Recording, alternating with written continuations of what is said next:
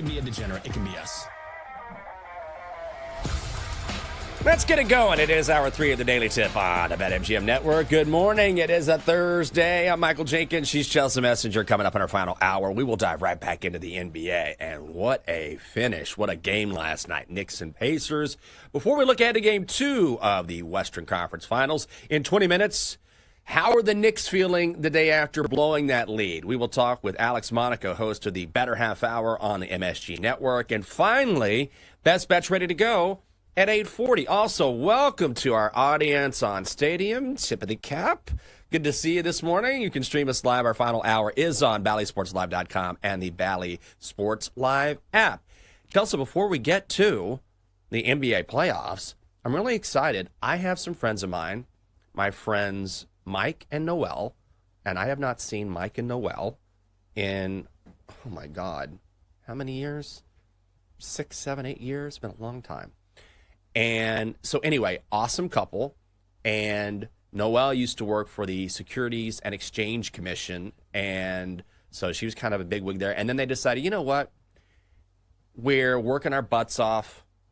Let's just move away.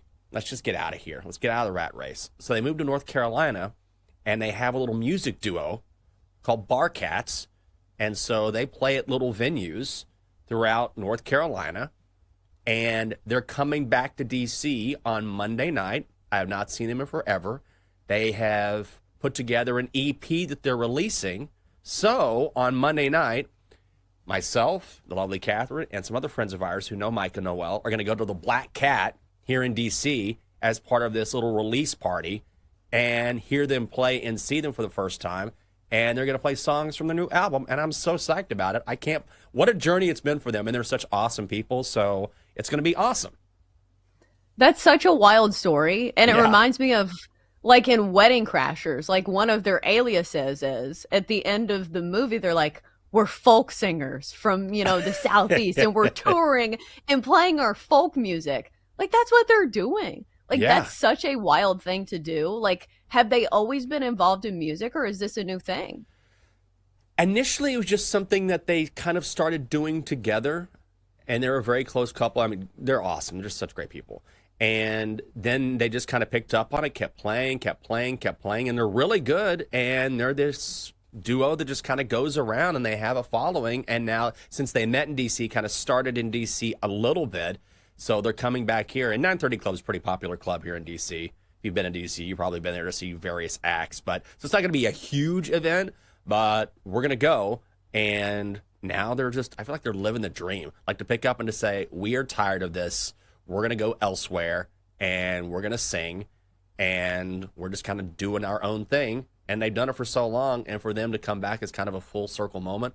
I'm so envious. Like, I think that is the way to do it. And they're doing it.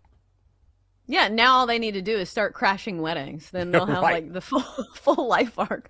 My other takeaway from the story is that, Jenks, you have so many friends. Like, I think I can list my friends on like one hand. I have like Holly, Nicole, my husband, my daughter, my dad, my cat. Okay, that's 6. Those are my solid friends. Hey, that's more than one hand. And I feel like Holly's worth at least 3 or 4 people right there, right? That gives you 10. Yeah, I mean, you're right. She's been my friend since I was like 5. So like, she can't get rid of me. We literally have a picture of us in like matching dance outfits when we were literally 5 years old. So we've been friends for a long time. So like, those friendships do count for a lot. But so does the friendship with your cat. Like, those are good ones too. Because Dabby's always there for me as well. Oh, Dabby do. Every now Dabby likes to get on the show, right near the end of the show. I hear you saying, Dabby, enough. Okay, Dabby. Stop, Dabby. I mean, she wants to talk about the Knicks' epic collapse. Like, she's a big basketball cat. She's a big cat fan. Karl Anthony Towns is her favorite player. Oh, what a great transition. We got to get to this.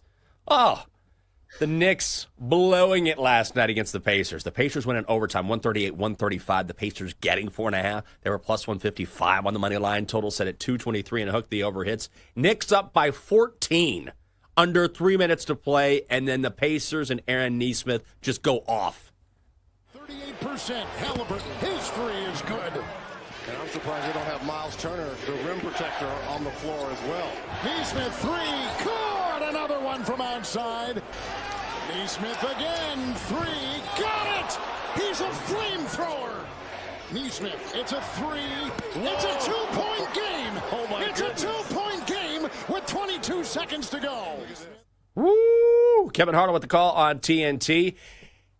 Neesmith, 6 3-pointers in the final quarter, 5 coming in the final 4 minutes of the game. Pacers within 2, and that sets up Tyrese Halliburton with the basketball, a chance to tie or win with 4.5 seconds on the clock. Indiana with it. Halliburton. He'll take it. He'll backpedal a three for the win. And oh! He got it!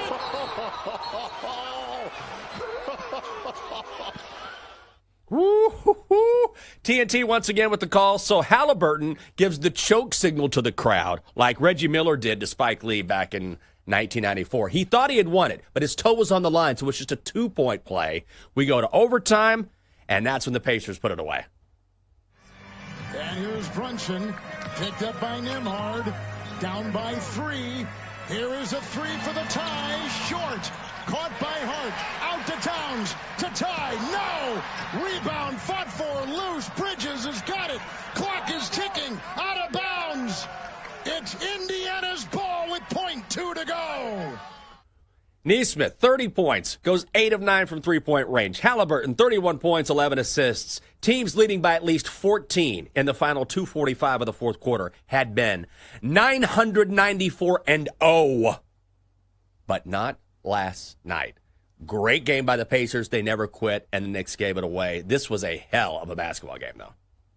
Yeah, now it's 994-1. Thanks to Tyrese Halliburton and company. This game was so good on so many levels. Let's examine some of the layers here. Because number one, anytime a game ends in overtime, obviously it's a good one. But the fact that we had a shot at the last second that sent it to overtime, where not only did it go in, but it ricocheted off the rim, it felt like for a minute where you're just sitting there, you're like, oh my gosh, is it going to bounce in? Is it going to... It went in, and then everybody just goes absolutely nuts. Tyrese Halliburton thinks it's a three-pointer. He does the Reggie Miller with Reggie Miller on the call for the game, and then it's not. So we go to overtime, and the Knicks have a chance once again to right all the wrongs. But here's the thing. They have guys in foul trouble. Jalen Brunson, one of those guys. So it's really tough to play defense in some of those instances. But I'll give you this. The Knicks had no idea what they were doing in some of these inbound plays where even if you don't have fouls to give, you got to put a hand up. You have to have a body. Some of this is on Mitchell Robinson. He missed an assignment real bad there. Ooh, excuse me. Okay. But Jenks, going back to this game, I feel like this is one that provides core memories for young NBA fans. This is a game that they're going to look back on in 5 years and say, This is one of the best games I've ever seen. I don't disagree. It was unbelievable. It had everything. God, you did the choke signal, then you started to choke. Unbelievable. I'm like, is she doing Tyrese Halliburton, or is this I'm choking, universal signal for choking, Heimlich time? Yeah, that was very meta, wasn't it? I was actually choking. Yeah. But this is something out of a WWE story, right? Where it's scripted and you say, oh my gosh, he can't possibly hit that shot and then hit such a fantastic troll job. And he did. And at some point, I think the narrative needs to shift away from hey, the Knicks blew it. Because they did. You're right. Some of those stats are incredibly damning. The narrative needs to shift to, hey, the Knicks didn't just blow it. Hey, the Cavs didn't blow it in that series either. It's the fact that the Pacers deserve some credit. Because now they're sitting in the Eastern Conference Finals for the second year in a row. And they keep doing this. This is not the first time that they have overcome a huge deficit. We saw it in the Milwaukee series. They even stole some games away from the Cavs. So this is kind of what their identity is. Tyrese Halliburton's done this before where he's hit a game-winning shot. So I don't know how you rebound on this one. If you were the Knicks, Jenks, what is going to be the talk in the locker room after this game? Because this feels absolutely deflating. They blew it. I mean, they've got to get their head right, their heads right. I understand you give full credit to Indiana, but there's no excuse in basketball for blowing a lead this big in a moment this big. We've never seen it before. Never. I mean, there's a reason for that. So if you're the Knicks, then you have to acknowledge this was ours. We let it go. And now they got to hyper-focus. And even they said, like, if you listen to the guys after the game, the Knicks locker room was saying, yeah, we kind of got lackadaisical late in this game. Like, we kind of took our foot off the gas. So that's on them. They have to acknowledge that. And now they've got to step it up because you can't give a game away like this in a series that's so important. Game 2 is tomorrow night at the Garden. The Knicks are laying 5.5 points. But what do you say if you're Tibbs to the guys? Ugh, you got to let it be a game where it doesn't come down to that. And normally that's what the opposing team would say. Like, don't let it come down to the final minute because Jalen Brunson's going to hit a game winner. But now it feels like they've met their match because the Pacers are just as clutch.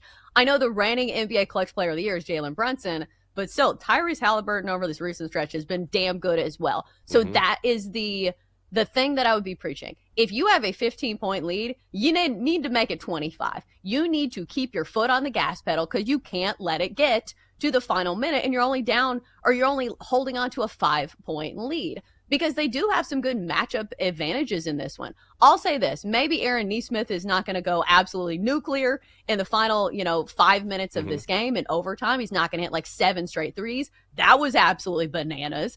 But Karl Anthony Towns is a huge chess piece in this matchup. What did he have, 35 points last night? He was huge. They did not have an answer for what he brought to the court. So there are some good things to take away from game 1, which feels crazy to say, but like the Knicks should have won this game. And they certainly have a chance in game 2. They do. Game 2 tomorrow night at the Garden. Knicks laying 5.5 points. In the West, we get game 2 tonight. Thunder and the Timberwolves. Thunder laying 7.5. They're minus 300. Timberwolves plus 240. Your total is 214 and a hook. Your series price. Thunder minus 750. T-Wolves plus 525. Do the T-Wolves get back in this series tonight, Chelsea? I'm not so sure about that, Jenks. And listen, before people say, hey, you guys were leading the charge for the Timberwolves yesterday. Yeah, we were. I feel bad about that. But here's the thing. This is the trend that was proven right in game 1. Oklahoma City is the best team in the league at defending the paint. They allowed the fewest points in the paint of any team in the NBA, and we've seen that carry on in the postseason. If you can make Nikola Jokic have bad games, your defense is doing something good, and that's something we can depend on because they did that, in game 1 against the Timberwolves. So the only answer I think the Timberwolves have for this is, okay, so you're not going to get those high percentage looks in the paint. That's going to make it extremely difficult. So the only way I think they win here is if they nail a bunch of threes. Didn't do it in game 1, only shot 29% from the three-point line.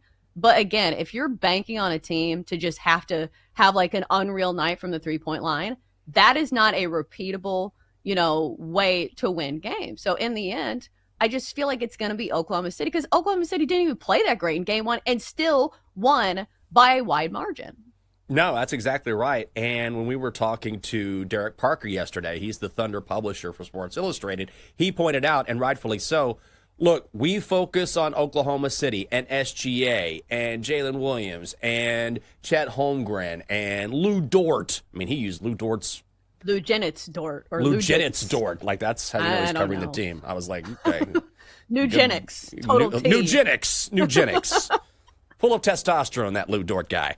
But he was pointing out, look, this is the best defensive team in the NBA.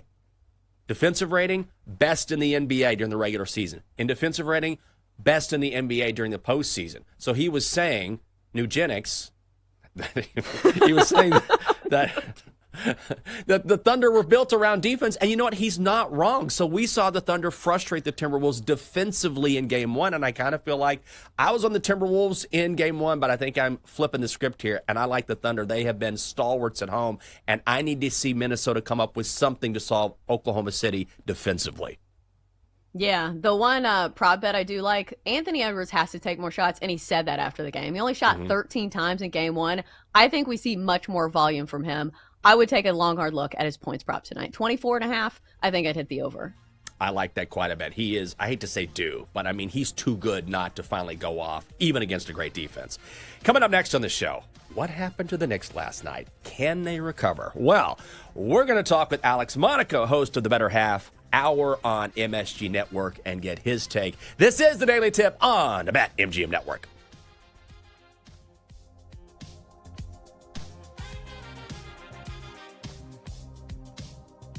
Chelsea and Jenks will be right back on the Daily Tip on the BetMGM network. Download the app today. Please gamble responsibly.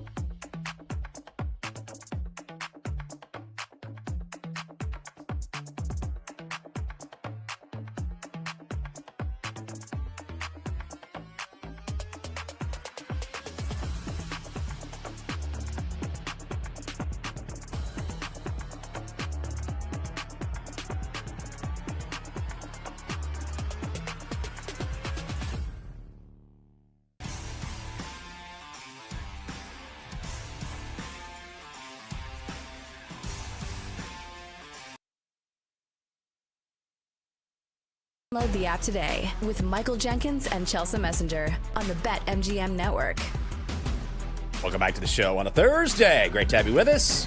It is a daily tip on the BetMGM network. I'm Michael Jenkins. She is Chelsea Messenger. Coming up on the show, Game 1 of the Eastern Conference Finals is in the books. It was a classic, but not if you were a Knicks fan. So we're going to bring in Alex Monaco, host of the Better Half Hour on MSG Network, to talk about it. Chelsea, should I start taking Nugenix Total T?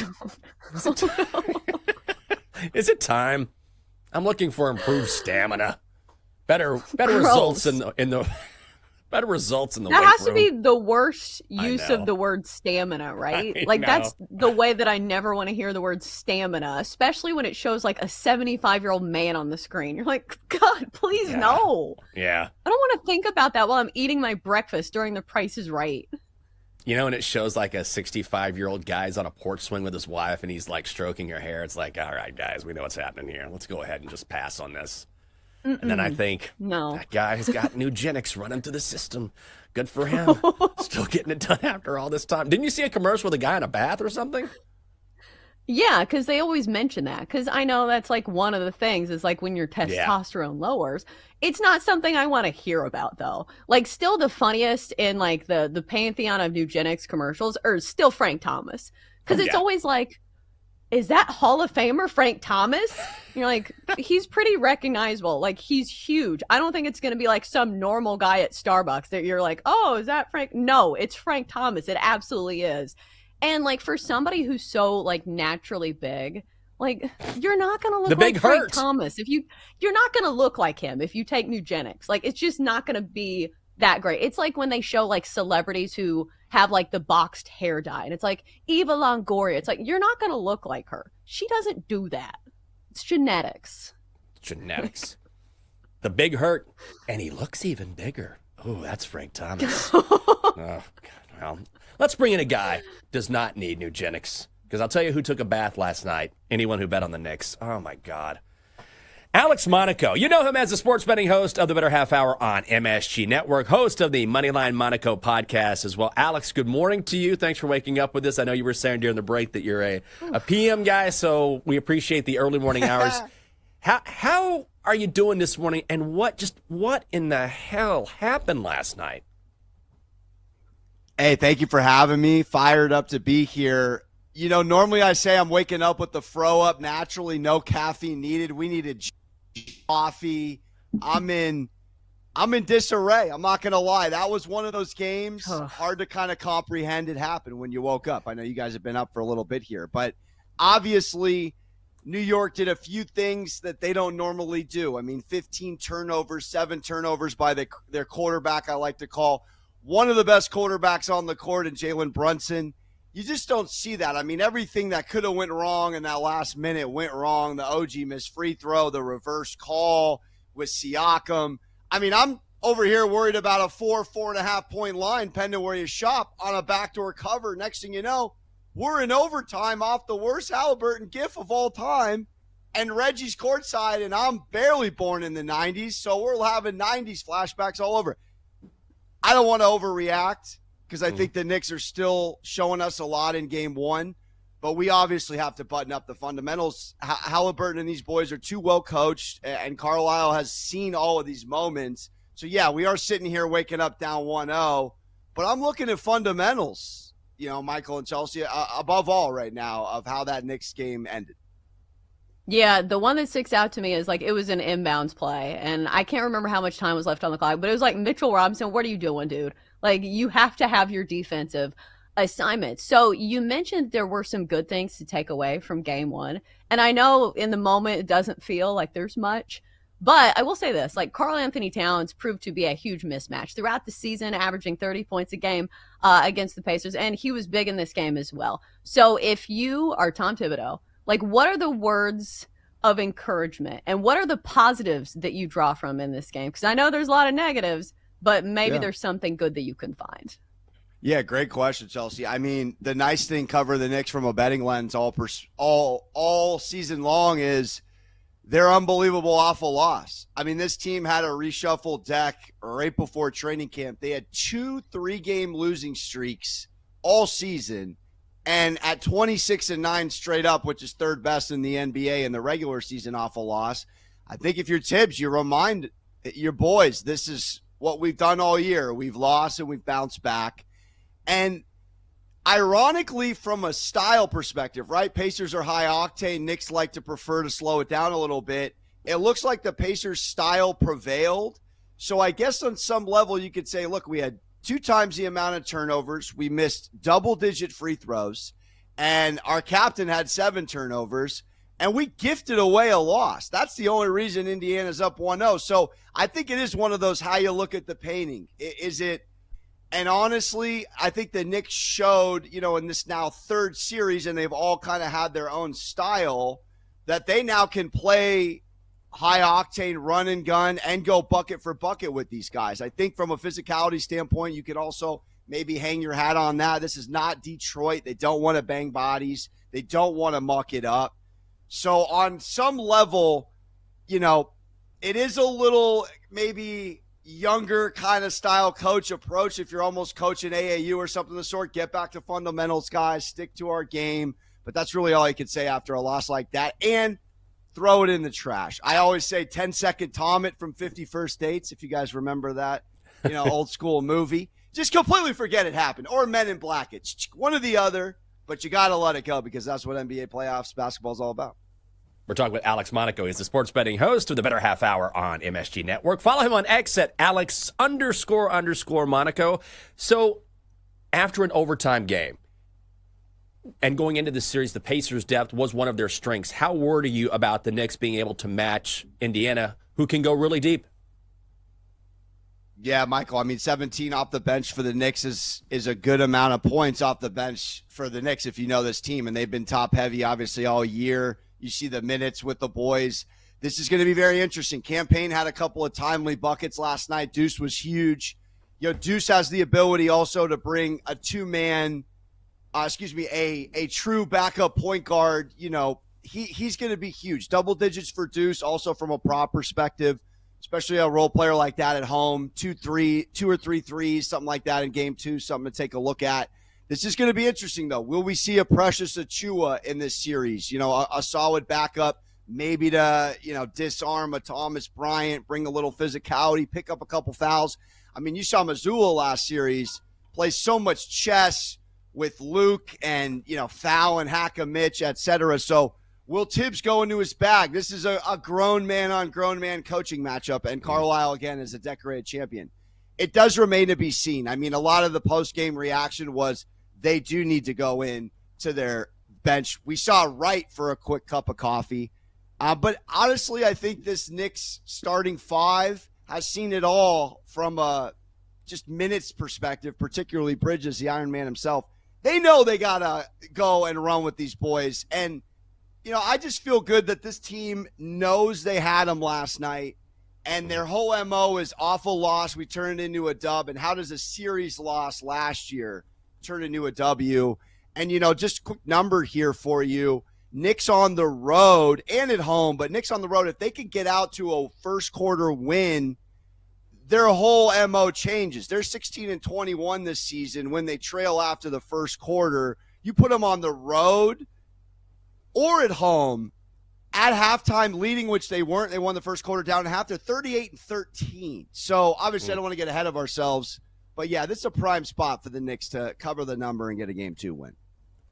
Yeah, Alex, I think one of the reasons why I was really excited to have you on the show is because you're not just a sports guy, you are a betting guy. I see the slips that you post online, so it's like the perfect guest for our show, obviously, because we have like beat writers and they give us, the storylines for the games, and they know exactly what's going on. But looking through the lens of a betting standpoint, sometimes it's a little different. So I wanted to ask you, as somebody who's followed the Knicks all season long, what are the betting angles moving forward? Whether it's props, whether it's series prices, what are the things you're looking at?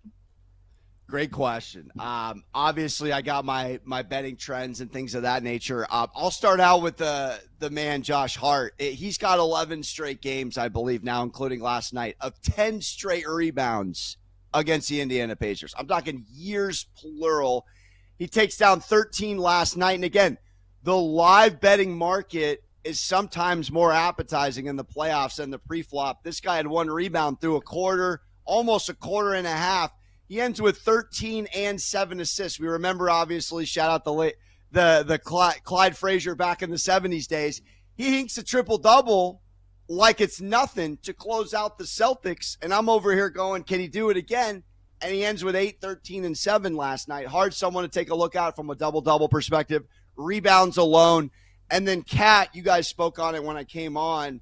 I mean, he torches this team. And the downhill running he did not have the luxury of against Detroit because they were so physical and played him up close. You saw them, you saw the Celtics kind of let him run downhill a little, and he punished them here and there. Well, that's what he did last night. I mean, 35 on a very efficient 11 of 17. And 2 to 3 times in the regular season, he cleared 30, and he cleared, I think he had 40 on the dot against Indiana. I think, at 3-1 right now, around 30 points. Something to consider, but 25 plus until Vegas adjusts. You can still get plus money right now for game 2. I just don't see how Cat doesn't turn it up a notch again and go for at least 25. And then I guess last thought, I mentioned Deuce. OG Anunoby's a fickle lad. He had 2 points at halftime. He ends with 16. He's a second half guy. They need him on so many levels to put up 15, 20. It's the same thing with Bridges. So I don't necessarily co-sign on either of them before the game. But OG Anunoby, many times, particularly March on, doesn't get going until the second half. He's a second half guy, an interesting introvert, kind of confidence guy. Maybe it was Suni Lee courtside. I don't know. But, he's going to get a little bit of those jitters. He dropped a couple of balls like a backup tight end. That can't happen. So, he's got to get it up and going. And I think his props, mainly his points, are something to take a look at, too. I mean, you get plus 280 for game 2 to ink 20. I will say I parlayed 2 common themes and the game 4 and the game 6 win for Boston, New York, and it was 20-20-20 for Bridges, Anunoby, and Cat. And that paid out 55-1 in game 4, and Vegas chopped it down to 27-1 by game 6. So something to think about there if you want to do a little D-Gen parlay as well. Oh, we're always up for a D-Gen parlay.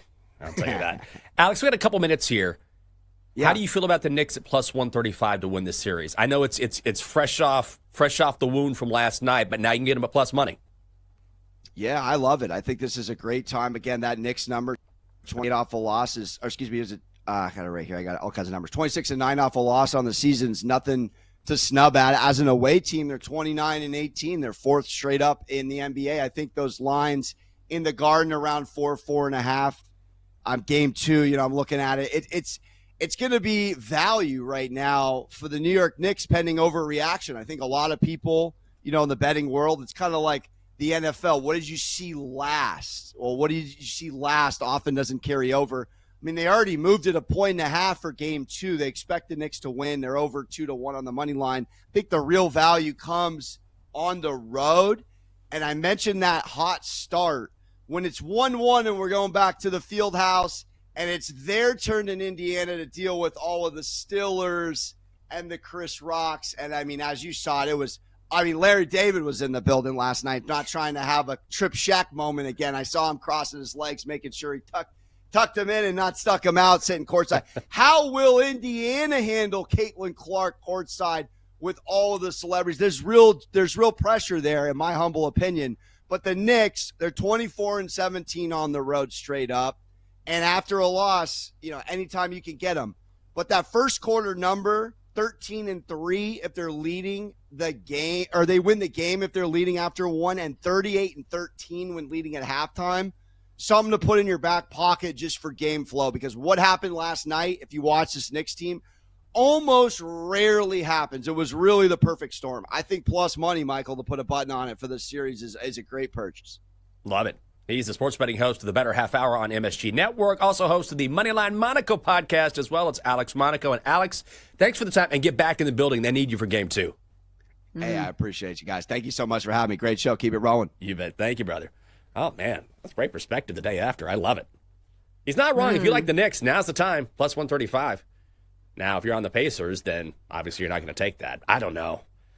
It's tough. Just imagine being a Knicks fan this morning. Yeah, go ahead. Do you think if the Knicks win game 2, they're still going to be plus money to win the series? I think not.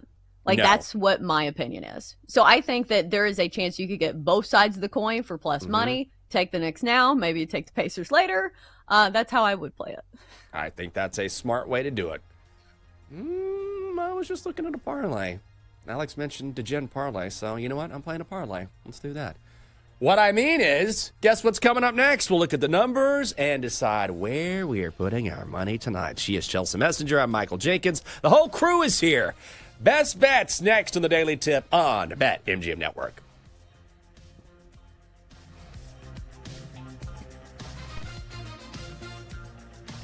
Coming up, Jenks and Chelsea give out their best bets here on the BetMGM Network. Presented by BetMGM, the sportsbook born in Vegas. Download the app today. Please gamble responsibly.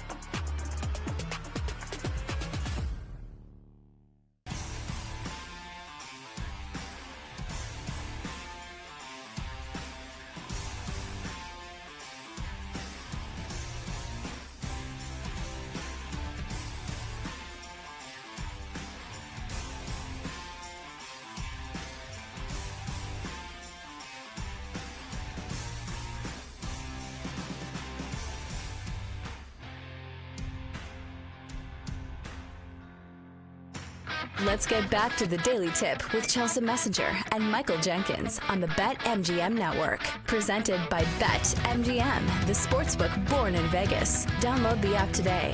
Please gamble responsibly. Welcome back to the show.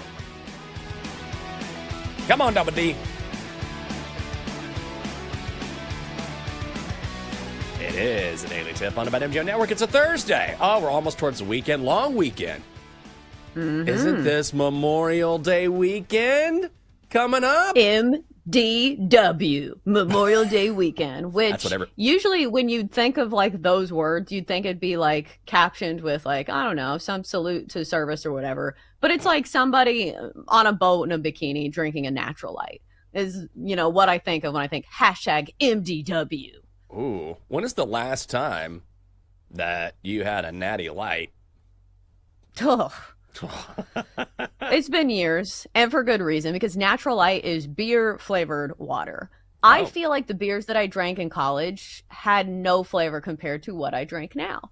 And I don't think that I'm a beer snob, but like I want beer that like at least has somewhat of a flavor to it. Because like the beers that you drink in college are the beers that you drink to get drunk. Like that is the end goal. It's not about taste. It's like, hey, how's this going to taste going down a funnel? Hey, can I shotgun this with ease? So that's when you step in with a fresh case of Natty Light. But otherwise, if I'm not shotgunning beers, I want to enjoy it. Ah, man. I wish I could have known you during college when you were shotgunning beers, hitchhiking rides with truckers. Didn't you do that as well?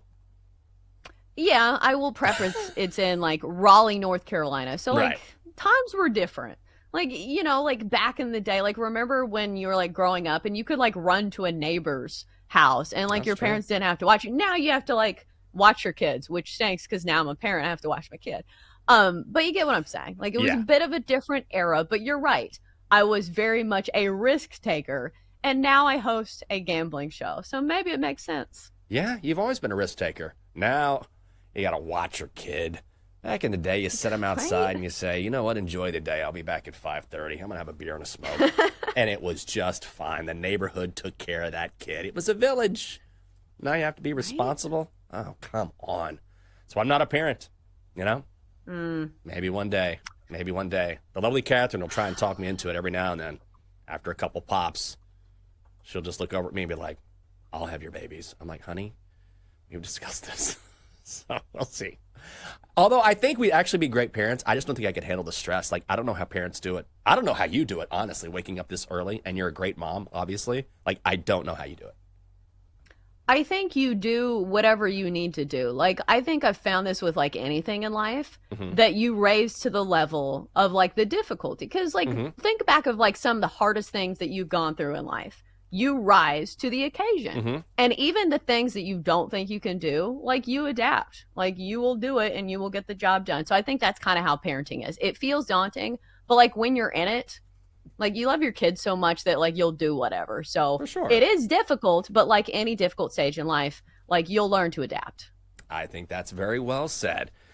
Also well spoken, Joe O, Sammy P. They're going to react to the meltdown in Madison Square Garden and preview all of tonight's action coming up on Bet Sweats. Bet Sweats. Also, Nick Friedel joins the show at 10 o'clock. And how about this at 10:20? Two-time NASCAR champion Austin Dillon will be along to talk about rubbing and racing. Chelsea, you went 2-0 last night, so let's pick some more winners. Time to place your bets. All right, what do you have for us? Yeah, I was shopping around for the best possible price until now on Anthony Edwards. I'm going to go with this points prop over 24.5 for, I think it's -115 is the best price that I have found. So here's the handicap here, and I think it's one of those beat writer specials where a player says something after a game and you use that to your advantage in the props market. So after last game, which was not the best for Anthony Edwards, his Timberwolves lost. Obviously, they only scored 88 points. He said after the game, I have to take more shots. He only shot the ball 13 times in game one and still finished with 18 points. So I think in this game, he's due for a bounce back. I understand that the defensive matchup is a very tough one. The Thunder have been the best team at defending the paint of any team in the NBA, allowing the fewest points in the paint of any team in the NBA. But still, I think he fires away from the three-point line. I think he tries to get to the line because that's usually what superstars do. If the shots aren't falling, if the defensive matchup is really tough, you draw the fouls and you get to the free throw line. Jalen Brunson does that. SGA does that. Now I think Anthony Edwards needs to take over this game. So I think he has a better bounce back performance in this one. And we've seen it. He's had some stinkers of games and he's come back to score 36, 30, and 43. So let's go over his points prop of 24.5 for -115. Let's go Anthony Edwards tonight against the Thunder. All right. I like it. A little NBA betting. I got a few plays on the card tonight, and we're starting with the Bravos. The Braves taking on the Nationals. I'm taking the Braves on the money line. It's -150. Had to shop around for it. This price is way too low. It's just way too low. You've got Trevor Williams going for DC and A.J. Smith-Shawver going for the Braves. During his last outing, Williams gave up 3 runs to the Braves, 4 1/3 innings. But before that, he had given up at least 4 runs in each of his last 3 starts. Smith-Shawver, again, going for Atlanta. In his last start, 6 shutout innings against Washington. The Braves have won 5 straight when he is on the mound, and then they get to face the Nationals bullpen, one of the worst in baseball. Don't like necessarily betting against my team, but a win is a win, and -150, honestly, I think is a gift. Braves money line against DC. Yeah, fading the hometown team. Not something we usually love to see, but the Braves certainly have a better lineup. All right, next up for me going to baseball. This is going to be a squad play for the crew here. Rangers, Yankees under 7.5. Banking on another strong starting pitching performance from both these teams like we saw yesterday. Nathan Eovaldi is having an incredible season. ERA under 2, and somebody who's used to putting up good numbers even against the best of competition. Like, he was somebody that played in the World Series and did really well for the Rangers. Plus, he's somebody who played for the Red Sox for a long time, and he has faced a ton of these Yankees batters before.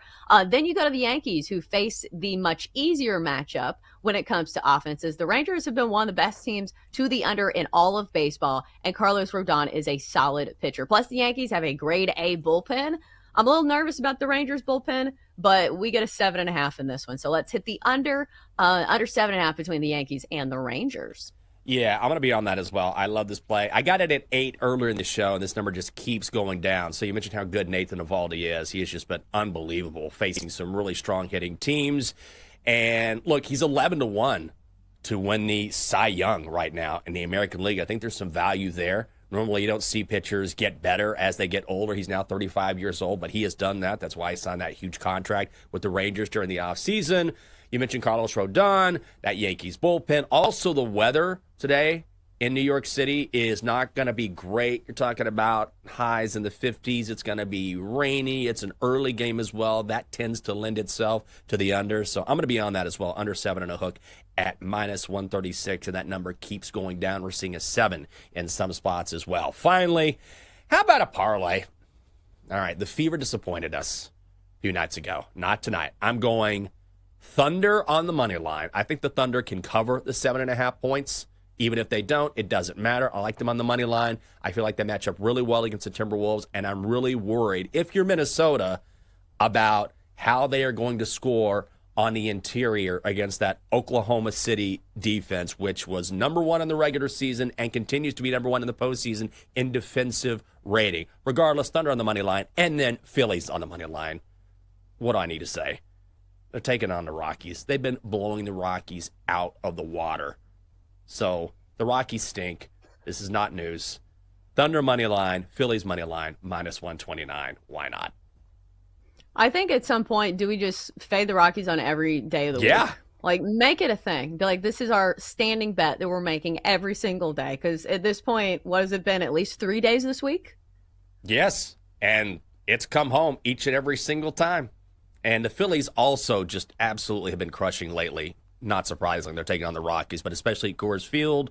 Rockies can't hit. I don't have to go on and on about it. You know it. Thunder, Phillies money line. Let's cash on a degenerate parlay. All right, before we get to Sammy P, let's do it and talk to the Donkster. Donkster, what's going on?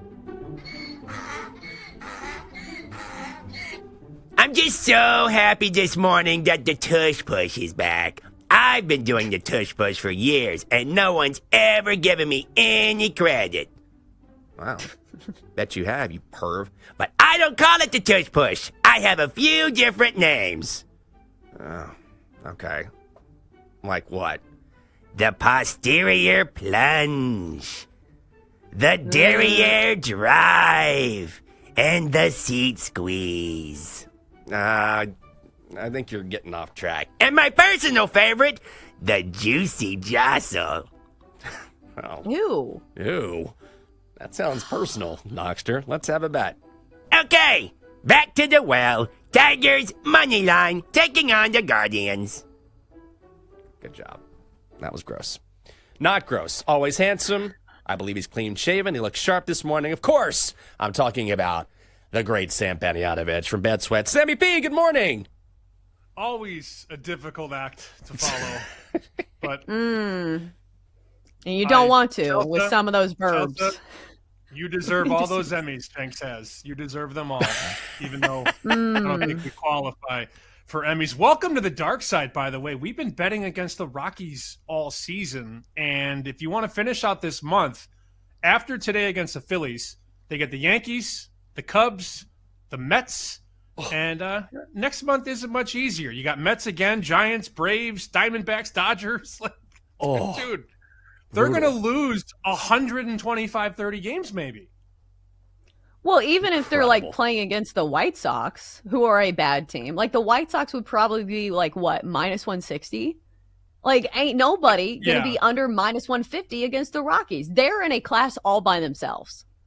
And wait for two things. Number one, they start trading everybody that's good in the bullpen, if there is anybody. And then two, the team is just going to quit by July. They're all going to quit. These run lines are stupid. The run line today is minus 2.5, or just the regular run line, minus 1.5 is minus 200. Like, it's just stupid. Just It's parlay May. parlay their opponent with something else. I think you got the right idea. Like the Thunder and the Phillies. Bang. Yeah, let's go. Boom. Thank you, Sammy P. Good to see you as always, my friend. That's going to do it for this edition of the Daily Tip on the BetMGM Network. For the entire crew and Chelsea Messenger, I'm Michael Jenkins. Hope you have a great Thursday. We'll see you tomorrow morning.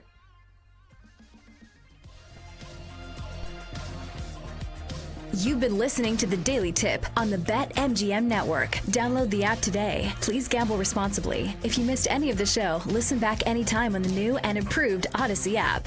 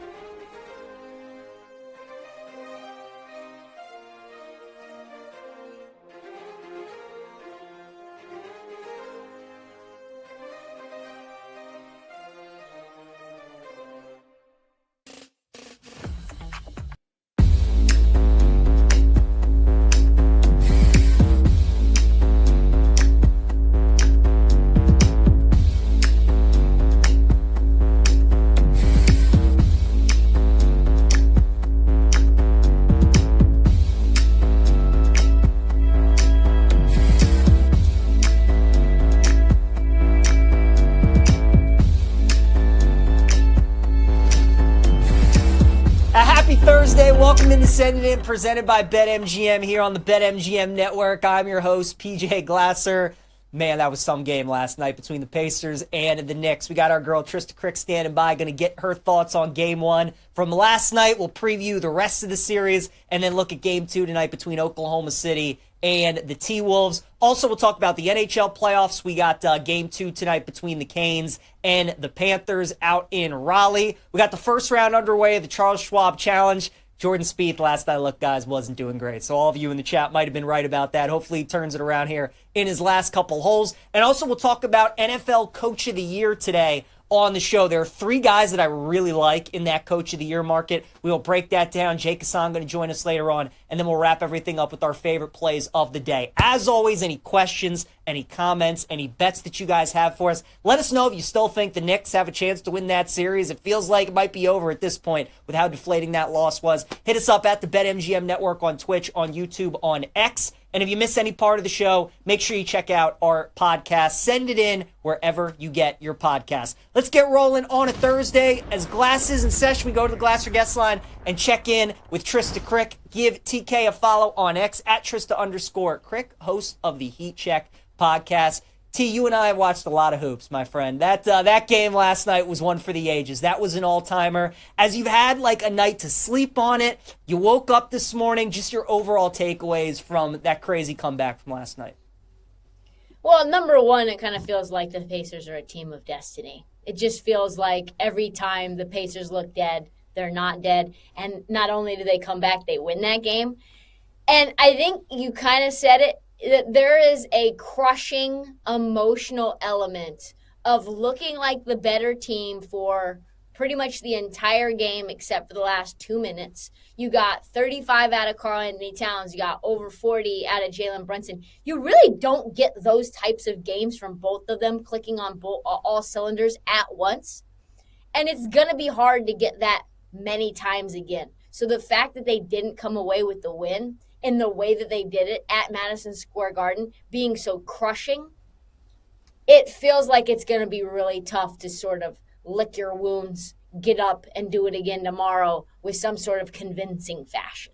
It is certainly going to be interesting to see the environment in that arena, how the Knicks players respond after that Game 1. They are 5.5-point favorites right now at BetMGM. And obviously, as you would imagine, we have kind of seen a swing in series odds prices. The Pacers opened up as plus 130 in this series. Now they're minus 170 to win this series. So, T, as we look ahead for Game 2, do you expect the Knicks to bounce back? Would you take a shot on them to win this series now that they're at plus money? Like, you talk about, obviously, how it might be tough to respond from that, but do you think there was an opportunity at the prices we're getting with the Knicks? I just wouldn't do it. I just wouldn't do it. I think that the Knicks will win Game 2. And I think the Pacers may even say, to prevent ourselves from burning out, and they've got a lot of young horses. So this isn't an old team like the Denver Nuggets that needed to punt a game. But I don't know necessarily if you need to respond in Game 2 if you're the Pacers, giving every bit of your energy and more, right? If the Knicks come out and they did what they did in Game 1 and they're up 20, maybe you say, let's go back to Indy, tied 1-1, we stole home court advantage. So I think that the Pacers, I think that the Knicks could and should win Game 2. But I definitely wouldn't take the Knicks to cover the 5.5 because the Pacers never quit. And I certainly wouldn't, even though I like the price at the Knicks plus 140, they are technically the better team. And when they were clicking on all cylinders, like I said, they looked a lot better than the Pacers. But unfortunately, the Celtics were the better team too. And their asses are at home. So I just wouldn't bet this at all. I think you probably take totals in the game better. I would take the over, 226.5? Yeah. That hit 273 in overtime, 250 points combined without OT. I still think the defenses are trying to figure out what they're going to do with pick and roll. You got Karl Anthony Towns in drop coverage. He's getting eaten up by the guards. There's going to be a lot of points happening early and often and fast, right?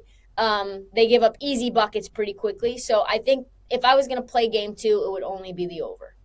We have game 2 tonight between OKC and Minnesota. It felt like a missed opportunity for the Wolves in game 1, right? They were rested. The Thunder were coming off that game 7 against Denver. Looked good early, and then OKC just went on one of their runs in the second half and blew away. Now that they've obviously had a day to recover, SGA wins MVP. What do you make of game 2 tonight with them favored by 7.5? It does feel like the opportunity was missed for Minnesota. You're right. And now you've got Anthony Edwards with an ankle injury, which concerns me quite a bit. I feel like I don't think I would play a side here just because I don't really know what we're going to get from Ant. I need to see whether the ankle's okay. And that kind of plays into some of my points, my props for the next question. But I think it's only OKC team total under 56.5 first half, plus 100. 44 in the first half in game 1. It's pretty normal for their offense to be slow and plodding and methodical, a lot of half-court offense. They sort of grind you down in the second half by applying pressure defensively and getting easy transition buckets. So if you're talking about a half-court game, I see OKC and Minnesota having a hard time scoring in the first half. But I like OKC team total under 56.5 first half. That's plus 100. So I really like that. But in terms of a side, probably Minnesota plus 4.5 first half only. Because, again, OKC finds ways at the end of games to turn it into a blowout when it was never a blowout to begin with. Yeah, it really is incredible, kind of their ability of those spurts that they go on. We're talking with Trista Crick here on Send It In. Give Trista a follow on X at Trista_Crick. Check out her podcast, Heat Check. All right, Trista, you mentioned some props. You don't really love a side in tonight's game. Who are some players, though, some props that you're targeting in game 2? I think one of my favorites is probably Julius Randle over 32.5 PRA. If Anthony Edwards is hobbled and he's going to have a hard time really navigating the traps that they're going to be setting for him, and the player that's going to benefit from that, especially from kickouts, is Julius Randle. We've seen him 28, 8-1 last game, 29, 8-5 the game before that, 31, 5-3. Julius Randle has sort of reinvigorated his career, has changed his legacy overnight. He's aggressive. He's doing a little bit of everything. He's distributing the ball. So I like him to get involved pretty early, especially if Ant Edwards is injured. I also like Rudy Gobert over 8.5 rebounds. He's averaging 12.5 rebounds per game against OKC as a Timberwolf. And I know he was terrible in game 1, but he's had 15 or more rebounds against them in 5 of his last 8 games. So I think that we should see a Rudy Gobert rebounding bounce back, unless the only way this doesn't hit is if Chris Finch has given up hope in this matchup for him and they just sit his ass down. Yeah. Let's pivot over to the WNBA tee. I want to get your thoughts there of what we've seen first couple games of the season so far. Anything stood out? Any major takeaways from you as you gotten a chance to watch these teams in their first couple games? Well, this is not one that's very sexy, but the Washington Mystics, despite losing last night to the Valkyries, which is a very tough game, the Mystics are going to be very fun. They have a couple of rookies who are playing excellent. You've got Brittany Sykes there, so they're playing this like Mike D'Antoni, Steve Nash, 8 seconds or less offense, which I think is super fun in the W. They're going to be a great watch. I think the Fever look like they've added a bunch of pieces that help Caitlin Clark, so that's interesting. I think the Aces take a step back. They don't look great. They feel like they've got some gelling to do, adding Jewel Lloyd to this team. A bunch of the role players have moved on. And then, of course, the Liberty and the Lynx look like the 2 best teams in the league by kind of a healthy margin. Yeah, that was going to be my next question, because people that are watching on the video side of things, you can see right now, I mean, it's kind of 4 teams head and shoulders above everybody else. The 2 that you were just mentioning, got the Liberty and the Lynx up there. The Aces, who are obviously trying to figure things out. And then Caitlin Clark and the Fever are up there as well. So you think the Liberty and the Lynx at this point are the 2 best teams. Are they worth a bet to you, Trista, like at these prices? Do you think that maybe at this price the Aces could be worth a bet as they figure it out? Is there still value on Indiana? Like, how do you kind of view that top of the market? Any bets there to be made on any of those teams? This is rough prices. I'm not going to lie to you. I mean, you're talking about really marginal difference between the Liberty, the defending champ, and everybody else in that top 4. Mm-hmm. For me, it's probably a stay away. Maybe you want to put some money on Nafisa Collier MVP instead, and because the reality is that the Minnesota Lynx should have won the finals last year. If they wouldn't have gotten screwed by the refs in Game 5, which I was actually at, they would be the champions. And so I think that the Lynx are my favorite play. If I had to play anyone, it would be them. I would love to play the Fever, but the price is terrible. The price last year, midway through the season, was 100 to 1. I was hoping we would get like an 8 to 1, a 10 to 1. But plus 325 is crazy steam. It is. I mean, that's the effect, right? Caitlin Clark. I mean, it's crazy. Trista Crick, talk with her here on Send It In. Give TK a follow on X at Trista_Crick, host of the Heat Check podcast. T, always appreciate the time. Enjoy Game 2 tonight. Enjoy the rest of the Knicks series. We'll talk again soon.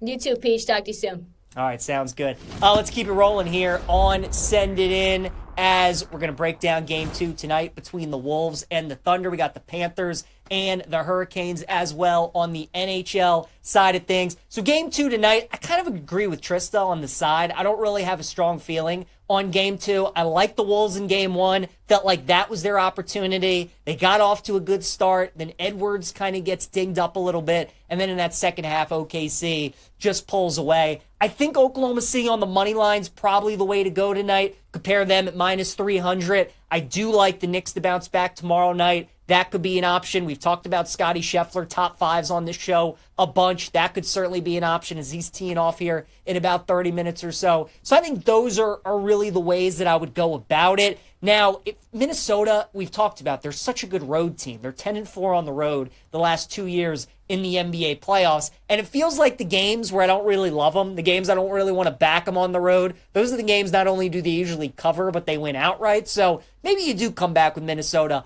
and bet them to win the game tonight, because that's kind of the way it's been with them. When you feel like they're not going to win a game on the road or you should bet against them, that's usually a time when you should bet on them. I'm going to stay away, though. Nothing for me on the total in the game either at 216.5. Some player props that I would look at, though, I'm targeting 2 Minnesota role players, and they're going to need these guys to step up tonight and the rest of the series as well. That's Naz Reid and Dante DiVincenzo. Naz Reid has not been great here in the playoffs, especially in their last couple series. He was not good against Golden State, and he was not good at all in Game 1 against OKC. He was 1 for 8 from the field. He was 0 for 7 from downtown. He played 30 minutes. DiVincenzo played 28. So Chris Finch is really using those two guys. He's using Walker Alexander off the bench as well, trying to contribute, especially if Edwards is a little bit dinged up. We know the Wolves like to play 8 guys, and he's leaning on DiVincenzo and Naz Reid. We know how great OKC is defensively, how many turnovers that they force. They need those 2 guys to step up for the Wolves. They need them to knock down their shots.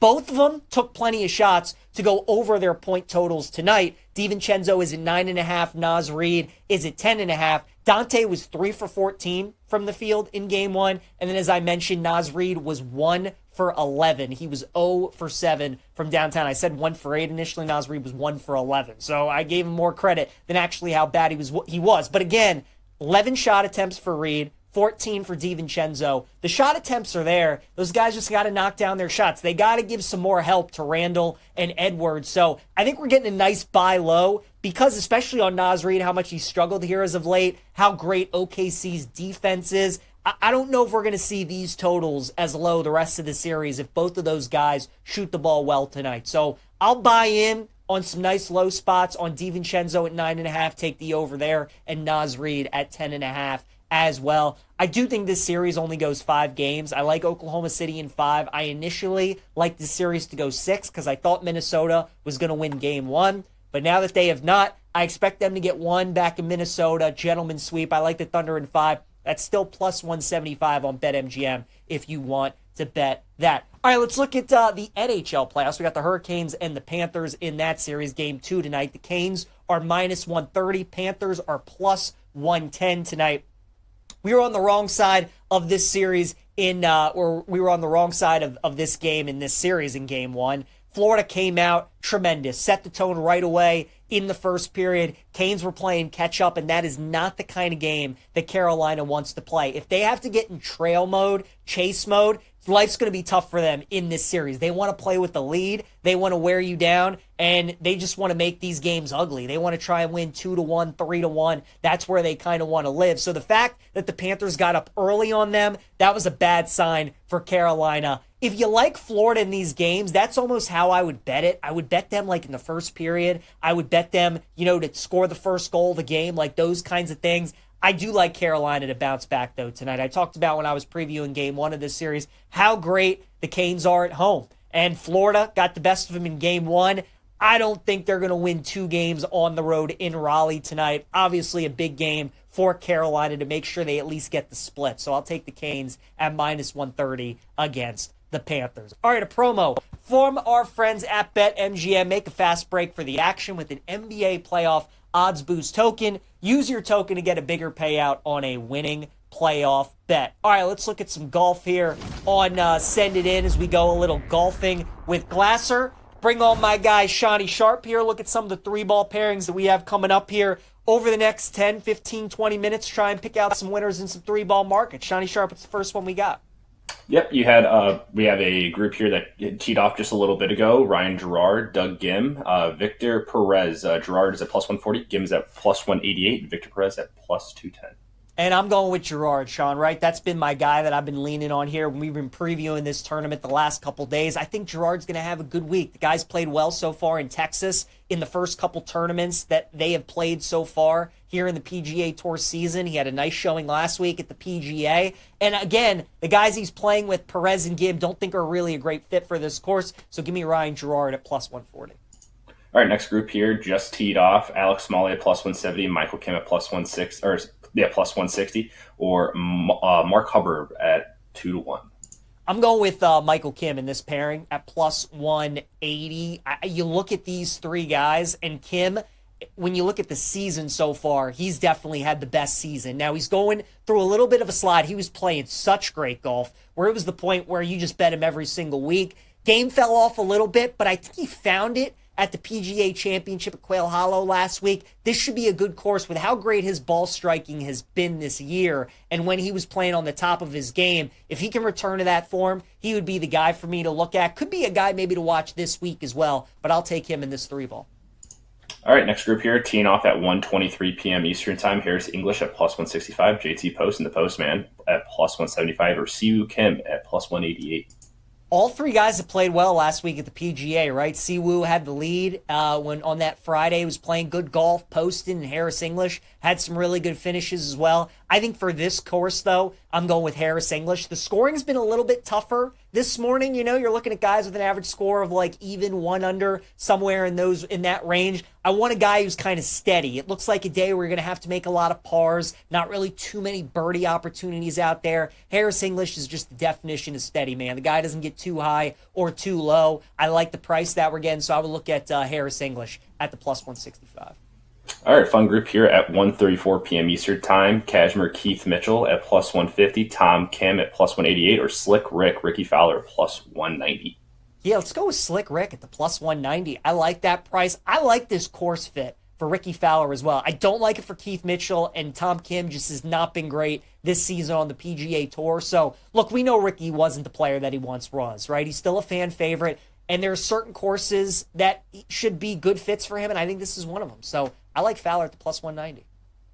All right, next we got the Scotty Scheffler group teeing off at 1:45 p.m. Eastern Time. Scotty is -135, Daniel Berger's +250, and Davis Riley at +350. So this is crazy, but I'm actually going to tell you guys to maybe bet against Scotty Scheffler today, at least for the 3-ball on Thursday, right? Scotty can't win the tournament on Thursday. Now, he could certainly put himself towards the top of the leaderboard and lower his odds for him to win the tournament, but on Thursday, he can't win it. And we saw it at the PGA, right? He kind of got off to like a 2-under start. Then Friday wasn't all that great. Saturday's when he goes crazy, and then he wins it on Sunday. So that's kind of the thing with Scotty. Like, he's never usually the first-round leader. Certainly sometimes he puts himself at the top of the leaderboard, but the guy's so steady. Usually on the first day, he's always like 2 under, 3 under. So why not take a shot with Berger and Davis Riley, guys who are in good form, who have played this golf course very well in the past, to go off today and maybe shoot a 5 or 6 under, something like that. I think for the prices, they're worth it. So I would either look at Berger or Riley today, and I'd probably go with Davis Riley. All right, 2 more here for you, Peach. Both of them teeing off at 1:56 p.m. Eastern Time. The first one, J.J. Spawn at plus 140, Cameron Davis at 2-1, or Gary Woodland at plus 190. Let's go with JJ Spawn, right? This has been my guy every week, usually on the PGA Tour. When we go over these golf courses, there's a guy that I'm betting that probably you shouldn't. JJ Spawn's probably that guy this week because his course history here has been horrendous. But if the ball striking this week is what it's been all year for JJ, I think he could have a really decent week. He won the Valero Open a couple of years ago, which is usually a great comp course here for Colonial. So I'll take JJ Spawn at plus 140. All right, last group here for you. Ben Griffin at even money, Matthew Kuchar at plus 175, and Nick Hardy at plus 333.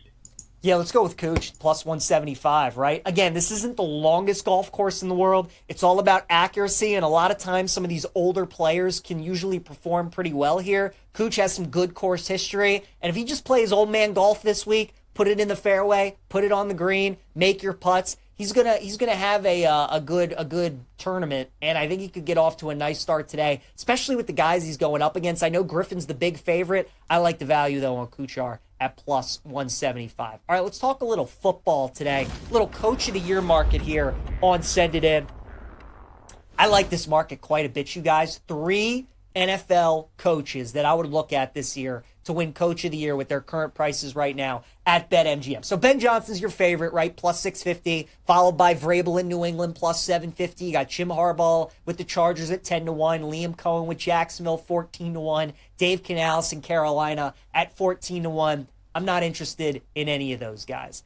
Pete Carroll, though, at 14-1 is the first guy that piques my interest. If you've been listening to this show, you know I'm kind of high on the Raiders this season, and I think they could have a really good year. And the key is that they finally have an adult coaching their team, and they have a guy who's had success in the NFL in Pete Carroll. Let's be honest, right? Pete's getting up there in age. He's like 73 years old. It's probably going to be his last stop in the coaching circle, especially in the NFL as the head guy. I think he's looking forward to this opportunity. He's looking forward to trying to build something one again. He's entering a division with unbelievable coaches in Sean Payton and Andy Reid and Jim Harbaugh as well. So they go out in the offseason, they get his quarterback from Seattle and Geno Smith, who has been terrific in his career when he plays indoors. Go look at Geno's splits when he was with Seattle or even the Jets. His career when he plays games in domes versus outside, night and day. So I think the fact that you have that, you have one of the best young tight ends in football in Bowers. They got Genty as his running back now. And the defense, especially the defensive line with Wilkins and Crosby, there's some pieces there on that side of the ball. So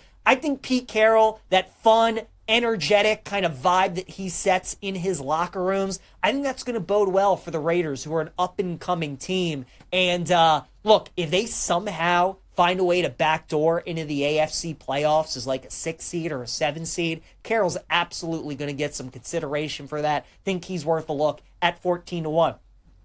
Pete Carroll's former team, the Seattle Seahawks, I like Mike Macdonald this year at 20-1 to win Coach of the Year. And really, this is just a bet on Mike Macdonald. If he's as good of a coach, head coach, as I think he's going to be, then I love this bet at 20-1. You look at what Mike Macdonald did his year 2 as the defensive coordinator in Baltimore. The Ravens won the Triple Crown on defense. They gave up the fewest points allowed. They had the most sacks in the NFL, and they caused the most turnovers, right? Seattle's got some good pieces on defense. Year 1 in his system, they had to learn that side of the ball. I think year 2, I would expect big things out of Seattle. And think about the offseason that they had, right? Lost Geno Smith, lost DK Metcalf. It feels like Seattle's kind of in like a mini rebuild here. They bring in Sam Darnold, and if he can replicate the season he had in Minnesota with the Seahawks, and they can potentially win that NFC West division, they can get themselves into the playoffs, Mike Macdonald's going to get some consideration as well. So they were a really good road team last year. We know Seattle's got one of the best home fields in the NFL. They can just take care of business at home. I think they can win a lot of games in year 2 under Mike Mack. So I like him at 20-1.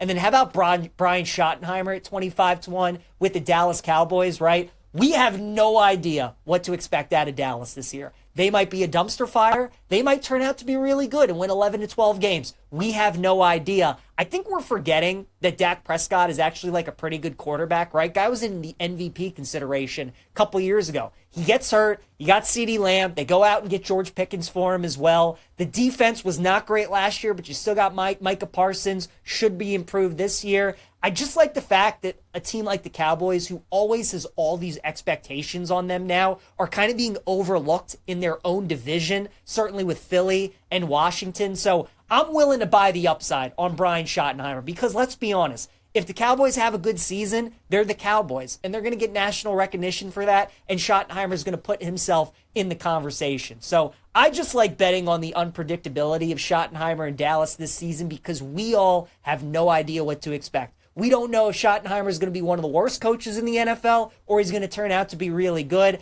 At 25-1, I'm willing to buy in on the fact that maybe he's pretty decent and maybe the Cowboys are going to have a pretty good year. So 3 coaches I would look at: Pete Carroll, Mike McDonald, Brian Schottenheimer, NFL Coach of the Year. All right, let's get to our guy, Jake Hassan, host of Bet Slips and Bat Flips right here on the BetMGM Network, which you can catch coming up 1:30 p.m. Eastern time here in about 4.5 minutes. Jake, we got a couple of day games going on today in Major League Baseball. We got the Padres and the Blue Jays. We got the Yankees and the Rangers. Any bets for you in any of these games going on?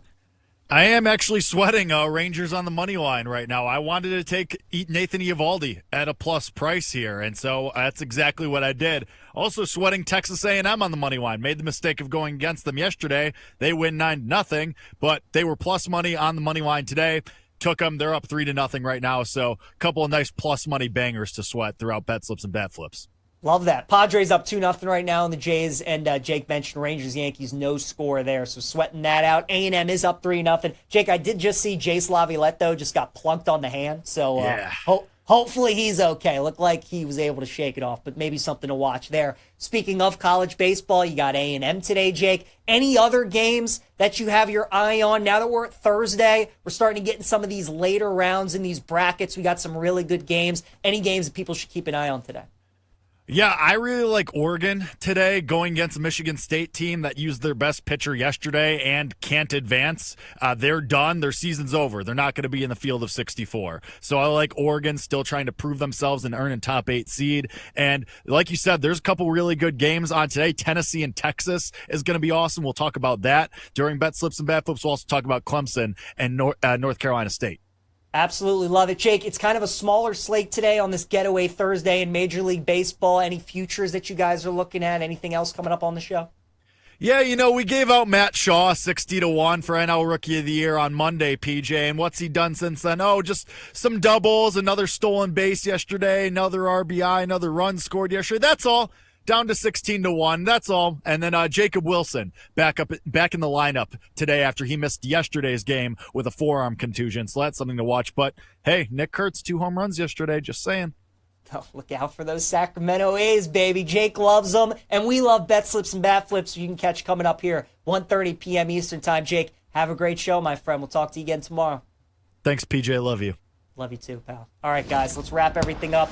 Our favorite plays of the day here on this Thursday. Going streaking. Let's go with Randy Arozarena, who's 5 for 11 in his career against Lance McCullers for the Houston Astros. Randy, obviously an up-and-down hitter throughout his career. I know the Seattle lineup isn't all that great, but Arozarena does have good history against McCullers. So I'll take Randy today, who is 5 for 11 in his career against the Astros right-hander. My prop lock is going to be Naz Reid over 10.5 points. I told you guys I like DiVincenzo and Naz Reid over points today. I would look at both of those guys, but I more so like Naz Reid. He went 1 for 11 in game 1. Naz, just go something like 4 for 12, man. Let's cash this over 10.5. That's going to be my prop lock. Dog of the day is going to be the Astros plus 115. I like Randy to get a base hit, but let's be honest. If you're giving me the Astros at plus money as a home dog, I'm going to take that. I know Kirby's on the mound for Seattle, but give me the Stros at plus money. And then my best bet, Orioles won a baseball game yesterday, folks. They're not winning 2 in a row. Give me Boston minus 130. Cade Povich is on the mound for Boston, or for Baltimore going up against Boston.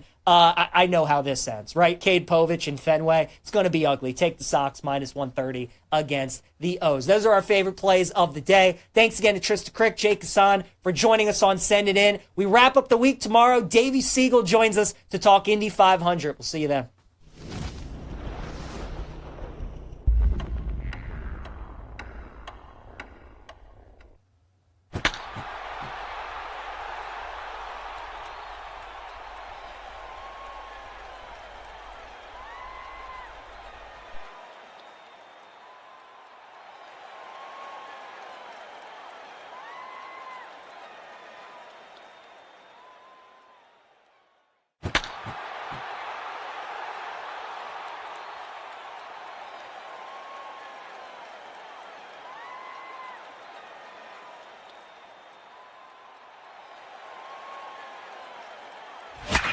It's time for Bet Slips and Bat Flips This is going to be unbelievable.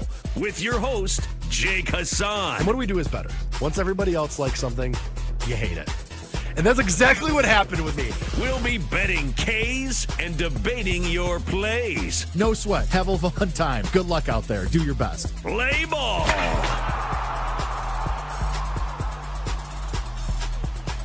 Oh, hey. Welcome in. It is Bet Slips and Bat Flips. I am Jake Hassan. This is the BetMGM Network. And as usual, I feel the need to say that it's Thursday. There's only 7 games on the slate. So you better get in the bettor's box today, because otherwise it's going to be a real long show. And where can you find the bettor's box, you ask? Well, you simply go to twitch.com, or I guess it's twitch.tv, right? I'm sure if you go to twitch.com, it takes you there. But anyway, you go to Twitch, you go to youtube.com, you go to twitter.com. I'm not calling it the other thing. And you search the BetMGM network across any of those platforms, and you'll see a little live function that is happening. And that would be this show, Bet Slips and Bat Flips, with Jake Hassan, airing currently. And in all of those apps, there's a chat box. And you open that chat box, and you take your little fingies, and you type a question or a bet or whatever, what have you, your Memorial Day plans. I don't care. It could literally be anything. Talked about Bonnie Blue on Bet Sweats today. So apparently on the BetMGM network today, everything's on the table. So feel free. Let it rip. Go to the chat box, go to the bettor's box, and leave a question, a comment, a bet, whatever you want in the bettor's box, and we will go through them all of your comments, all of your questions, all of your bets. We'll go through them all in just a little bit, about 10 minutes or so. Let's call it 12 minutes-ish. It's 1:32 Eastern. Let's call it 12 minutes, and we'll get into the bettor's box. And you, dear listener and dear viewer, can participate in this fine program. But if, sadly, you missed the live show, Bet Slips and Bat Flips, with your host, Jake Hassan, BetMGM Network, Twitch, YouTube, Twitter, you can always find this show in podcast form. Just search Bet Slips and Bat Flips wherever you get your podcasts. And I'll graciously accept your 5-star reviews while you're doing that as well. But for now, we get into the show. And to be completely honest, since it is just a 7-game slate, and Major League Baseball at least, we have some college baseball that we'll get into, there's going to be no best bet. Did you see my brain stop working for a second there? That was really fun. There's also going to be no starter spotlight. I don't want to dilute the 7-minute stretch and going through the card because, there's only 7 games. So we're going to need all of the games that we can get. So no best bet for me. I will say, though, something that I am sweating. There's a couple things I'm sweating right now. Sweating Texas A&M on the money line. Listen, did we go against them yesterday when they were favored? Yes, we sure did. Did that go poorly? Yeah, they lost 9-0. But when I opened my eyeballs this morning and I saw that Texas A&M was plus 120 on the money line, I thought, that's a wrong line, especially because even though we like Auburn and we will definitely be playing them in the tournament on a game-to-game basis, Samuel Dutton wasn't on the mound for Auburn. That's their best starter. So I thought, all right, with Justin Lampkin going for Texas A&M, who just in his last start threw 9 shutout innings with 15 strikeouts at Georgia, we're going to back this team now, playing for their tournament lives, too, by the way. At plus money, we took it. So we're up 3-1 in that one. We feel all right. Now, Jace Lavalette did just leave the game with a hand injury after he got plunked right off the fingers. Wasn't great. He tried to stay in the game, so maybe it's just some swallowing, some pain management. Tomorrow he'll be okay. But for now, losing your best player when it's only the 5th inning, not awesome. Not exactly what we wanted. But we're in a decent spot there. In Major League Baseball, we are sweating Texas and New York. The Yankees and the Rangers are playing. And I saw Nathan Eovaldi as a significant plus money dog. And that was just wrong. Again, kind of the same theory as yesterday. I know we're supposed to fade the Rangers when Corey Seager's out of the lineup. And yeah, it didn't go our way with Jacob deGrom on the mound yesterday, even though deGrom was awesome.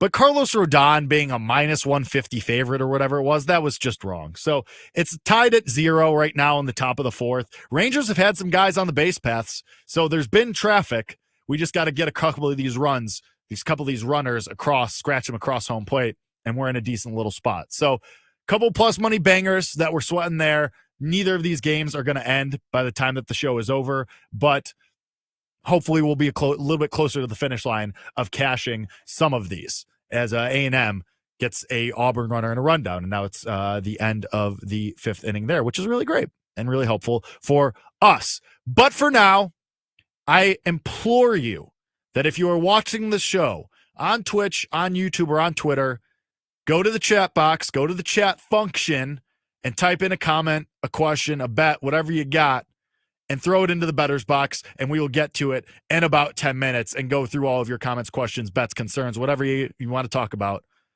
Philosophy, existential crises, whatever you got. It's all on the table. Throw it into the better's box, and we'll get to it in about 10 minutes. But for now, we get to touch them all of the injury news, lineup updates, everything that you get out, ball. Okay, or not, whatever. Everything that you need to know from the last 24 hours, otherwise known as the last time we spoke on this fine program. And we start with shout out the Tigers. The Detroit Tigers, a come-from-behind win yesterday against the St. Louis Cardinals. They win the series, and the Tigers now are out to their best start through 50 games since 2006. This Tigers team has the juice right now. They are 33-17. They are playing really, really awesome baseball. They look like a true championship World Series contender. And that team in 2006, by the way, what did they do? Oh, they just went on to win the AL pennant. Lost to the Cardinals in the World Series, but they won the pennant. And this Tigers team certainly has the juice right now. They're playing awesome baseball between Kerry Carpenter, Spencer Torkelson. Javier Baez is your leader, your front runner for AL Comeback Player of the Year right now. If only there was a really cool and awesome and smart show with somebody who's probably really handsome and cool hosting that show that told you all to bet Javier Baez at 11-1 for AL Comeback Player of the Year about a month ago. If only a show like that existed. But anyway, back to the Tigers of the matter. They're great. And I honestly, at 12-1 to win the World Series, 4-1 to win the American League, minus 400 to win the AL Central. I don't know if this team can win the World Series just because, the Dodgers of it all, and certainly the Mets and the Phillies look very good as well. We'll get to the Mets in a second. But I do like this Tigers team to maybe get to the American League, especially when you consider that the American League, who's really outside of the Yankees, the powerhouse of the American League. Like the Yankees are good. Of course, that's mostly Aaron Judge. But in the AL Central, the Tigers are the best. And in the AL West, I still think the Rangers will get it together once they get healthy. But I think them and the Tigers are pretty close as far as talent goes. And I think this Tigers team will add at the deadline. So I'm not saying go rush and bet 4-1 for the Tigers to win the American League. But I like this team, and I think they'll certainly be there and have a good shot at getting to the World Series once it's all said and done. Speaking of those Dodgers, maybe both MVPs are just not going to be fun. Again, Shohei Ohtani continues in his rehab in the return to the mound. So usually what's been happening with Shohei Ohtani is about midweek, Tuesday, Wednesday, he'll throw a bullpen session, what the Dodgers have been calling a lighter bullpen session. And then on Saturdays over the weekends, he'll throw a more of a simulated game type of situation. But what Ohtani did yesterday is instead of just throwing straight boom, boom, boom, boom, boom fastballs, started to mix in some curveballs and sliders for the first time. And that is just another progression in what he's been doing. He'd only been throwing fastballs, now starts to mix in some breaking balls. And Dave Roberts said yesterday, I'm not sure what's to come. Hopefully he comes out of this well, which is what I would expect. And then we'll see what he can do at Citi Field on Saturday. There might be a little bit more of a progression increase. So we'll see what that means. Theoretically, that means Ohtani's going to start throwing BP and start facing hitters. Still no technical timetable for his return to the mound. He's now minus 120 to win NL MVP. But I mean, if this guy's going to return to the mound, even if it's after the All-Star break, he's minus 120. And yeah, it was fun for a little bit when we were talking about Fernando Tatis Jr. and we were talking about Corbin Carroll and we were talking about other people to try and win NL MVP, but maybe it's just done. Maybe it's just it. And we just got to, I guess, monitor Cy Youngs and Rookie of the Years and we just throw MVPs out the window. Gotta love it. Really awesome league. The book should just put up a to finish second market. We can't just live in this world. We can't live like this. Minus 120 and the NL MVP on May 22nd. Might as well be $1 billion on the American League side. Is anybody having fun? I mean, probably the people that bet Ohtani and Judge are having fun, but I digress. Moving on. And some good news, and PJ mentioned this, the Orioles have finally won a baseball game. They snap their 8-game losing streak. They win 8-4 over the Milwaukee Brewers in extra innings. Now, it took a little bit to get there for the Orioles because they had the lead in the 9th, and they blew it. They had the lead in the 10th, and they blew it. And then Adley Rutschman, the hero, maybe about to earn back the Dadley Rutschman moniker that I gave him so many years ago. Actually, to be specific, 3 years ago, because Adley Rutschman hits a 3-run go-ahead home run in the 11th inning on the 3-year anniversary of his debut. His first home run in over a month. Are the Orioles going to go on a miraculous run and turn this thing around and make the playoffs and win the American League and go to the World Series? No, probably not. But I do kind of like them today. We'll get to that a little bit later in the 7-minute stretch. Of course, we're going to talk about the Mets again. More drama that we need to talk about. In the game itself, Garrett Crochet goes just 5 1/3, only throws 85 pitches. He was not happy with Alex Cora when Cora came to the mound to take the ball from him. He may have yelled a word that we cannot repeat right now, but a little bit surprising because the bullpen had to go most of Tuesday's game after Walker Buehler was ejected from that one famously for arguing balls and strikes.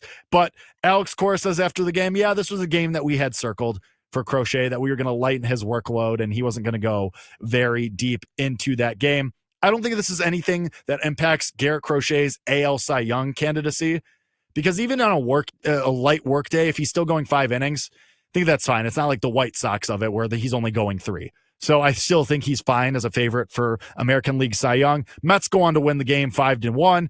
No thanks, though, to Juan Soto, who goes 0 for 3, was hitting in the 3 spot for the first time since 2023. And his first at-bat didn't even lift the bat off his shoulder. Bang, bang, bang, 3 strikes, you're out, go back to the bench. Not getting much better for our friend there. I still think he'll be fine, but the drama continues. And, oh, by the way, what do the Mets have this weekend? Oh, just a series against the Dodgers, including Sunday Night Baseball. That should go really, really well.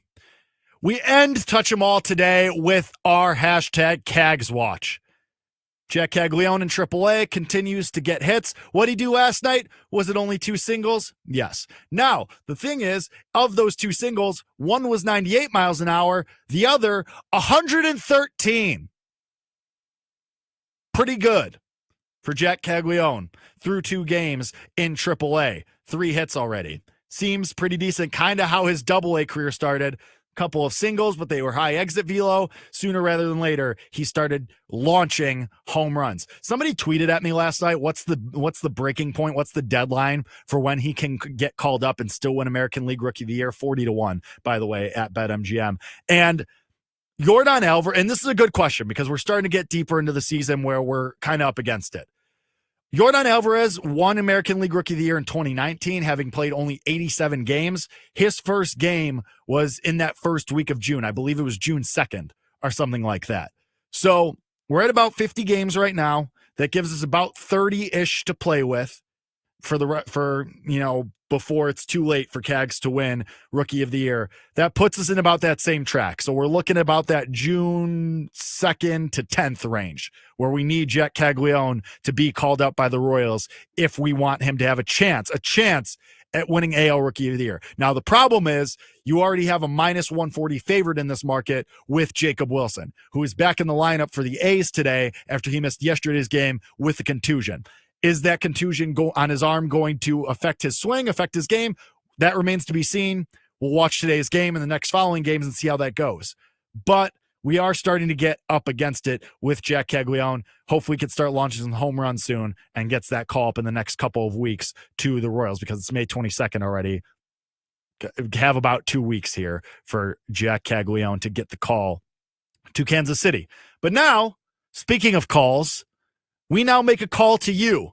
We make a call to the bettor's box, to your comments, your questions, your bets, your concerns, your existential crises, whatever you got. We take it all in the bettor's box right now. And if you want to get a last-second comment in or last-second question in or last-second anything in, you can go to Twitch, you can go to YouTube, you can go to Twitter and find and search the BetMGM Network. That will take you to the BetMGM Network's page where we are live, and you can get into the chat box with your fingers, and you can leave a question, comment, bet, whatever you want to do there, and we'll read it, and we'll talk about it, and we'll go through it right here, which is what we do now in the bettor's box. Ozzy4057, how about laddering team total over for the Phillies today? I do like that look. It's German Marquez. It's in Coors Field. The Phillies are playing awesome baseball right now. So I do like that look. That's not a bad idea we have to find new and creative ways to fade the Rockies, right? Because, oh yeah, parlay leg for the money line or the run line or what have you. This is a new and creative way. So I like that look from Ozzy4057. Also, with some college baseball thoughts, I have Texas at 18-1, Auburn at 40-1, and Oregon at 75-1. Anyone else I need, quote unquote, for College World Series coverage? I mean, Oregon at 75-1 is a great look. I'm going to credit myself. I'm going to say that I gave that to you because we talked about them before the season and they were 80-1. I think they're still 40-1, which is insane to me for a top 5 team, a team that might be a top 8 seed in the tournament. Why does that matter? Because it means they host and games would be at their home field through the first 2 rounds of the tournament. So that'd be really awesome for Oregon. Great look on them. Anyone else you need? Looking here at our rail that Mike Brown has so graciously put up here, which is why you should be watching live on Twitch, YouTube, and Twitter, because we get graphics like this and we could go through them as we talk about it. I mean, I don't think there's anyone. Florida at 18-1 might be a look. I know they lost yesterday to Ole Miss and we were on them, and this team has just been red hot though. And this would be the 3rd straight year that this team just gets hot at the right time and makes a tear all the way to Omaha. They're the only ones that I think you really, really maybe want to take a look at.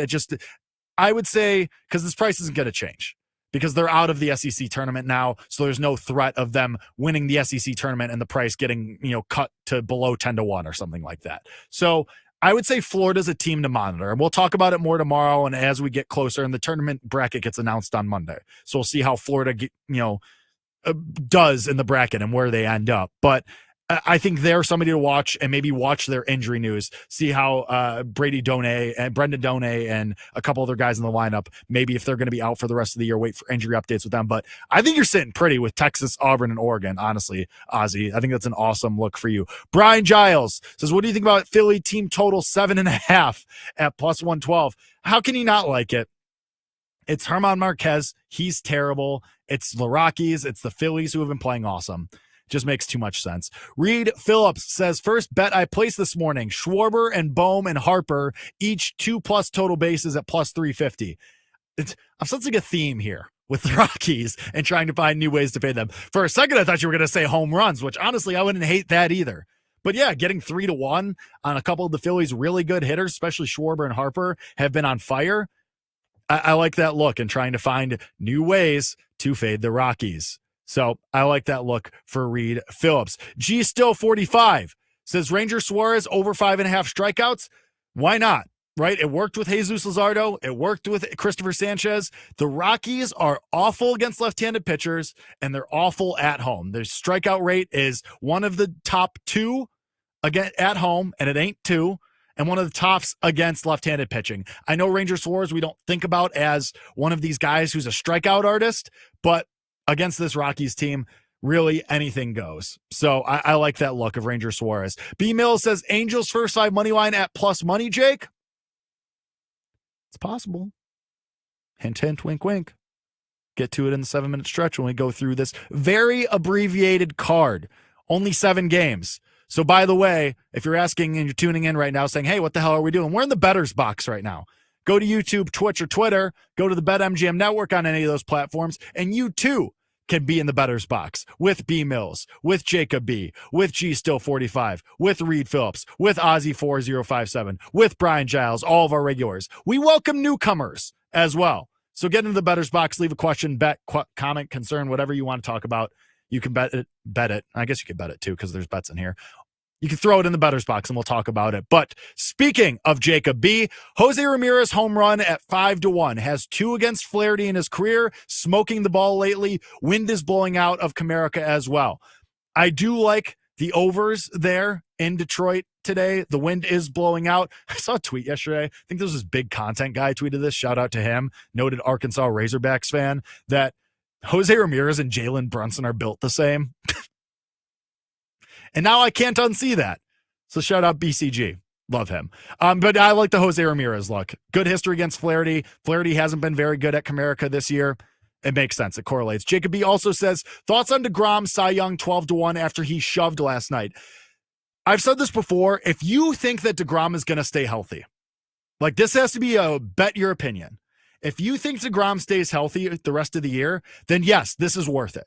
He can 1000% be hashtag in the bucket, especially after we saw Hunter Brown get lit up by the Rays yesterday. So his price is going to fall. So I think that the lane is opening up a little bit for somebody else to kind of throw their hat here in the ring. Maybe it's just Tariq Skubal. Maybe he just wins.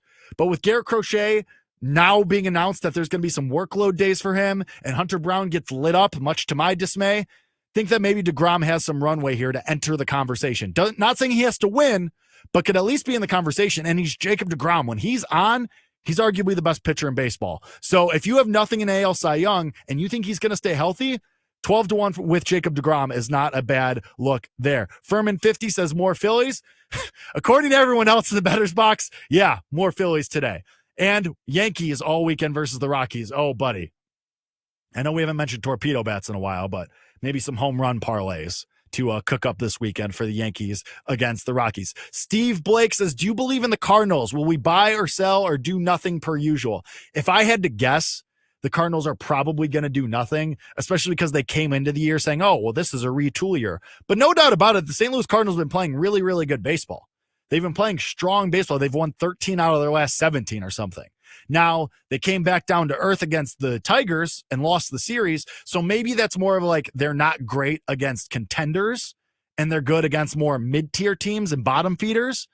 But I think it's going to be a game-to-game basis. I do not see, though, the Cardinals buying at the deadline. Like, I don't think they're going to be in the market for one of these premier guys. But it'll probably just be they do nothing and add on the margins like we know that they usually do. So appreciate everybody getting into the bettor's box. Appreciate all of your comments, all of your questions, all of your bets. You guys are the best. I always say that about you.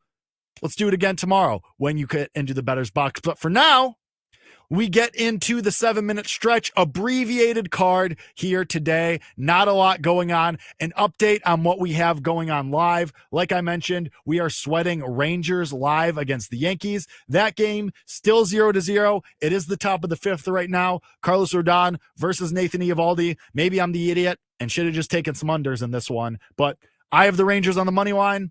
We'll see how it goes. We also have Padres and Blue Jays going on right now. Padres up 2-1 in the bottom of the 3rd, but the Blue Jays threatening, only one out. Men on 2nd and 3rd in this one. Addison Barger on the mound. Also sweating Texas A&M live on the money line. They were dogs, have them, and Auburn threatening right now. Texas A&M up 3-1. Love that. But Auburn hashtag threatening with a man on first in the 6th inning. We continue to monitor that as well. One out there as well. But we get to the 7-minute stretch. We get to the hashtag card for today. And we start with the Phillies and the Rockies. Talked about this a lot in the bettor's box. If you want to go Suarez over 5.5 Ks, you want to go the Phillies team total over 7.5 and some further ladders. You want to do a parlay of Bohm and Harper and Schwarber over on total bases.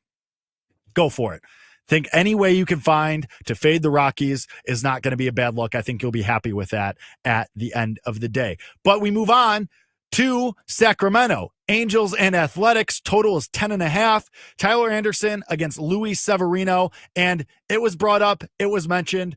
I'm also on it. Angels on the first 5 money line. They're playing awesome baseball right now. Winners of 6 straight. Tyler Anderson has good history against this A's lineup. Severino's been getting shelled in that park in Sacramento. Hilarious splits for Severino.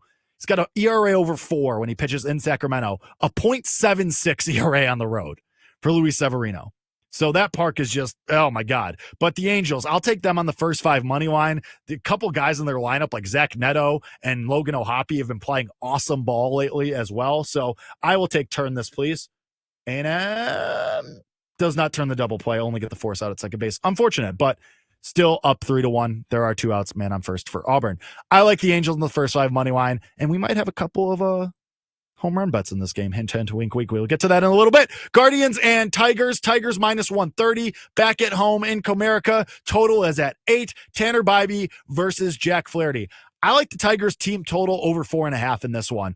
Bybee has been consistently bad on the road. 4 innings, 7 earned versus the Angels, 5 2/3, 6 earned versus Baltimore, 5 innings, 3 runs versus Toronto, 6 innings, 5 runs versus Cincinnati. So I'll take the Tigers as, who is this guy for the Yankees that just hit a solo home run? Vivas?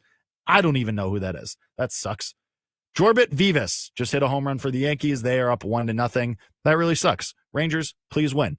Anyway, we'll be on the Tigers team total over 4.5. Tigers have good history against Bybee as well. Brewers and Pirates total is at 9. This is going to be Carlos Rodriguez for the Brewers and Mike Burrows for the Pirates. Now you're probably saying, who? I don't blame you. 2 guys who are making their season debuts. I like the first 3 under 2.5 in this game. I know nobody has heard of these guys, but they've been good in AAA, and they both already have big league experience from last year. Carlos Rodriguez especially has been awesome in AAA for the Brewers. A 1.99 ERA, has struck out 49, only walked 15. Yeah, I'll back that guy. And Burrows has been pretty good for the Pirates at AAA as well. A 2.51 ERA, 41 strikeouts in 32 innings. So 2 offenses that are absolutely atrocious. Give me the first 3 under 2.5, Milwaukee and Pittsburgh. Braves and Nationals, just going to carry over from yesterday because it's the postponed game. AJ Smith-Shawver versus Trevor Williams. Drake Baldwin, over 1.5 total bases, plus 140 at BetMGM, the sportsbook born in Vegas. Best price out there. I think is a very wrong price, but best price out there. Orioles and Red Sox, in the event this game actually gets played. A lot of rain happening in Boston apparently right now, but I like the Orioles on the money line. Lucas Giolito has gotten lit up in 2 starts at Fenway, gave up 6 earned runs in each start. And Cade Povich, Maury's son, has actually been good on the road, a 3.38 ERA, and good history against this Red Sox team. So give me the Orioles. I think they get 2 straight wins. PJ, I'm going against you, but I like Baltimore today. Last game here, Mariners and Astros. Welcome back to one of our kings. George Kirby making his season debut for the year, as that's what a season debut is, from shoulder injury, was shut down in spring, but he's been working his way back. 4 starts in rehab in AAA. Didn't go great for him, but he's back. I really like him. Don't like him for Cy Young because I think it's too late and we have too many guys who are throwing their hats in the ring for that one. But welcome back, George Kirby. Nothing for me in this game. Maybe a lean to the Astros as home dogs, but I'm going to stay away from that one. The card before we get to college bets. Angels first 5 money line. Tigers team total over 4.5. Milwaukee and Pittsburgh first 3 under 2.5. Drake Baldwin over 1.5 total bases. Orioles on the money line. And the Jakey Rakes, just for funsies, home run plays of the day. Give me Zach Neto going against Luis Severino, who he has good history against and has been on fire lately. And give me Logan O'Hoppe, too. Hit 2 home runs yesterday. I think he makes it 3 in his last 2 games tonight. I also like Randy Arozarena going against Lance McCullers, who hasn't been great. So, and Randy Arozarena, really good history, 5 for 11, including a home run against Lance McCullers Jr. The college games that I like today. Give me Texas on the money line. Plus 140 against Tennessee. It's Liam Doyle on the mound for the Vols. He's awesome. He's probably going to be a top 3 pick going into the draft this year. But this Texas team, and we saw a glimpse of it this past weekend, with Max Ballou back in the lineup, this Texas team is awesome. I think they are good. I mean, they're going to be the number 1 seed, probably, in the tournament when it comes out, when the bracket comes out on Monday. I really like this Texas team. I'll take the significant plus money with them. Give me Oregon on the run line, minus 4.5. I know that's scary, but this Michigan State team, they're done. It's over. Their season's over. They're out of the Big Ten tournament, no matter the result today, and they're not in the projected field of 64. So dead team walking, Oregon trying to secure a top 8 seed so they can host through the Supers. I like them on the run line today. And Grayson Grinsell going on the mound for the Ducks. Give me Clemson and North Carolina State over 11.5. Just 2 powerhouse.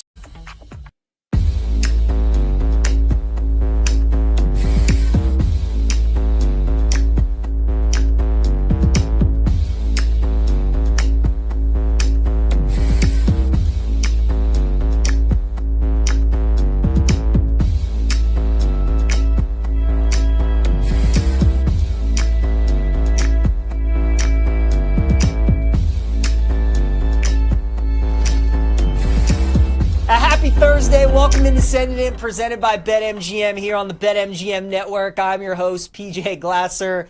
Man, that was some game last night between the Pacers and the Knicks. We got our girl Trista Crick standing by, going to get her thoughts on Game 1 from last night. We'll preview the rest of the series and then look at Game 2 tonight between Oklahoma City and the T-Wolves. Also, we'll talk about the NHL playoffs. We got Game 2 tonight between the Canes and the Panthers out in Raleigh. We got the first round underway of the Charles Schwab Challenge. Jordan Spieth, last I looked, guys, wasn't doing great. So all of you in the chat might have been right about that. Hopefully he turns it around here in his last couple holes. And also we'll talk about NFL Coach of the Year today on the show. There are 3 guys that I really like in that Coach of the Year market. We will break that down. Jake Hassan going to join us later on, and then we'll wrap everything up with our favorite plays of the day. As always, any questions, any comments, any bets that you guys have for us, let us know if you still think the Knicks have a chance to win that series. It feels like it might be over at this point with how deflating that loss was. Hit us up at the BetMGM Network on Twitch, on YouTube, on X. And if you miss any part of the show, make sure you check out our podcast. Send it in wherever you get your podcast. Let's get rolling on a Thursday. As Glass is in session, we go to the Glasser guest line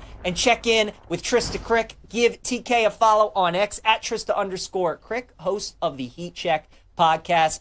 T, you and I have watched a lot of hoops, my friend. That game last night was one for the ages. That was an all-timer. As you've had like a night to sleep on it, you woke up this morning, just your overall takeaways from that crazy comeback from last night.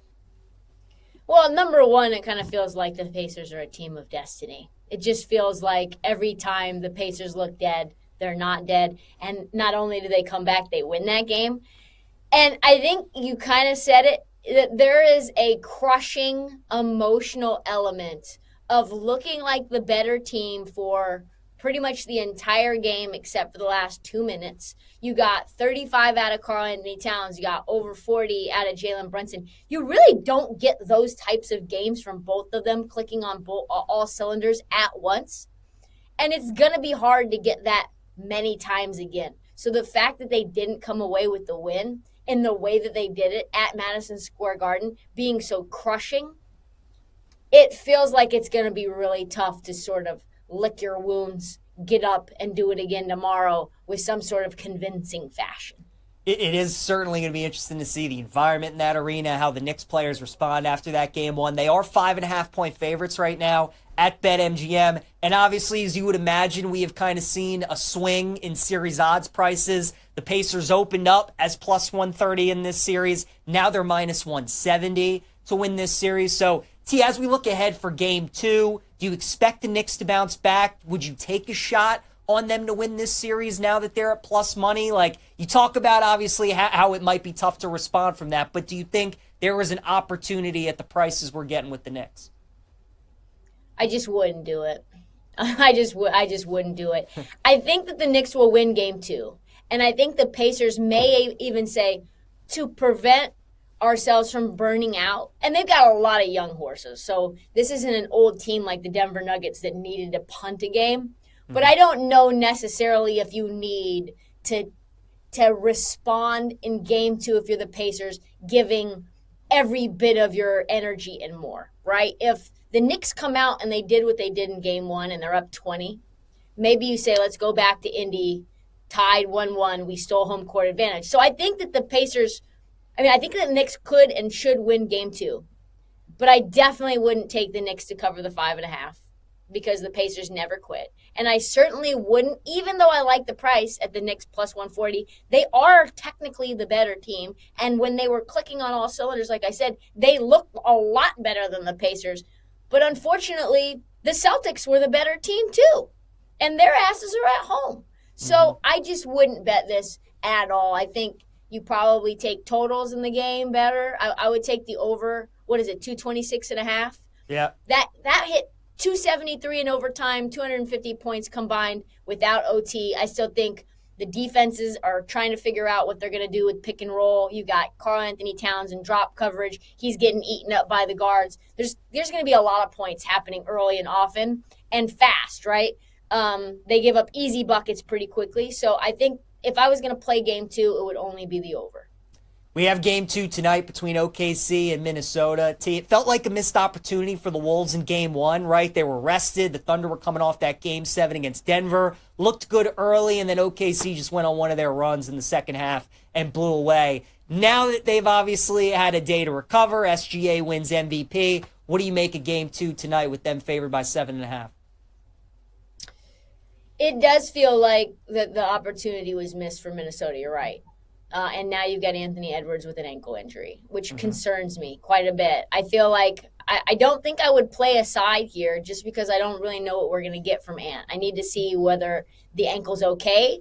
And that kind of plays into some of my points, my props for the next question. But I think it's only OKC team total under 56.5 first half, plus 100. 44 in the first half in game 1. It's pretty normal for their offense to be slow and plodding and methodical, a lot of half-court offense. They sort of grind you down in the second half by applying pressure defensively and getting easy transition buckets. So if you're talking about a half-court game, I see OKC and Minnesota having a hard time scoring in the first half. But I like OKC team total under 56.5 first half. That's plus 100. So I really like that. But in terms of a side, probably Minnesota plus 4.5 first half only. Because, again, OKC finds ways at the end of games to turn it into a blowout when it was never a blowout to begin with. Yeah, it really is incredible, kind of their ability of those spurts that they go on. We're talking with Trista Crick here on Send It In. Give Trista a follow on X at Trista_Crick. Check out her podcast, Heat Check. All right, Trista, you mentioned some props. You don't really love a side in tonight's game. Who are some players, though, some props that you're targeting in game 2? I think one of my favorites is probably Julius Randle over 32.5 PRA. If Anthony Edwards is hobbled and he's going to have a hard time really navigating the traps that they're going to be setting for him, and the player that's going to benefit from that, especially from kickouts, is Julius Randle. We've seen him 28, 8-1 last game, 29, 8-5 the game before that, 31, 5-3. Julius Randle has sort of reinvigorated his career, has changed his legacy overnight. He's aggressive. He's doing a little bit of everything. He's distributing the ball. So I like him to get involved pretty early, especially if Ant Edwards is injured. I also like Rudy Gobert over 8.5 rebounds.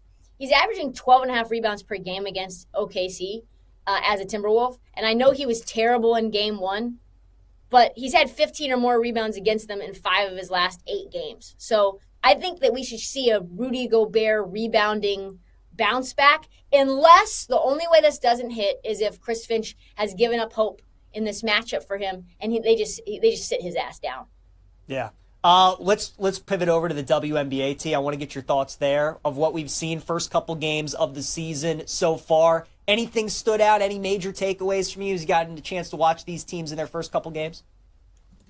Well, this is not one that's very sexy, but the Washington Mystics, despite losing last night to the Valkyries, which is a very tough game, the Mystics are going to be very fun. They have a couple of rookies who are playing excellent. You've got Brittany Sykes there. So they're playing this like Mike D'Antoni, Steve Nash, 8 seconds or less offense, which I think is super fun in the W. They're going to be a great watch. I think the Fever look like they've added a bunch of pieces that help Caitlin Clark. So that's interesting. I think the Aces take a step back. They don't look great. They feel like they've got some gelling to do, adding Jewel Lloyd to this team. A bunch of the role players have moved on. And then, of course, the Liberty and the Lynx look like the 2 best teams in the league by kind of a healthy margin. Yeah, that was going to be my next question, because people that are watching on the video side of things, you can see right now, I mean, it's kind of 4 teams head and shoulders above everybody else. The 2 that you were just mentioning, got the Liberty and the Lynx up there. The Aces are obviously trying to figure things out. And then Caitlin Clark and the Fever are up there as well. So you think the Liberty and the Lynx at this point are the 2 best teams. Are they worth a bet to you, Trista, like at these prices? Do you think that maybe at this price the Aces could be worth a bet as they figure it out? Is there still value on Indiana? Like, how do you kind of view that top of the market? Any bets there to be made on any of those teams? This is rough prices. I'm not going to lie to you. I mean, you're talking about really marginal difference between the Liberty, the defending champ, and everybody else in that top 4. Mm-hmm. For me, it's probably a stay away. Maybe you want to put some money on Nafisa Collier MVP instead, and because the reality is that the Minnesota Lynx should have won the finals last year. If they wouldn't have gotten screwed by the refs in Game 5, which I was actually at, they would be the champions. And so I think that the Lynx are my favorite play. If I had to play anyone, it would be them. I would love to play the Fever, but the price is terrible. The price last year, midway through the season, was 100 to 1. I was hoping we would get like an 8 to 1, a 10 to 1. But plus 325 is crazy steam. It is. It is. I mean, that's the effect, right? Caitlin Clark. I mean, it's crazy. Trista Crick, talk with her here on Send It In. Give TK a follow on X at Trista_Crick, host of the Heat Check podcast. T, always appreciate the time. Enjoy Game 2 tonight. Enjoy the rest of the Knicks series. We'll talk again soon. You too, Peach. Talk to you soon. All right, sounds good. Let's keep it rolling here on Send It In as we're going to break down Game 2 tonight between the Wolves and the Thunder. We got the Panthers and the Hurricanes as well on the NHL side of things. So Game 2 tonight, I kind of agree with Trista on the side. I don't really have a strong feeling on Game 2. I like the Wolves in Game 1. Felt like that was their opportunity. They got off to a good start. Then Edwards kind of gets dinged up a little bit. And then in that second half, OKC just pulls away. I think Oklahoma City on the money line's probably the way to go tonight. Compare them at minus 300. I do like the Knicks to bounce back tomorrow night. That could be an option. We've talked about Scottie Scheffler, top fives on this show a bunch. That could certainly be an option as he's teeing off here in about 30 minutes or so. So I think those are really the ways that I would go about it. Now, Minnesota, we've talked about, they're such a good road team. They're 10-4 on the road the last 2 years in the NBA playoffs. And it feels like the games where I don't really love them, the games I don't really want to back them on the road, those are the games not only do they usually cover, but they win outright. So maybe you do come back with Minnesota and bet them to win the game tonight, because that's kind of the way it's been with them. When you feel like they're not going to win a game on the road or you should bet against them, that's usually a time when you should bet on them. I'm going to stay away, though. Nothing for me on the total in the game either at 216.5. Some player props that I would look at, though, I'm targeting 2 Minnesota role players, and they're going to need these guys to step up tonight and the rest of the series as well. That's Naz Reid and Dante DiVincenzo. Naz Reid has not been great here in the playoffs, especially in their last couple series. He was not good against Golden State, and he was not good at all in Game 1 against OKC. He was 1 for 8 from the field. He was 0 for 7 from downtown. He played 30 minutes. DiVincenzo played 28. So Chris Finch is really using those two guys. He's using Walker Alexander off the bench as well, trying to contribute, especially if Edwards is a little bit dinged up. We know the Wolves like to play 8 guys, and he's leaning on DiVincenzo and Naz Reid. We know how great OKC is defensively, how many turnovers that they force. They need those 2 guys to step up for the Wolves. They need them to knock down their shots.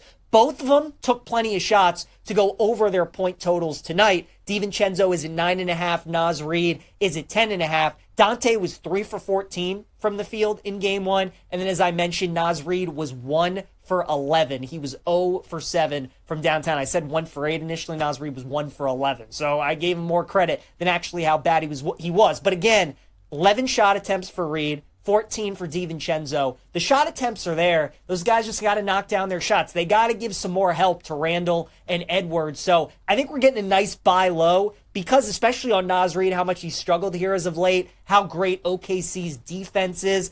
I don't know if we're going to see these totals as low the rest of the series if both of those guys shoot the ball well tonight. So I'll buy in on some nice low spots on DiVincenzo at 9.5, take the over there, and Naz Reid at 10.5 as well. I do think this series only goes 5 games. I like Oklahoma City in 5. I initially liked the series to go 6 because I thought Minnesota was going to win Game 1. But now that they have not, I expect them to get 1 back in Minnesota. Gentleman sweep. I like the Thunder in 5. That's still plus 175 on BetMGM if you want to bet that. All right, let's look at the NHL playoffs. We got the Hurricanes and the Panthers in that series, Game 2 tonight. The Canes are minus 130. Panthers are plus 110 tonight. We were on the wrong side of this series or we were on the wrong side of this game in this series in Game 1. Florida came out tremendous, set the tone right away in the first period. Canes were playing catch up, and that is not the kind of game that Carolina wants to play. If they have to get in trail mode, chase mode, life's going to be tough for them in this series. They want to play with the lead. They want to wear you down, and they just want to make these games ugly. They want to try and win 2-1, 3-1. That's where they kind of want to live. So the fact that the Panthers got up early on them, that was a bad sign for Carolina. If you like Florida in these games, that's almost how I would bet it. I would bet them like in the first period. I would bet them, to score the first goal of the game, like those kinds of things. I do like Carolina to bounce back, though, tonight. I talked about when I was previewing game 1 of this series how great the Canes are at home. And Florida got the best of them in game 1.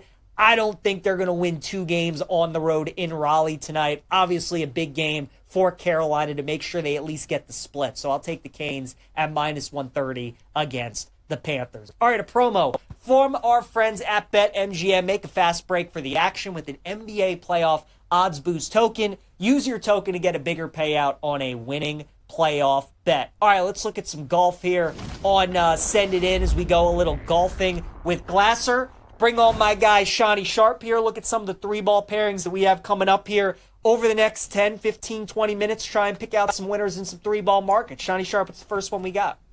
Yep, we have a group here that teed off just a little bit ago. Ryan Gerard, Doug Gim, Victor Perez. Gerard is at +140, Gim's at +188, and Victor Perez at +210. And I'm going with Gerard, Sean, right? That's been my guy that I've been leaning on here when we've been previewing this tournament the last couple days. I think Gerard's going to have a good week. The guy's played well so far in Texas in the first couple tournaments that they have played so far here in the PGA Tour season. He had a nice showing last week at the PGA. And again, the guys he's playing with, Perez and Gibb, don't think are really a great fit for this course. So give me Ryan Gerard at +140. All right, next group here just teed off. Alex Smalley at +170, Michael Kim at +160, or Mark Hubbard at 2-1. I'm going with Michael Kim in this pairing at +180. You look at these 3 guys, and Kim, when you look at the season so far, he's definitely had the best season. Now, he's going through a little bit of a slide. He was playing such great golf, where it was the point where you just bet him every single week. Game fell off a little bit, but I think he found it at the PGA Championship at Quail Hollow last week. This should be a good course with how great his ball striking has been this year. And when he was playing on the top of his game, if he can return to that form, he would be the guy for me to look at. Could be a guy maybe to watch this week as well, but I'll take him in this 3-ball. All right, next group here, teeing off at 1:23 p.m. Eastern Time. Harris English at +165, JT Post and the Postman at +175, or Siwoo Kim at +188. All 3 guys have played well last week at the PGA, right? Siwoo had the lead when on that Friday. He was playing good golf. Poston and Harris English had some really good finishes as well. I think for this course, though, I'm going with Harris English. The scoring's been a little bit tougher this morning. You're looking at guys with an average score of like even 1 under, somewhere in that range. I want a guy who's kind of steady. It looks like a day where you're going to have to make a lot of pars, not really too many birdie opportunities out there. Harris English is just the definition of steady, man. The guy doesn't get too high or too low. I like the price that we're getting, so I would look at Harris English at the +165. All right, fun group here at 1:34 p.m. Eastern Time. Kashmir Keith Mitchell at +150, Tom Kim at +188, or Slick Ricky Fowler at +190.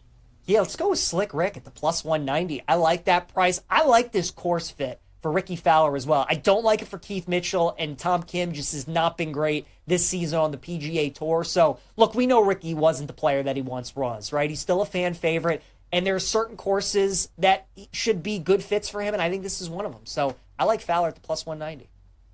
All right, next we got the Scotty Scheffler group teeing off at 1:45 p.m. Eastern Time. Scotty is -135, Daniel Berger's +250, and Davis Riley at +350.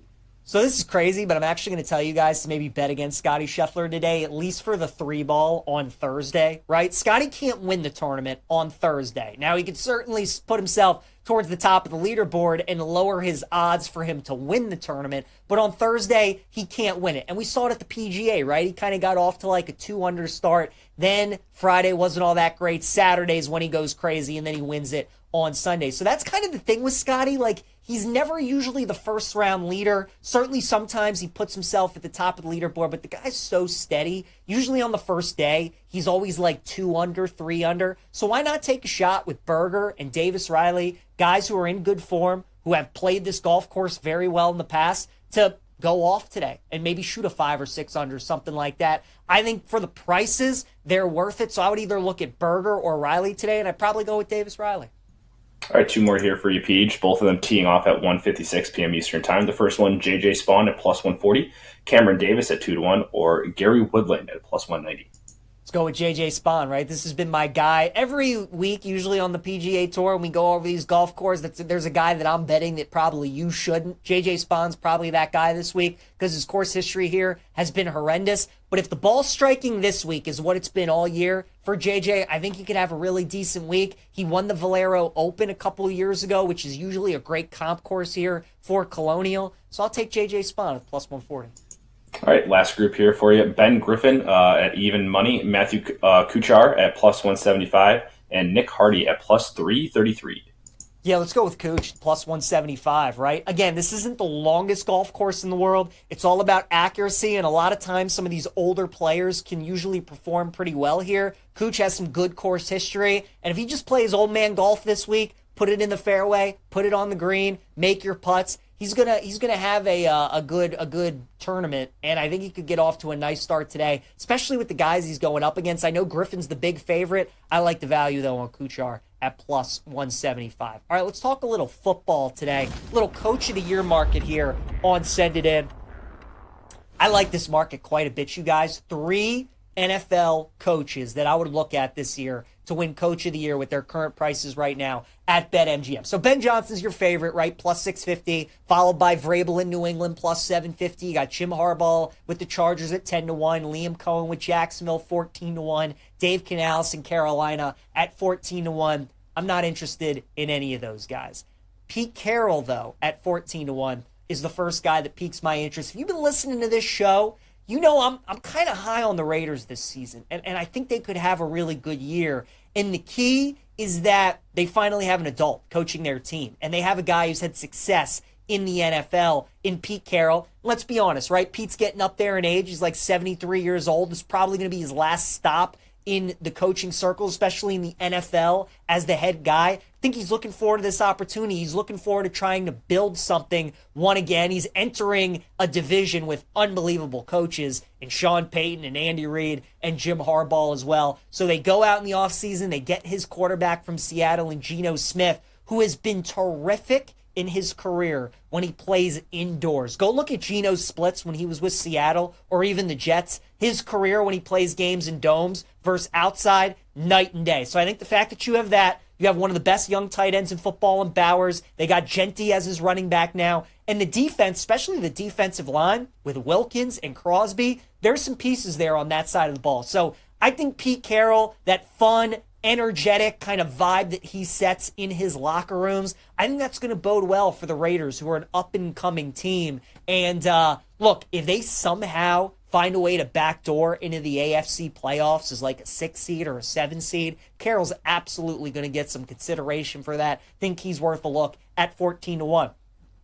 Pete Carroll's former team, the Seattle Seahawks, I like Mike Macdonald this year at 20-1 to win Coach of the Year. And really, this is just a bet on Mike Macdonald. If he's as good of a coach, head coach, as I think he's going to be, then I love this bet at 20-1. You look at what Mike Macdonald did his year 2 as the defensive coordinator in Baltimore. The Ravens won the Triple Crown on defense. They gave up the fewest points allowed. They had the most sacks in the NFL, and they caused the most turnovers, right? Seattle's got some good pieces on defense. Year 1 in his system, they had to learn that side of the ball. I think year 2, I would expect big things out of Seattle. And think about the offseason that they had, right? Lost Geno Smith, lost DK Metcalf. It feels like Seattle's kind of in like a mini rebuild here. They bring in Sam Darnold, and if he can replicate the season he had in Minnesota with the Seahawks, and they can potentially win that NFC West division, they can get themselves into the playoffs. Mike Macdonald's going to get some consideration as well. So they were a really good road team last year. We know Seattle's got one of the best home fields in the NFL. They can just take care of business at home. I think they can win a lot of games in year 2 under Mike Mack. So I like him at 20-1.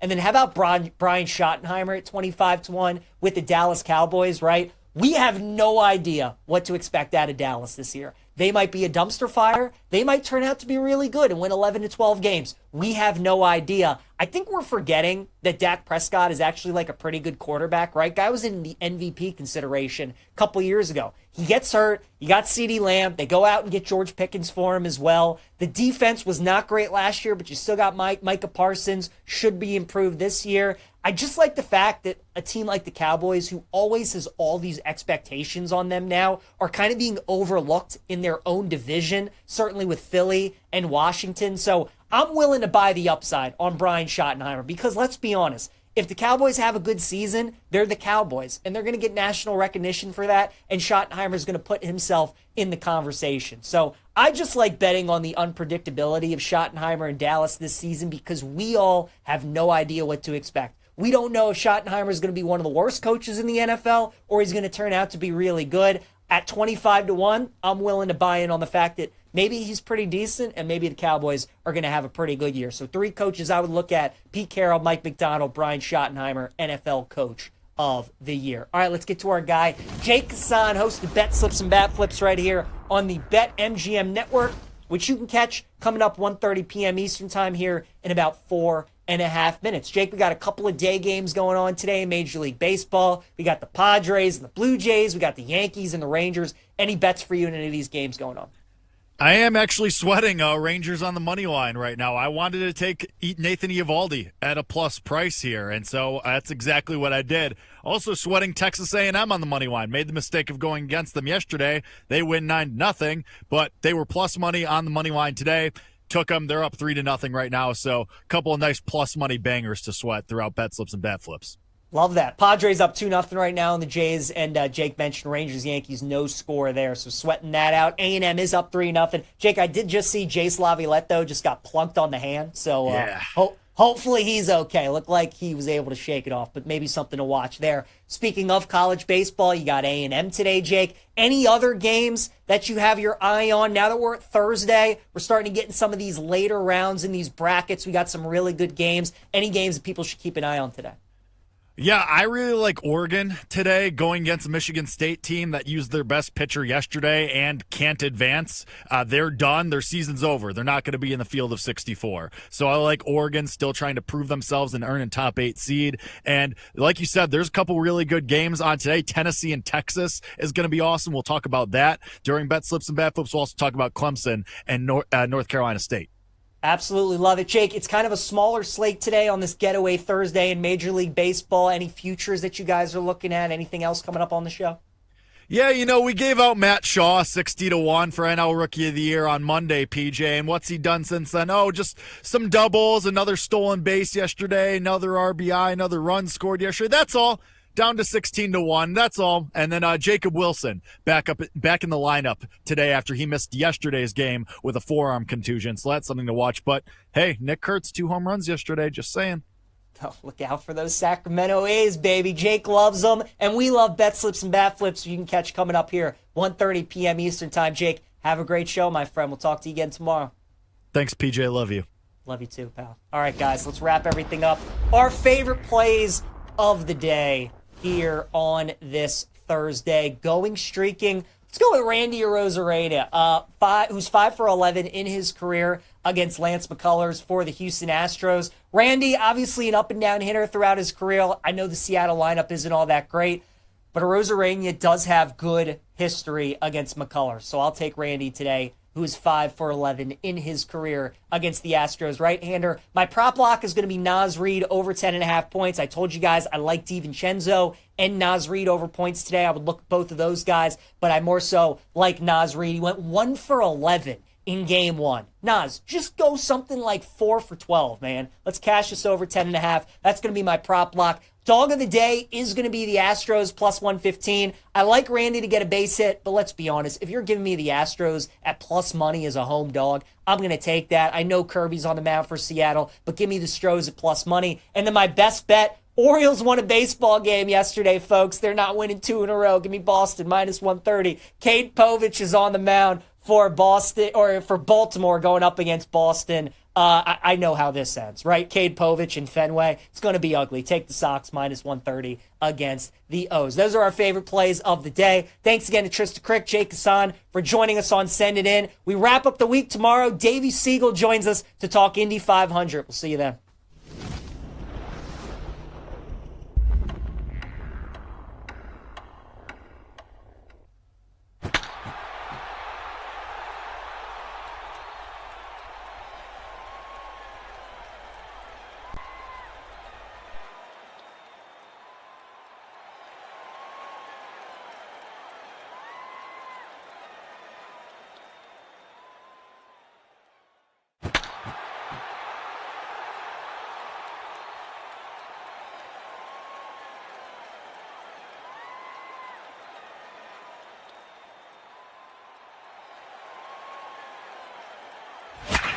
It's time for Bet Slips and Bat Flips. This is going to be unbelievable.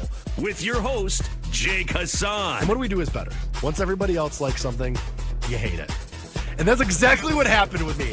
We'll be betting K's and debating your plays. No sweat. Have a fun time. Good luck out there. Do your best. Play ball.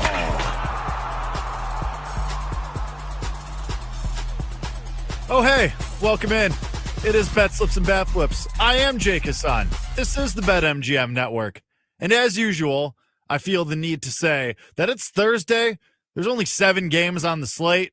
So you better get in the bettor's box today, because otherwise it's going to be a real long show. And where can you find the bettor's box, you ask? Well, you simply go to twitch.com, or I guess it's twitch.tv, right? I'm sure if you go to twitch.com, it takes you there. But anyway, you go to Twitch, you go to youtube.com, you go to twitter.com, I'm not calling it the other thing, and you search the BetMGM Network across any of those platforms, and you'll see a little live function that is happening. And that would be this show, Bet Slips and Bat Flips, with Jake Hassan, airing currently. And in all of those apps, there's a chat box. And you open that chat box, and you take your little fingies, and you type a question or a bet or whatever, what have you, your Memorial Day plans. I don't care. It could literally be anything. Talked about Bonnie Blue on Bet Sweats today. So apparently on the BetMGM Network today, everything's on the table. So feel free. Let it rip. Go to the chat box, go to the bettor's box, and leave a question, a comment, a bet, whatever you want in the bettor's box, and we will go through them all of your comments, all of your questions, all of your bets. We'll go through them all in just a little bit, about 10 minutes or so. Let's call it 12 minutes-ish.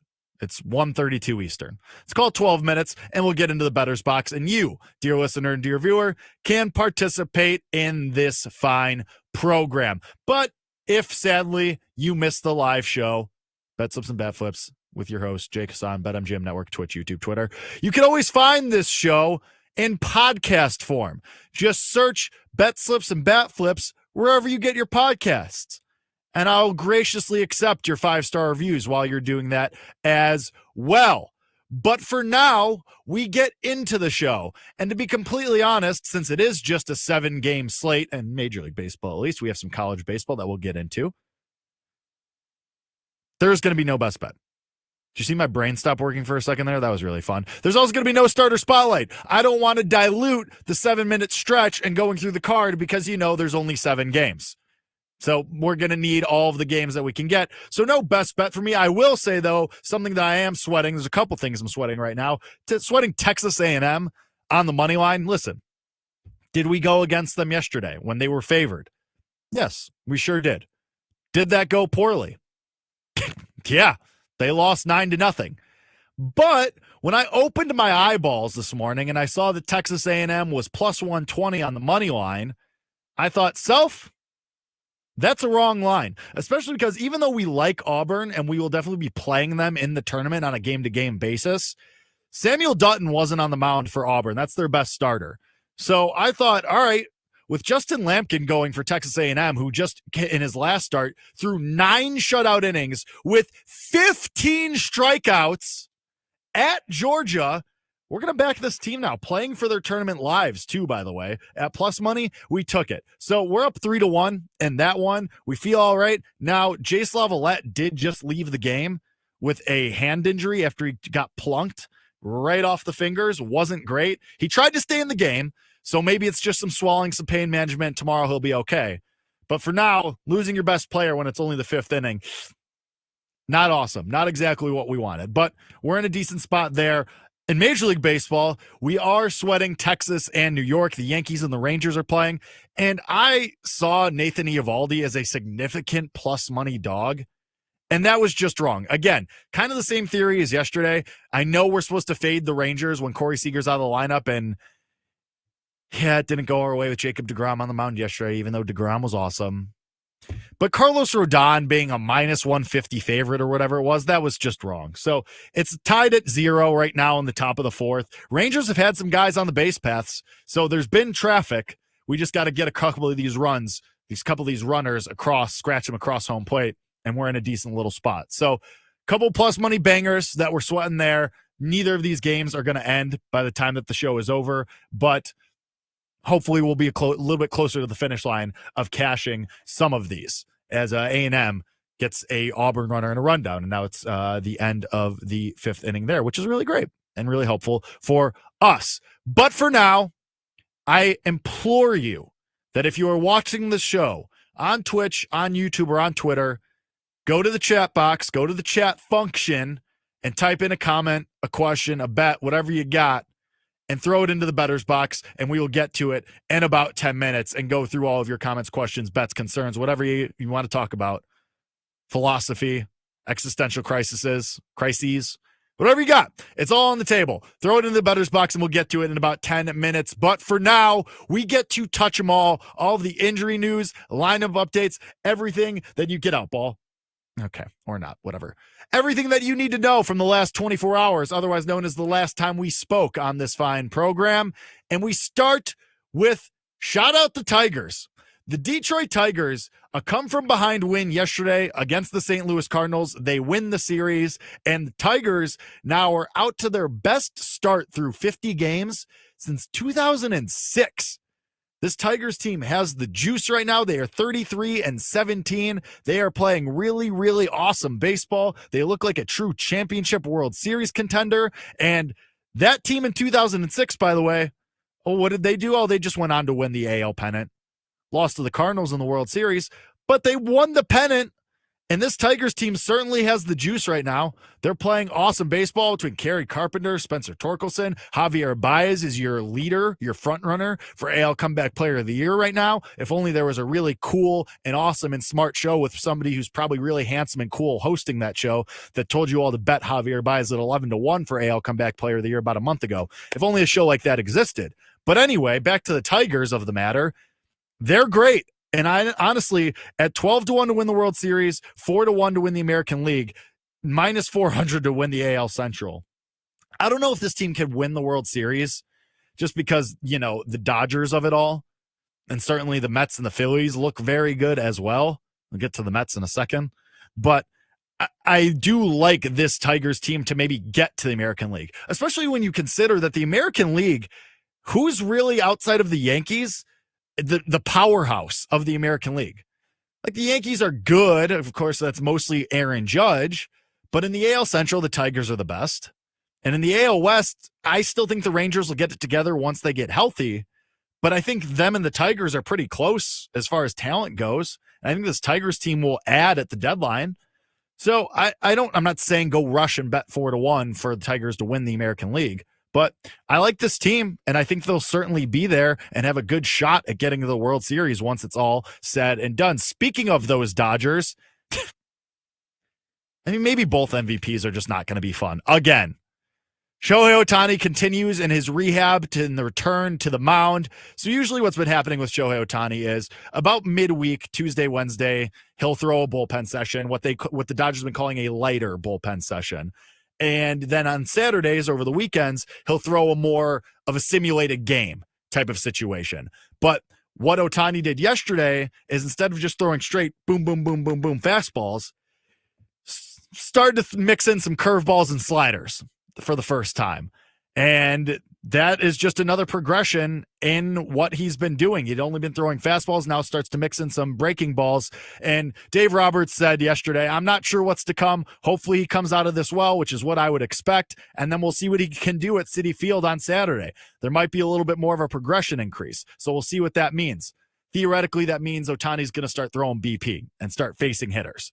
Still no technical timetable for his return to the mound.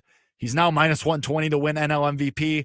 But if this guy's going to return to the mound, even if it's after the All-Star break, he's minus 120. And yeah, it was fun for a little bit when we were talking about Fernando Tatis Jr. and we were talking about Corbin Carroll and we were talking about other people to try and win NL MVP, but maybe it's just done. Maybe it's just it. And we just got to, I guess, monitor Cy Youngs and Rookie of the Years and we just throw MVPs out the window. Gotta love it. Really awesome. Really awesome league. The book should just put up a to finish second market. We can't just live in this world. We can't live like this. Minus 120 and the NL MVP on May 22nd. Might as well be $1 billion on the American League side. Is anybody having fun? I mean, probably the people that bet Ohtani and Judge are having fun, but I digress. Moving on. And some good news, and PJ mentioned this, the Orioles have finally won a baseball game. They snap their 8-game losing streak. They win 8-4 over the Milwaukee Brewers in extra innings. Now, it took a little bit to get there for the Orioles because they had the lead in the 9th, and they blew it. They had the lead in the 10th, and they blew it. And then Adley Rutschman, the hero, maybe about to earn back the Dadley Rutschman moniker that I gave him so many years ago. Actually, to be specific, 3 years ago, because Adley Rutschman hits a 3-run go-ahead home run in the 11th inning on the 3-year anniversary of his debut. His first home run in over a month. Are the Orioles going to go on a miraculous run and turn this thing around and make the playoffs and win the American League and go to the World Series? No, probably not. But I do kind of like them today. We'll get to that a little bit later in the 7-minute stretch. Of course, we're going to talk about the Mets again. More drama that we need to talk about. In the game itself, Garrett Crochet goes just 5 1/3, only throws 85 pitches. He was not happy with Alex Cora when Cora came to the mound to take the ball from him. He may have yelled a word that we cannot repeat right now, but a little bit surprising because the bullpen had to go most of Tuesday's game after Walker Buehler was ejected from that one famously for arguing balls and strikes. But Alex Cora says after the game, yeah, this was a game that we had circled for Crochet, that we were going to lighten his workload and he wasn't going to go very deep into that game. I don't think this is anything that impacts Garrett Crochet's AL Cy Young candidacy, because even on a light work day, if he's still going 5 innings, I think that's fine. It's not like the White Sox of it where he's only going 3. So I still think he's fine as a favorite for American League Cy Young. Mets go on to win the game 5-1. No thanks, though, to Juan Soto, who goes 0 for 3, was hitting in the 3 spot for the first time since 2023. And his first at-bat didn't even lift the bat off his shoulder. Bang, bang, bang, 3 strikes, you're out, go back to the bench. Not getting much better for our friend there. I still think he'll be fine, but the drama continues. And, oh, by the way, what do the Mets have this weekend? Oh, just a series against the Dodgers, including Sunday Night Baseball. That should go really, really well. We end Touch 'em All today with our hashtag CagsWatch. Jack Caglione in AAA continues to get hits. What'd he do last night? Was it only 2 singles? Yes. Now, the thing is, of those 2 singles, one was 98 miles an hour, the other 113. Pretty good for Jack Caglione through 2 games in AAA. 3 hits already. Seems pretty decent, kind of how his AA career started. Couple of singles, but they were high exit velo. Sooner rather than later, he started launching home runs. Somebody tweeted at me last night, what's the breaking point? What's the deadline for when he can get called up and still win American League Rookie of the Year? 40-1, by the way, at BetMGM. And Yordan Alvarez, and this is a good question because we're starting to get deeper into the season where we're kind of up against it. Yordan Alvarez won American League Rookie of the Year in 2019, having played only 87 games. His first game was in that first week of June. I believe it was June 2nd or something like that. So we're at about 50 games right now. That gives us about 30-ish to play with before it's too late for Cags to win Rookie of the Year. That puts us in about that same track. So we're looking at about that June 2nd to 10th range where we need Jack Caglione to be called up by the Royals if we want him to have a chance at winning AL Rookie of the Year. Now, the problem is you already have a minus 140 favorite in this market with Jacob Wilson, who is back in the lineup for the A's today after he missed yesterday's game with a contusion. Is that contusion on his arm going to affect his swing, affect his game? That remains to be seen. We'll watch today's game and the next following games and see how that goes. But we are starting to get up against it with Jack Caglione. Hopefully we can start launching some home runs soon and gets that call up in the next couple of weeks to the Royals because it's May 22nd already. Have about 2 weeks here for Jack Caglione to get the call to Kansas City. But now, speaking of calls, we now make a call to you. We make a call to the bettor's box, to your comments, your questions, your bets, your concerns, your existential crises, whatever you got. We take it all in the bettor's box right now. And if you want to get a last second comment in or last second question in or last second anything in, you can go to Twitch, you can go to YouTube, you can go to Twitter and find and search the BetMGM Network. That will take you to the BetMGM Network's page where we are live, and you can get into the chat box with your fingers and you can leave a question, comment, bet, whatever you want to do there. And we'll read it and we'll talk about it and we'll go through it right here, which is what we do now in the bettor's box. Ozzy4057, how about laddering team total over for the Phillies today?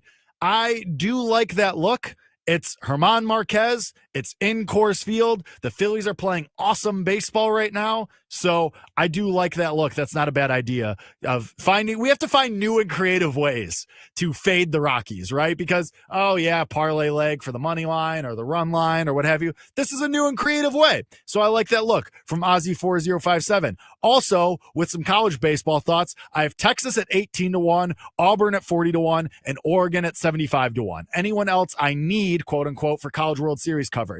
I mean, Oregon at 75-1 is a great look. I'm going to credit myself. I'm going to say that I gave that to you because we talked about them before the season and they were 80-1. I think they're still 40-1, which is insane to me for a top 5 team, a team that might be a top 8 seed in the tournament. Why does that matter? Because it means they host and games would be at their home field through the first 2 rounds of the tournament. So that'd be really awesome for Oregon. Great look on them. Anyone else you need?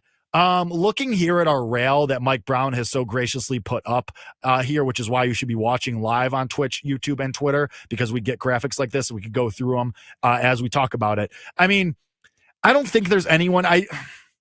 Florida at 18-1 might be a look. I know they lost yesterday to Ole Miss and we were on them, and this team has just been red hot though. And this would be the 3rd straight year that this team just gets hot at the right time and makes a tear all the way to Omaha. They're the only ones that I think you really, really maybe want to take a look at.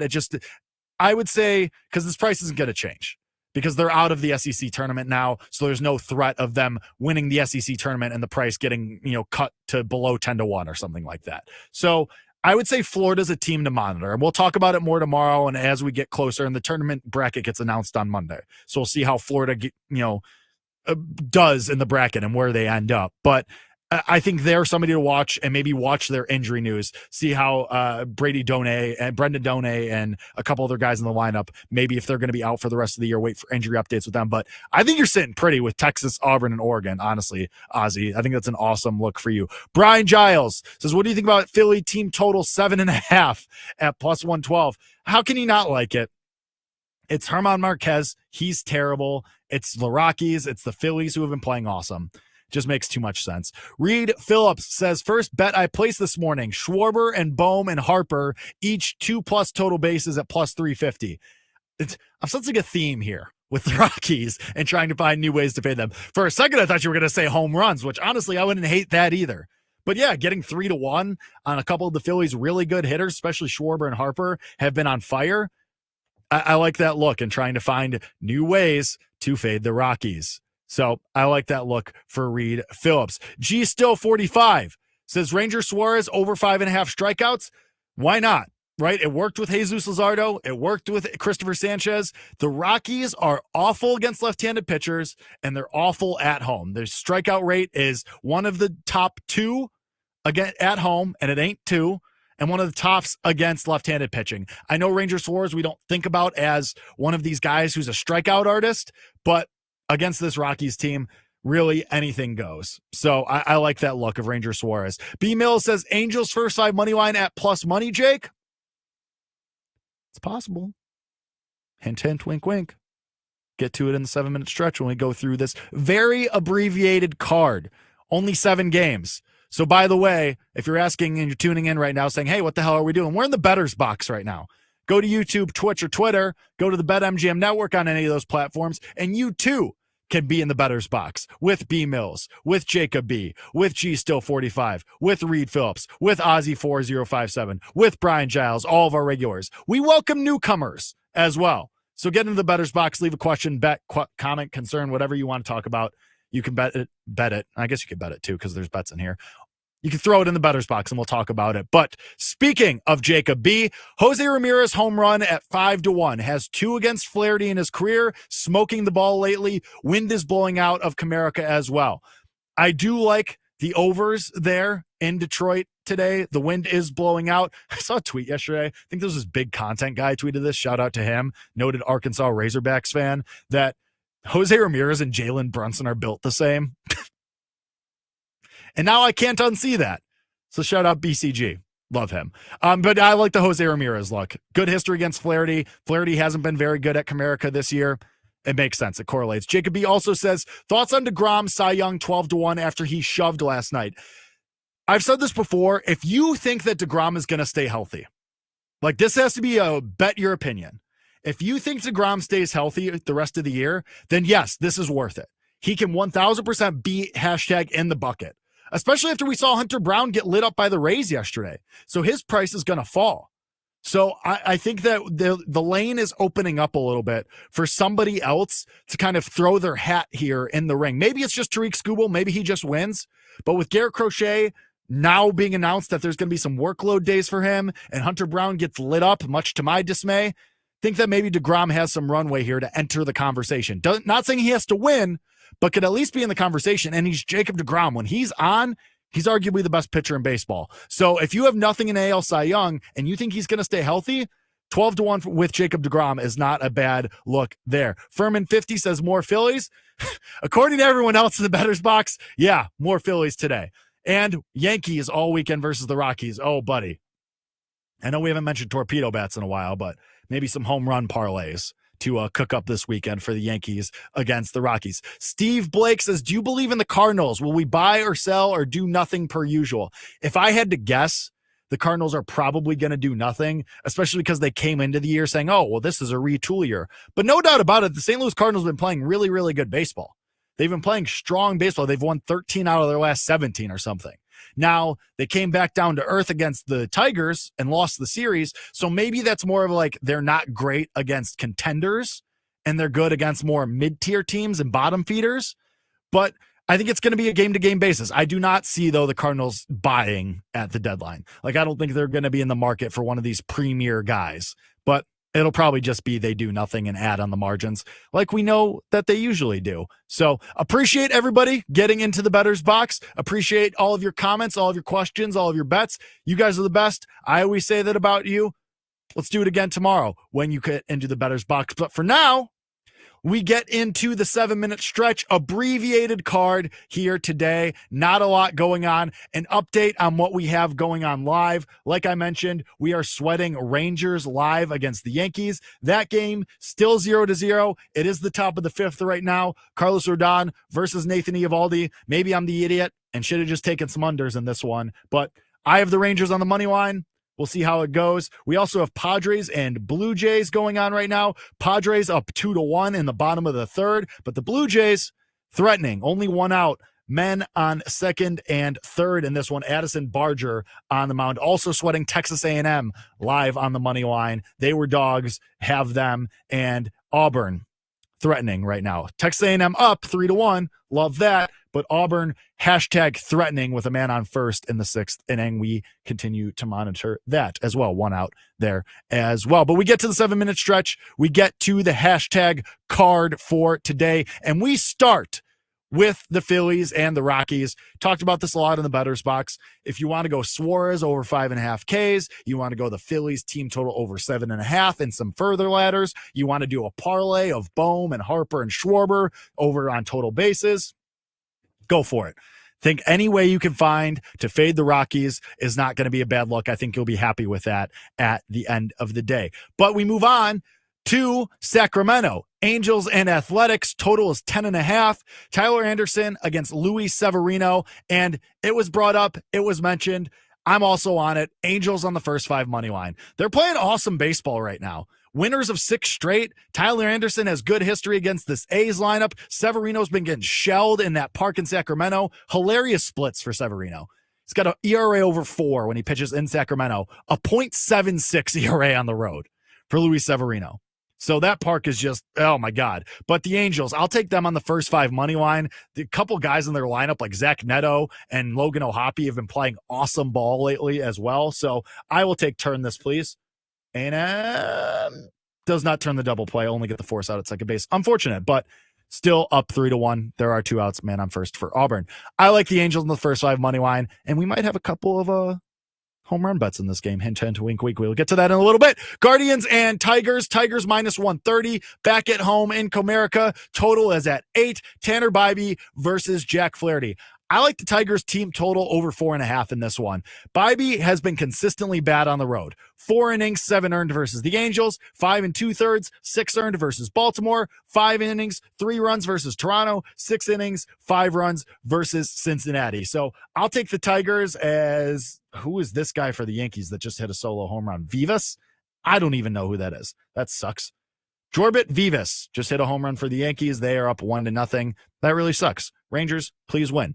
Anyway, we'll be on the Tigers team total over 4.5. Tigers have good history against Bybee as well. Brewers and Pirates total is at 9. This is going to be Carlos Rodriguez for the Brewers and Mike Burrows for the Pirates. Now you're probably saying, who? I don't blame you. 2 guys who are making their season debuts. I like the first 3 under 2.5 in this game. I know nobody has heard of these guys, but they've been good in AAA, and they both already have big league experience from last year. Carlos Rodriguez especially has been awesome in AAA for the Brewers. A 1.99 ERA, has struck out 49, only walked 15. Yeah, I'll back that guy. And Burrows has been pretty good for the Pirates at AAA as well. A 2.51 ERA, 41 strikeouts in 32 innings. So 2 offenses that are absolutely atrocious. Give me the first 3 under 2.5, Milwaukee and Pittsburgh. Braves and Nationals, just going to carry over from yesterday because it's the postponed game. AJ Smith-Shawver versus Trevor Williams. Drake Baldwin, over 1.5 total bases, plus 140 at BetMGM, the sportsbook born in Vegas. Best price out there. I think is a very wrong price, but best price out there. Orioles and Red Sox, in the event this game actually gets played. A lot of rain happening in Boston apparently right now, but I like the Orioles on the money line. Lucas Giolito has gotten lit up in 2 starts at Fenway, gave up 6 earned runs in each start. And Cade Povich, Maury's son, has actually been good on the road, a 3.38 ERA and good history against this Red Sox team. So give me the Orioles. I think they get 2 straight wins. PJ, I'm going against you, but I like Baltimore today. Last game here, Mariners and Astros. Welcome back to one of our kings. George Kirby making his season debut for the year, as that's what a season debut is, from shoulder injury, was shut down in spring, but he's been working his way back. 4 starts in rehab in AAA.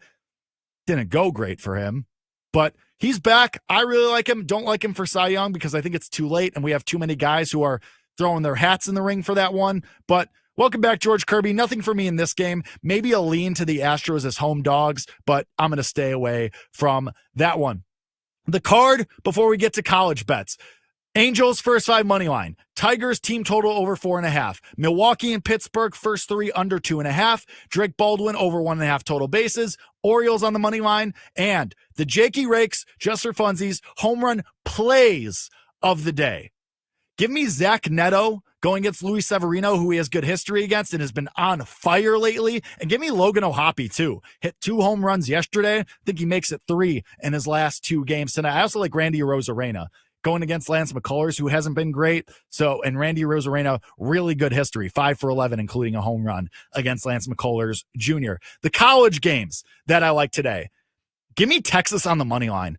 Plus 140 against Tennessee. It's Liam Doyle on the mound for the Vols. He's awesome. He's probably going to be a top 3 pick going into the draft this year. But this Texas team, and we saw a glimpse of it this past weekend, with Max Ballou back in the lineup, this Texas team is awesome. I think they are good. I mean, they're going to be the number 1 seed probably in the tournament when the bracket comes out on Monday. I really like this Texas team. I'll take the significant plus money with them. Give me Oregon on the run line, minus 4.5. I know that's scary, but this Michigan State team, they're done.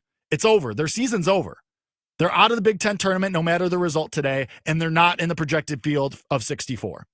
So dead team walking, Oregon trying to secure a top 8 seed so they can host through the Supers. I like them on the run line today. And Grayson Grinsell going on the mound for the Ducks. Give me Clemson and North Carolina State over 11.5.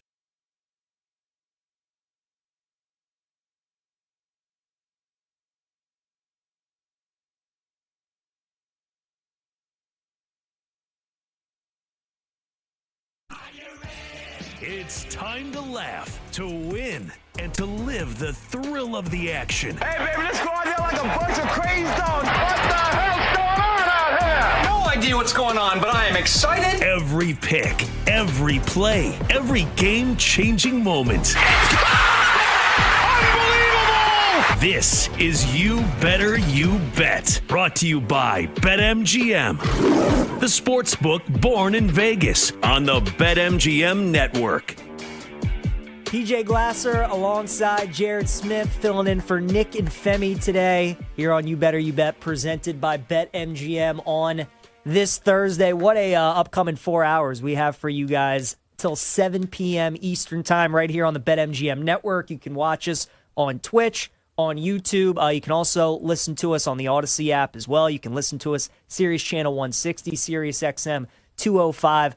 Going to talk a lot about Knicks and Pacers last night here in this first hour. No Nick today, obviously, who is a diehard Knicks fan, but we do have Jared Smith, who also is a massive Knicks fan. So excited to get his thoughts on what he saw last night at the Garden. We obviously have Game 2 tonight between OKC and Minnesota, which we'll talk about. Got the Stanley Cup playoffs, another Game 2 between the Canes and the Panthers. We had some breaking news in college football about 30 minutes ago or so that we'll dive into throughout the show. We'll also talk NFL as well. We got two great guests coming up. The French Open starts on Sunday. John Wertheim going to join us to talk about the French Open, and then Joe Varden is going to join us as well to talk NBA. John will join us 4:40 p.m. Eastern time, and then Joe will join us top of hour number 3 at 5 p.m. Eastern time as well. So a lot to get through during the show. We also have our social question, which is now up, which people can vote on. The poll question for today: what was the biggest collapse during the 2024-25 sports calendar year? Obviously, last night, Knicks Pacers, an all-timer. I'm sure many people by now have seen the statistic of what teams' records are in the NBA playoffs when they're up 14 with less than 3 minutes to go. They were undefeated, 974-0. And last night, obviously, the Knicks make it 974-1. So the Knicks are one of the answers to choose on. You can either choose the Yankees, their collapse against the Dodgers when they were up in Game 5 of the World Series. The Final Four, we obviously had an epic collapse with Duke against Houston, and then also the Chicago Bears on the wrong side of the Hail Mary against the Washington Commanders. So those are your four options. The biggest collapse during the 2024-2025 sports calendar. Please go vote, and we will get to that later on in the show as I welcome on my co-host for today, Jared Smith. Buddy, how are you, man? It's good to see you. I know you went through it last night. We've all been there, right? I mean, everybody who listens to this show, we're all massive sports fans. We all have our teams that we love. And last night, that's one that'll stick with you for a long time. Now that you've kind of had, a night to sleep on it, you've had the day to reflect, just your takeaways from Game 1 last night. Well, first of all, it was a fantastic basketball game. It was. Like, before I get into the fandom and the angst and the pain and the destruction, unlike a lot of the, high-profile games we've seen, now it has been a really good NBA postseason, I think, in general, but a lot of the Game 7s, a lot of the late series games have been blowouts to one side. My guess is this series is not going to take that mold. I think this is going to be a pretty tightly contested series. I think both teams are, it was a score fest last night. I guess the only people who had it worse than Knicks fans were anyone who bet the under or any unders. But the fandom is, I hate to say that it's expected, but as a Knicks fan, you're waiting for the anvil to drop. We talked about it a little bit before the show. My age is in this kind of tweener period where I was alive for a lot of the early success in my life in the 90s. Like, I'm 39, so I was 8 years old in 94 when they made their first finals run. I was 13 in 99 when they really made, I would say, like the finals run that a lot of Knicks fans in this generation remember. And now we get this back end of it, in my late 30s where I get to see, after basically 2 decades of crap, you finally get to see a breakthrough with a team that is really fun to root for, like Jalen Brunson. And I think Tibbs, like the style that they play, I think it's very easy. A lot of Knicks fans have really latched on to this team. But last night, I mean, that was about as old school, like same old Knicks as you can get. I mean, you read the stat. What was it? They were undefeated in almost 1,000 games. When you have a 14-point lead in the final 245, you got to give credit to the Pacers. I mean, you got to give credit to Aaron Nesmith and Halliburton, who were just fantastic. But it was tough. I was sitting on my couch last night, and I'm just kind of like, did that really just like I was speechless. I tweeted out speechless because I really didn't have any words for it. But yeah, there was no like screaming anger. There was no like crying. There was no outbursts of emotion. It was just silence and disbelief that I witnessed that, especially considering how long it's been since the Knicks have been to the Eastern Conference Finals. All the celebrities, like you have Timothée Chalamet sitting next to Ben Stiller courtside, and they're looking like a father and son that just had their lunch stolen from. Like it was just a bizarre scene. And as jubilant as the team was and the fan base was leaving the Garden after their win against the Celtics in Game 6, I mean, it must have been like a funeral procession leaving the Garden last night. I cannot imagine just the contrast in vibes. But, yeah, here we are, down 1-0 in the series. Just one game, though. And that, I think, is what's the craziest part about all of this, Jared, is that it's just game one of the series, yet it just feels like it's kind of over, right? And I don't think it's over. Like, for one, I know a lot of people do. They're like, how can the Knicks, come back from this? How can they regroup? But I think that's what makes all of this so interesting, is that at the end of the day, it is just one game. Like, the Pacers are up 1-0 in the series. They have flipped home court. But the fact that it's 1-0, and truly, if you're a Knicks fan, Jared, I don't think you could have had a worse outcome to that game than what you had last night, borrowing like one of the stars getting hurt, right? Like obviously, if Brunson or Cat went down, it's a different conversation. But you obviously lose the game that you should win, right? The historical collapse. You're up 14 with less than 3 minutes to play. But it's the fact that the big concern coming into this series, the advantage that everyone knows Indiana had over the Knicks. There were two big ones, right? It's the pace of play. It's which team can get the pace into their favor. We know the Knicks want to play slow. Indiana wants to play fast. But the other one is the minutes that the Pacers, or that the Knicks rely on their starters, and that obviously the Pacers more so rely on their depth. I talked about this before the Eastern Conference Final. Every Knicks starter in the postseason, Jared, has averaged more than 35 minutes per game. Do you know on the Pacers there isn't a single player on their team that averaged more than 35 points, right? More than 35 minutes. So that was the big thing for me, is if this was round one and you're getting these teams relatively fresh, even though you're coming off the heels of obviously a long regular season, both of those teams they're been in the postseason for a while now. It's just different, right? We know playoff basketball is different. The fact that they're this far along, they've kind of been playing like close to a month in playoff basketball pretty much. And you have an Indiana team that has played 2 fewer games in the postseason, because both of their series against Milwaukee and Cleveland have gone 5, and both of the Knicks series have gone 6 games. And then just the fact that they have more depth, right? Like everybody agrees the Knicks want the knockout punch. They want to try to win this series in 4 or 5 games, and we know that's probably not going to happen. The longer this series goes, especially if it's played at this pace, it favors the Pacers, man. So not only do you lose a game that you obviously should win, but the Knicks just obviously they can't continuously play like this. They can't play at this style with the Pacers. And it just feels like a game where they did and they should have won, to not be able to win a game like that. And, you have your starters play all those minutes, and Cat's kind of hobbled towards the end of it. We know Brunson pretty much takes a beating in every game. I think that's the toughest thing if you're a Knicks fan, right?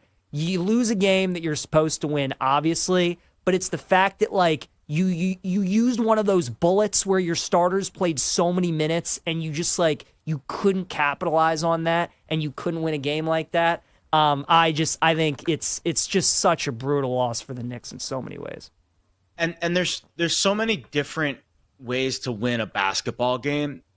I think the Pacers can win. Like, if you ask me, like, which team needs to play a certain pace, the Knicks need to play slow. I don't really think the Pacers need to play slow. I honestly think with Turner and with Siakam, like, they're good enough defensively on the interior to play a grinded out game if they have to. They don't want to play that style, but I think they're capable of winning a game 105-100 instead of 138-135. Whereas the Knicks, I don't think are capable of winning a game at the pace that was played at last night. So to your point, there's only certain ways that I think that the Knicks can win in this series. And it's if it's a slow, grinded out kind of pace, where I do think that the Pacers can win at different styles.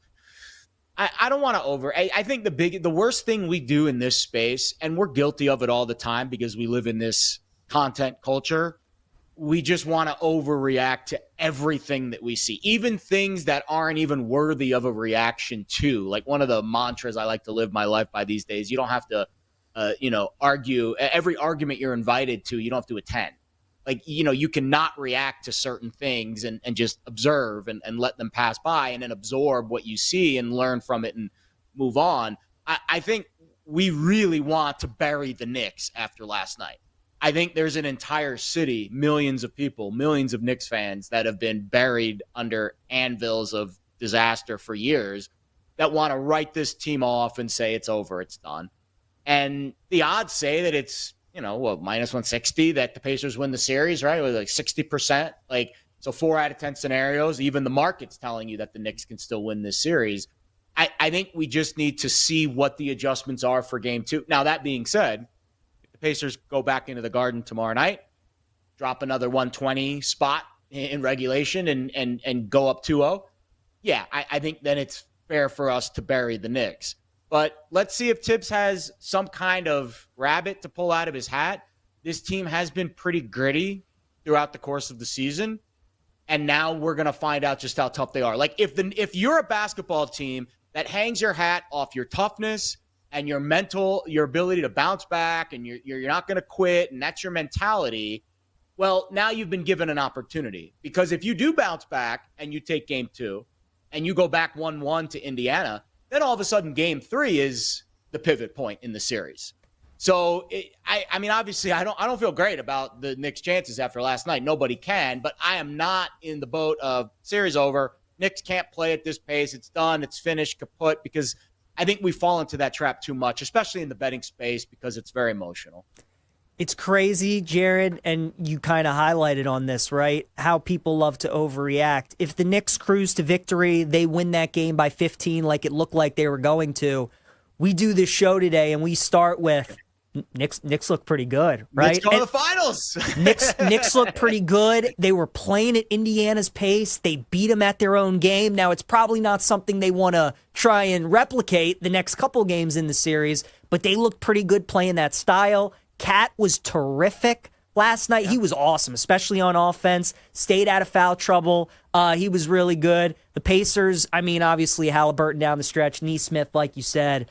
But it is funny, right, how the Knicks take care of business, win that game by 15. I mean, we're having a conversation like, man, New York looks pretty good. Maybe they'll wrap this thing up in 5-6 games. Maybe it doesn't go deep like a lot of people thought it would. But obviously with the collapse that they had, now it's just, I mean, like you said, Jared, it just, for the Knicks fans too, right, that, I mean, having experienced something like this in 25, 30 years, you're so excited for an Eastern Conference Finals, you have home court, and just to lose a game like that at home, right? It just sucks the life out of everybody in that city. So really interested to see how the Knicks respond in game 2. And I'm just, again, I'm going through kind of like the play-by-play, Jared, and I'm going through like the final 240 of that game and just everything that had to go right for Indiana. And you know what's crazy is all the threes that Nesmith made.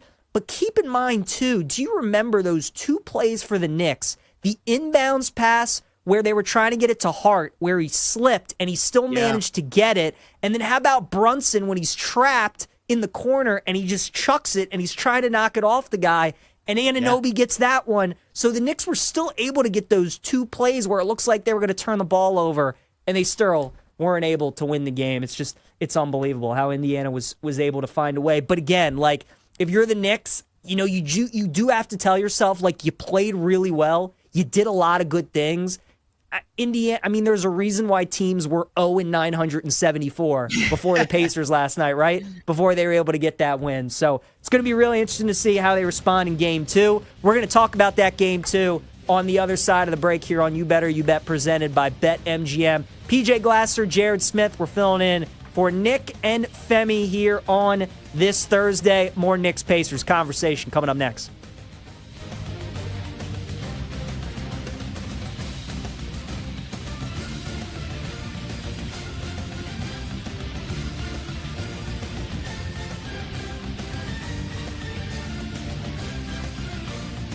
We'll be right back with You Better You Bet, presented by BetMGM, the sportsbook born in Vegas.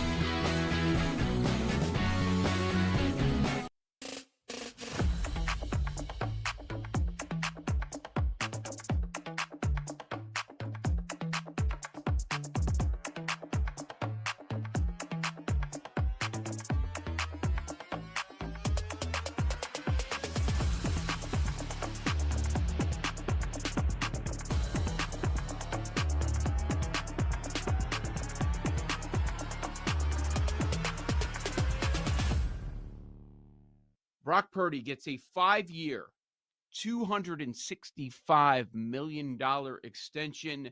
The guaranteed money is what really matters. We're talking about $100 million guaranteed for Brock Purdy. So they take the plunge. They are in the Brock Purdy business. Don't see themselves getting out of that anytime soon. Mr. Irrelevant got paid, Sammy. Whew, good for him. Happy for him. Happy for anybody to get $100 million guaranteed. The big conversation, though, we're going to hear until the season begins, is it him? Is it the system? Mm-hmm. It's probably a little bit of both. Let's not act like this system makes everybody a starting quarterback. That's not the case. I mean, Trey Lance. There you go. Was Trey Lance? What was the deal there? What happened there? Why didn't the system work for Trey Lance? Jimmy Garoppolo comes in, has a bunch of success, goes elsewhere, doesn't have the success. So I think Purdy needs the Niners almost as equally as the Niners need Purdy. I don't know that he could go to, Green Bay or the New York Giants and win. I mean, playing in that Shanahan system definitely has its benefits. And he's been able to utilize the tools, the schematics, the weapons, all that, and become basically, a $50 million a year quarterback. Good for him. My questions are all still the same on San Francisco. What does the defense look like? Offensively, they're going to be okay. But when you pay the quarterback the big money, you can't afford other things. You can't afford big receivers. You can't afford star safeties anymore. So now it's on him. He has to be the reason they win, not a supporting cast member. He has to be the lead or the second lead. He can no longer be the fifth or sixth or seventh best player. he has to be that much better because he's getting paid.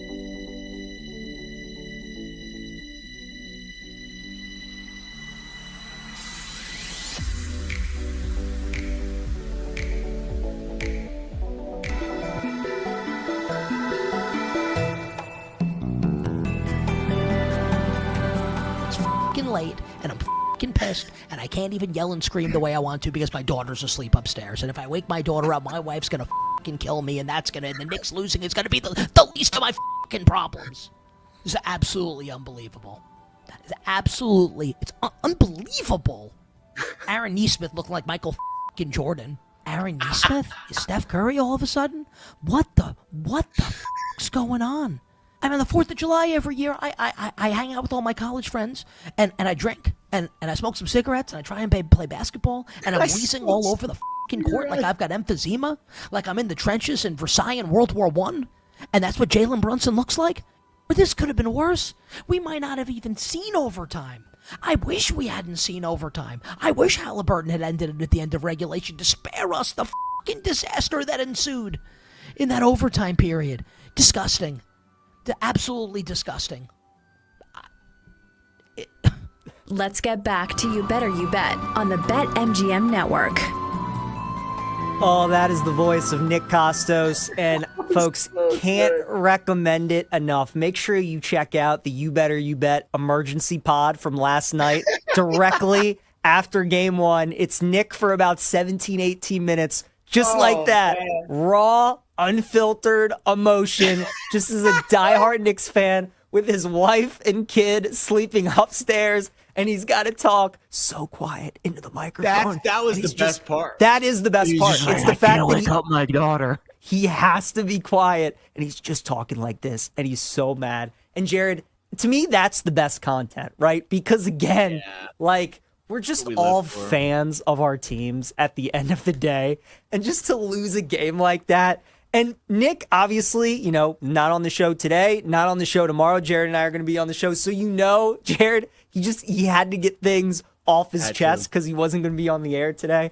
And it's spectacular. So again, make sure you check out the You Better You Bet emergency pod from last night. It's the best. Just Nick going off for 17 minutes on his New York Knicks. I'm PJ Glasser. That's Jared Smith. We're filling in for Nick and Femi today and tomorrow here on You Better You Bet, and we're going to continue talking about this Knicks and Pacers series. We're going to talk about our thoughts for Game 2 upcoming here in a little bit. Jared, I just want to ask you, though, because I think whenever we have these crazy comeback in sports, right, there's that moment where we all kind of can sense that, all right, let's take it easy, right? Let's make sure nothing crazy. And then there's that switch of reality, they actually might blow this game. Was it the Halliburton shot? Was it the Towns missed free throw so that you knew that, oh my God, they could win this with a 3-2, send it to OT? As you sort of think back to that game, was there a moment when you started to think to yourself, the Pacers really might do this? The Knicks might blow this game? Was there a moment, a play that you can kind of zone in on from last night where that was the reality for you? Well, it's a good question because I think you're in denial. It's the full range spectrum of emotion, right? The first stage is always denial. And it's during the comeback, you're this isn't all right, they're hitting some shots. I think Nesmith had 2 or 3 in a row where you're all right, it's getting close, but they're still kind of at arm's length. Like, they're still up 8. Like, Towns hit a layup with 40 seconds left to put them up 8 with 40 seconds left. And I know the stat of the, up 14 with 2:45 left. There's a lot. 2:45 is a lot of time in an NBA game. 40 seconds is not a significant amount of time, and you're up 8.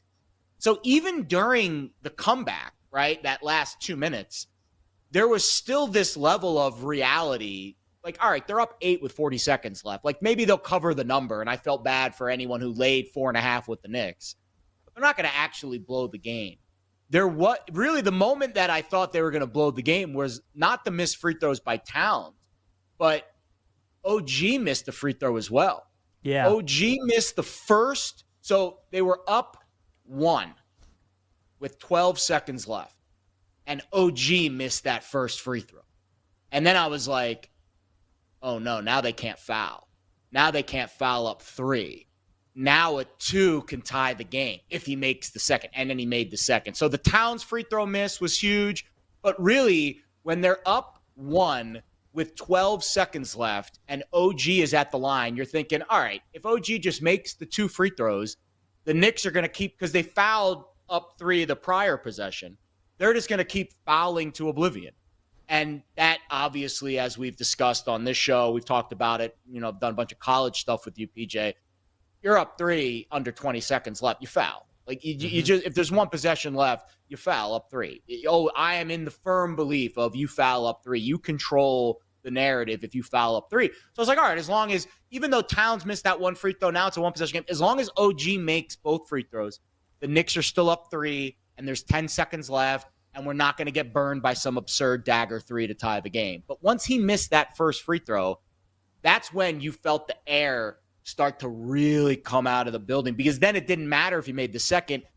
A 2-pointer ties the game, and the Pacers have been scoring so easily. You knew they were going to get a 2. Now, the irony is the shot that Halliburton hit to tie the game. I mean, PJ, you shoot that ball a million times. Yeah. And it bounces straight up like that. Maybe, 1 out of a million, 1 in a million comes down and goes in. Like, it was such an absurd shot. Like, that ball went above the backboard and then fell in. Like, if somebody breathed too heavily, it would have blown it off of its trajectory there. So really, and then obviously Nick putting a bow on it. I posted before the show, WWNS, what would Nick say in this situation if he was hosting the show today after a loss like that? I think he'd be much louder than me. I was in disbelief. I was stunned. I still am stunned that shot went in by Halliburton. It really was remarkable.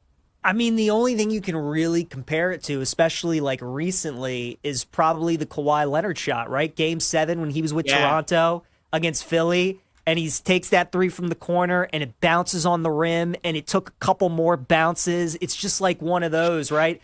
I mean, in sports, it's like when a shot like that's in the air to tie the game or take the lead, it's kind of like in football when it's like coming down to the end and you're just like waiting for the Hail Mary or like a long pass and you're waiting to see if like the receiver catches it. It's just that moment of like you're just waiting to see. But the fact, it's funny when you're watching on TV, right? Or I guess even when you're in person, because when you see it bounce on the rim, you don't know like which way it's going to bounce after that. Like, is it going to bounce on the rim and then go left? Is it going to bounce on the rim and then fall off? Like where? And then the fact that it just falls in perfectly. And then again, the fact that like Halliburton does the choke sign and then they all realize that it's only a 2-pointer and they got to play overtime after that. But Jared, was there ever a game that felt like it was over after that, going to overtime? Like you just knew the Knicks were going to win. The Knicks were losing. Yeah, you knew the Knicks were losing. The Pacers were going to win after Halliburton hit that shot. So just crazy. Again, how all the things that it took for that game to go to overtime, and then Indiana wins it 138-135. I wonder, Jared, how many people last night are Knicks fans that had the Pacers plus 4.5. And I think people can relate to this when you're a fan and you're also betting and you take the other side and you start doing the math, right? And you start seeing Indiana making this comeback and it's getting to the point where like they're making you nervous that like they actually might tie the game or like win it.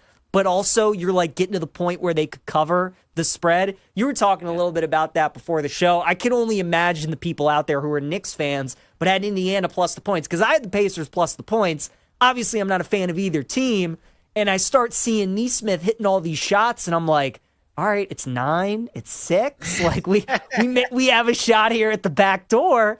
And then all of a sudden, right, they tie the game and go to OT. And then there's a part of you that's like, well, we know dogs go to die in overtime. So it's crazy. Did you bet Indiana last night? Like, were you one of those people as a Knicks fan who had the other side and you're starting to do that math of like, can I win both bets? But like, are the Knicks going to blow this for me? I have a better story for you. So first of all, to the original point you made about when the ball bounces off the rim and goes up in the air, you never know what the angle is. I use the players underneath the basket as my guide for that. If the players underneath the basket are jumping right as the ball's in the air, you know the ball's off the rim. But if they kind of like stare at it and like look at it, then you know it's kind of still in the cylinder and it's got a chance to come down. So when you have, and there's been plenty of other plays like that where it's a late shot and the ball hits the rim and goes straight up, I always look down at the players and see how they react to know, because you're right, because the way that the TV angles are, it's hard to kind of tell where the ball is. All right, betting wise now, this is why it's always good not to bet on games you have a strong emotional attachment to, your favorite teams. Like I have friends that refuse to bet on any for or against when their team is playing in a big game, playoff game type of vibe. I don't bet NBA sides very often, if at all, but I bet a lot of NBA props. I had multiple props last night to the over on Tyrese Halliburton. 3-pointers, assists, steals. Everything was under until overtime. The 3-point shots, I had a alt on him, 5 or more made threes at 7-1. He landed on 4. The 3-pointer at the end that was a 2, clearly a 2, his foot was on the line, but I thought it was a 3. So yeah. I'm in this weird limbo of my team just lost an obscene game. I'm sitting there on the couch like dumbfounded that they blew this lead. And then on the other hand, I'm like, wait a minute, I just hit a 7-1 on Tyrese Halliburton threes. And then it turns out it wasn't a 3, so I didn't win that bet. And then the Knicks lost in overtime. Anyways, so it's like you play this, you're right, mental gymnastics where you're trying to figure out, can I bet against my team in a certain way to where the Knicks can still win the game and I can still win money? And this is why betting and fandom, like I'm convinced that I am less of a fan of my teams today than I was 10 years ago because of this career path that I've chosen, because I'm just so wrapped up in how much money I won every night. I forget about the real reason that I love sports, which is I love my team. Like it really is this weird kind of limbo that a lot of fans are in now that have adopted the betting angle. And I recommend, if you really love your teams and you don't want anything to come between you and your fandom of your teams, your childhood teams, don't bet on the games that your childhood teams play in, because it'll just ruin it for you in the long run. It's very true. It really, really will. That's Jared Smith. I'm PJ Glasser here. You Better You Bet, presented by BetMGM. We're filling in for Nick and Femi. All right, Jared. So looking ahead for this series, what did you think? What was your prediction going in? Who was the team that you thought was going to win and how many games? And now after game 1, has that changed for you at all? Well, I still think the Knicks, like, if they can figure out a way to slow the Pacers down, like, it's not like they played a bad game last night. Like, I think we need to throw out the whole, the Knicks are done, they're dead. It's like, I do think they're very live in this series. If you want a good betting angle for game 2, it also applies to the Thunder T-Wolves series tonight. I was looking this up last night. Teams down 0-1 in any playoff series are pretty solid ATS first half in game 2, 29-16 over the last 4 postseasons. And if you want to zoom into the home team specifically, 9-5 in that stretch, 4-0 this postseason. So home teams down 1-0 in the series are 4-0 ATS in the first half of game 2. So it's a pretty obvious bounce back angle, but it's been relatively profitable not only this postseason, but over the last 4 postseasons. In fact, over the last 4 years, it's been very profitable, over 60%. So I think that's my initial vibe. Knicks first half, first quarter in game 2.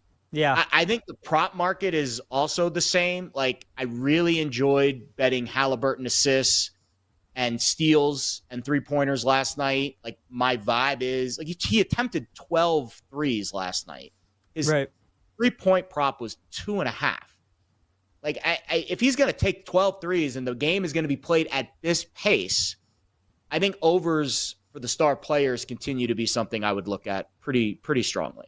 And that makes a lot of sense for game 2, Jared, because I'm just thinking about this postseason so far, right? And all the upsets that we had in this pass round in those game 1s and kind of how the game 2s played out, right? Think about the Boston-New York series. Boston is up big in the first half, third quarter, blow a big lead. Then in game 2, they're up big again in the first half, third quarter, blow another big lead. Then you have the Indiana-Cleveland series where Indiana wins game 1. Cavs are up big. They blow it in game 2. So I think that I think the Knicks are going to be up big double digits in the first half.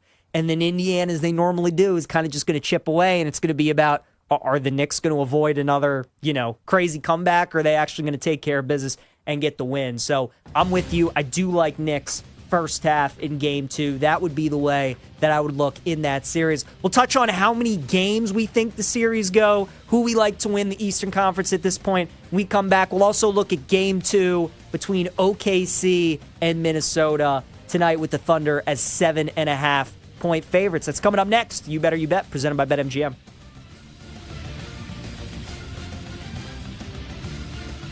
We'll be right back with You Better You Bet, presented by BetMGM, the sportsbook born in Vegas.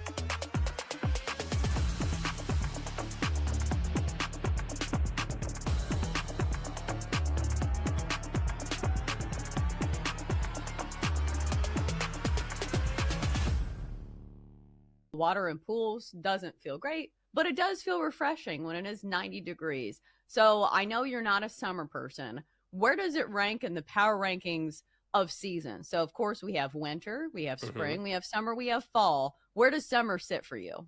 Well, if I'm near the water, summer's number one. Like, I have no issue getting in the pool, getting the ocean. Like, I love the water. So if I'm near summer is definitely last for me, unless I'm at the beach or near the pool, and then it's like we're going to go visit my mom here in August, and Catherine and I will spend all day just hanging out by the pool.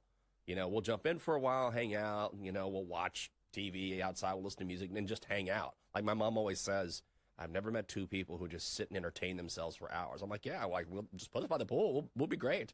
So if there's water, I'm awesome. But if there's not, then it's like, okay, I'm just sitting here sweating the entire time. So it kind of depends. Normally, I would say summer is near the bottom, but if I'm on vacation or I'm near a pool, then it's totally different. Nah, I used to be a summer number one type of gal, but then like adult life hits and you're like, whoa, you don't have summer vacation and regular jobs. Like, it feels like we're setting up kids to fail because you're like, oh, summer's here. Like, wait, you don't get any days off? Like, none? Oh, you get Memorial Day and maybe Labor Day, but that's it. And those are, bookends to the entire summer. Yeah. And also, I understand what you're saying because I think this is why less and less people are having summer weddings. Because if you're a girl, more than likely, you're in like, a spaghetti strap dress or something that doesn't cover much. But for men, the amount of misery you see on men's faces when they have to wear a full-on suit to weddings in the middle of the summer, oof, I feel it. Like, I feel their pain through their faces.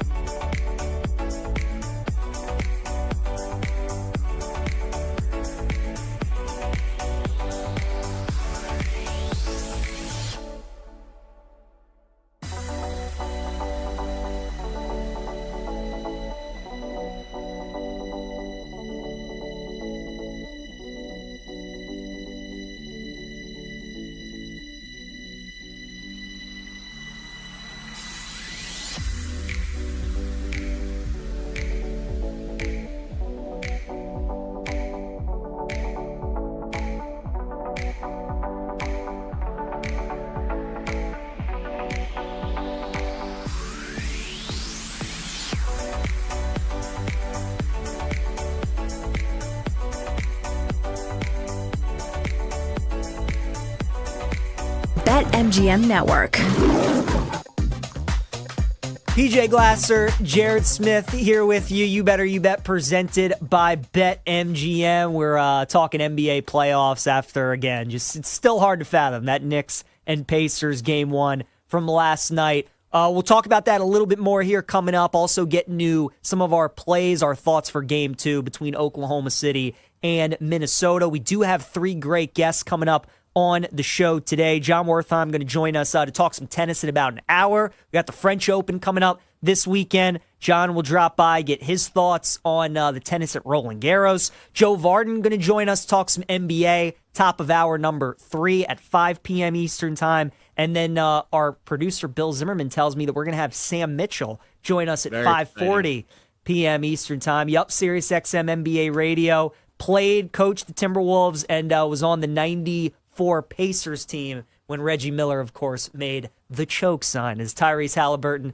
decided to recreate last night. Jared, I wish one of the reporters would have asked Halliburton when that thought crossed his mind, right? Because they inbounded the ball with 7 seconds, and he had it, right? I'm thinking that was the time when he's like looking around and he's like, all right, 2 to tie, 3 to win. If I hit a 3, I'm doing it, right? Like, I think that's when it probably clicked, but I want to know when was the exact time when he started to think like, all right, if I hit a game winner, like I'm pulling out the choke sign, because I cannot wait in game 2, Jared, to see all the smoke that Halliburton gets. You think it's bad? You think it's bad for Trae Young when he goes into the Garden? I mean, it's going to be insane for Halliburton tomorrow night. I think Ali LaForce asked him after the game, and if I recall, again, I was in like a vegetative state, in the minutes after the game. Like, you're just like staring at your TV, like, all right, can I wake up from this waking nightmare? And I think Ali asked him, and he said he was planning to do it, but only if the moment called for it. Correct. And like. And I think he also said that if he knew it would have been a 2, he wouldn't have done it. because it was just like there was so much confusion. Like I understand, like there's so much confusion at the moment. Like you thought it was a 3. Everyone thought it was a 3. I thought it was a 3. We all thought it was a 3. Yeah. I thought the game was over. I think if he could have done it again, knowing it was a 2, he wouldn't have done it in that moment. Also, it's game 1. Like, series isn't even close to being over yet. Like, it feels like, I don't want to say kind of, a little premature joculation there, but maybe a little bit. Maybe. Because that will be the lasting moment from the series if the Pacers don't win. Correct. He gave the choke sign, and then they ended up losing the series. Like, he'll never get to live that down. Jared, I think this series is going 7 games. Okay, let's keep in mind that this is the final playoff series that TNT is broadcasting, right? Oh. And they've obviously been the flagship for NBA and carrying the playoffs in a number of NBA games. And the fact that their final series is Knicks Pacers, and the fact that Reggie Miller is on the call for these games, like, it just makes sense that we're getting 7 games from this series. I'll never forget when, obviously, the SEC college football was on CBS before that changed over to ESPN. Final Iron Bowl that we got between Bama and Auburn, Jared, was the 4th and 31 with Jalen Milroe, right? Like, we got an insane, crazy ending for the ages. And now here we are, TNT having their final series. We get an all-time game 1. And you just watch these two teams play, right? I mean, it's just evenly matched. Like, it's good basketball. Yeah. These games can go either way. So I truly believe we're going 7 games. And I don't know who's going to win. I still think it's probably going to be Indiana.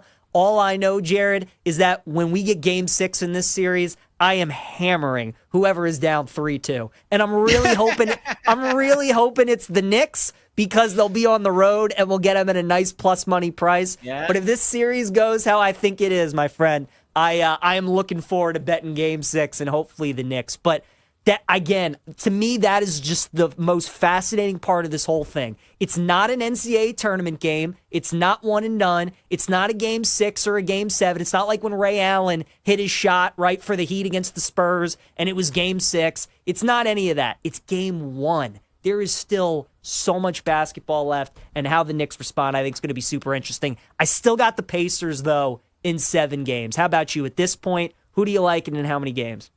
I would say Knicks in 7, just because they have the home court. But I like your take on, I like your more, conspiracy theory take. It's a narrative peach play. It's what I do. So I mean, I think we get that point in the series where you just never know the twists and the turns. Like, honestly, if you were going to ask me last night at halftime, like, hey, this is the way it's going to play out, I'd been like, yeah, I believe you.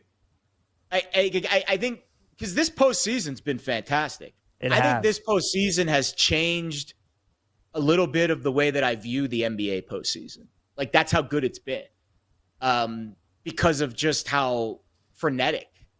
Like, yes. I mean, I could be completely, talking out of the side of my mouth there, but I'd be willing to bet that this is the most 20-point comebacks we've had in any postseason.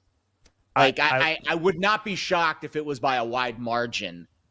Yes, on the most comebacks ever of 20 points or more in a postseason. And the postseason's not even over yet. So I think that's definitely something to keep in mind. Like, nothing would surprise me. Pacers sweep wouldn't surprise me.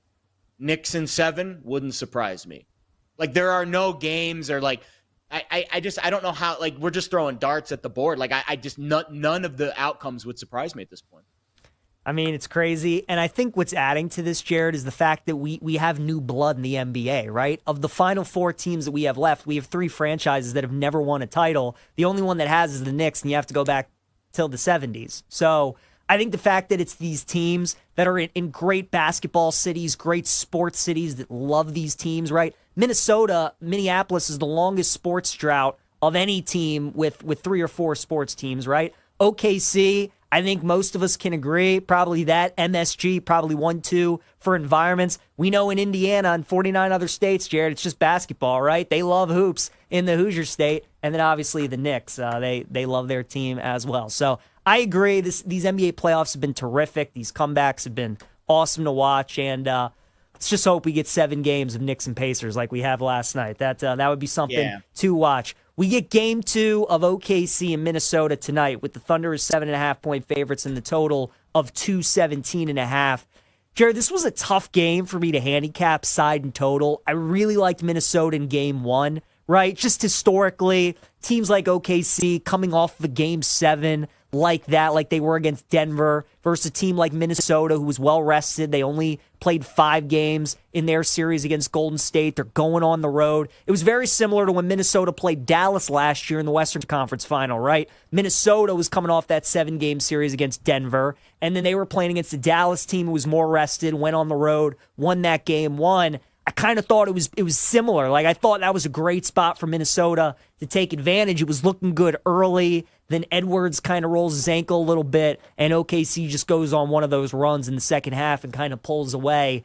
Tonight, I could kind of see it going either way. I think there's more of a chance that OKC kind of cruises than Minnesota keeps this game close. But I feel like the last couple of years with the Wolves, Jared, they've been so good on the road in the postseason. And it's been in spots like these where I think the consensus among a lot of people was, okay, like game 1 was probably their game to get. Now it feels like OKC probably cruises this time around. And these are the games where like Minnesota has just shown up, right? In that Lakers series, I think game 5 right back in LA, we all expected it to go back to Minnesota. They take care of business there. In the Denver series last year, they take game 1. We're all like, well, Denver's obviously going to get game 2. That didn't happen. Then they win game 7 in Denver. So this last couple of years, man, the Wolves in these spots, in these road games where you just don't really expect them to maybe be competitive or cover the number as underdogs, they usually cover and they usually win outright. So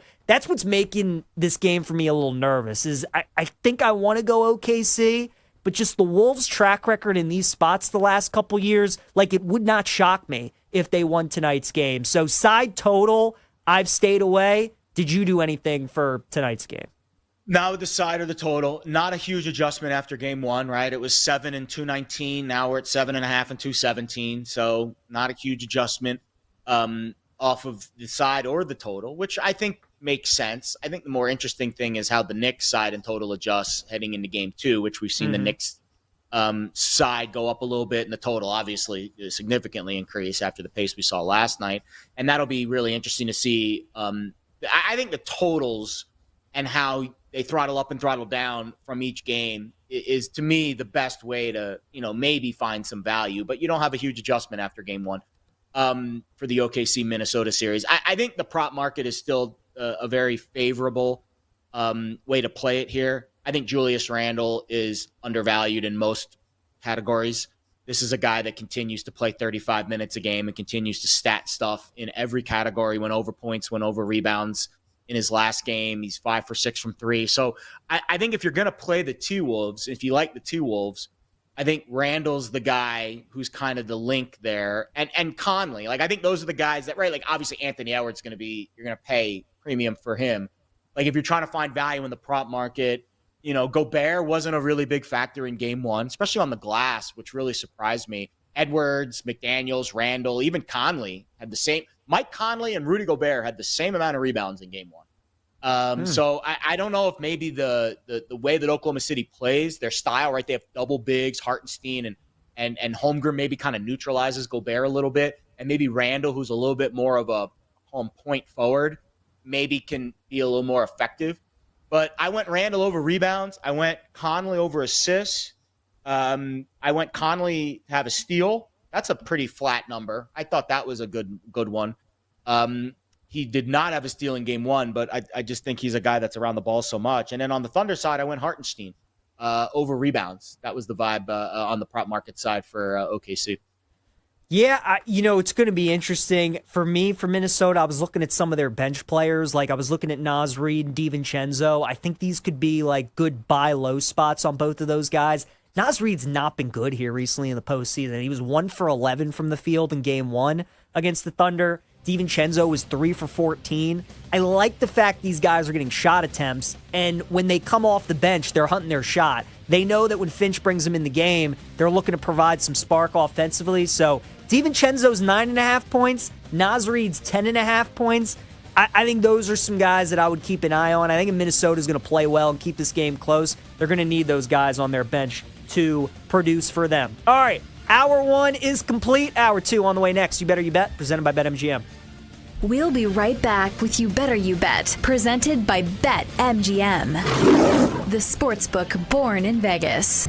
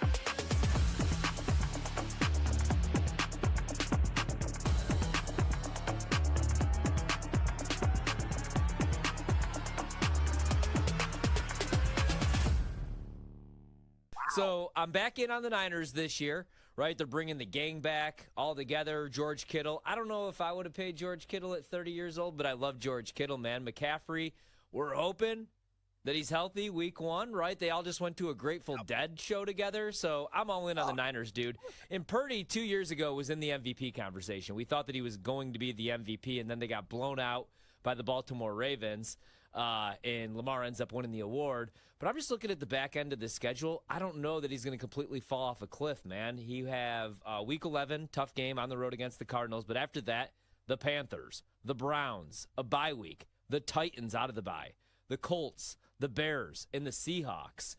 A couple years ago when they made that run to the Super Bowl, he threw for 4,280 yards. And I know people are down after last season, but he still threw for 3,864 yards, and he missed 2 games. You know, he's going to push the ball down the field. Brandon Ayuk hopefully is back. I like these weapons, man. Juwan Jennings, I think, is going to be an absolute stud. He had a career-high 77 receptions last year on 113 targets, nearly 1,000 yards, 6 touchdowns. Ricky Pearsall Jr. Got shot, unfortunately, to start the season. He should be fully healthy. You have George Kittle. I think Brock Purdy at 28-1 to win the MVP is a really good bet, so I placed that today.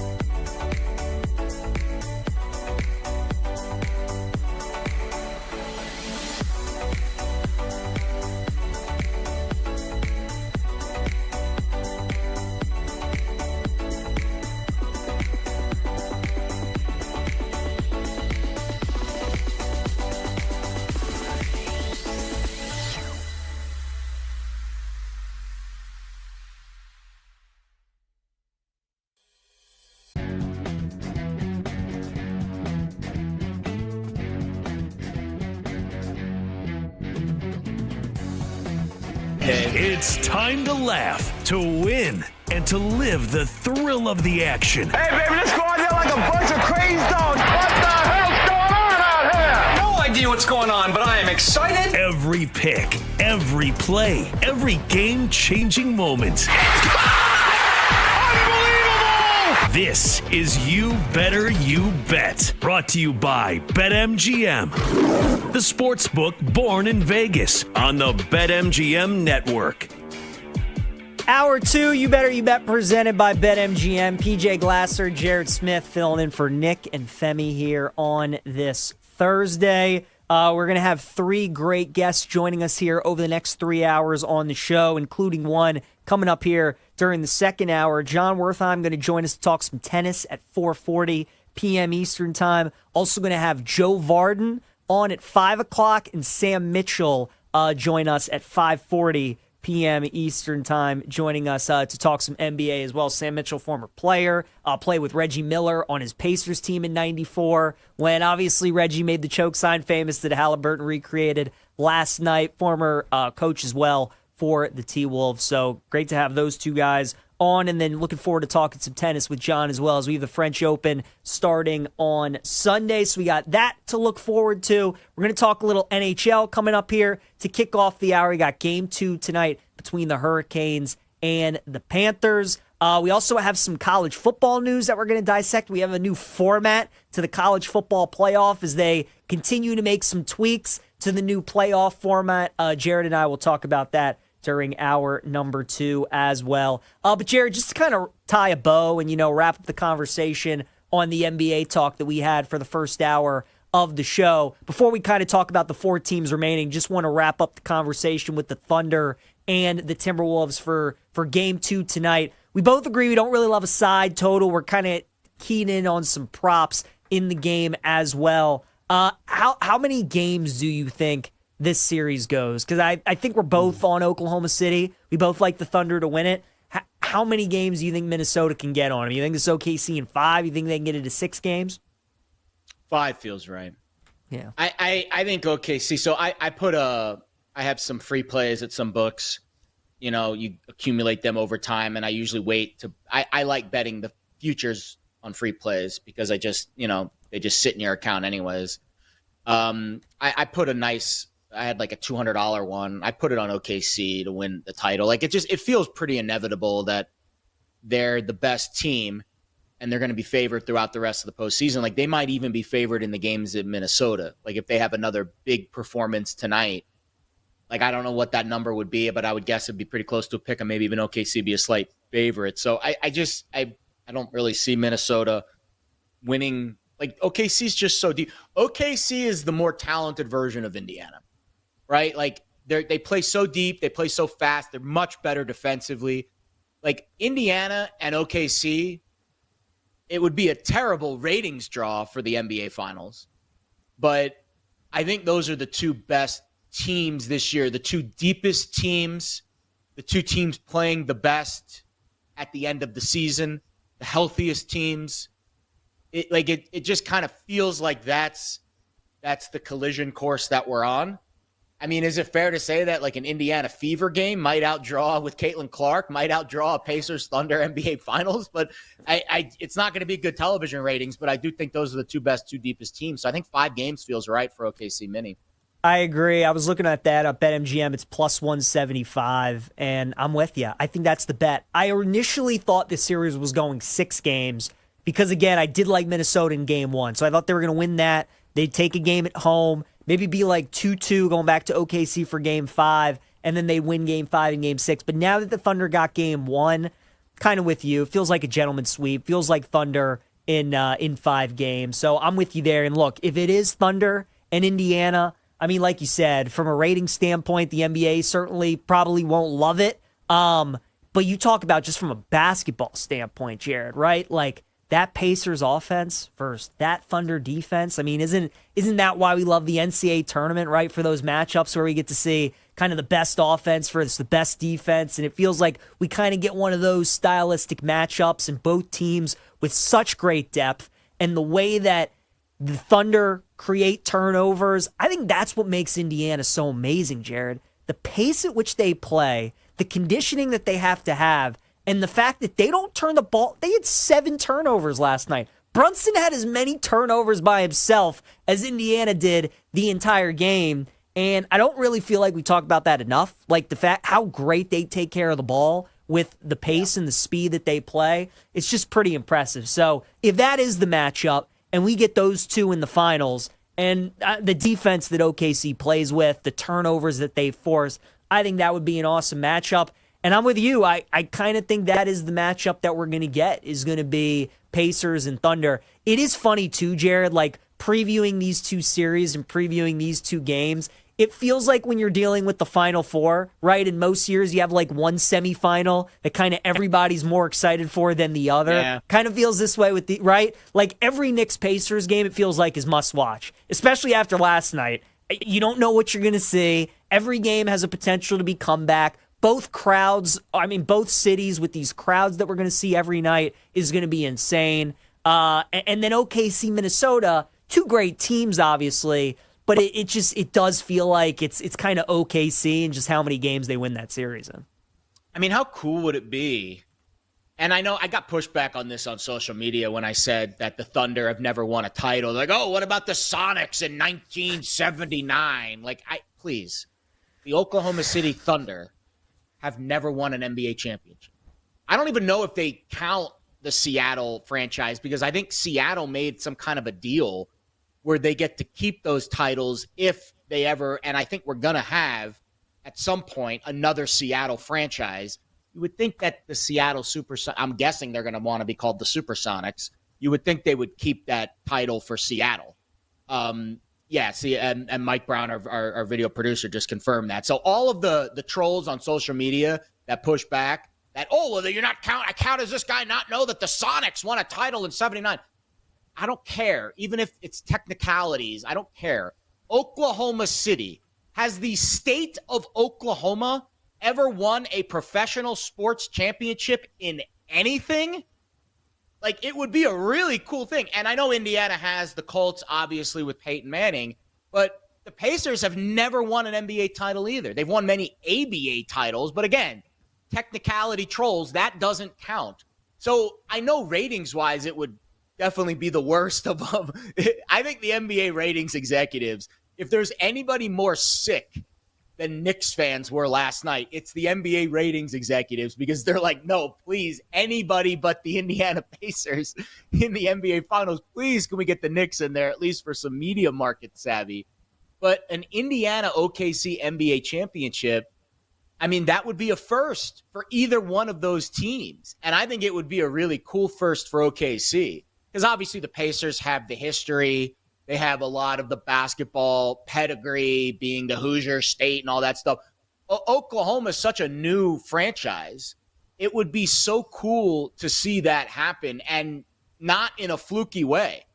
They've been the best team nose to toes all year. Yeah. And you don't see that very often. Like, I know in the NBA, it's usually the favorites that win. So I guess in the NBA, it does happen more often than not.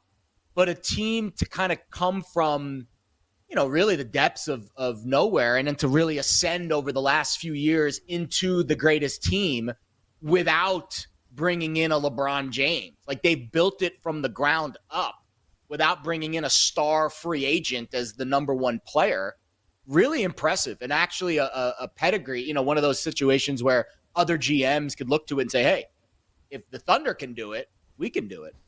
100%. I mean, they have a genius running their team, and Sam Presti's just done, the blueprint for how to rebuild in any sport. What he's done has been incredible. Real quick, Jared, any angle tonight you think for SGA, in terms of like props, especially winning the MVP, first game since that? Like, do you attack like first quarter scoring? Do you think he comes out and he's like, MVP, crowd's behind me, my guys are looking to feed me? Do you think he's more of a facilitator? There's obviously been a lot of talk about how often he gets to the foul line, and him and Brunson kind of always looking for these calls. I was wondering, like, when you were doing handicapping or looking at anything, if like maybe SGA was the guy that you were looking at.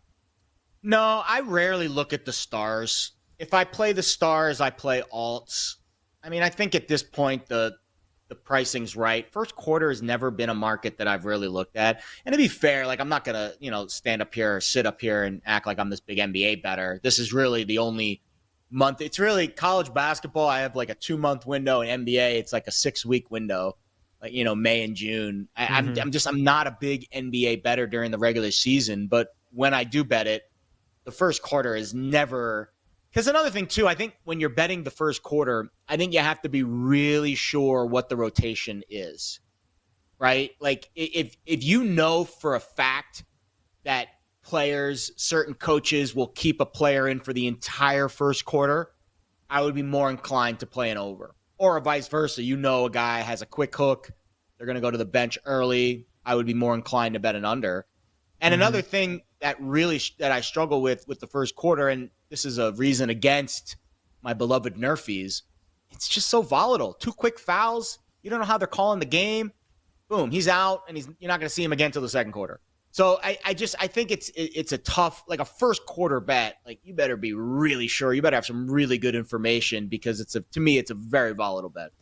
No, makes a lot of sense for sure. I do want to get some thoughts on the NHL. We do have the Panthers and the Hurricanes tonight in Game 2. Carolina minus 130 favorite at home. The Panthers are plus 110. Also, as we're talking hockey, make sure you guys check out tomorrow's edition of the Daily Tip. They're going to have ESPN's John Buccigross on tomorrow, 7:40 p.m. or a.m. Eastern time, with Jenks and Chelsea on the Daily Tip. So again, make sure you tune into that. I'm sure they'll be recapping this game from tonight. Carolina dropped Game 1 at home, Jared, their first postseason loss at home so far in this year's postseason. Florida is obviously the defending champs. Really impressive Game 1, winning 5-2. Total remains the same at 5.5. Hurricanes, after losing Game 1, a little bit of a bigger favorite here, go from minus 120 to minus 130 on BetMGM. Any plays for you, any angles in Game 2 tonight? I mean, Florida's got the pedigree. I think Carolina, and again, I haven't watched 1 second of really postseason hockey other than maybe like when the games are tight, I get an alert and I'll turn it on. Like I have not been locked into the NHL postseason, but the Florida Panthers are the defending champs, and they're a team that I think has all of the mental capacity to win 2 on the road. I don't believe in the zigzag theory in hockey. I don't think that's a thing. I don't think these guys take their foot off the gas for 1 second of any postseason game, regardless if they're up 1-0, 2-0, 3-0. Unlike the NBA, where you do get a bit of a zigzag approach with a lot of these series, especially if a road team wins Game 1. I'm always interested in the home team in Game 2, like I will be, Knicks first half tomorrow night.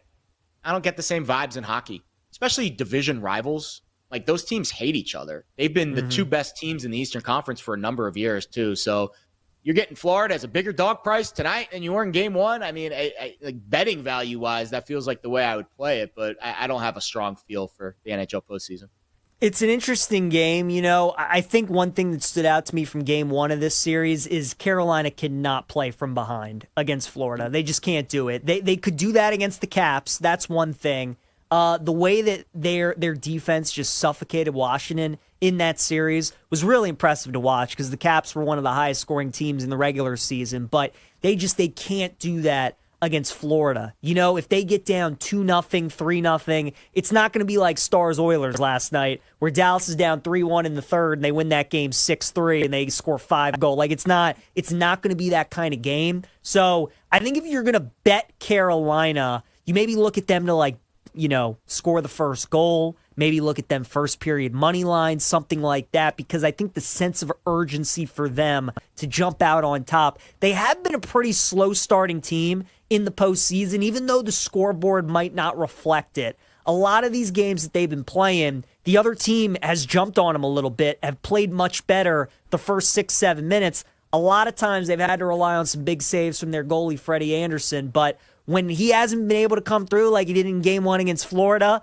you see the results, and the Panthers are able to cruise to a pretty comfortable victory. When he does make those big saves, though, especially when they're at home, then the crowd gets behind you. You start to get some of that momentum, and then Carolina starts to wake up a little bit. But I was surprised, Jared, in that Game 1, right? It was very similar to the spot that Minnesota had in OKC at Game 1 in their series, where the Thunder were coming off a series that went 7, just like Florida was against Toronto. Felt like a really good spot for Carolina, and they just did not take advantage. And I think that's obviously, a credit to the Florida Panthers, who are the defending champs. They know what it takes to win this time of year. But that, to me, I kind of feel like this is a series that might be correlated. If you like Carolina, look at an under. If you like Florida, look at the over. I'm not saying it's going to be that way every single game, but Carolina definitely wants these games to be 2-1, 2-0, whereas Florida, they don't mind playing any kind of style or any kind of game. That should be a really good game, too, tonight in Raleigh. When we come back, we got a new format to the college football playoff. Jared Smith and I will break that down next here. You Better You Bet, presented by BetMGM.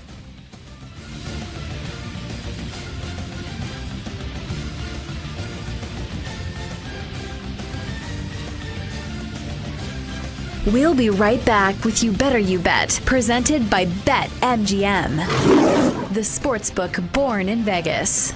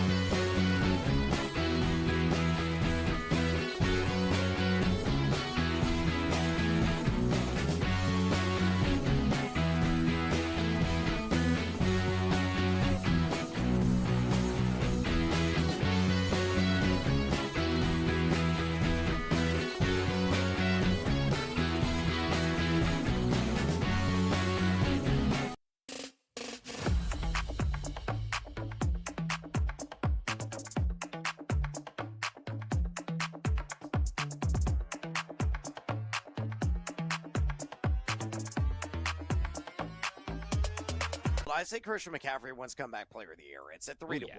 Look, he's got no restrictions at all this offseason, his trading regimen. He's going to be able to ramp up, unlike last year with that Achilles setback. I mean, he is good to go. Even if he plays like 13 or 14 games, he could still win this coveted award. You look at the projected fantasy strength of schedule. He has the 8th easiest. Okay, so that's a major plus.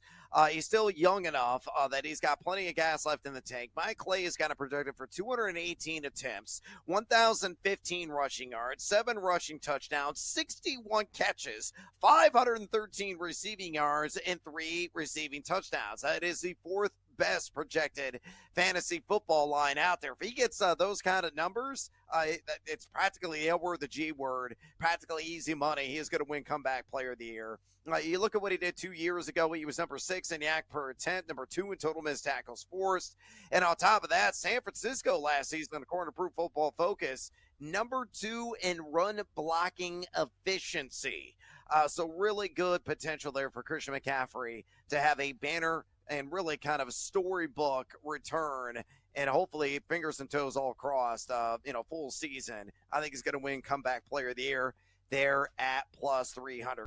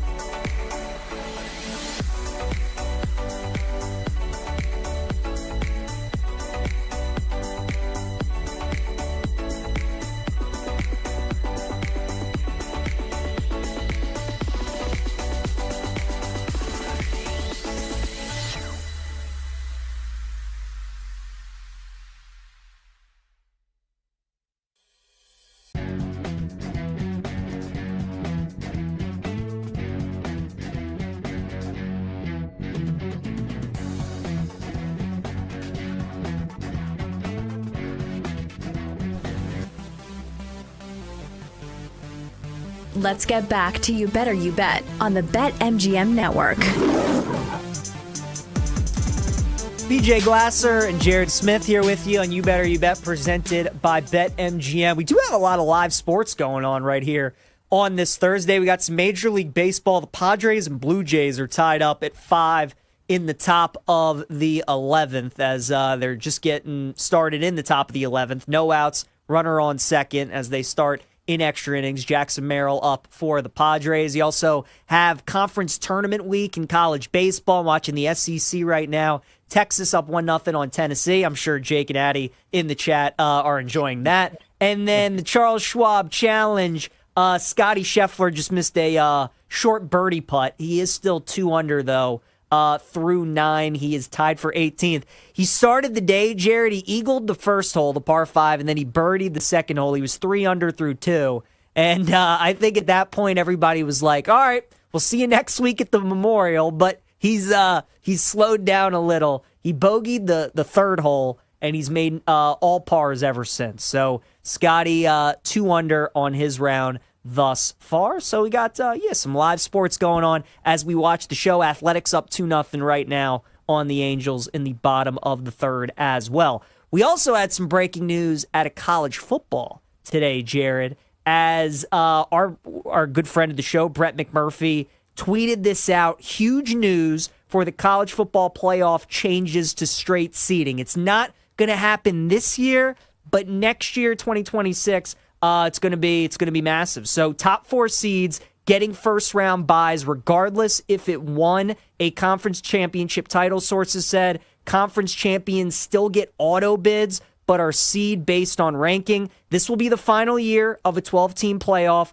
with the 2026 playoff expanding to 14 or 16 teams. Sources said it's straight seed. If the straight seeding was in place last year, Jared, to give an idea of what it would look like, because obviously there was a lot of controversy with Arizona State getting a 4 seed, Boise State getting a 3 seed. If that was in the new format, which is now the way that it is constructed, you would have seen Boise as a 9 seed and Arizona State would have been the 11 seed. So again, if people try to remember to last year's bracket and kind of the teams and how it played out, if the bracket was constructed as how they have voted on, it would have been Oregon, would have been the 1 seed, Georgia the 2, Texas the 3, and Penn State, your Penn State and Nittany Lions, Jared, would have been the 4 seed. So 2 Big Ten teams, 2 SEC teams. So again, they're still going to have auto bids for the Power 4 winners, but it's not going to be those teams are going to be the top 4 seeds. It's just going to be like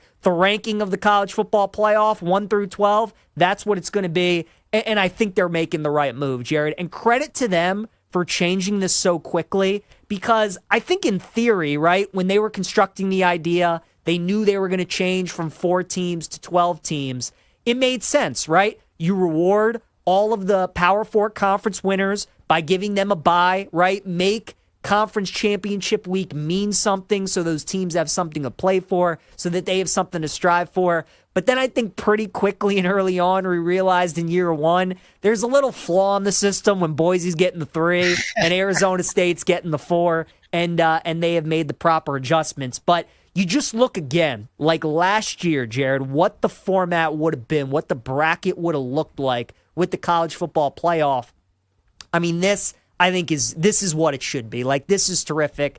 Immediately what jumps out to me is Boise and Indiana as the 8-9 game. Tell me that isn't the 8-9 of all 8-9 games, is Boise and Indiana. That truly is perfect. You have a group of 5 team with one of the best players in the country in Ashton Genty versus Indiana, who had a terrific year. They get a home game. They play Boise, and that would be an awesome game. And you know who else that benefits is Oregon, as it should, being the number 1 team in the country, instead of giving them Ohio State, who obviously went on to win the national title. Arizona State would have been the 11. They would have gotten Ohio State as the 6. Notre Dame and Clemson would have been a terrific 5-12 matchup in that first round. And then Tennessee and SMU would have been pretty interesting as well. Obviously, with Tennessee, having a good season. Nico certainly didn't live up to expectations. Obviously made a lot of headlines this offseason. Now off to UCLA. But Jared, your thoughts here on the new look college football playoff bracket. Do you love it? Do you hate it? Your instant reactions to it. Two things come to mind. There's two initial gut things that came to mind when I saw this. One, obviously, this is the right way to approach the college football playoff. Yeah. First and foremost, this is the only way that you can accurately seed these teams and get a fair bracket. Oregon should have never played Ohio State in that first game, in that quarterfinal game. That was a terrible, situation, misfortune for the Oregon Ducks to have to face the best team in the country in their first playoff game as the 1 seed, all because Ohio State couldn't beat their big brother, Michigan, in the last regular season game. Like if Ohio State wins that game as well, with like a 3-touchdown favorite, they're in the Big Ten championship game. They probably get a top 4 seed, and maybe they play each other in the or the semifinals or the finals. But to give Oregon that as the first game, I thought was really unfair. And then on the flip side of that, to give Boise and Arizona State the byes, I thought were really unfair. And so the fairness, the equality of the seeding, I think, is the first thing that we need to talk about here. That is the right way to approach it. Now the second part, this is the shadow side of it. This is right. There's a light and a dark to everything. The dark is, what's the point in playing your conference final, your conference championship game now? Like, it makes the conference championship games even less important. Like, they were already kind of being pushed aside anyways because of the college football playoff. But now they're even less important because if Georgia, for example, if Ohio State, for example, is not going to compete, not even going to play in their conference championship games, and they're still going to be seeded appropriately based off of their talent, based off of the eye test, whatever other metrics the committee decides to use, the SEC and the Big Ten championship games become exhibitions. It really is the death of conference championships. I think this is the final blow in what we've already kind of known was coming for years. The more important, the more prominent the college football playoff becomes, the less prominent the conferences become. And I've said this for the last 3 years now. I would prefer a Pangea of conferences. What does that mean? I would prefer 2 super conferences or 1 gigantic conference where everyone plays everyone. It's a balanced schedule, and we eliminate a lot of the waste, a lot of the Tennessee Tech versus Alabama in Week 12 games. Because I just don't think those are good for college football in the long term. They might be good for Alabama. They might be good for Tennessee Tech to get $1 million payday. But they're not good for college football, the competitive, the balance that we're trying to create here with the new playoff scheme. So I think there's a good and the bad. I think the good is we needed this. We cannot have Arizona State and Boise State getting byes. We cannot have Oregon facing the best team if they're the number 1 team in their first game. But the flip side of this is it's another nail in the coffin of the traditional conferences. It's an interesting point for sure about the conference championship games. It feels like, teams like Oregon, right, if we're using last year's bracket as an example again, like going into the Big Ten title game, they know even if they lose, they're probably still going to be in the top 4, right? Georgia and Texas, however, like when they were playing last year, I think in a game like that, the winner obviously is going to be a top 4 team. The loser probably drops out of the top 4. So it's going to be interesting, again, to see like how the teams view where the committee puts them, how they kind of play out the scenarios of, okay, what happens if we lose this game? Are we still going to be a top 4 team? And honestly, Jared, like how many of them really care about the bye week? Because like at the end of the day, we did see those first round games last year. A lot of them were non-competitive. And by making it this new format, I think it is going to make some of those first round games a lot better, right? I think Ohio State and Arizona State, if they played last year, probably in Columbus, especially at the cold temperature that, that game was played against Tennessee, probably won't be too competitive of a game. Tennessee and SMU, I think would have been pretty solid. Boise, Indiana, I think would have been a good game. Clemson, Notre Dame. So I think the first round games are going to be better than what they were.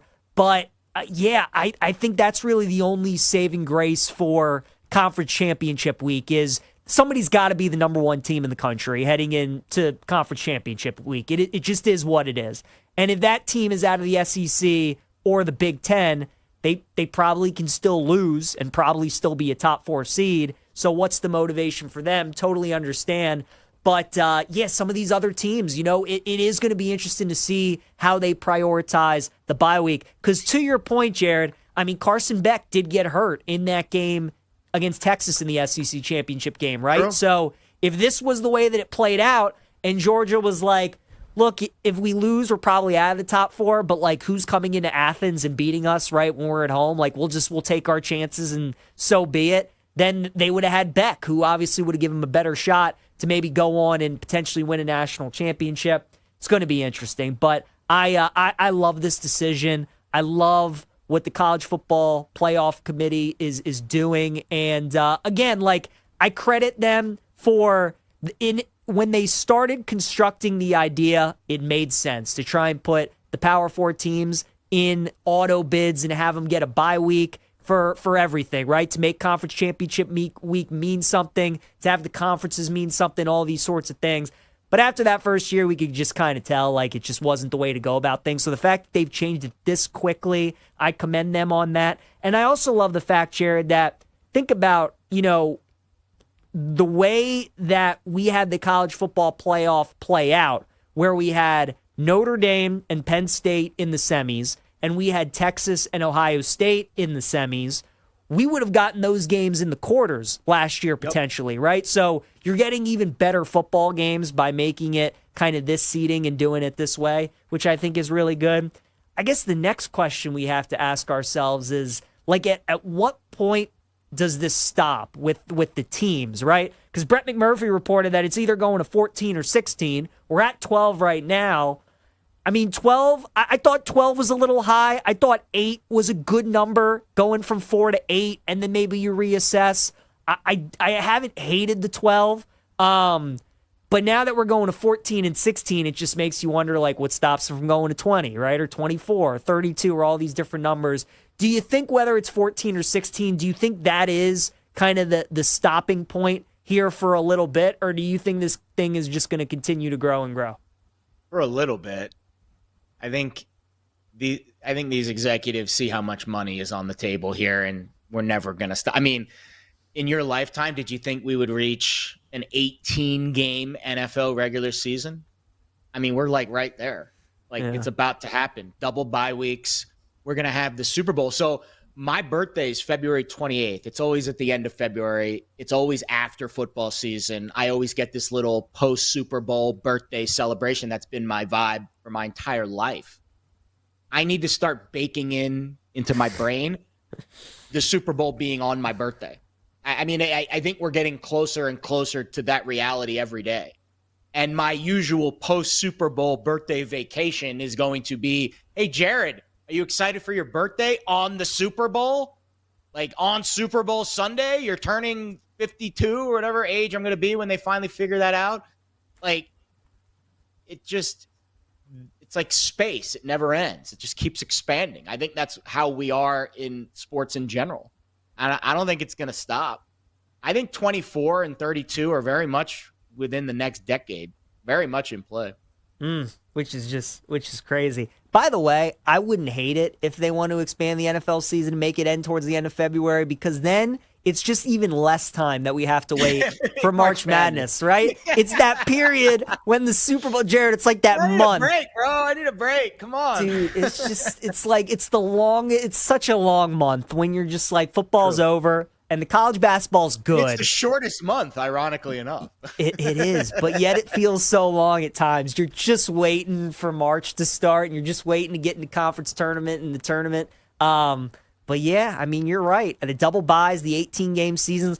Jared, it might not be long until we have like every NFL team playing an international game on their schedule, That's right? That's the next step of it too. Who knows? 100%. Maybe we get on Mars, Uranus, Pluto, Saturn. We do an international game, an interstellar game. Who knows? You never know.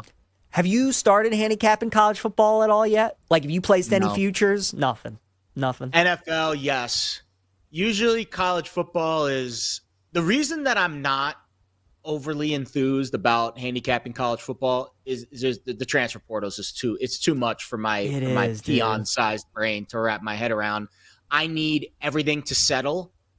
And then if I miss a couple numbers, I'll get there in July, August when I know who's on what team and how everything kind of fits together. But NFL is different because you get these like waves of events, but college football, I'm not there yet.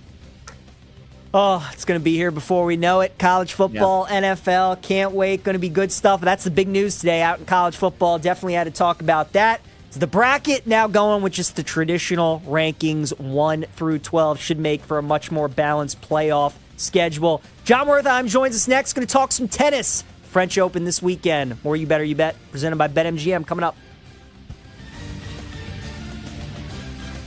We'll be right back with You Better You Bet, presented by BetMGM, the sportsbook born in Vegas.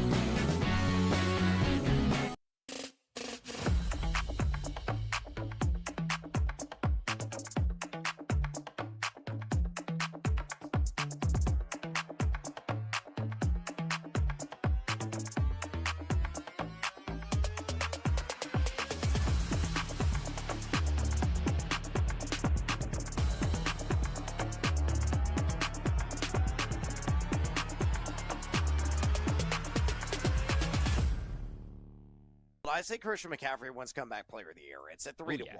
Look, he's got no restrictions at all this offseason, his trading regimen. He's going to be able to ramp up, unlike last year with that Achilles setback. I mean, he is good to go.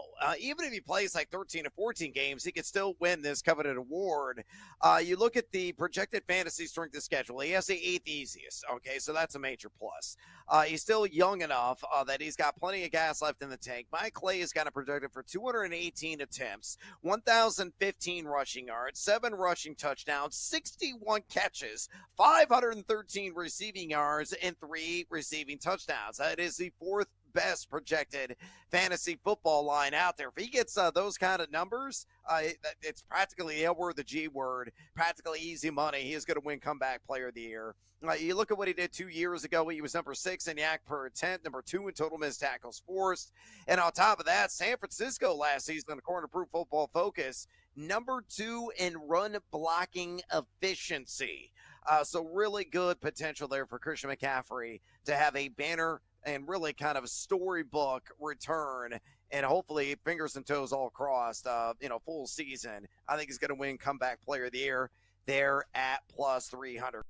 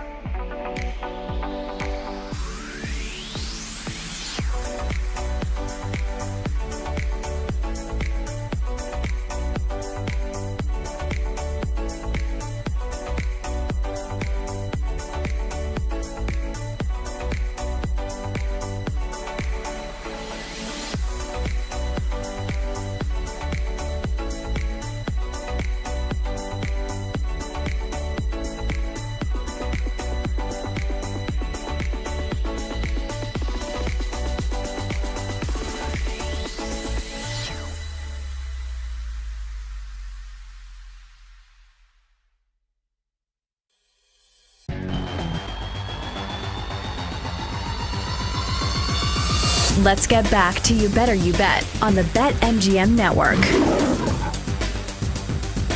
PJ Glasser and Jared Smith here with you on You Better You Bet, presented by BetMGM. Texas still up 1-0 on Tennessee in the SEC tournament quarterfinals. We got the first round of the Charles Schwab Challenge underway from Fort Worth. Scotty Scheffler 2 under right now as he's making his way towards the back nine. And then now we got a couple Major League Baseball games going on. Blue Jays and Padres underway in extras. Athletics up 3-1 on the Angels as well. So a lot going on right now in the world of sports, but let's preview something coming up over the weekend. Talk a little French Open. John Wertheim, who joins us on the phones, covers tennis for Sports Illustrated, and I'll be a part of TNT's coverage for the French Open. John leaving for Paris tomorrow. You can follow him on X at John_Wertheim. And John, we really appreciate the time, man, to talk some French Open. Want to start with the men's draw with Alcaraz and Sinner kind of being the guys to beat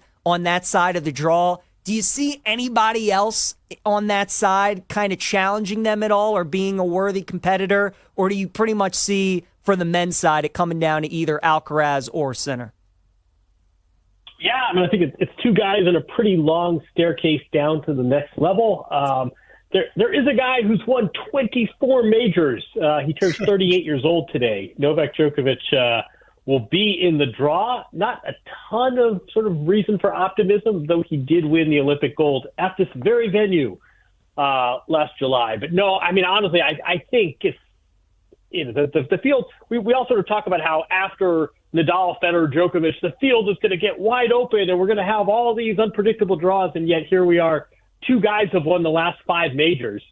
And I think, Sinner's number 1, Alcaraz is number 2. They just played in the finals of Rome on Sunday. I think it would be pretty surprising if one or the other didn't win the title. John, put it in perspective for me with Djokovic, like just how unprecedented, or I guess maybe how surprising is it that he's A, in the field, and B, the third favorite? Like I know that, there's a gap obviously between Alcaraz, Sinner, and Djokovic, but of all the tennis players in this field, he's still third on the board. So that is still a pretty impressive run for a guy that obviously is not in peak form. Yeah, I mean, he's 38 years old, right? I mean, like McEnroe and Borg did not win majors after turning 25. Pete Sampras, 30 years old, and he kind of does this mic drop retirement. That Djokovic is even still in the conversation 2 years from turning 40 is just extraordinary. I think a lot of this, honestly, is sort of his track record, his past, his history, the fact that, remember, he would make all these things. He's won this event 3 times, and he would lose a lot to Nadal, who is not in the draw. This, of course, is the first Roland Garros in 20 years with Nadal as a retired player. I think, if Djokovic went out and lost in the first round and said, I'm 38 years old and it's been a great run and, I retire, it would not be a shock. And if Djokovic won the title and said, how could you guys have forgotten about me? I've only won 24 of these in the past. If he wins 25, he'll be the all-time winningest man or woman major winner. So I think the delta is awfully vast here. He could lose at round 1, then it wouldn't be a shock, and he could win the whole thing. And we'd say, see, I told you, the old guy still got it.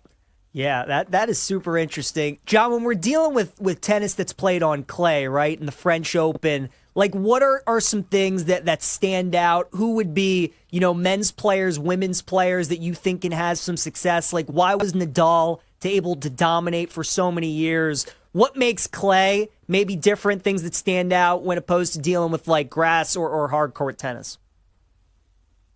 It's a great question, and some of it is just X's and O's, right? So Nadal had these crazy spins, and the ball would sort of bounce up at eye level, and he would open up the court, and he was this athlete. Some of it is just kind of mentality. Clay rewards patient players. Clay rewards the grinders. Clay also rewards the players that came up on it. I said it's like being a digital native as an adult, like how your kids will be your troubleshooter and do your IT because they just grew up with it. I think the players that started on clay when they were kids just have an added advantage. That's one reason a lot of the Americans struggle. A player like Alcaraz, who moves well, he's a good athlete. He has that great drop shot, so he can pin you, and then all of a sudden he can sort of use all that court he's created and just dig the ball over the net. That's really an effective weapon. But I think a lot of effectiveness on clay is just who has that patience, who has that, listen, I'm willing to pack a lunch and grind it out here for 4 hours if that's what it takes. And I think that was as much Nadal's sort of advantage as anything having to do with his left-handed game and his spins. And I think a player like Alcaraz is a great example. On the women's side, there are a number of players who just kind of have that temperament, have that constitution.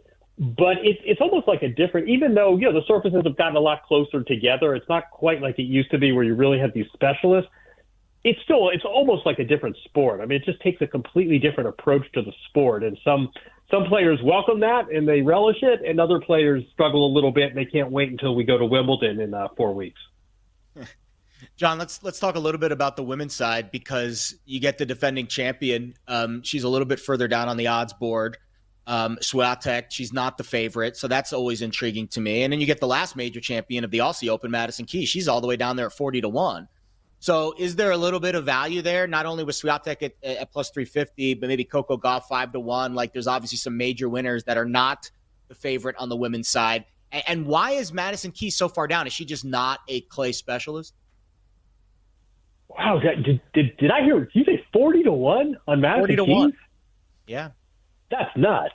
I mean, you've got the number one seed, Arina Sabalenka, has been playing very well, and she won the big event in Madrid, and Coco's done well, and I guess that's taken a lot of the oxygen. But no, Madison Keys, who, as you say, she won the previous major, she can play on clay. It's not her best surface, but she's played deep at Roland Garros before.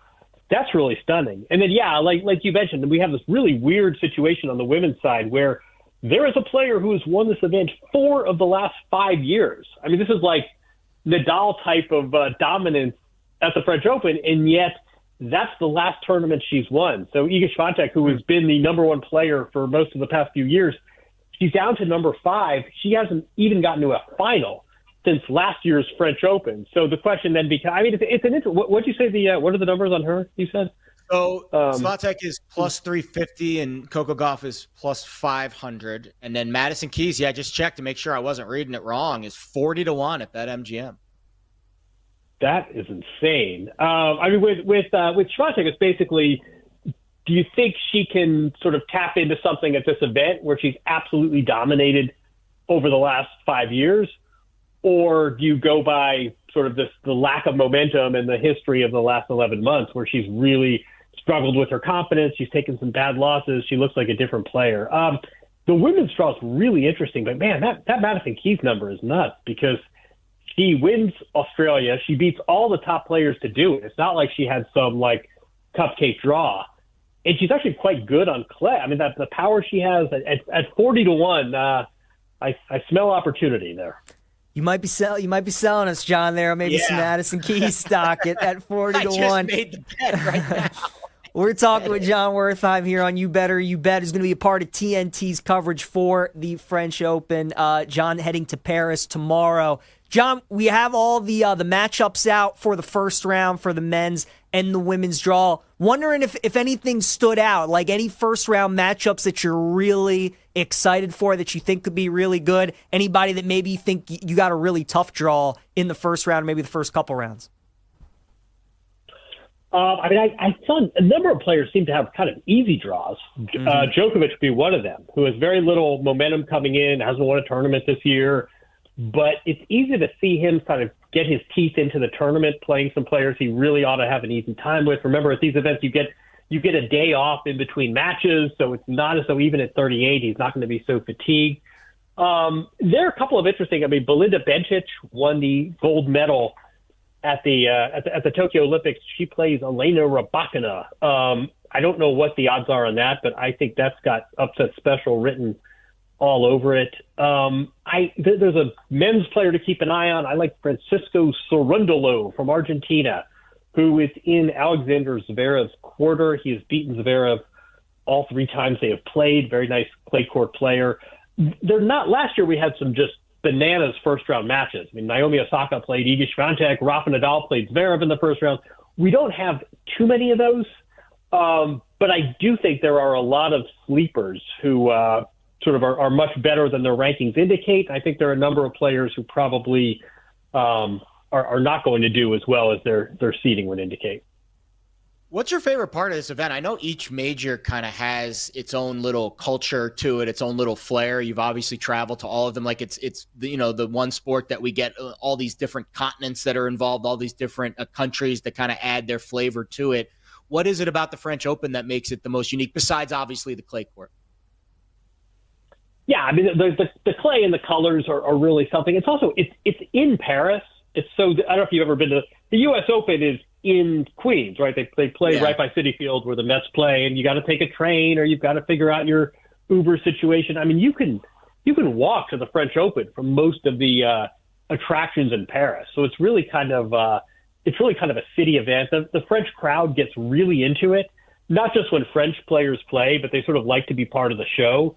So some guy like looks at the ball kid the wrong way or like flicks his towel, and suddenly like 14,000 people are cheering against him. So you sort of always have this element of crowd in it. It's by far it's the smallest of the majors, sort of in terms of geography. Like the footprint is the smallest, so everyone is on top of each other, and it tends to yield some really wacky results. I mean, Nadal was this freak. He was this dynamo, and he won 14 times. But I think people forget before him, there were a lot of surprise winners. And I think, I think especially on the women's side, we might get a surprise this year. I think that's part of the appeal too. It probably has the least chalk of any of the four majors. Should be a lot of fun. Can't wait to watch the French Open. Let's get going this weekend. John Wertheim, kind enough to join us. Give him a follow on X at John_Wertheim. And check him out on TNT's coverage of the French Open. John, really appreciate the time. Have a great time out in Paris. Hope to talk to you again soon. You got it. Thanks, guys. Appreciate it. Absolutely. Good stuff, John. All right, great stuff there from John. Sold Jared and I on a Madison Keys 40-1 bet. The French Open. Hopefully she comes through. Maybe can win the first two majors of the year. We'll keep an eye on that. We'll update you on everything else going on as well. Also going to have Joe Varden join us of The Athletic to talk some NBA and obviously get his thoughts on last night's epic comeback, collapse, whatever you want to call it, Knicks Pacers. We'll get Joe's thoughts on the other side, hour 3 next. We'll be right back with You Better You Bet, presented by BetMGM, the sportsbook born in Vegas.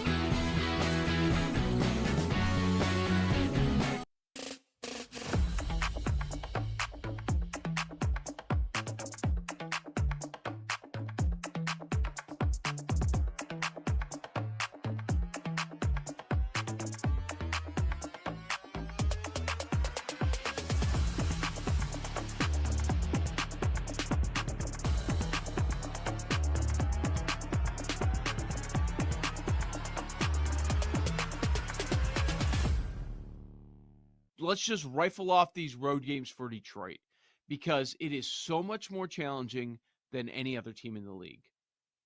Green Bay, Baltimore, Cincinnati, Kansas City, Washington, Philadelphia, Rams, Vikings, Bears. 0 layups. I'm not even sure how many they're going to be favored on the road. Let's just kind of do the quadrant thing, or let's just cut them in half, right? Green Bay, Baltimore, Cincinnati, Kansas City, all in the first 6 weeks of the season, Sam. Of those 4, what do you think their record is for Detroit? 2-2. Fair. Okay, now we go back half of the season. Washington, Philly. Split them? Sure. 3-3. Last 3. Rams, Vikings, Bears, all on the road. I guess those are the easiest ones, but no layups. 2-1. Let's just call it 2-1.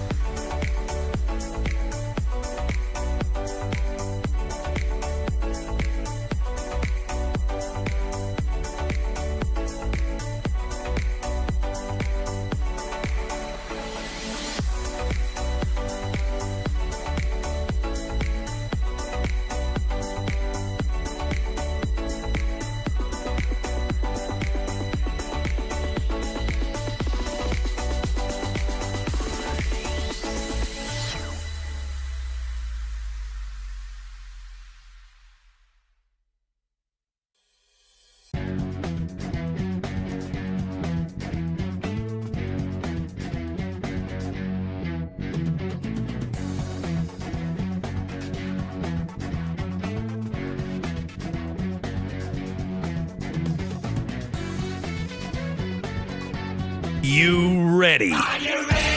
It's time to laugh, to win, and to live the thrill of the action. Hey, baby, let's go out there like a bunch of crazy dogs. What the hell's going on out here? No idea what's going on, but I am excited. Every pick, every play, every game-changing moment. This is You Better You Bet, brought to you by BetMGM, the sportsbook born in Vegas on the BetMGM network. Hour 3, PJ Glasser alongside Jared Smith, filling in for Nick and Femi here on this Thursday. 2 more hours left with you guys up until 7 p.m. Eastern time. We got 2 great guests coming up. We're going to have Joe Varden join us here in moments to talk some NBA. We're also going to have Sam Mitchell join us at the bottom of the hour to talk NBA as well. We'll get to a little NFL conversation here during hour number 3. And then during the final hour, the NBC Sports Power Hour, we will dive into some more basketball as well. So a lot coming here over the final 2 hours. As always, you can listen to us, watch us on the BetMGM network. Just search at the BetMGM network. We're on Sirius Channel 160, Sirius XM 205 as well. But right now, we are joined by Joe Varden, who joins us from The Athletic. Give Joe a follow on X, at Joe Varden. He was in attendance last night at MSG. Joe, we were talking off air. You said you've been to every NBA building. This is your 11th straight conference finals. You've seen a lot of basketball. You've covered a lot of games. You've been to a lot of big games, man. Where did last night stack up to some of the games that you've seen?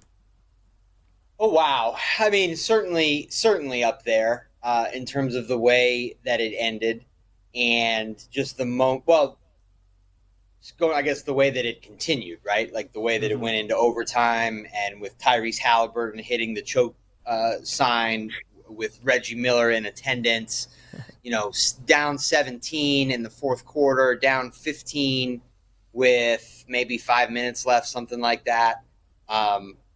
Just incredible odds to overcome, and they did it. And so, yeah, I mean, it's funny. I started in the NBA 11 years ago, covering the Cavs for the Cleveland Plain Dealer. And I think I went to this building here at MSG, like maybe the first 10 times or something like that, that I was in the building. I never saw the Knicks win. And so it's strange for me to be here with them in a conference finals anyway, right? First time in 25 years. But then things are going so well, and they have the game in control, and then to collapse like that, certainly a surreal experience to be a part of it. Yeah, Joe, maybe just don't attend game 2 for me, bud. I appreciate that. Get away from MSG. Go, I don't know, go to a Broadway show or something that night, because the Knicks got to get a win. All right, I think, like, to me, and I heard Reggie Miller say this on the broadcast last night, and I think he misspoke.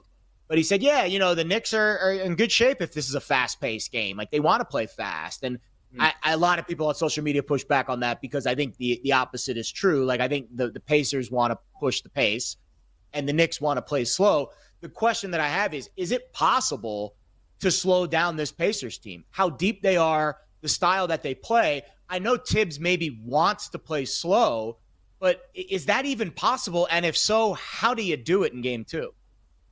Yeah, I mean, it hasn't happened yet really in this postseason.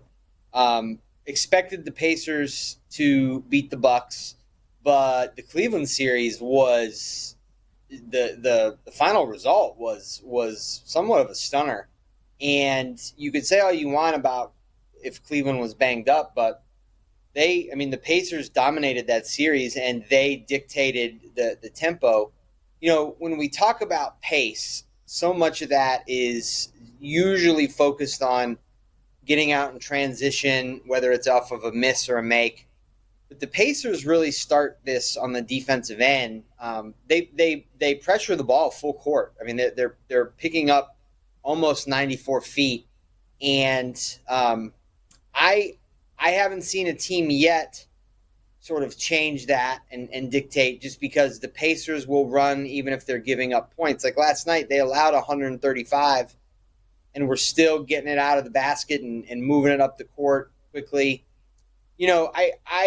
I was asking some of these guys last night, and then again today, if they felt like the Pacer pressure led to the Knick breakdown, like just from the stamina standpoint. And Tyrese at least kind of took the bait and said, yeah, he thought that did have something to do with it.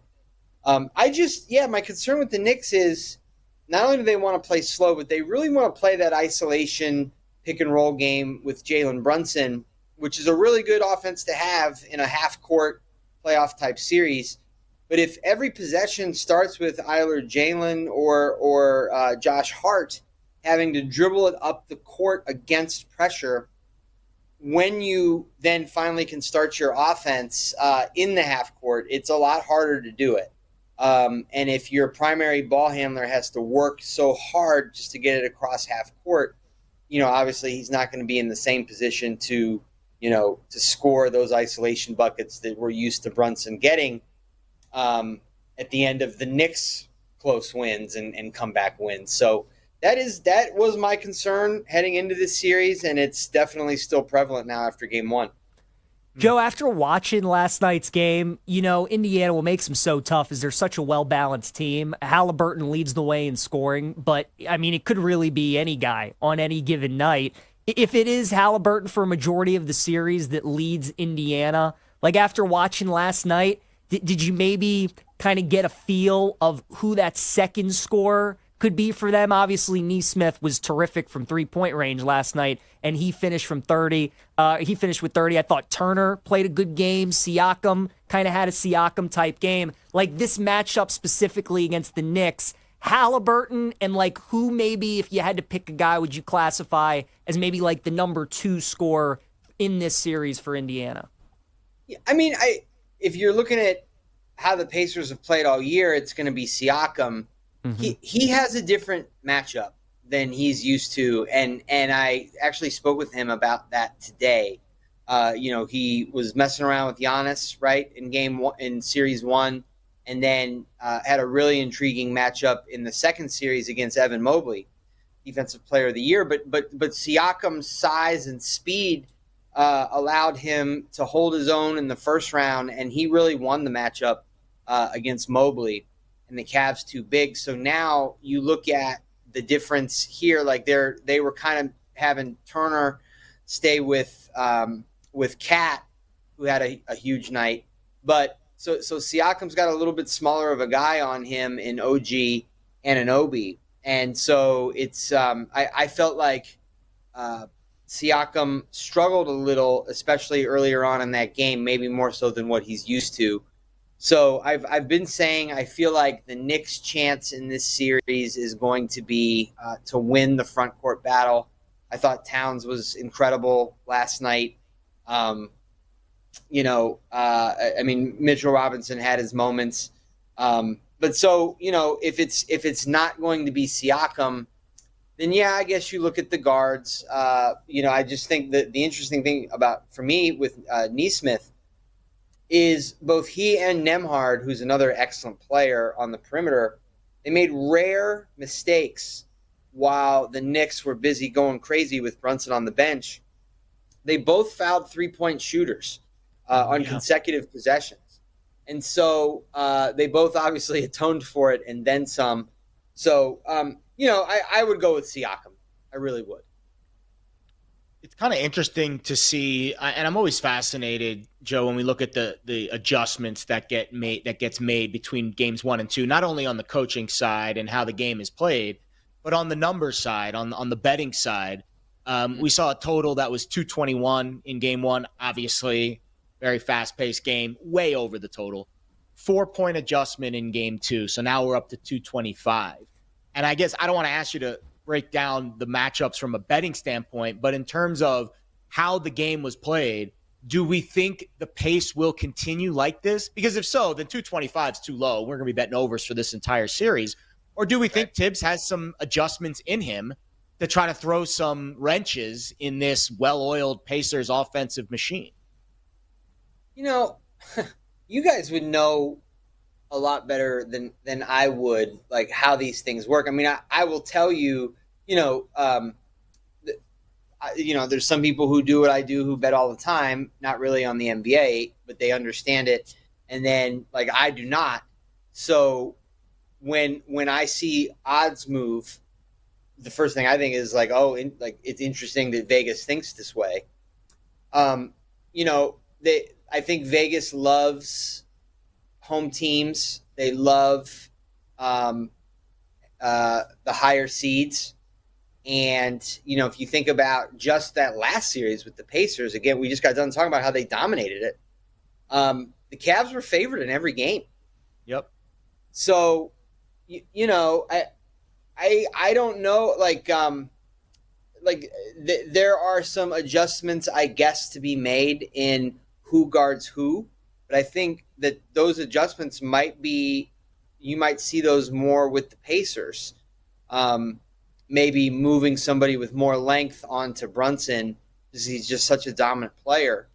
I think they probably start there. So what did the Knicks do? Yeah, I mean, again, things were going really well until they weren't. So, I'm not sure that the Knicks game plan for game 2 is so much about adjustments as it is just hanging in there. Maybe they play another guy. They actually played 8 last night. Did they look at Precious Achiuwa and go 9 deep just for a little bit more stamina, at the end of these games? I think those are the adjustments. We're talking with Joe Vardon here on You Better You Bet of The Athletic. Joe, you said you had a chance to talk with Siakam today. You're obviously in the media. You were there for the post-game press conferences when these guys are after the game. What's so fascinating, Joe, and Jared and I have talked about this a ton today, is at the end of the day, this was only game one of the series, right? Like the Knicks very easily can come back, win this series. And even though this game will be talked about, obviously the thing that people remember is that the Knicks moved on and they made it to the finals. Like after that game, just could you sense like were the Knicks deflated? Like does it feel like this loss was really more than just one game? Do you expect them to bounce back? I think that's what we're all fascinated by because we watch as fans and we're like, how do the Knicks come back from that? How did the players, the coaches, are they saying the right things, or does it actually feel like the Knicks can come back from this? Well, I mean, I think we need to go all the way back to 1994. And, we're talking about like why last night was such a seminal moment, not only in the Pacers-Knicks rivalry, but in the NBA at large. Why? Well, because Reggie Miller had these two unbelievable sequences in playoff series against the Knicks 30 and 31 years ago. And the thing that happened 31 years ago where Reggie scores 25 in the fourth, they come back from whatever and they win, and Reggie hits the choke signal at Spike Lee. The Pacers lost that series. And so, I put that in my story last night of what happened is that is a silver lining, is that something as nuts as this, especially in the Pacer-Knick history, doesn't necessarily suggest that the Knicks are done. I mean, so like there is a precedence for overcoming something like this. The Knicks are among the more mentally tough teams in the league, and that's even with the trades that they made, switching out Julius Randle and Dante DiVincenzo. And they sort of have a fortitude about them, and they pulled off 2 20-point comebacks against the defending champs. So, I'm okay with them so far as they win game 2. We saw this in the second round on the East in both sides where the higher seed lost games 1 and game 2 at home. When that happens, you almost never advance. There's only been 5 teams in NBA history who have lost the first 2 games at home of the series and gone on to advance. So, I love Jalen Brunson. He's the most clutch player in the league right now. I thought a lot of their guys played well for the most part. And I was surprised that it seemed like for a while they were able to keep up that pace.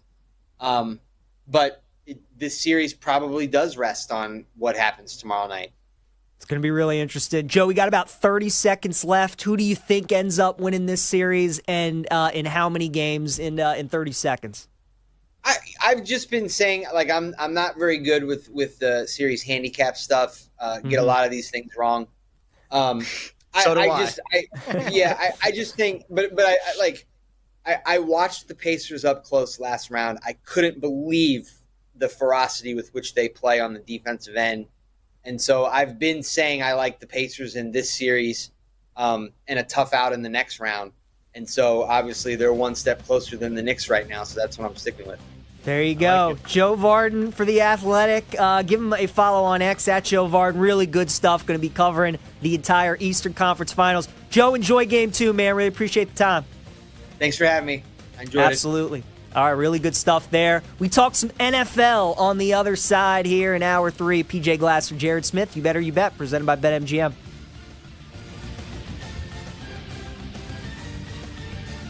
We'll be right back with You Better You Bet, presented by BetMGM, the sportsbook born in Vegas.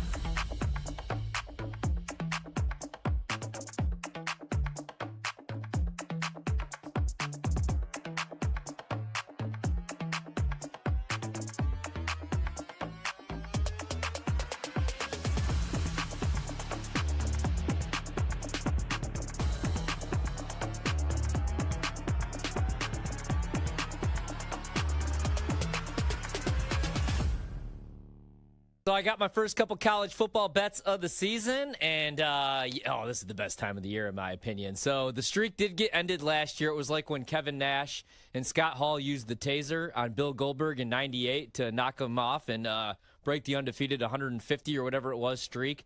Last year I did not have any Travis Hunter, so we're going to look to bounce back, and we're going to bet Lenora Sellers as the first Heisman pick. 20-1, 18-1 right now I'm seeing over at BetMGM. I like the 20-1 a little bit better. But he's still young. He's only going to be 20 years old this season. Was a backup in 2023. Didn't really see a whole lot of time. And then last year, especially the second half of the season, was excellent. Dual threat quarterback. Numbers weren't like going to win a Heisman last year. 18 touchdowns, 7 picks, but did complete over 65% of his passes. Also rushed for 674 yards, 7 touchdowns. And now it's going to be year 3. He's had the same head coach, Shane Beamer, the last 3 years. He's had the same quarterback coach. They do have a new OC coming in. But, man, I really like the way that they finished the year last year at South Carolina. They went 6-0 in their final 6 games. He had 1,917 yards of total offense and 17 touchdowns. Was really good on third downs with his legs. I think he's going to rush for over 1,000 yards, throw probably 25 to 28 touchdown passes, limit the picks. I think Lenora Sellers is at least going to be in the running. I also think he's going to be in the running for number 1 overall pick. I think that's like 6-1 to 8-1 right now if you shop around. But I'm going to go with the Heisman 20-1. I still like it at 18-1 for Lenora Sellers, quarterback for South Carolina this year.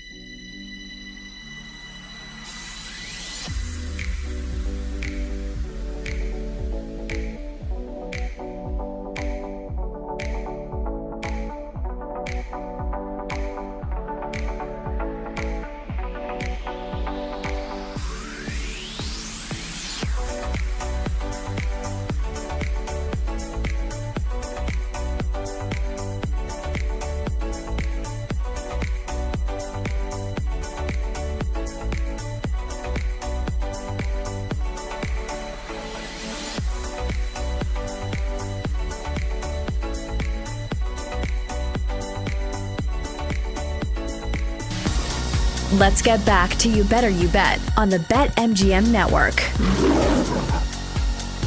Thanks again to Joe Varden for joining us here on You Better You Bet. Really awesome to have him on, get his perspective. Somebody who was at the Garden last night witnessing all that craziness. It's just, Jared, like, is it almost better, you think, as a fan, right, as somebody who's a Knicks fan, like, is it almost better to be at a game like that, or is it better to be at home and watching? Because I, as a Ravens fan, I was at the Cundiff game when he shanked that field goal against the Patriots, the worst, right? I mean, maybe the worst loss I've ever experienced as a fan.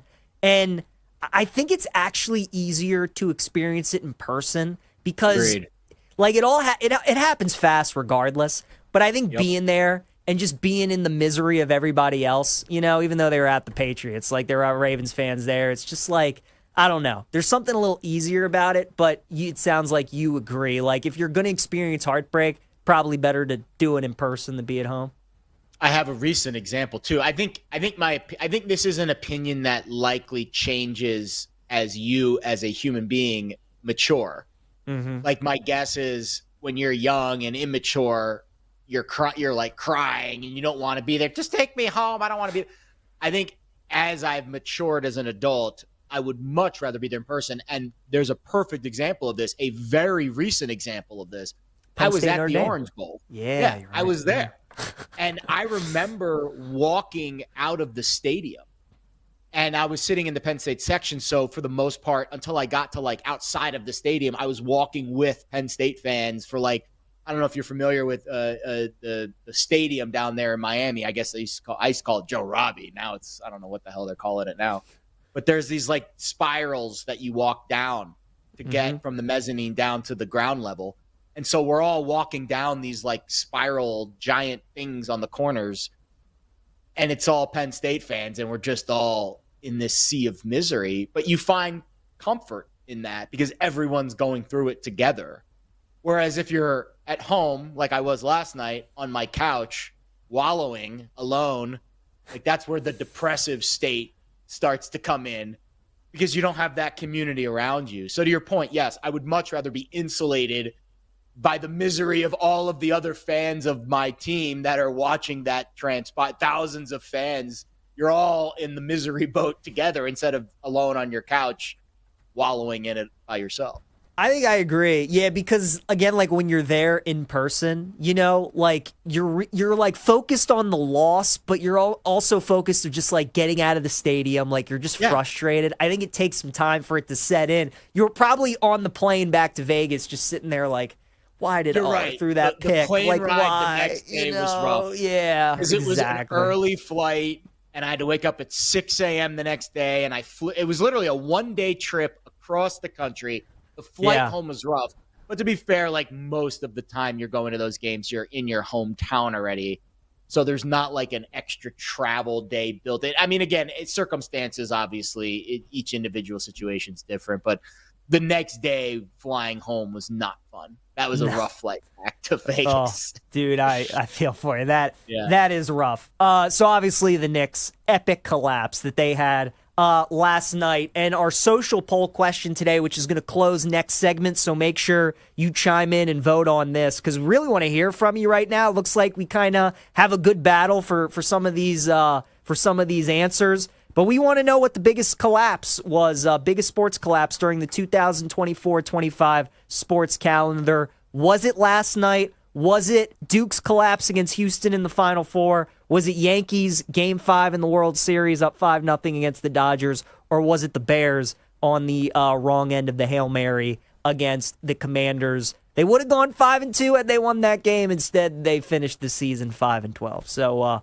which of those four do you think was the biggest collapse of the past year? We'll get to that next segment. Looking forward to figuring out what the winner is because I think we'll get some different answers there, Jared. Should be pretty good. Let's talk some NFL, though. Obviously, one of the big news of yesterday was Colts owner Jim Irsay passing away, who obviously had a massive impact on the city of Indianapolis. And I kind of think it's cool, Jared, the fact that Indiana really, and Indianapolis especially, is kind of in the center right now of sports, right? You got the Indy 500 on Sunday, which is going to be the same day as Game 3, oh, by the way, in Indianapolis. So, like, get ready for that. That's going to be a heck of a day. You obviously got Caitlin Clark in the fever right now. I mean, every time she plays, they're must-watch television. And then his Colts, it definitely feels like it's a rebuilding year for them, but certainly going to be playing with heavy hearts this season. And look, we know the key to their team is always going to be Anthony Richardson, and he hasn't figured it out up to this point. But maybe this is the year that he gets it figured out. We all see the potential. We know it's there. He's just got to try and find it and unlock it. But yeah, I mean, just your thoughts, you know, when you found out Irsay passed away yesterday, and just kind of Indianapolis right now at the center of the sports universe with everything they got going on. Yeah, I'll speak to Jim Irsay first. I mean, it's one of those moments where, you know, we're so conditioned as human beings these days, especially in this social media culture. We get these news drops and it's just, you know, you get like I have alerts on for all the major newsmakers in NFL, NBA, all the sports. And it's rare when they all kind of align to, you know, report on one story. It's the big stories. It's the major stuff. That, there was like a 5-minute window yesterday where my phone just lit up like 15, 20 times the same news story, you know, repeated and everyone's reaction to it. That's, you know, those are the moments where you have to stop as a human and just take your, you know, shut your brain off from like the day, the monotony of your day, and just give that story some breath. Obviously, the family and everyone, we wish the best. And, we don't need to eulogize him. I think plenty of other very more prominent sports media people have done a great job doing that. I thought Pat McAfee's post yesterday was really poignant and insightful. So I encourage all of you, if you're interested in reading more about it, Jim Irsay's life, he has a very interesting life. I encourage all of you to do that.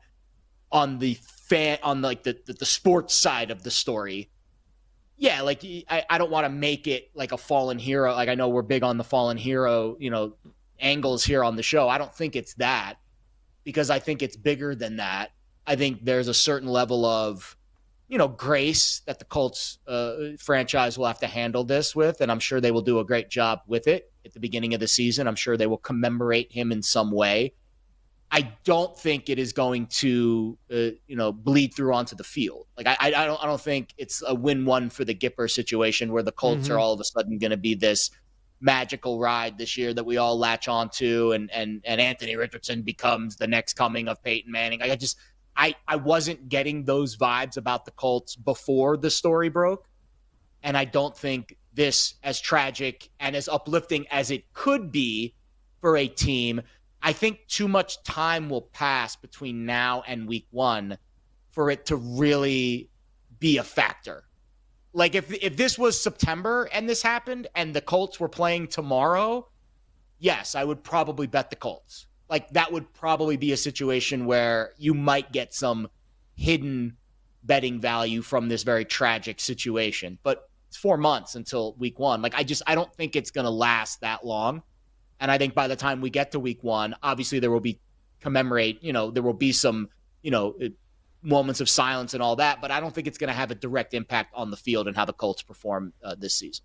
It was pretty crazy, Jared, that his last tweet, I don't know if you saw, was wishing the Pacers good luck, right? Yeah. On their game 1. Crazy. And then obviously they go out, they make the comeback. So anybody that's been to Indianapolis knows that, Jim Irsay is Indy, right? He's got his imprint all over that city, and he obviously brought the Colts there to Indianapolis. So I'm looking forward to the tribute for Game 3 when the Pacers do have that home game. I think it's going to be really cool how the Colts honor him throughout the season as well. I'm with you, though, Jared. I think if this was in season, like maybe you think about the Colts and stuff like that, and certainly they're going to have, patches on their jerseys and all, and on the helmets and all those kinds of things. But like I was saying kind of at the top, man, it really does come down to Anthony Richardson. And it's just funny, like, what a difference a year makes. I think we all came into this past season, myself included, and a lot of us were in on Richardson, right? Certainly the potential upside. We all questioned the health, and with the way that this guy plays and how he just kind of throws his body around, like, could he stay healthy? Could he endure, all those hits and be out there every Sunday for Indianapolis? And, he dealt with injuries, but mostly he wasn't performing. And obviously the inaccuracies as a passer and the passer rating just wasn't good. So it's going to be a challenge for Steichen this season. Certainly him, Chris Ballard, the GM they're on the hot seat big time, and they got to try and figure this thing out. But the Colts are going to be interesting. I think if you're going to bet the Colts, I would more so look at doing it early on in the season while Richardson is healthy, and they can more so use his legs in short yardage and goal line situation. They also open up the season against the Dolphins as 1.5-point favorites, and I think they're going to win that game. But I think it's going to be the same as it always is for Indy, Jared. Lean on Jonathan Taylor, run behind that offensive line. They did make some moves in the offseason, especially towards their secondary. They went out and got Cam Bynum from the Minnesota Vikings, who was in charge of all those dances that the Vikings would do whenever they got a turnover. They got Charvarius Ward from San Francisco as well. So they've made some moves to try and upgrade the secondary, which has certainly been a weakness for them on defense. D-line is still pretty good, man. DeForest Buckner, Grover Stork, Kwity Paye, these are all decent players. It's just as it always does with these NFL teams. Like, if you don't have an elite roster, it's really hard to overcome tough quarterback play. Even when you have an elite roster, it's really hard to overcome bad quarterback play, but especially when you're middle of the pack. Jared, I still can't get over the game last year against Denver. I don't know if you had Indy in this one, when they I were had the up, over in that game when Jonathan Taylor my- fumbled it at the goal line. You know And exactly that's where I'm cost me going. The over. Oh, I know my you are. I God. remember it very well. I remember I was thinking to myself, I think there was like a lot of points in the first half. I'm like, I'm hitting this over. And then I think that was my worst beat of the NFL season, was that bet. I thought the Colts were going to win outright. And I think they were up like 3. Taylor's cruising in the end zone. He drops the ball before he reaches across the pylon. And then the game just completely flips on its head. But yeah, I think if you want to bet Indy, I think more so early on in the season when they can run Richardson and use his legs and Taylor's fully healthy and ready to go. But as we get deeper on into the season, I think that's probably when it's time to fade them. Let me ask you this, Jared. Do you think we see Anthony Richardson play more Sundays this year, or Daniel Jones play more? Who gets more starts? Who gets more starts for the Colts this year, Danny Dimes or Anthony Richardson? I mean, I think if you ask Colts fans, they would prefer Richardson. I think if Daniel Jones is starting, that means something has gone terribly wrong. I saw Mike Clay came out with his projections after the draft. He's got it pretty split. He's got 10 starts for Richardson, 7 for Jones. And he's usually pretty conservative with how he does his projections with games played. So there's your answer. It seems like it's going to be pretty equal, or at least somewhat equal. What do you make of that division, the AFC South, right? Obviously, the Titans got the number 1 pick in Cam Ward. You have the Houston Texans who won it the last couple of years. Everybody's excited about Jacksonville with the new head coach and Travis Hunter and some of the moves that they made. Is it still Houston for you, or do like one of these other teams interest you in the South?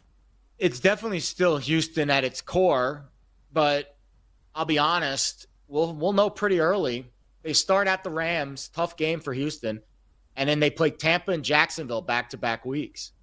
And then they get a breather with Tennessee, and then they go to Baltimore before their bye week. So early bye week for Houston, but 4 really tough games out of their first 5. I mean, they could legitimately start 1-4.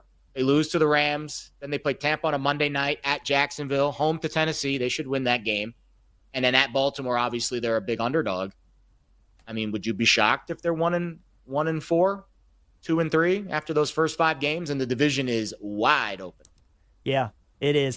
I think it's Houston by default, Jared. I'm not big on any of these teams. I don't like Jacksonville. It feels like Trevor Lawrence is kind of this year's Anthony Richardson, where everybody thinks like he's going to bounce back or he's going to be really good. I'm good. I think he'll be better than Richardson was last year. He'll complete more passes. The Jags better hope. They better hope. They better hope he is. They better hope he is. I actually think if I were to bet something in this division, it would be Tennessee, right? Just because the NFL historically, we know every year we usually get a team that goes worst to first. They were last in their division, then they win it. This is one of the worst divisions in the NFL. The last couple of years, we have seen highly drafted quarterbacks, C.J. Stroud, Jaden Daniels, turn out to be really good. Both of those guys played a decent amount of college football. Cam Ward has as well. And Tennessee, I bet them way more than one should have last season, Jared. They were a competitive team. It was just all those Will Levis turnovers and those.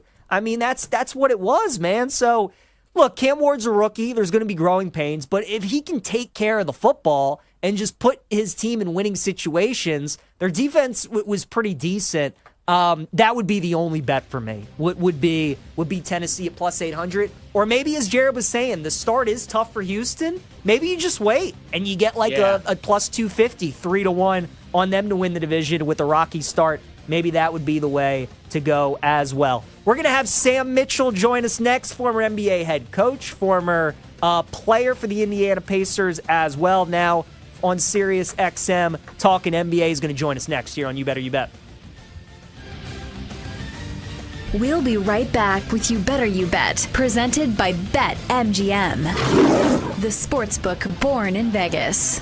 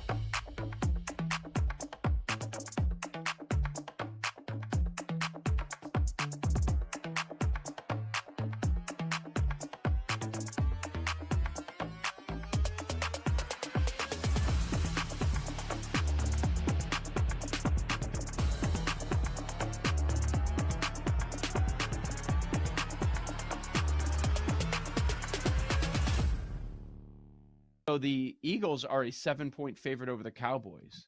So an NFC East matchup. My first reaction is take the points. Take the Cowboys +7 on the road in that divisional matchup. I can't sit here and say that I'm going to bet the Cowboys a good amount this year, but I think they're going to be improved, and maybe before the market adjusts would be the time to bet on them. I love this. Should we give a lock? Should we give an early lock for these games that are all lined? I agree with you. I don't think 7 is going to make it to post. I feel like that's going to be closer to 6. I was guessing before we got the line yesterday. I guessed 5. And obviously I was a little short there, but I don't think 5 is going to be too far off the closing number. I lean to the 7. We also know over the years when teams win a Super Bowl, open up, there's so many theatrics that first night, right? You got the rings are going out, the banners are getting raised. You got all your family and friends begging you for tickets.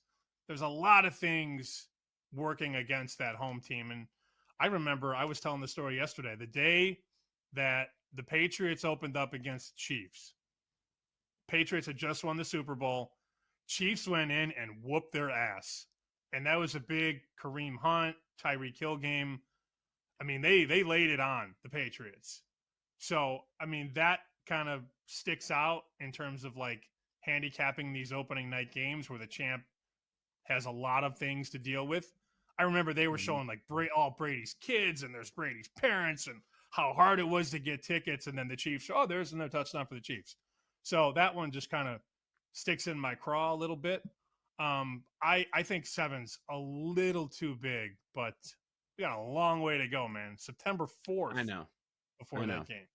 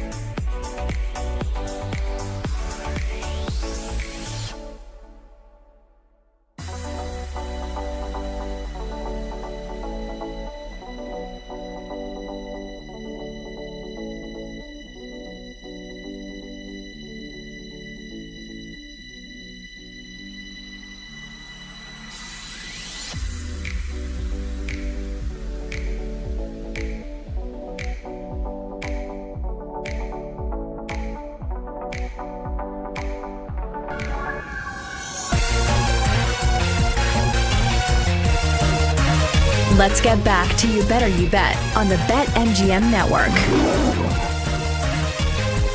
PJ Glasser and Jared Smith here with you. We're wrapping up hour 3. You Better You Bet presented by BetMGM. Got Texas up 4-0 now on Auburn. So Jake, Addy, Jared, very happy there in the chat in the SEC tournament. We got the Angels up 6-5 now on the Athletics after a grand slam. We've had a couple of day baseball games so far today. Phillies 2-0 winner over the Rockies. The Yankees a 1-0 winner over the Rangers as well. Scotty Scheffler 3 under right now on his first round at the Charles Schwab Challenge. So a lot going on here currently. But let's continue talking some NBA. We welcome on our next guest, Sam Mitchell, who joins us. You can hear Sam all throughout the postseason on SiriusXM NBA Radio. Give Sam a follow on X at Sam Mitchell NBA. Sam, great having you on the show. Really appreciate the time. Just want to get your thoughts on what you saw last night. You obviously played in the NBA. You coached in the NBA. Have you ever seen something like what we all saw last night with the Pacers and the Knicks? Well, guys, if you did your research, I was on the floor when Reggie Miller scored those, 8, 9 points in those. That's right. How many seconds it was? So I was actually on the floor during that time, and I was actually the dumbass that fouled John Starks and put him on the free throw line, and then John Starks was a bigger dumbass than I was and fouled Reggie Miller when he missed the 2 free throws. So who am I talking to? Sean asked me to do him a favor. He said you guys were sharp, the 2 sharpest knives in the drawer, and I'll find out that you guys are margarine knives, butter knives. Yeah, that's usually how I am with my bets most nights, Sam, is I've got to take out the extra. I got to pull out the old sharpener to get that thing ready to go. All right, I want to get to a point where we can figure out an adjustment that Coach Tibbs can make here to try to get this series back in the Knicks' favor. Because when I watched the game last night, it almost seemed like the Knicks were resigned to their fate. We can't slow this team down. They're too deep. They play too fast. Let's try to fight fire with fire, and let's try to run with them. And I think maybe they kind of ran out of gas in the fourth quarter. Is that the way that you analyze that fourth quarter, Sam? Or do you think that, hey, maybe there is an adjustment to be made and maybe Coach Tibbs can figure out a way to slow this team down in the second half of games? Or is it going to be a really short series where the Pacers just kind of roll? Well, God, I don't think you can slow Indiana down. Nobody has slowed them down in 100 games. I mean, that's just who they are, man. They're going to play at that pace because they're one of the few teams since I've seen the Boston Celtics when Larry Bird and those guys were there that could actually run a fast break after a made basket. And you guys don't remember this, but Rick Carlisle played on those teams. And when I was the head coach in Toronto, Wayne Emery, we put in a sideline after a field goal made break to try to do what Indiana's doing now. I just couldn't get my guys to commit to running like the Pacers do. Look, New York played great, man. Brunson had 43, Karl Anthony Towns 36, 37 points. They had a huge lead with 16 minutes to go. Look, man, what happened is something that will probably never happen again for the Pacers and stuff, and that fact shape. But look, man, Nick, you got to flush this. You got to let it go. Now, are there some things they can clean up? I thought Tim Legler last night did some great breakdowns on things that happened. Those 3-point shots, man, those happen, okay?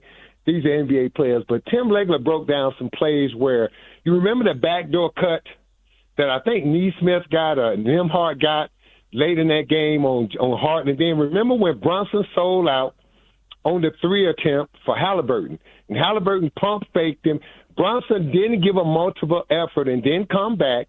And then Robinson went to go challenge, and that freed up, I think it was, I can't remember who got the dunk during that time. So there's plays like that they can clean up and be more mindful of. But at the end of the day, man, they're going to be kicking themselves if they lose this series because they know that they just let a great opportunity slip away. 100%. Sam, do you see, like, here coming up over the next couple years or so, more teams maybe try and build like Indiana has? Because obviously they play different than kind of everybody else with the way that they press, the pace at which they play, the fact that they made it to the conference finals the last couple years, they potentially could make it to the finals, maybe even win it this year. Like, do you think more teams around the league maybe look at what the Pacers are doing and try and replicate that at all with the success that they've having here as of late?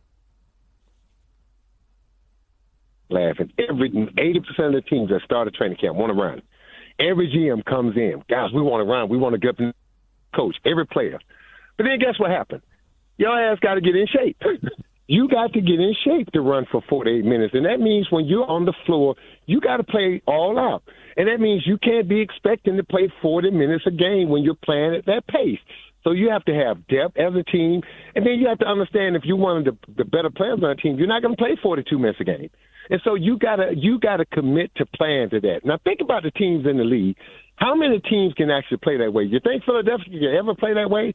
So when you go down the list and look at age, injuries, and some of these teams, very few teams are built to play this way. Oklahoma City can play this way. Orlando can play this way. The young teams, Detroit. But these older teams, guys, they just can't do it. So I think if you got a young team, you're going to try to play that way. But the Clippers can't play that way, not with Kawhi Leonard and James Harden and those guys. So it basically depends on how your team is built. But, guys, I can promise you this. Every team at the start of the season, most of them want to play fast break basketball. Because when you play that way, it makes it easier for the players. Sam, we saw a little bit of Cameron Payne last night, hit a couple threes. I know he was much maligned coming off the Knicks bench. We've seen Precious Achiuwa at points in this series, in prior series. Is that an option maybe give Payne a few more minutes, maybe get Achua to run a little bit as kind of a wingman, maybe deepen the rotation just a little bit and give Brunson and give Cat a little bit of extra time on the bench? Or that goes against what we usually see from Tibbs, but is that maybe an option for them later on in this series? Well, guys, it's something they're going to have to do. The one good thing about playing the Pacers is that because they play such up-tempo basketball, you can play more players. So think about it from this standpoint. You can play Precious Achua. You can play other guys because now all they got to do is get out and run. They can run to the basket. They can get layups. They can get out in transition. So it's a different style of basketball that you can actually play more guys, get more guys in the game and get them involved. So I think this is something the Knicks are going to have to do because late in that game, you heard me say early, the Knicks lost that game, man, because they ran out of gas and they couldn't make those multiple effort plays that you need to make. And right now, look, and this is the remedy. Tibbs is a veteran coach. He's not going to go in screaming and cursing and yelling at those guys because those guys want to win. The Knicks, they're in New York. They want to win. But he's going to remind them, like, look, if you're going to play 40 minutes and you're going to be out there in those situations, you're just going to have to suck it up. And when it calls for you to give those multiple efforts, you're just going to have to find something within yourself and do it.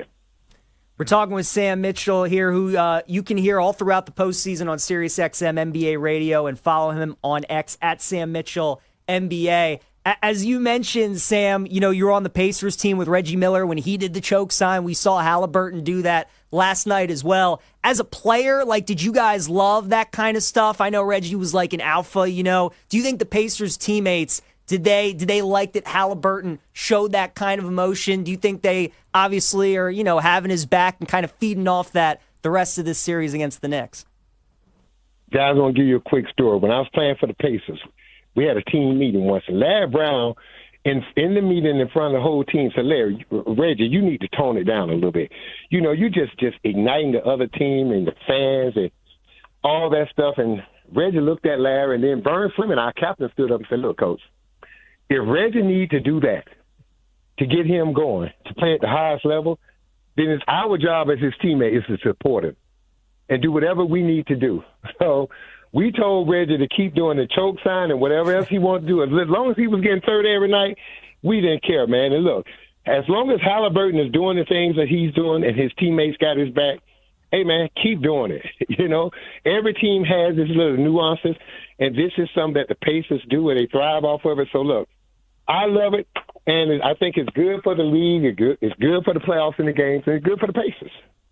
Yeah, it's so interesting, Sam. You know, the era that you played in was a little bit more edgy than it is now. All the players now, they're all rep by the same agents. They're all on the same multi-million-dollar endorsement deals. They're all best friends with each other off the court. I think a lot of that angst, a lot of that anxiety that takes place isn't as heavy now as it was 20, 25 years ago. And sometimes these things do kind of add a little bit of intensity to the series. Do you think what took place last night at the Garden with Halliburton and all that, do you think it actually maybe works to the negative side and actually makes the Knicks fan base, makes the Knicks players a little bit more motivated? Or if you have to get up at this point, you're not really ready to play anyways?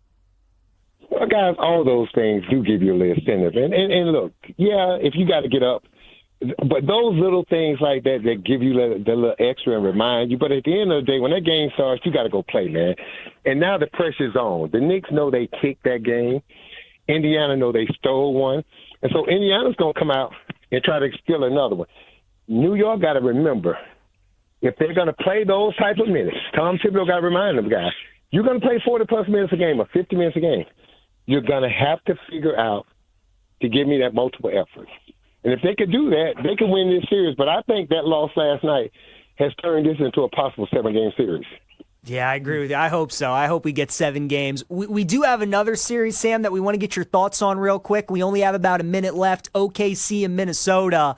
After dropping game 1, a lot of people kind of feel like OKC might cruise to like a 5-game, 6-game series win. Do you still think Minnesota has a chance in this series, or are you like OKC?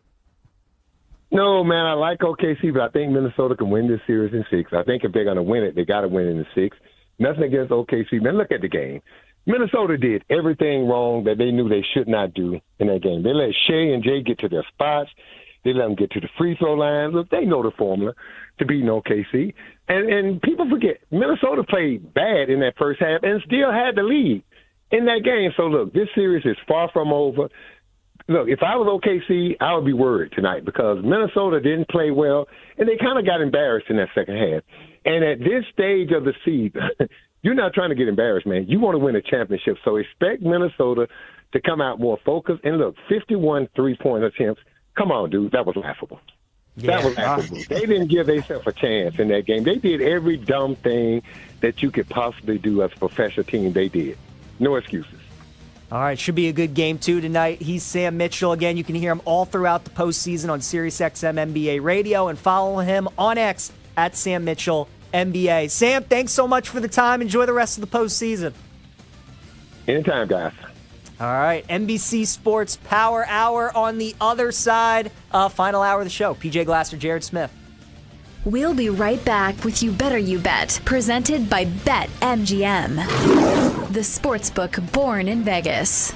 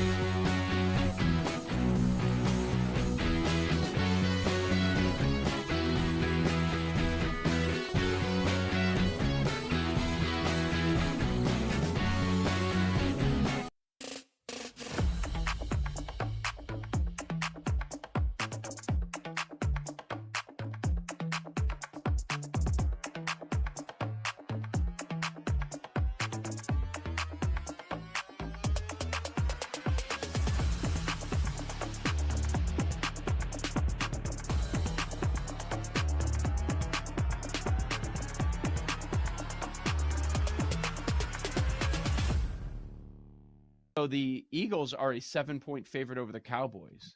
So an NFC East matchup. My first reaction is take the points.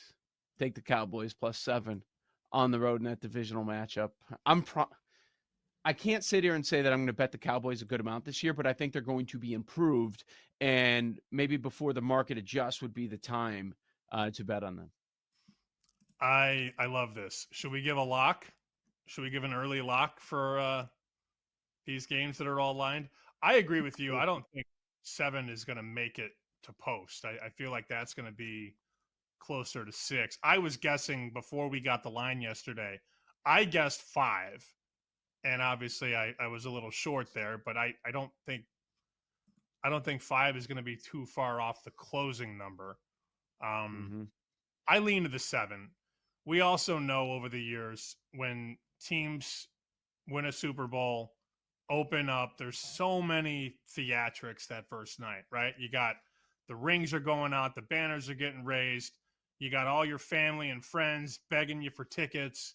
There's a lot of things working against that home team. And I remember I was telling the story yesterday, the day that the Patriots opened up against the Chiefs. Patriots had just won the Super Bowl. Chiefs went in and whooped their ass. And that was a big Kareem Hunt, Tyreek Hill game. I mean, they laid it on the Patriots. So, I mean, that kind of sticks out in terms of like handicapping these opening night games where the champ has a lot of things to deal with. I remember they were showing like all Brady's kids and there's Brady's parents and how hard it was to get tickets. And then the Chiefs, there's no touchdown for the Chiefs. So that one just kind of sticks in my craw a little bit. I think 7's a little too big, but we got a long way to go, man. September 4th. I know. Before that game.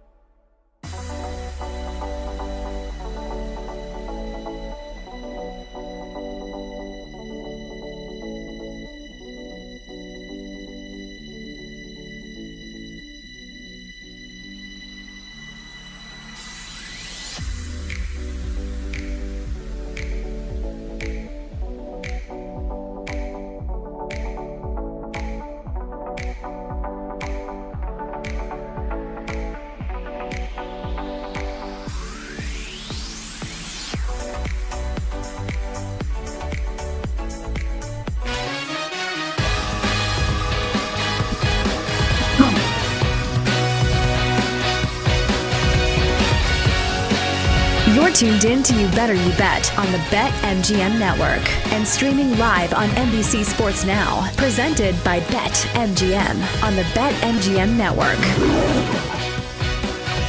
Turn it up, Jake.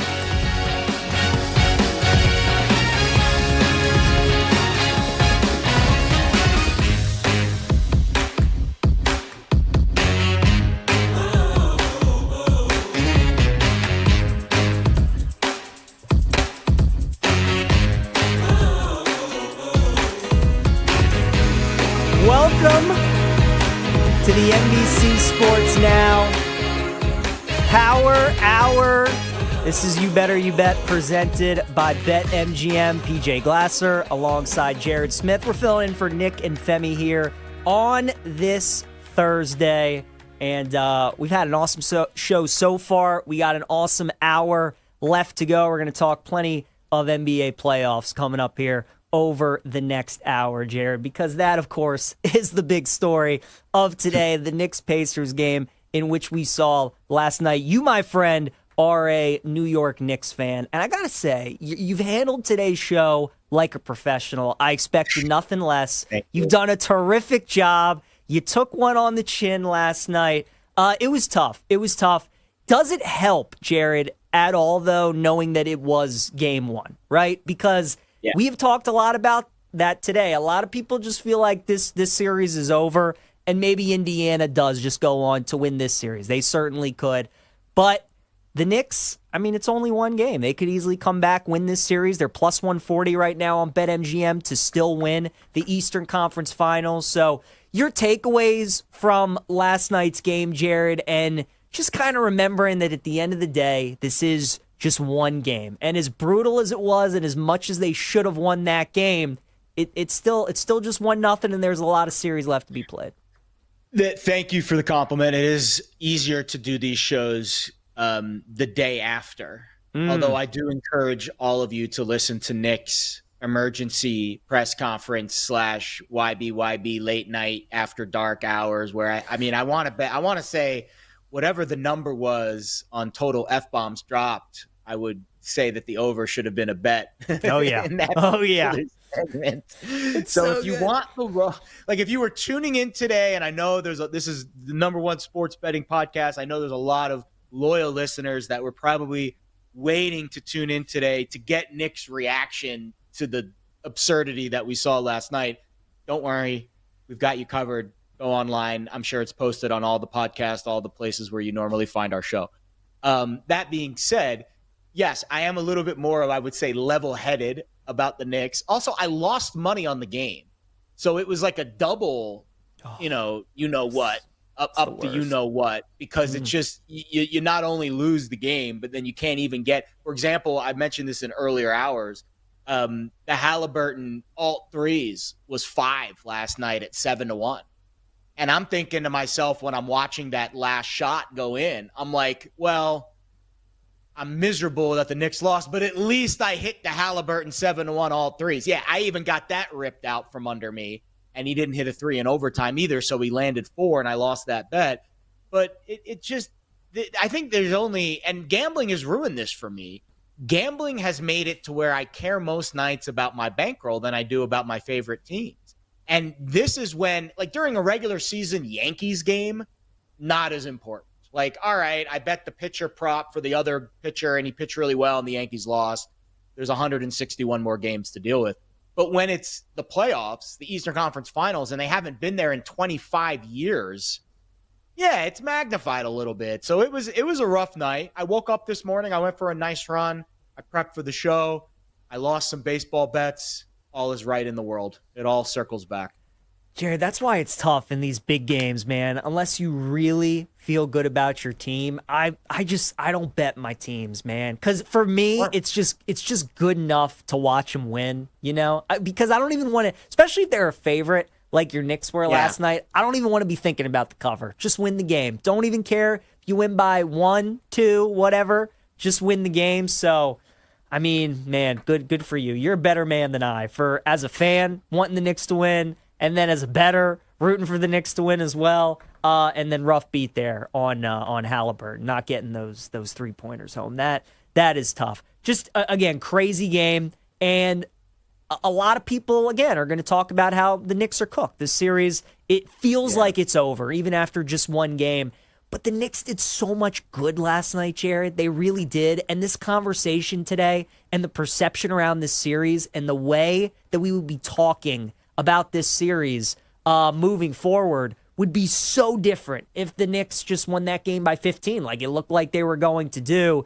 And then the Pacers just do something truly historic, something that we have quite literally never seen before in the NBA, because teams are 974-0 when leading by 15 with less than 3 minutes. And then last night it becomes 974-1. So something historic happens, and now it's just like the world's going to end. I think a lot of it too, Jared, and you can speak to this as a Knicks fan, is because it's the Knicks, right? It's a New York team with the media in that city and how much those fans love that team, and the fact that, they've spent 25 years really not experiencing success like at all. They haven't won a title since 1973.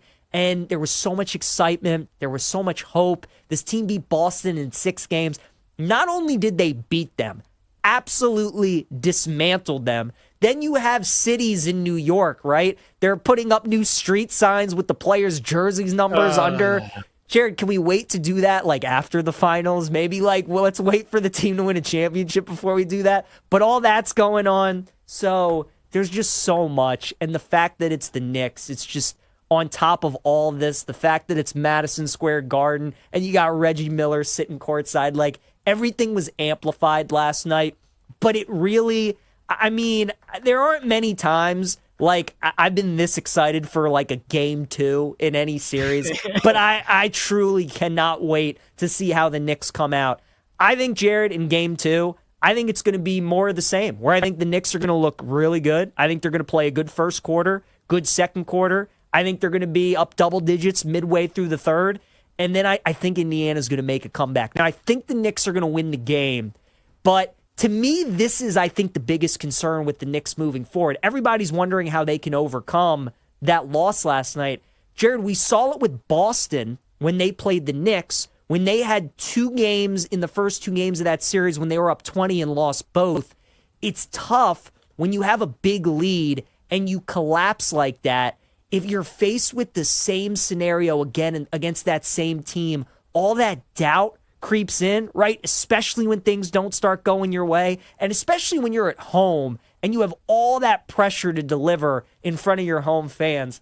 I almost want to see that. I almost want to see the Knicks up again by 15, 20 points late in the third, fourth quarter, and I want to see Indiana put some pressure on them. I want to see how the Knicks respond, because to me, if they respond and win that game by 20, then you know what? I truly do think you can just flush game 1 out of the way. Maybe not fully, but I think the Knicks will be like, you know what? It was just an all-time collapse. We moved on. Now it's 1-1, best of 5. Here we go. But that's kind of what I want to see. Them have a lead, Knicks and the Pacers maybe make a little bit of a run, and how the Knicks respond to that.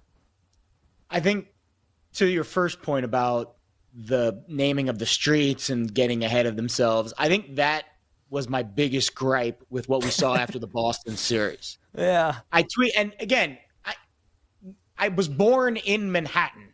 I have been a New York sports fan since birth. I was born in Mount Sinai Hospital. No one knows New York sports better than me. I hated the way that we celebrated after the Celtics series. Hated it. And I didn't want to, make too big of a stink about it, because I didn't want to be, called out. Oh, you're not a New York fan. How come you don't want to celebrate? It was the Eastern Conference semifinals. It wasn't even the Eastern Conference Finals. I know. And they were celebrating like they won it all. Act like you've been there before. The problem is most Knicks fans that are alive haven't been there before. And they get that taste and they go absolutely bonkers. That was, if you want to put a proportional response, that was, they celebrated that Celtics series like they won the title. And I didn't see any videos or any, highlights from last night at the Garden afterwards when they were leaving and 7th Avenue and that whole It looked like, I mean, it was a circus after the Celtics series. But you have to keep things in perspective. And I think that's where the New York fan base, deservedly so, gets a lot of gripes. And most fan bases, fan short for fanatic, most fan bases are going to give you the extreme level of excitement. But I thought that the way that they celebrated the Celtics series win kind of proved to me that the Knicks fan base was not ready for the level of success that maybe they will get in this series. Now you have to think about it in two different ways. If I'm a Knicks fan, do you want them to if you were a Knicks fan, PJ, I'll ask you this question because I know my answer. Would you rather win this series and then, just like they did 25 years ago, lose in 5 to the Spurs and David Robinson and launch another Western Conference dynasty in the Thunder like they did 25 years ago when, Duncan and Robinson, and that was the ascent of the Spurs? Would you rather beat the Pacers, make it to the finals, and then lose to the Thunder? Or would you rather, have it, get put out of your misery early and lose this series and then not? Because I think we're all in agreement that the Thunder are going to win they're like a $2 favorite right now to win the finals. Like, I think we're all in agreement that the Thunder are the best team. They should win it all. Even if the Knicks win this series, they will likely lose to the Thunder. Which round would you rather meet your demise? I would rather be put out of my misery right now. Honestly. Really? If I'm not winning the title, I would rather lose right now. Don't delay the inevitable. I disagree. I would much rather, if I was a Knicks fan, have them beat Indiana, lose to OKC in the finals. Because for me, Jared, as a fan, it hurts, I think. I know. It hurts when your team loses a series that you feel like you should win and you're better than that team, right? That's fair. Like Celtics fans, I think don't know if we're better than the Pacers, though. I'll be honest. I don't know if we're better than them. We have home court. I don't think we're better. I think the Pacers are pretty good. They are for sure, and maybe they are better, but at least there's a conversation to be had about who the better team is. Where I think with like OKC, you just tip your cap.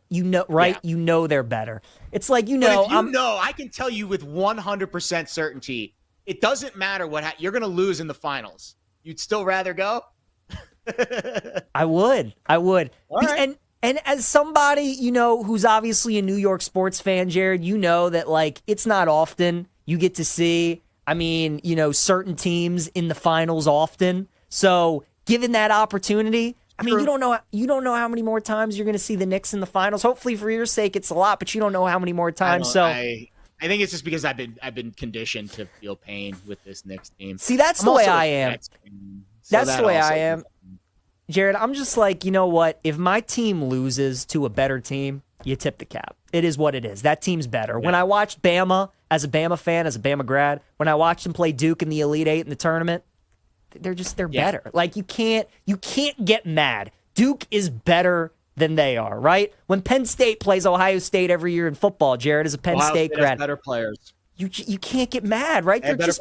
They're just better. You can't get mad if you lose to the better team. So I think this Indiana series, even though I can see your side of wanting to get put out of your misery, if this was the NCAA tournament and it was one game, right? I think you have to. Whoa. Your takeaway last night was the Knicks are better. They gave away that game, right? They were better. That's a great way to compare it. They're the better team. It's the same sport, but it's such a different feeling after one game. Yes, that's a great way to put it in perspective. It's like Houston Duke, right? If it was the NCAA tournament and Penn State, or Penn State's never making the Final Four in that March Madness, but let's go in the Knicks reference. The Knicks were the better team last night and they lost the game. They can still come back from it. You can't do that in March Madness. That's a really good way to frame it. We had a poll question that we're going to get to. I'd love to get to in the next segment, actually, because I think it's a great talking point. But, Jared, it really is. Like, last night can be looked at as Duke and Houston in the Final Four, right? You have two solid teams. Houston was a great team in college basketball. Yeah. I don't know how anybody could watch that Final Four game and think Houston's a better team than Duke. They're just not. Duke was the best team in college basketball. They were the better team, and they gave that game away. But again, it was one and done, so Duke goes home. If those teams play a 7-game series, Duke beats Houston in a 7-game series. Now, we don't know what's going to happen with Indiana and New York in a 7-game series, which I think makes it great. But again, Jared, if you look at it that one game, I think last night, I think you got to say the Knicks are the better team. We'll see how the pace plays from here on out and how it goes the rest of the series.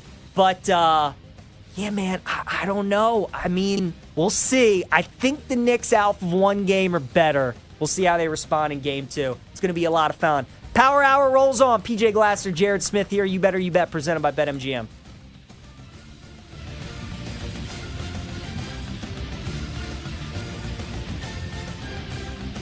We'll be right back with You Better You Bet, presented by BetMGM, the sportsbook born in Vegas.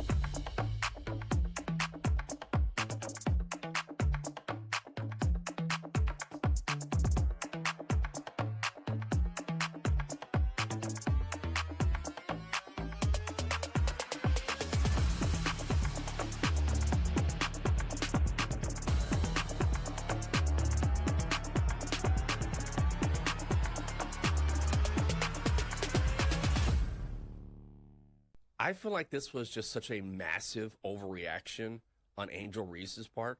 She had a free lane. I mean, she had a free step to the basket for a layup, and then Caitlin Clark reached in, fouled her intentionally, like across her arms, going for the basketball to make sure she didn't get a free 2 points. And then Angel Reese lost her mind for a second, and cooler heads prevailed. But ultimately, I didn't think this was a hard foul or a malicious foul. It was just a foul. Yeah, this looks straight out of the NBA, does it not? Right. When guys are flopping and they're saying, "Oh my goodness," and they barely touch them. So maybe this is just basketball. And Caitlin Clark was kind of referring to that. She's saying, "Hey, it's basketball play; it's fine."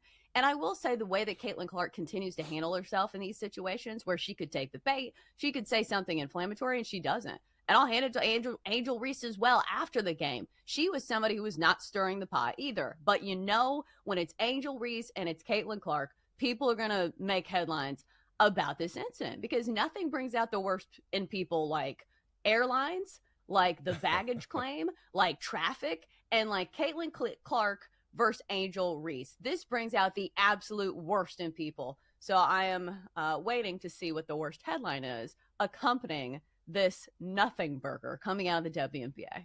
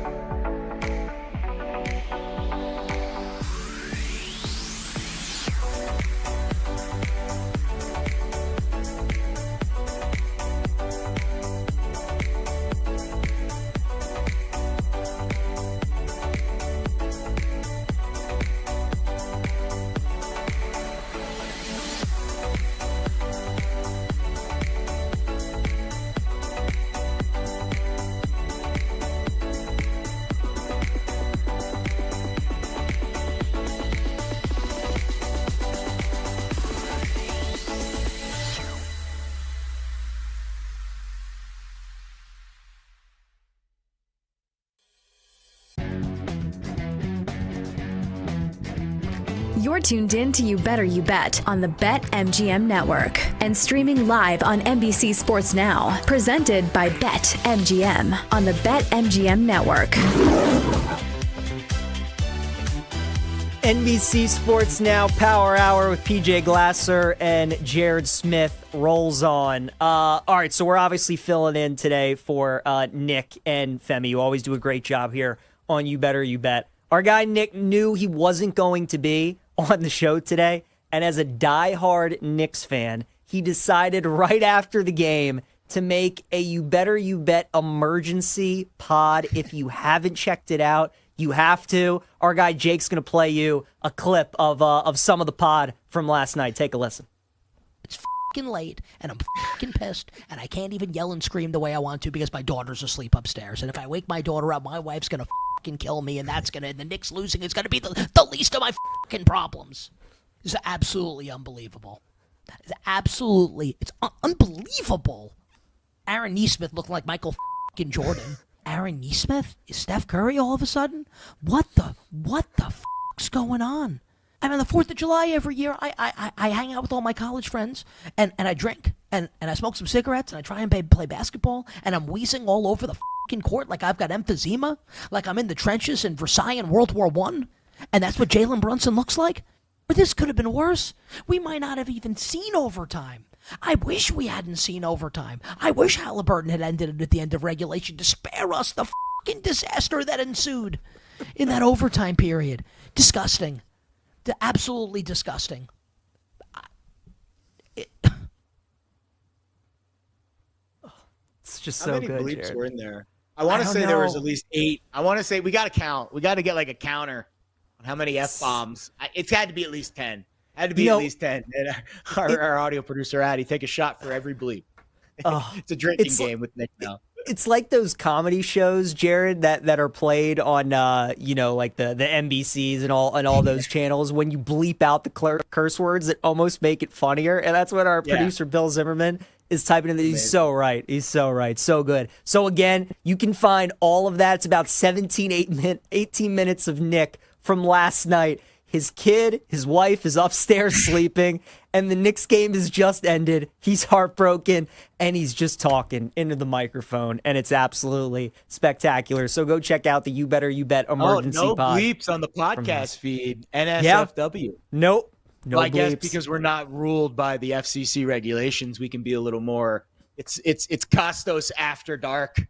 Yes, exactly. So that was great. So obviously that was an epic collapse from the New York Knicks from last night. So we decided here on You Better You Bet, our poll question of the day for social would be, what was the biggest sports collapse during the 2024-2025 sports calendar year? So this past sports calendar year, what was the biggest collapse? Was it last night's game featuring the Knicks and the Pacers? Was it Duke and Houston in the Final Four with Duke's collapse, a game that we referenced last segment, Jared? Was it the Yankees in Game 5 of the World Series when they were up 5-0? Judge drops a fly ball. You have a couple of botched ground balls. Dodgers come back. They win that game, win the World Series. Or was it the Chicago Bears on the wrong side of the Hail Mary? We all remember Tyreek Stevenson waving to the crowd during the play, and then Jaden Daniels just chucks one 70 yards in the air, whatever it was, and the Commanders win that game.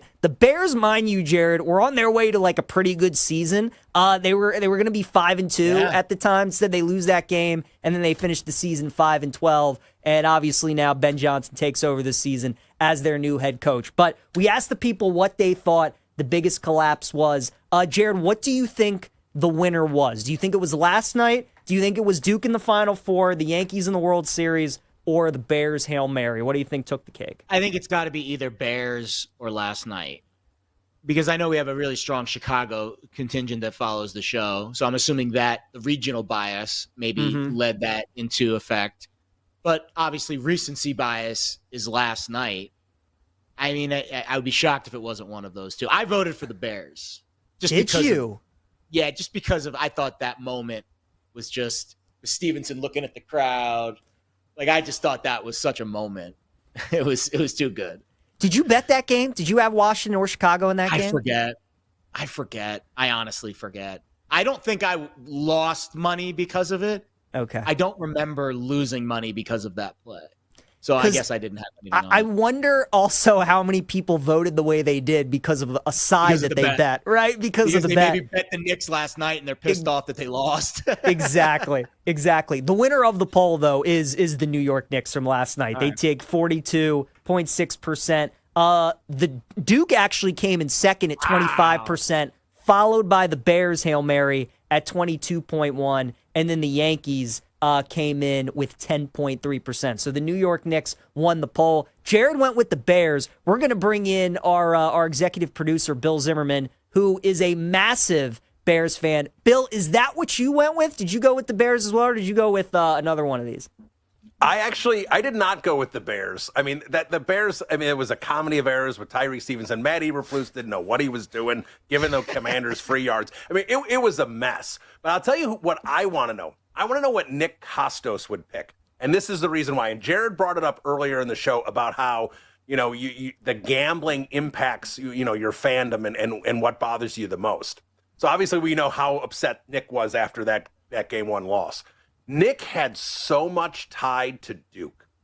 Like, not just Duke winning. Like, he had parlays upon he had so much tied to Duke. I'd be curious which one for Nick between Duke and the Knicks there. So I'm curious there. But I went with the Knicks, and I went with the Knicks for one reason. I saw a post from The Athletic this morning that teams that were down 14 or more points in the final 3 minutes of a regulation game in the playoffs were 0 for 970 until last night. I saw that. I'm like, that's the one for me. That's the one. They had 970 losses until the Pacers last night. I mean, not like that's the thing. Like, it wasn't even like 970-2. Like it's like zero. Yeah. Like that was the first one. Was the Knicks last night. So there you go. So Bill going with the Knicks as the biggest collapse. Let's bring on our guy, Jake Hassan, who's also a massive Bears fan as well. Jake, what did you vote for the poll?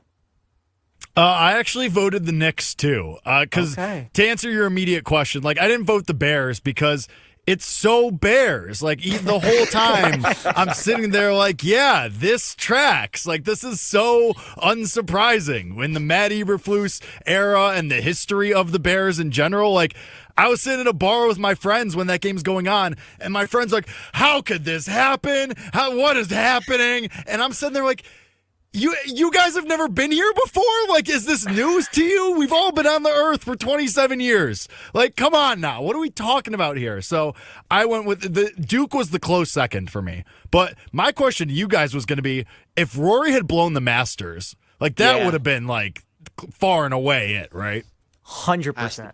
100%. I think that replaces the Yankees one for sure. Yeah. The Yankees one, like baseball is so weird. Like baseball. Yeah, Yankees wasn't even close for me. They were such a better team. They were the favorite. So it's like, Rory. Oh man, that would have been. Rory, I mean, like the fact that he's going for the Grand Slam, it was his 17th time playing Augusta. And like, if he can't win that one, like he's just not winning. The way that he was playing, he had won like 3 events before that season. Jake, I'm glad you brought that up because I was talking to Bill and Jared before the show, and I'm like, had Rory collapsed, that would have been on there, and that would have been the winner. But obviously, he won the Masters, so he is not on the list. Rory was like a minus 4,000 favorite on like the 13th hole. Yeah, I forget which, but there was like literally like 5 holes left, and he had like such a big lead, and then he spanked one in the water. I mean, that just completely turned it around. It was crazy. So you guys all went with the Knicks. Jared went with the Bears. I actually went with Duke as who I thought was the biggest collapse. And again, the reason being is the fact that it's the NCAA tournament and it's just one and done, right, Jared? It's what we were talking about last segment. Like John Shire coaching at Duke, he's probably going to have some really good teams. I'm willing to bet that team that he had this past year is probably going to be one of the 2 or 3 best teams that he ever has, right? He's got 3 lottery picks. He's got Cooper Flagg, who is probably the best college basketball player I've seen since Anthony Davis. Like a guy like that comes around once every like 6-7 years, something like that. They were the best team in the country. So the fact that you had such a great team and again, like they were up 6 with 30 seconds to go, they lose that game. and it's one and done. You know, if that game last night with the Knicks and Pacers would have been like an elimination game, a game 6, a game 7, I think it's a different story. But the fact that it was game 1, and if the Knicks still come back and win this series, then even though it was an epic collapse, I don't think we'll quite view it the same way if they win. Whereas Duke, I mean, it's just like they were the best team and they collapsed like that. So I went with Duke. It was between them or the Knicks for me, but I ended up going with Duke, Jared. So I think they have the biggest collapse of the last calendar year. I mean, you're the college hoops guy, so I mean, I'm not. It's on brand for you, BJ. Yeah. I think it's very on brand. I went with Duke. I mean, the Yankees won. Jared, I feel bad for you because, you know, you're obviously a New York guy, so you had to suffer through the Yankees and the Knicks. Game 1, though, of the World Series almost had to hurt more, right? With Freddie Freeman grand slam? Like, did that not hurt more than probably the Game 5? Well, I've ranked my fandoms before. Yankees is number 1 above all. Like, my family ties to the Yankees. My grandfather was best friends with Gene Michael. I used to go to spring training in Fort Lauderdale. Like, the Yankees are like the number 1 team on my list. Yeah. So to be fair, I've had a lot of success over the years as well. I grew up in the 90s. I was 10 years old in 96 when they won their first title, and I had multiple championships after that. So it's not, I don't want to complain as a Yankees fan. I've had it pretty good over the years. They're always in contention. But yeah, that one was rough, especially because of the Yankee, like it was like the closest thing you're going to get to a Subway Series, Yankees Dodgers, like the history and just all the vibes of the old Brooklyn team. Like it felt like that was the best possible World Series outcome for the networks, for a Yankees fan, for a Dodgers fan. And then for them to lose in the fashion that they did was very disappointing. It wasn't even a competitive series after that first game. Yeah, the Dodgers, man, they are really, really good. They're struggling a little bit right now. They're like 9-9 in the month of May. I think they'll be okay. Yeah. They got a lot of injured pitching right now, but They'll be fine.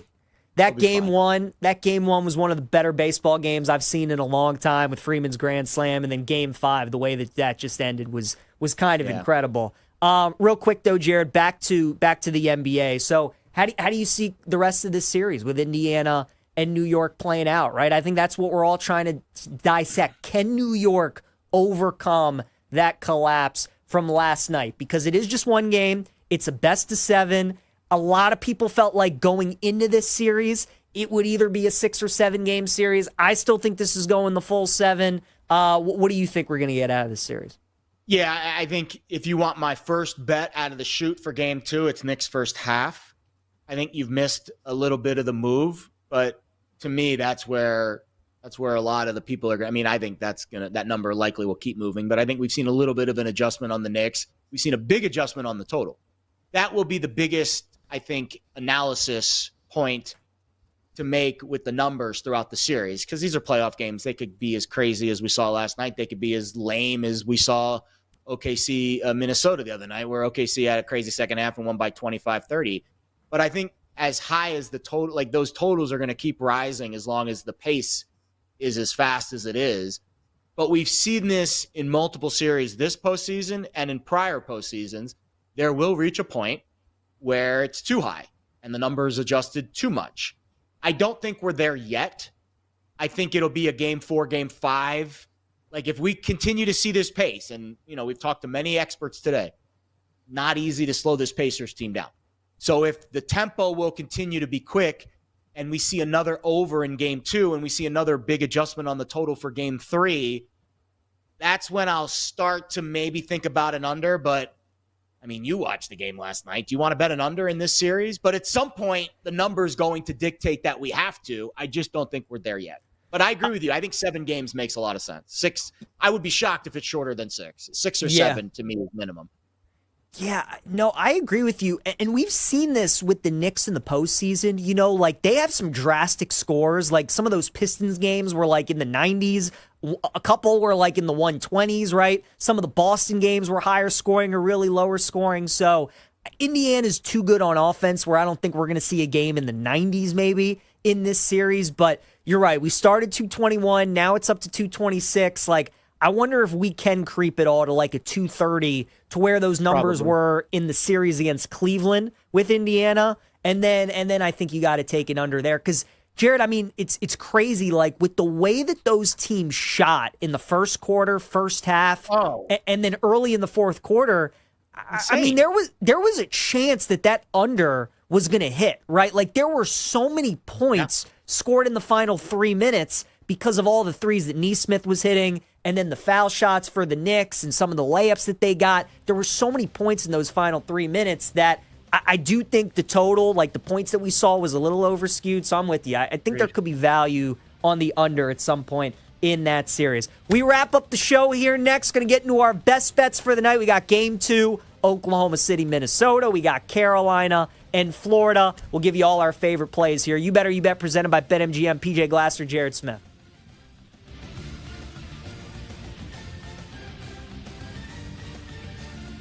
We'll be right back with You Better You Bet, presented by BetMGM, the sportsbook born in Vegas.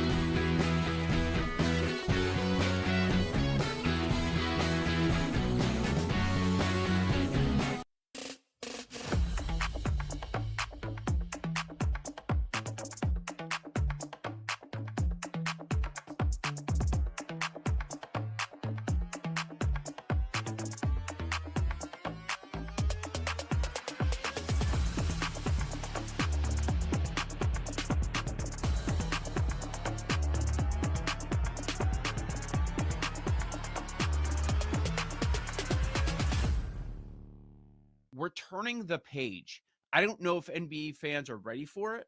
And I'm not saying that these guys are done, but it does feel like we're turning the page while we're waiting for Steph to take over. What about KD? How about LeBron? No. It feels, I'm not calling it over. You know, you still have Luka with the Lakers, but kind of, okay, is it Edwards' time? Is it SGA's time? And we're still waiting on them to make that announcement that he's going to be the MVP. We assume it's going to be him. Maybe sometimes in the next week or so. But yeah, we're looking to the future. And of course, Brunson and Halliburton, and they have a little bit of history that they've been building up. This looks like a budding rivalry that we've seen. I think it's cool. I agree with you. As we sat here and everybody sat here all year, okay, let's just zoom to the Eastern Conference Finals. Here we are, because the expectation was Boston, Cleveland. We get neither of them. And on the other side, we get a team that many were picking on in OKC. Who's going to take down OKC? Well, nobody so far. They're in the Final Four. And then you have Ant Edwards, another star that people seem to love, who just keeps knocking out these alpha athletes, right? Just keeps knocking them out one after one after one. You line them up over the last year. Look at the guys that he's taken out in the playoffs.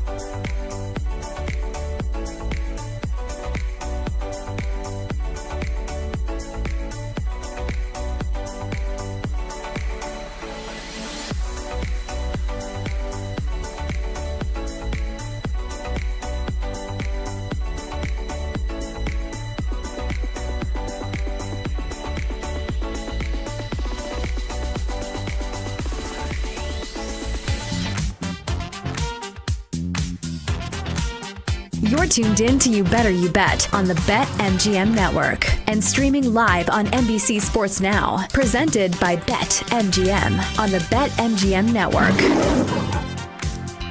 All right, we are wrapping up the show here on You Better You Bet, presented by BetMGM. PJ Glasser alongside Jared Smith. We got Scotty Scheffler finishing up his first round of the Charles Schwab Challenge. Scotty's trying to become the first golfer, Jared, I believe, since 2016, 2017, since Dustin Johnson to win his last 3 starts on the PGA Tour. He's obviously won the PGA. He won the Houston Open before that. So Scotty trying to go for 3 in a row, as we know, world number 1.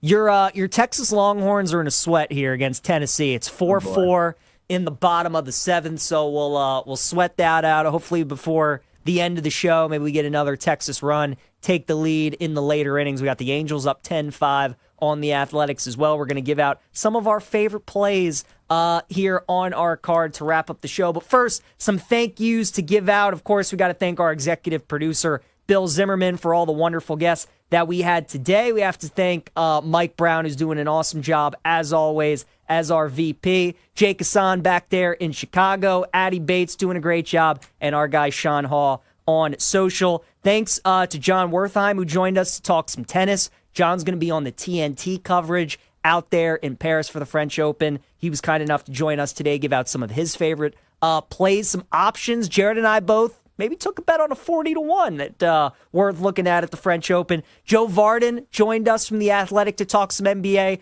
Joe is in MSG. Last night he's covering the Knicks-Pacers series. He gave some of his thoughts on that series. And then Sam Mitchell joined us at 5:40 p.m. Eastern Time.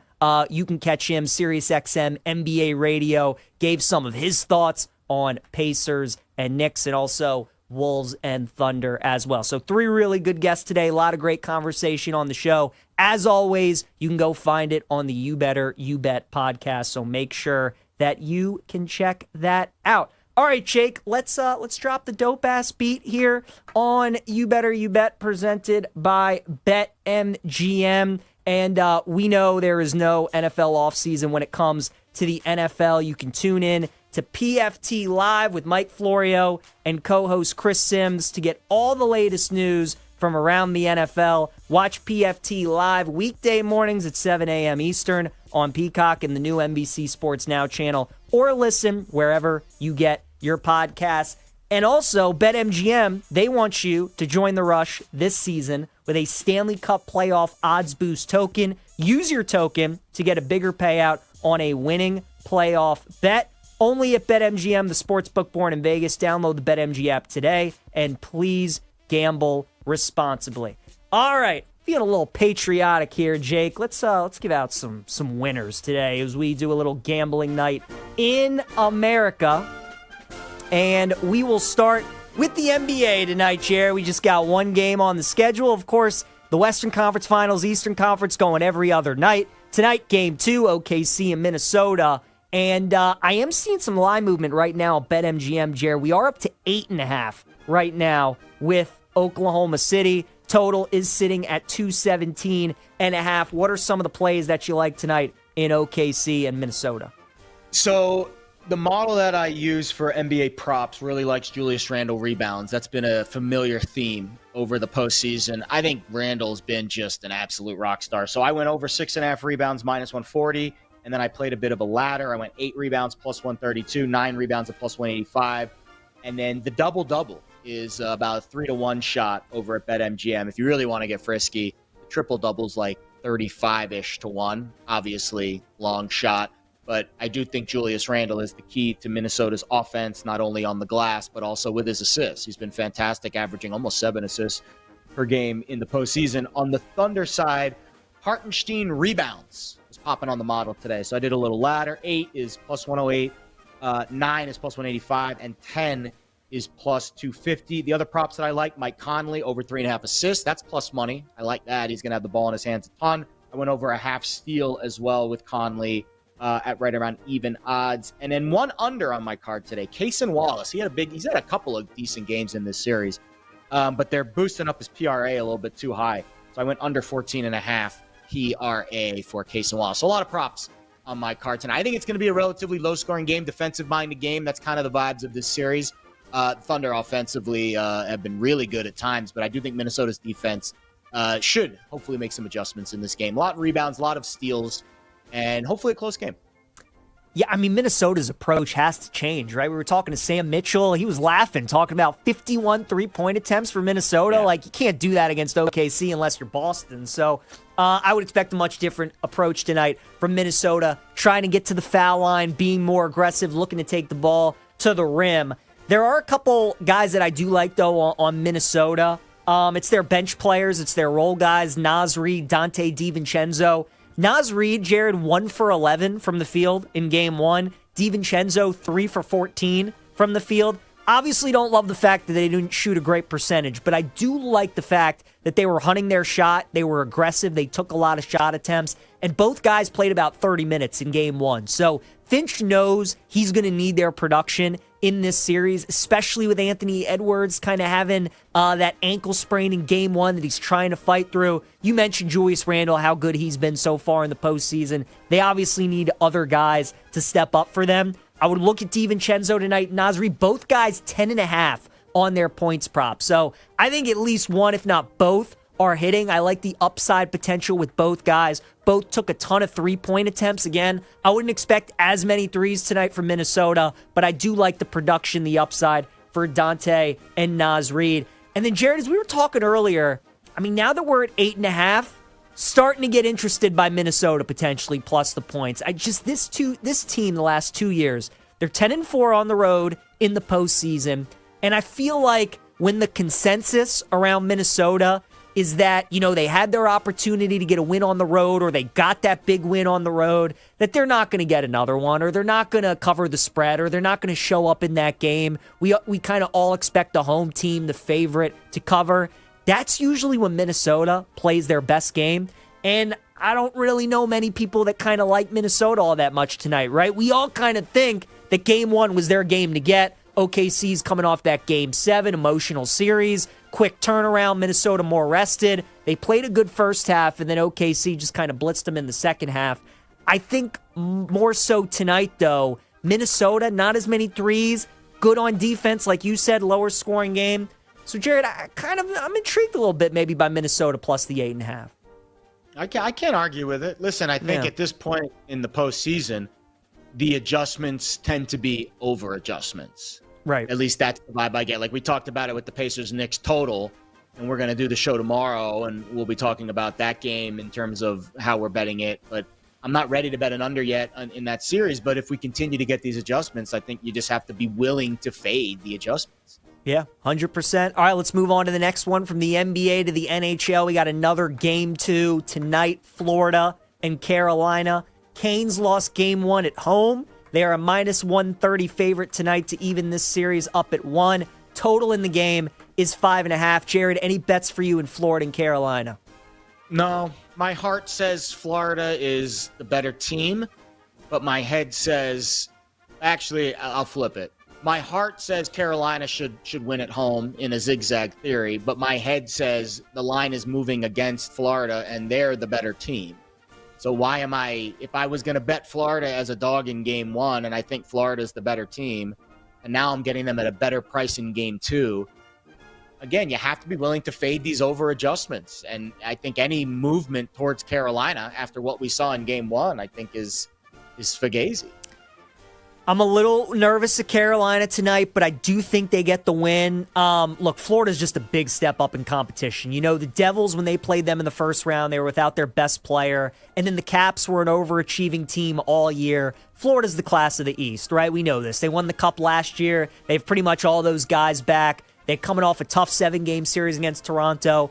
And Carolina got punched in the mouth in game 1. No team this postseason had won a game at Carolina until Florida did it, and they won 5-2. So I think that was the wake-up call that the Canes needed. Their crowd's going to be rocking tonight. They know they need to get this win. They need to get this split. They need to tie the series up at 1 apiece. So I like the Canes tonight. I would look at them on the money line. And Jared, as we were talking about earlier, this might be one of those series where side and total could be correlated. If you like Florida, maybe think over. If you like Carolina, maybe think under. even though Florida doesn't mind playing a 2-0, 2-1 kind of game, that certainly is the kind of game that Carolina wants to play. As they rely on their defense, their goaltending. They're just so technically sound and well coached. So I would look at the Canes side tonight, and because I like them, would think about under 5.5 as well. All right, over to Major League Baseball, where we have the Mariners and the Astros going on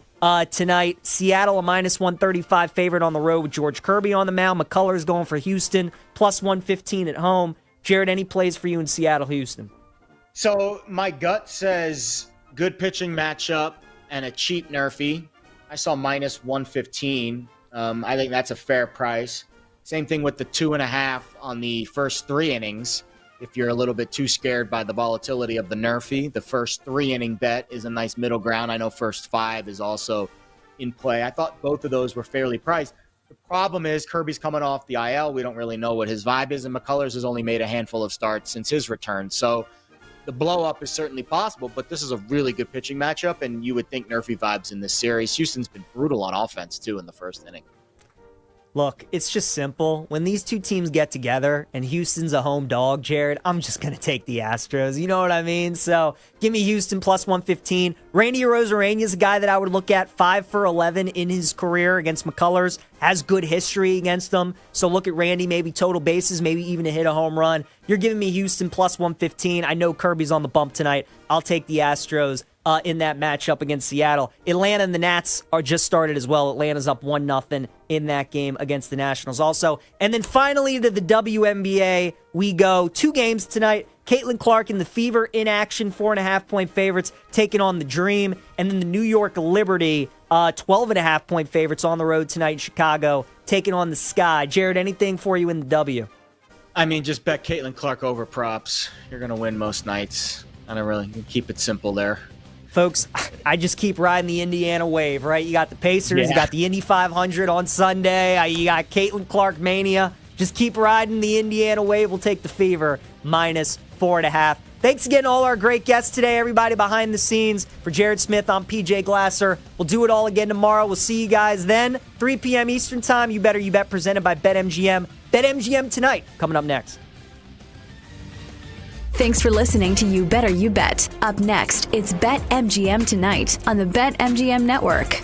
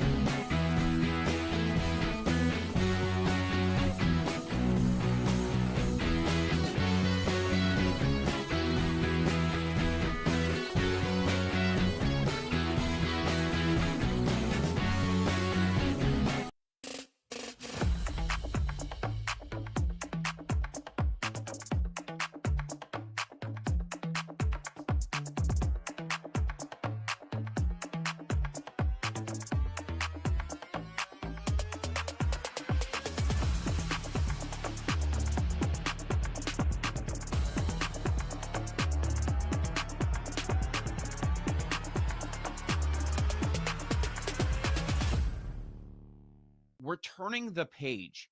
I don't know if NBA fans are ready for it.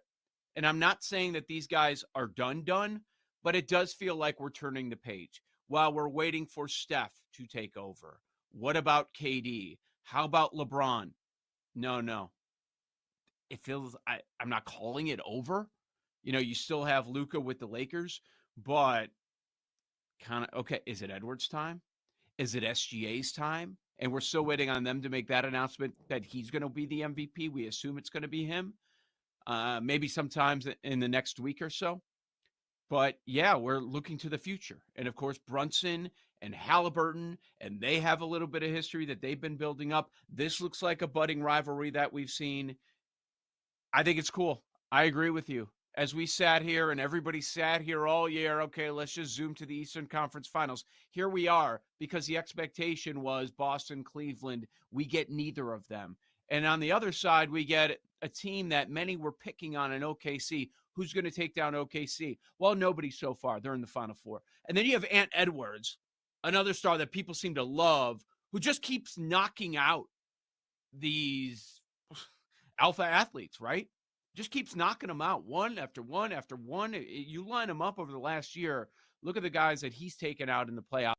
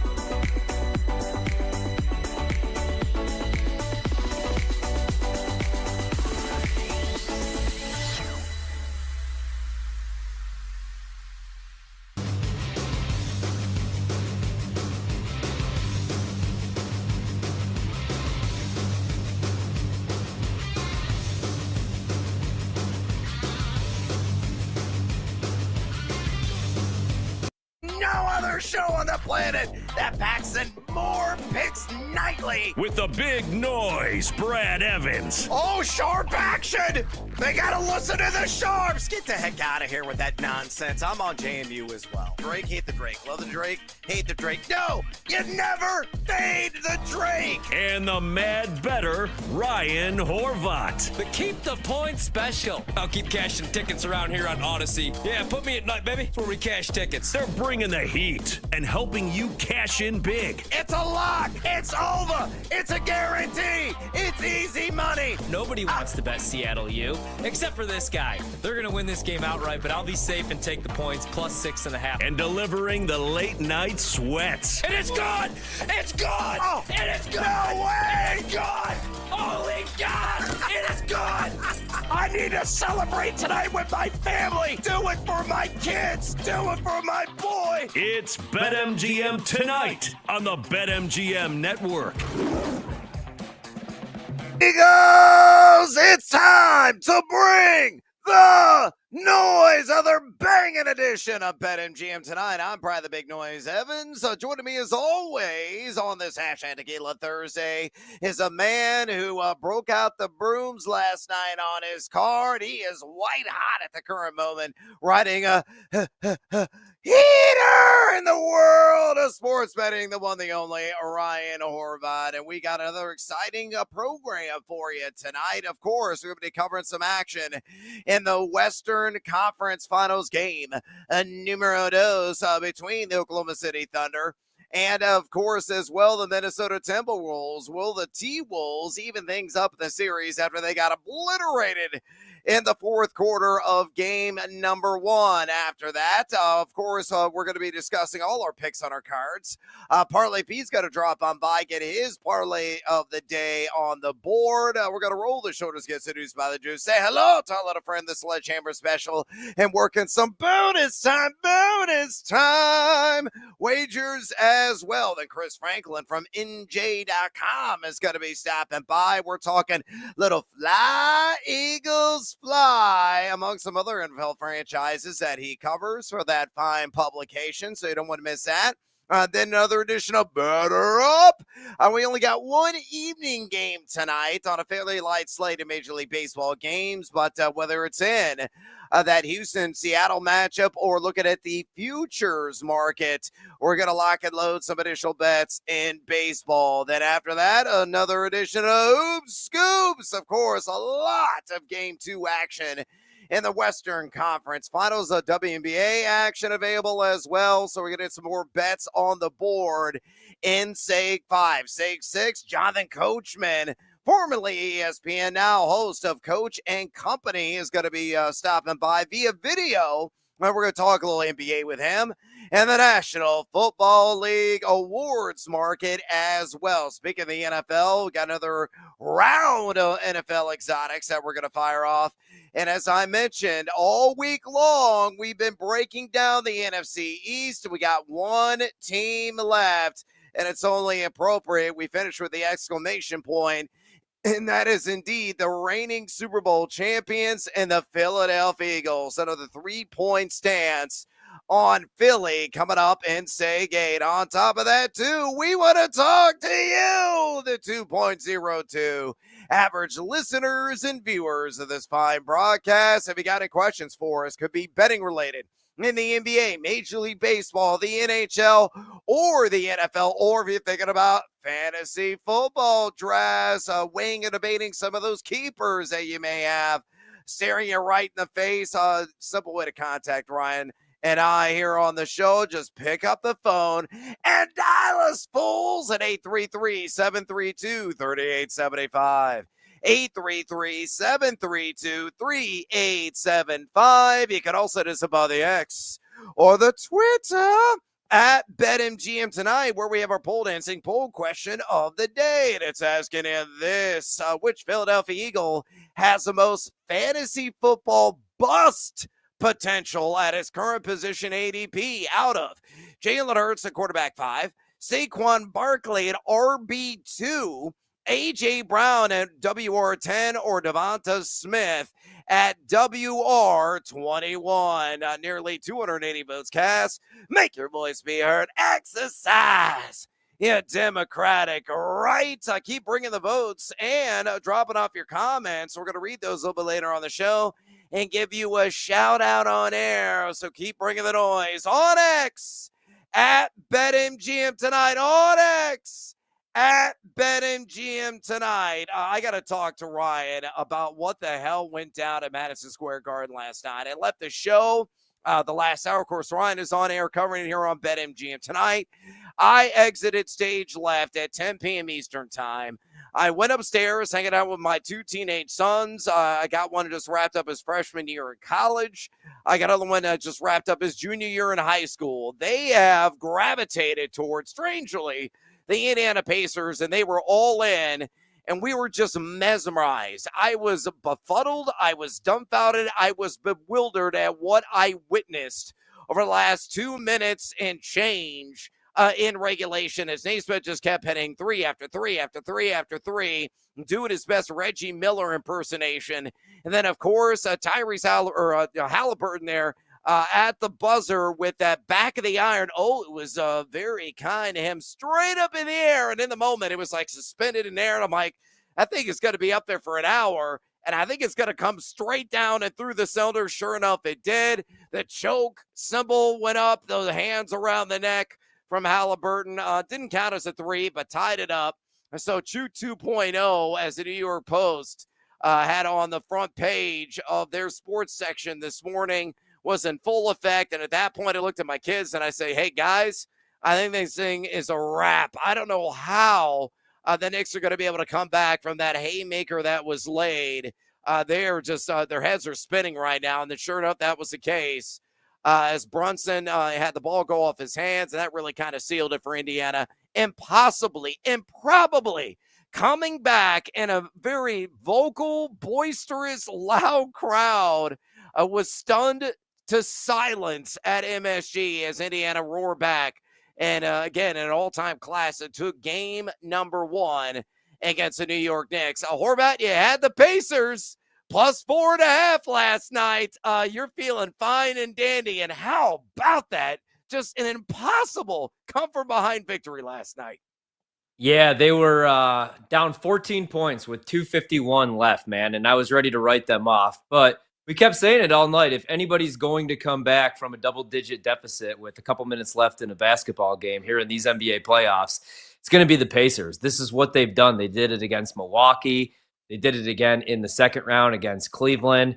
And it was crazy, man. Like Aaron Nesmith just got hot. He went 8 of 9 from 3. He had 6 threes in the fourth quarter, which I believe matches an NBA record in a playoff quarter, finishes with 30 points. He was ridiculous.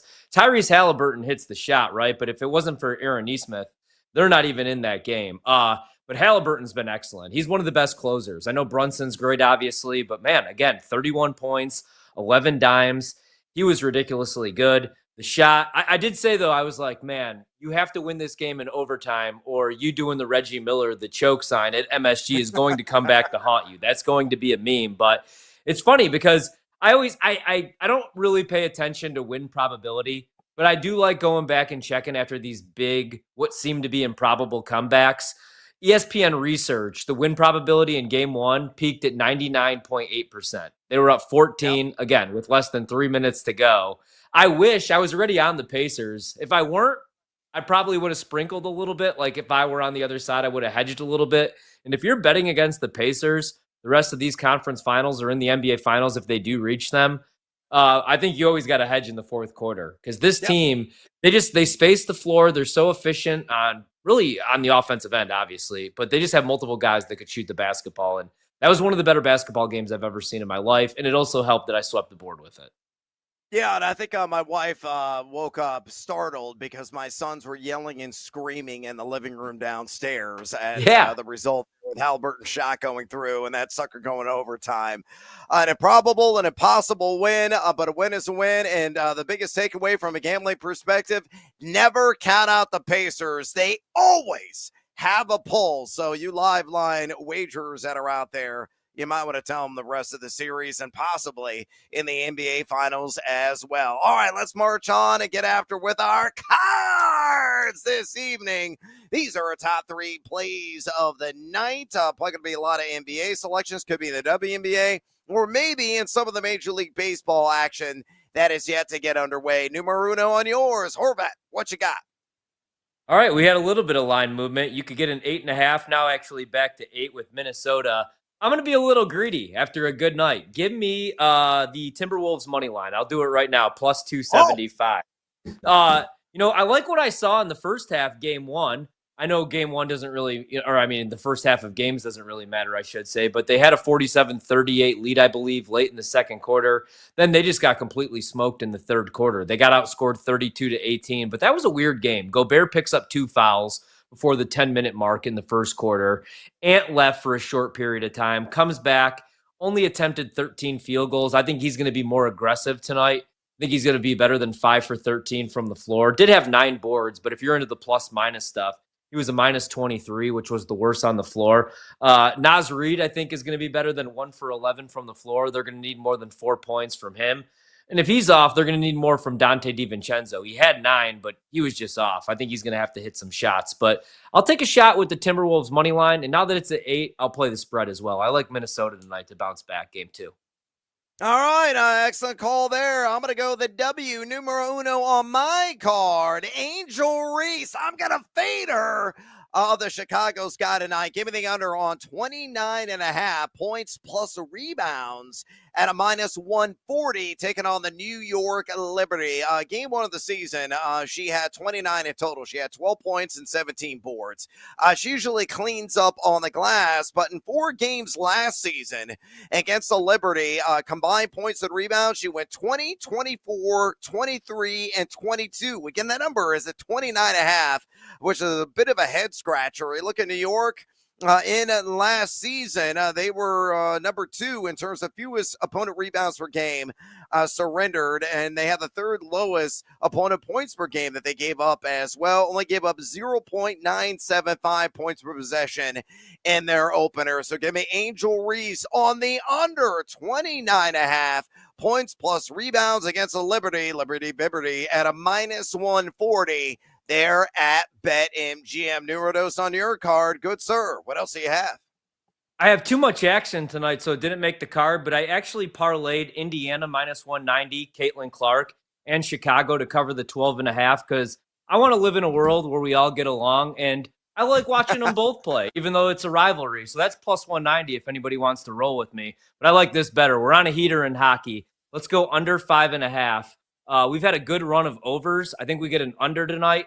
Scary, but I like Florida on the defensive end, and Bobrovsky's been really good. He's 9-4-0. He's got a 2.29 GAA and a 905 save percentage. Carolina only gave up 281 goals during the regular season, which was 10th in the league. They're even better here in the playoffs. Anderson 7-3, 174 GAA, and a 919 save percentage. So Carolina struggled a little bit at home. Only 11 goals in their last 3 home games.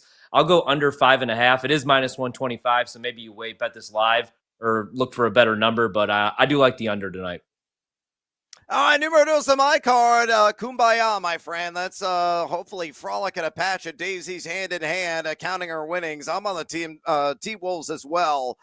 Plus the 8 now, as you mentioned, it moved by Captain Hook there at a minus 110 at BetMGM. I don't think Minnesota's going to get blown out. I'm kind of with you. I might sprinkle a little action on the money line as well. They're going to fight tonight, and they're not going to go down 0-2 in convincing fashion.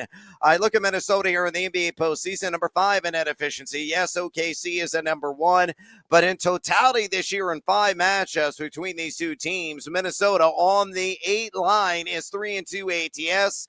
I think it's going to be more of the same tonight. So give me the T-Wolves, the score of the cover, plus 8 on the road, game 2 of the Western Conference Finals at a minus 110. Numero Trace in your card. Please share. Yeah, if it ain't broke, we don't fix it. We keep riding, right? Isaiah Hartenstein. Let's go over 8.5 points, minus 115. Averaged 11 during the regular season and 10 boards, had 12 in game 1. Granted, Gobert was in an instant foul trouble. I don't think he's going to be slowed down. Good 2-man game between him and Chet. He's going to catch some alley-oops. Also, he's went over this number in 8 of 10 playoff games, so I think he gets in double figures again. Hartenstein over 8.5. All right, numero tres on my card. I'm going to go with the Ball Brethren, that being Alex Caruso. And this is something I just continuously wager on because it keeps hitting the over on 1.5 threes made at plus 140. Yeah, roll the shoulders because I got seduced by the juice. He had 3 made threes in the opener against Minnesota. I think it's going to be more of the same. He's averaging 4.3 jacks per game from outside in the NBA playoffs, shooting 45.1%.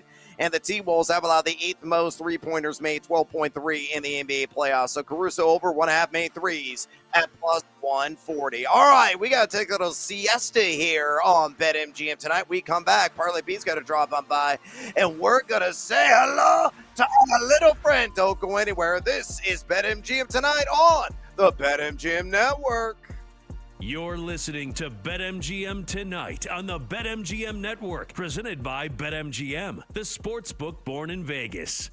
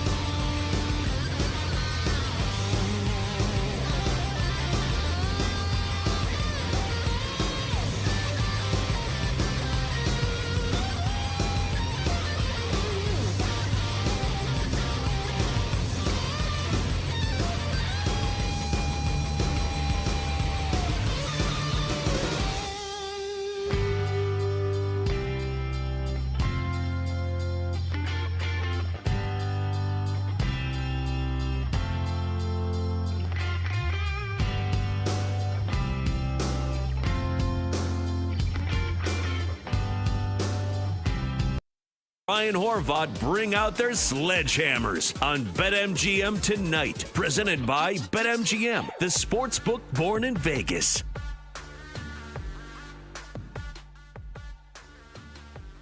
With you, Ryan Horvath in the house on this hashtag Tequila Thursday. We're going to pour ourselves a few more bets and hopefully make a little moolah in the process. Before we do that, with a little Parlay Pete action, saying hello to our little friend, the Sledgehammer Special, rolling the shoulders and getting seduced by the juice and working it in some bonus time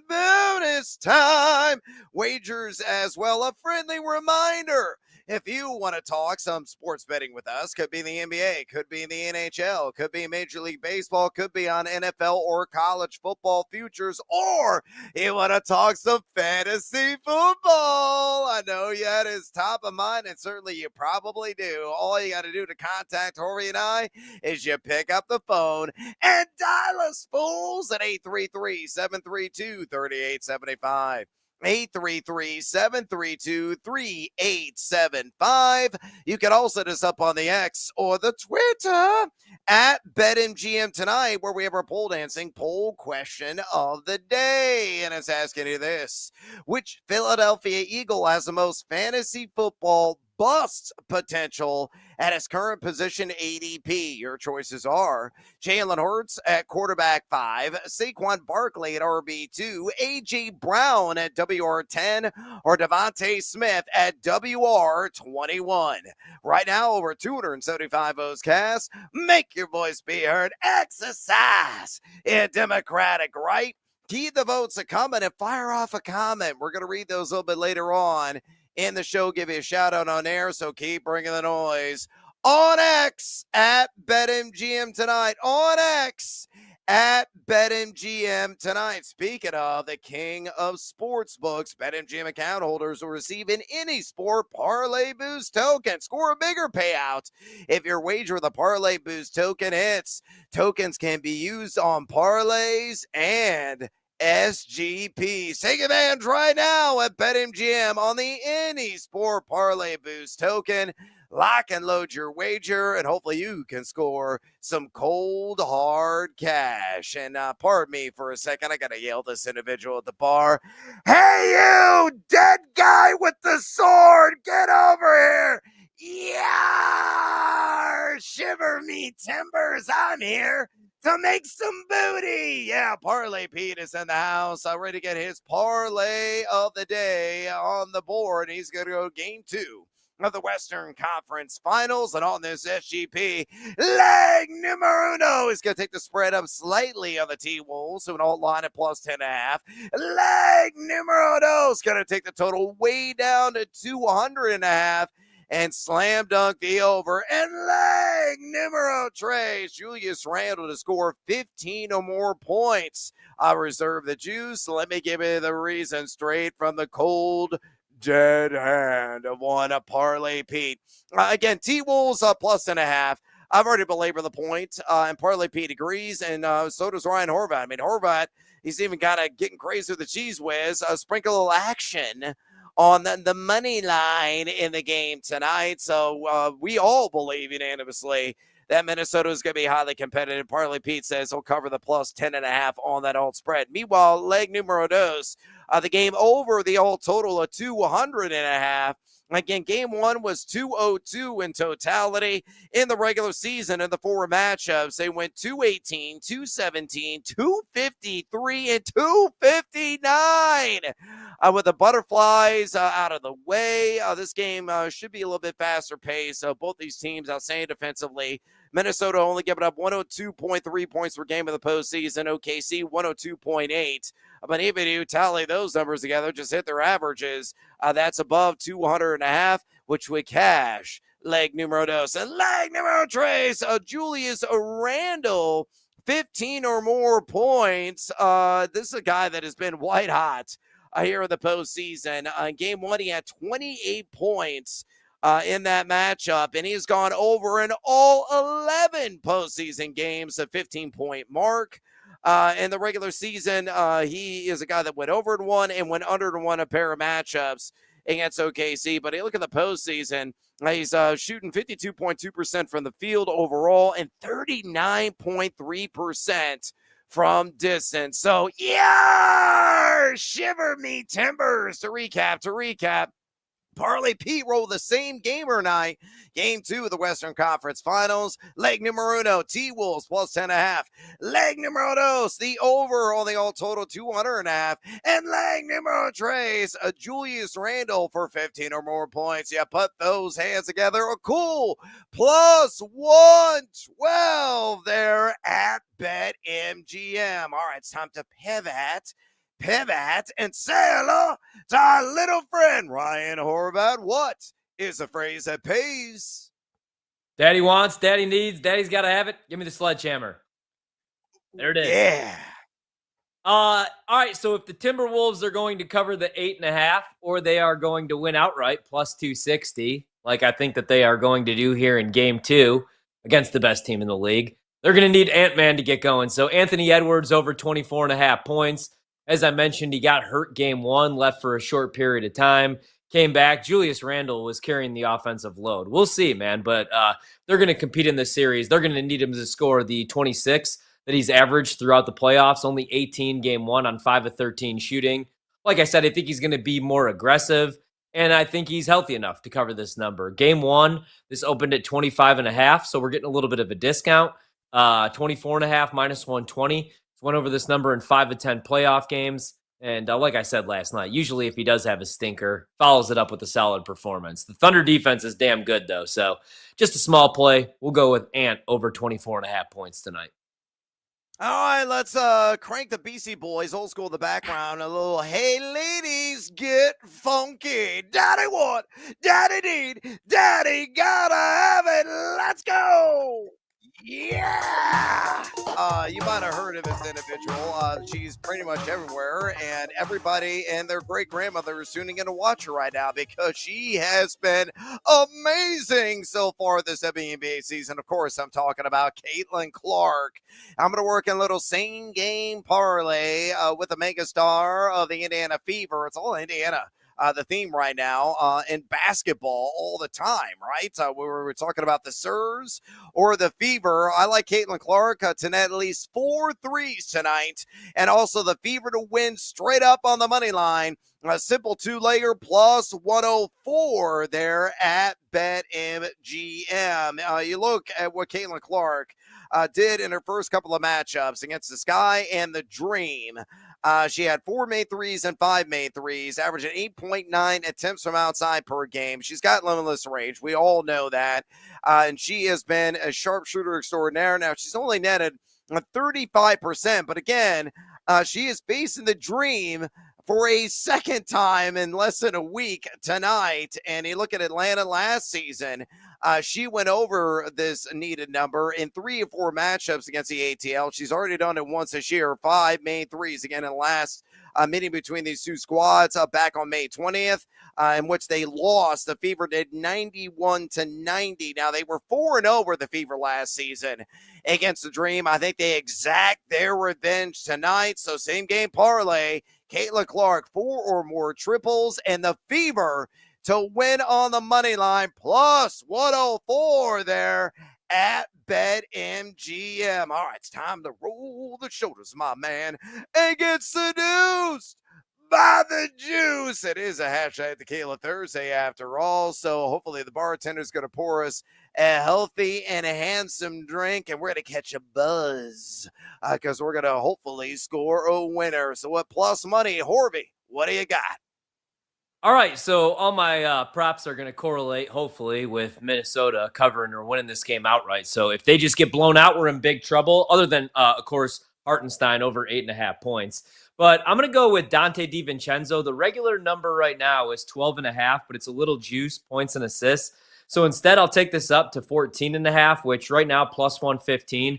They're going to need somebody to get going. And like I said, OKC, the best defensive team in the league, one of the better defensive teams I've ever seen, but they do give you open looks. And Dante was chucking away, man. He was 3 of 12. I'm sorry, 3 of 14 from the field, but 3 of 12 from 3. He shot 40% from 3 the last 2 seasons. So I think he's going to be chucking again tonight. Maybe he just scores 14 points, with 1 assist, but he also had 2 assists on 6 potential assists. So I'm going to go with DiVincenzo to play much better. Considered Naz Reid, I'll go with Dante instead. Over 14.5 points and assists, plus 115. I like that one quite a bit. I'm going to look ahead and flash forward to the future in the National Football League with the CMC Football Factory. Is it going to make me sweat? Bump, bump, bump, baby. Yeah, he will. And the Offensive Player of the Year market, of course, I'm talking about Christian McCaffrey, the San Francisco 49ers. I think this is worth a sprinkle at 18-1. Yeah, we're talking about Christian McCaffrey at 18-1. To win Offensive Player of the Year, which he's, I believe, done already in his career. And a guy that is got no restrictions whatsoever this offseason, returning from a very disappointing and injury-laden 2024, in which he had that Achilles issue. But he is all systems go right now. Mike Clay, ESPN, has got him projected for 992 rush yards and 7 rushing touchdowns, along with 60 receptions for 506 receiving yards and 3 receiving touchdowns. RB4 is what Clay believes is where he's going to rank in fantasy football, half-point PPR leagues this year. Middle of the pack in terms of fantasy running back strength of schedule at number 18. But you look at San Francisco last year, they had a lot of ills. One of them, though, was not in the run blocking efficiency area. They had the second best run blocking line, according to Pro Football Focus, in the National Football League last year. That hopefully is going to carry over.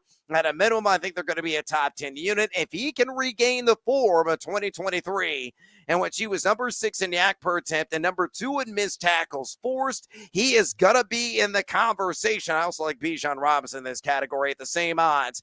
18-1. I'm speaking of Christian McCaffrey, an Offensive Player of the Year. Again, worth a little bit of an investment. All right, we got some bonus time. Bets to get locked and loaded as well. Whether you're looking at the WNBA, NBA, Major League Baseball, or some football futures, I don't give a crap. Just give me another bet, Horvey. What do you have? Let's stay with the Western Conference Finals, Game 2. This one is not for the weak. It also just may not be for the intelligent. I'm going to go back to Rudy Gobert and hope that he doesn't pick up 2 fouls 1 minute into the ball game. We'll go over 6.5 points. They need something from him, man. 2 points, Game 1. He was in instant foul trouble, picked up 2 early ones, never had a chance. Number, though, dipped from 8.5 down to 6.5. So I'll buy low here, right? He averaged 12 in the regular season. Could, of course, get played off the floor, not only tonight, but the entire series. But he scored at least 7 points in 5 of his last 10 playoff games. I'll buy low on the points, and I kind of like the PRA as well at 15.5. So we'll see if they get anything from Gobert. I'll go one last dance with Rudy Gobert. He lets me down tonight. He goes on the blocked list. All right, let's go to your neck of the woods and the Beltway there in Maryland. I think Baltimore finally gets over the hump and wins the AFC this season. So I like them at those plus 320 odds right now at BetMGM to accomplish that feat. Now, I look at Baltimore.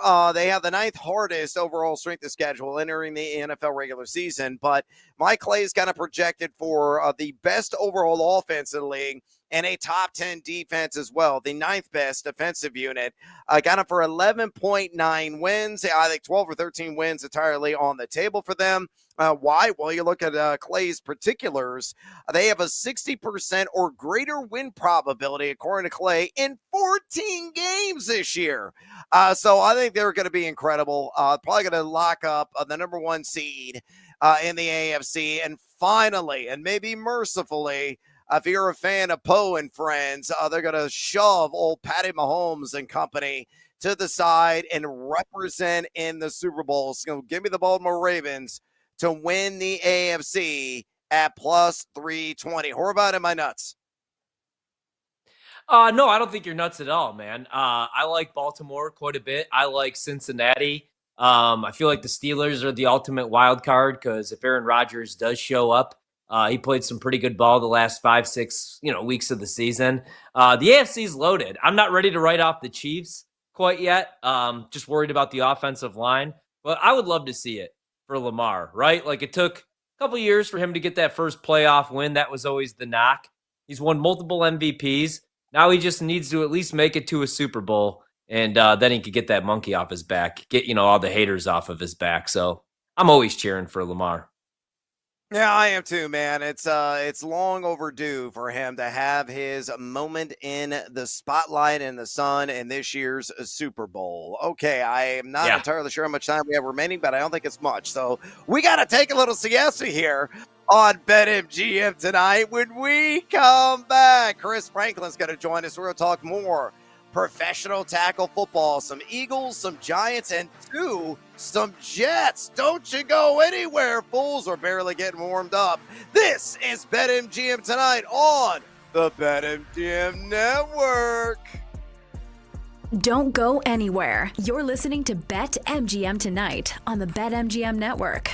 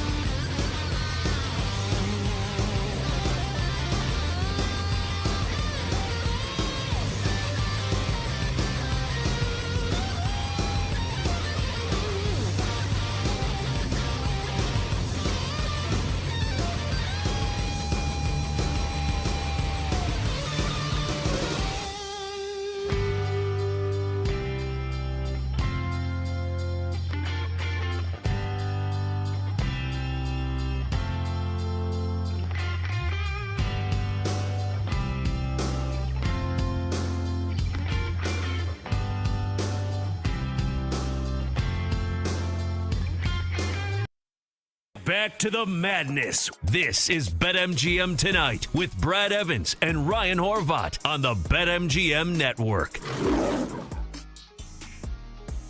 Back to BetMGM Tonight. Brad the Big Noise Evans with you. And on this Hashtag Kaylee Thursday, my drinking partner, the one, the only Ryan Horvat in the house. And we're going to be talking to Chris Franklin, all things NFL football here momentarily. But before we bring Chris on, a friendly reminder, if you want to talk fantasy football with us, maybe you're looking ahead at some of the NFL futures in the betting market, the NBA, Game 2 of the Western Conference Finals, Major League Baseball, or the NHL, simple way to contact Tori and I. All you got to do is pick up the phone and dial us fools at 833-732-3875.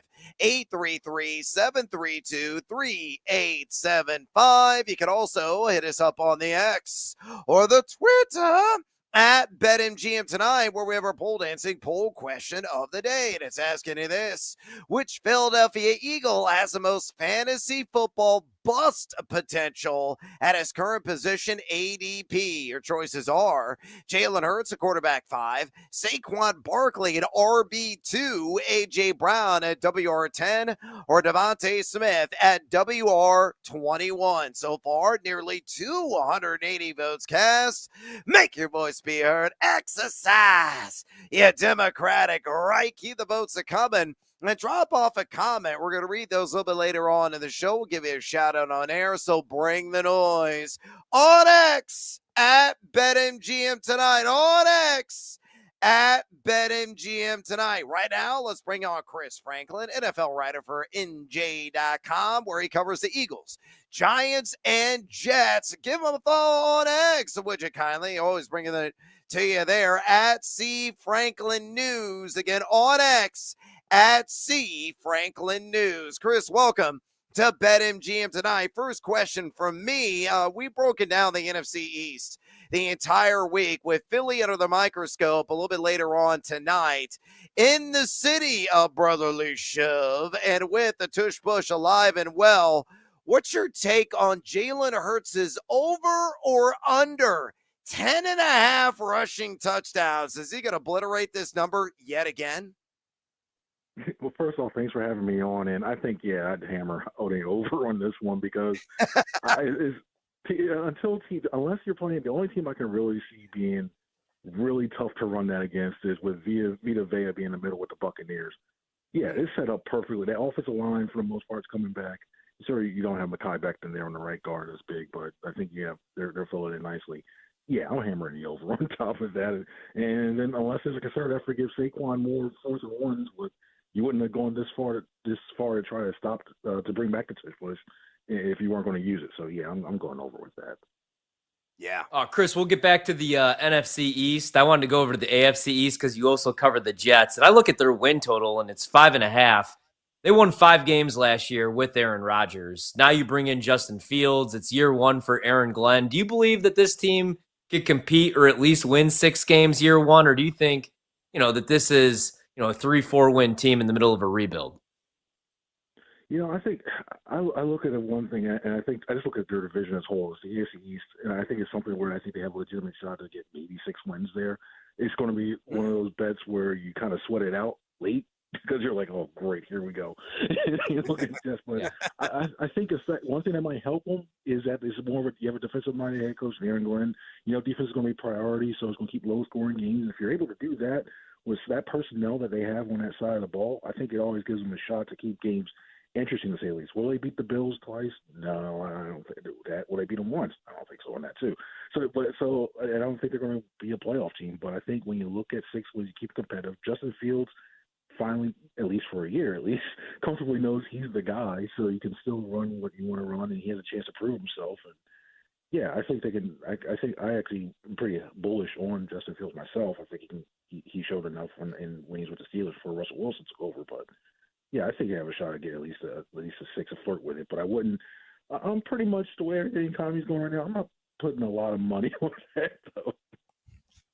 Yeah, exactly. It'll be interesting to see, man, if the defense could bounce back, especially a guy like Sauce Gardner. But as fantasy guys, we're all cheering for Justin Fields to keep the job and to stay healthy because We love the rushing yards as well. So going over to the other side, you got the Giants, and you covered them as well. They keep telling us that we're not going to see Jackson Dart this season, which makes sense because you have two vets and Russell Wilson and Jameis Winston, and I guess Tommy DeVito if he does make the roster. Are you buying or selling we see Jackson Dart this season? And do you think this team could at least be competitive? Because that defense, I think, is going to be damn good, especially with the addition of Abdul Carter. Well, yeah, the best thing could have happened for them, I think, is with Travis Hunter going away, because you look at, I think if you added him on there, it helped the secondary, but you still wouldn't have you still be one dimensional on the pass rush with Brian Burns and also Kayvon Thibodeau. I think now that you have that rotation, and when you look at when the Giants were really good, when they were on their runs, going to Super Bowls, what have you, they had 3 or 4 deep on the edge rushers. So now not only do you have Abdul Carter joining Thibodeau and Burns, and Dexter Lawrence in the middle of that. You're not shifting the line that much. And I really think Darius Alexander, the rookie they drafted out of Toledo, I was very high on him coming out. You add him into that mix, they have a stout defensive line. But when it comes back to Jackson Dart, I look at it. I think it's more of a thing like so I won't put pressure on him. And I look at the Russell Wilson contract, the way it's structured when it comes to bonuses, the per game thing. I think I wouldn't be surprised if later on in the season the Giants do put him in there. I think it's one of those things like this. Tell him, like, don't worry about this. You're not coming in, so it won't put added pressure thinking, okay, I have to learn this quickly, and so I get my shot. He's going to feel that way no matter what, because he's a rookie, wide-eyed. And, I can do this. This is the SEC to the NFL. He's going to have a rude awakening. But I think it's one of those things where he's like, all right, it's one of those things where Dable gives him some cover, and then when they're about like the last quarter of the season, when their fate's decided they're not going to the playoffs, it's one of those things where you see maybe like the last 2-3 games he gets a shot. Interesting. We're talking to Chris Franklin, NFL writer for NJ.com. He covers the Eagles, the Giants, and the Jets. Give him a follow on X, would you kindly, at C Franklin News.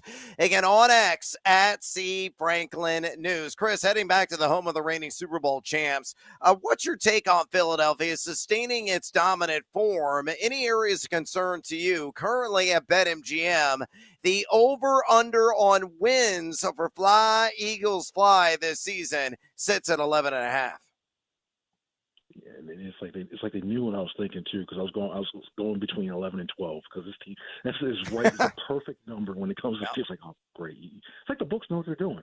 But when you look at what they do overall with this team, I just look at the way that the offense I have no concern over. Sure, you have a new, like I mentioned before, Becton's gone. You may have the Kenyon Green, Tyler Steen, what have you, somebody replacing them at that right guard. Yeah, that's big. But I think you have, when you look at Cam Jurgens and Lane Johnson and bookending them, I think he'll be fine. My concern is it's a little more youth in terms of the defensive side, especially that outside cornerback spot. Because we saw that now Darius Slay's now with the Pittsburgh Steelers. They didn't resign, they released him. Now you got to worry about, is it going to be Keely Ringo, or is Adoree Jackson really going to be vying for that outside spot? You got questions there. And then Vic Fangio's defense is a really, really good defense, but the toughest, you may think, okay, middle linebackers, tough to play in that defense. To me, safety is one of the toughest things, because you got to go inside the slot. There's all that communication in the middle of the field. There's so much you have to do. And now C.J. Gardner-Johnson traded to the Houston Texans, and you got Andrew Barr now playing there right next to Reed Blankenship. It might be a learning curve, or you may go some other direction. So I worry about the back end a little bit early on the season. And then also you have a new offensive coordinator, Kevin Patullo. He's been around for a while. He knows the system. He knows his players, what they do best, what have you. So it's not going to be as big of a turnover, say, as it was from Kellen Moore when Kellen Moore took over Brian Johnson. But there's still that learning curve involved when it comes to calling plays, getting that flow down, and getting some of the nuances, if he adds any new language to the playbook. So I wouldn't be surprised if, say, the first couple of weeks they may be a little slow out the gate. But I can see we've seen this team time and time again where they really just, it's like something just clicks and they just go on these runs. So I'm being more conservative this year with that schedule. I'll say 11, but that 11.5 is a tough number. It's a really well set number. I think you and I are very much on the same wavelength. I'm thinking 11 wins as well. Chris, we'll get you out of here on this. Whether Eagles, Jets, or Giants, give the fantasy football fans watching and listening here to BetMGM tonight an under-the-radar player you think could greatly exceed expectations this fall. Ooh, that's a good one. I'm going to go Jahan Dotson, and I'll say it this way. Okay. The reason why I look at you look at the offense always still goes through A.J. Brown, Devontae Smith, and Dallas Goedert. There's no question about that. But you don't give up a third-round pick just to get him on their thing. And you saw the way that he was playing at the end of last season, in the playoffs specifically, the NFC Championship game. Then you see the Super Bowl with the 40-yard catch. And then you got a guy who's now worked with with Jalen Hurts and the rest of the receivers for a whole offseason. And it's a contract year on top of that. They did decline this fifth-year option. So he's got a lot on the line. Not saying Dallas Goedert doesn't have a lot on the line because we saw what happened and had to restructure his deal. But he's a guy who's starting to build momentum. He's been around here, and you saw it click late last season. So his speed, him working in the slot area, and could kind of be forgotten by defensive coordinators because you got to worry about those other three guys. Oh, no, yeah, Saquon Barkley's back there. Yeah, I think he could be a guy who can sneak in and get some catches and some big yards. Oh, fantastic take, man. I love that pull from you. Chris Franklin, thanks for joining us, my man. NFL writer for NJ.com, covers the Eagles, Giants, and Jets with that fine publication. Follow him on X, @CFranklinNews. Again, on X, @CFranklinNews. Chris, we appreciate the time. We look forward to catching up to you as we get closer to training camp. Enjoy your summer. That sounds great. You enjoy you guys. I hope you guys enjoy your summer. Thanks for having me on. Yeah, appreciate it, Chris. Thank you so much. Jahan Dotson. That was one I didn't expect him to pull out of the hat, but he made some astute observations and some great supportive reasoning around that. And that's a guy you're going to get in the 11th hour of your fantasy draft. Like, you're going to go, before you go kicker or defense, maybe Jahan Dotson is going to be worth the dart throw very late, Horvey.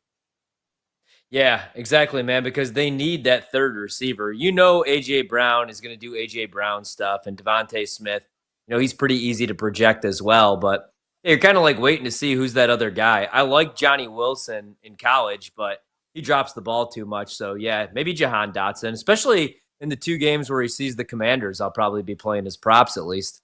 Yep, and it'll cost you absolutely nothing in fantasy. All right, we got to take you to a little break. When we come back, we're going to set the dish for another edition of Better Up. Stick around, fools. This is BetMGM Tonight on the BetMGM Network.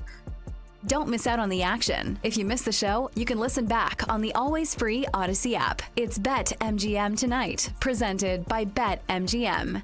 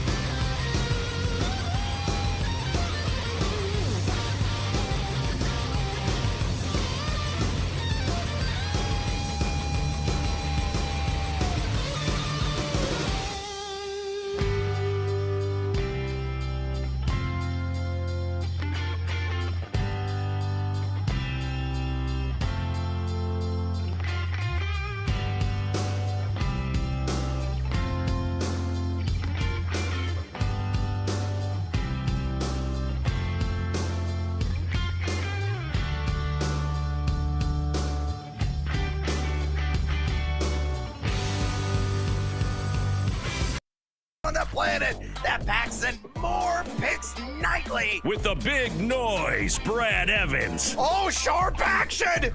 They gotta listen to the sharps! Get the heck out of here with that nonsense. I'm on JMU as well. Drake, hate the Drake. Love the Drake, hate the Drake. No, you never fade the Drake! And the mad better, Ryan Horvat. The Keep the Points special. I'll keep cashing tickets around here on Odyssey. Yeah, put me at night, baby. That's where we cash tickets. They're bringing the heat and helping you cash in big. It's a lock! It's over! It's a guarantee! It's easy money! Nobody wants to bet Seattle U, except for this guy. They're going to win this game outright, but I'll be safe and take the points plus 6.5. And delivering the late night sweats. And it's gone!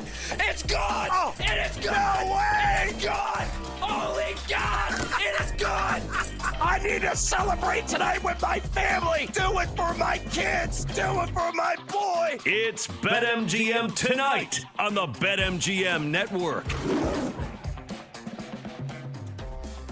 Game tonight, Brad the Big Noise Evans with you. Ryan Horvat in the house on this hashtag Tequila Thursday. And bartender Kenny, pour me a stiff drink. Stat Daddy is oh so thirsty. Yeah, thank you very much, bartender. Again, we're going to be catching a buzz with some more bets on the diamond. One game you have to start between the Seattle Mariners and Houston Astros. We're going to lock and load some wagers in that affair. Maybe do some live dives and have our eyes on the futures market as well. Another edition of Batter Up here on the immediate horizon. Friendly reminder before we take our hacks at the plate. If you want to talk MLB betting with us, NBA, NHL, NFL, or college football futures, maybe some fantasy football as well. Simple way to contact Horvat and I. All I got to do is pick up the phone and dial us fools at 833-732-3875. 833-732-3875. You can also hit us up on the X or the Twitter at BetMGM tonight, where we have our pole dancing poll question of the day. And it's asking you this: which Philadelphia Eagle has the most fantasy football bust potential at his current position ADP? Your choices are Jalen Hurts at quarterback 5, Saquon Barkley at RB2, A.J. Brown at WR10, or Devontae Smith, the Slim Reaper, at WR21. Over 280 votes cast. Make your voice be heard. Exercise your democratic right. Keep the votes coming. Bring the noise with your comments. We're going to read those a little bit later on the show, so fire away on X at BetMGM tonight, on X at BetMGM tonight. With that business put to the side, Kenny, it's time to get after it with another edition of Batter Up. Let's cash in on the diamond. Ryan Horvat and Brad Evans are swinging for profits. It's Batter Up on BetMGM tonight. All right, here's how this whole exercise works. We're going to either pick from one game or maybe do a live dive on some of the action that is currently underway. And Ryan is going to bat leadoff because, again, he's the Ichiro Suzuki of the broadcast. Guy's got a lead speed. He's batting well north of 300. He's going to grab a base and maybe steal 2 or 3 along the way as well. So he is going to be our number one. Stepping up to the plate, given his bet, given his reasonings behind it. Then he's going to go to Kenny, who's over the board tonight here on BetMGM tonight, and say a little baseball-ism that will cue Kenny, who's going to drop a sounder, baseball-related one. Could be a famous call, could be a movie quote, and that will then give me the hint, wink, wink, nod, nod, to pick up the bat and run with it with my pick and all the reasoning, and we're going to go back and forth and work in as many as we possibly can in this segment. Sadly, we're not going to do a crew to cash tonight because we only have one stinking game to choose from. Unlike Thursday slate, a lot of day action. So we'll reserve that until next week. I'm off next week, by the way. So Horvat is going to be in with PJ, the Glass Man, and they'll probably work in another crew to cash, hot hit parlay in the world of Major League Baseball. But let's get after it, Ryan. Step up to the plate and swing for the fences, my man. What is your first Batter Up? All right, I'll grab some Astros plus 115. Hate to fade America's team, my team, the Seattle Mariners here, man, but George Kirby is going to be activated from the IL to make his season debut. 3 rehab starts coming back from shoulder inflammation. Had a 7.20 ERA in 10 innings of work in AAA Tacoma. So let's see, last year 14-11, 3.53 ERA.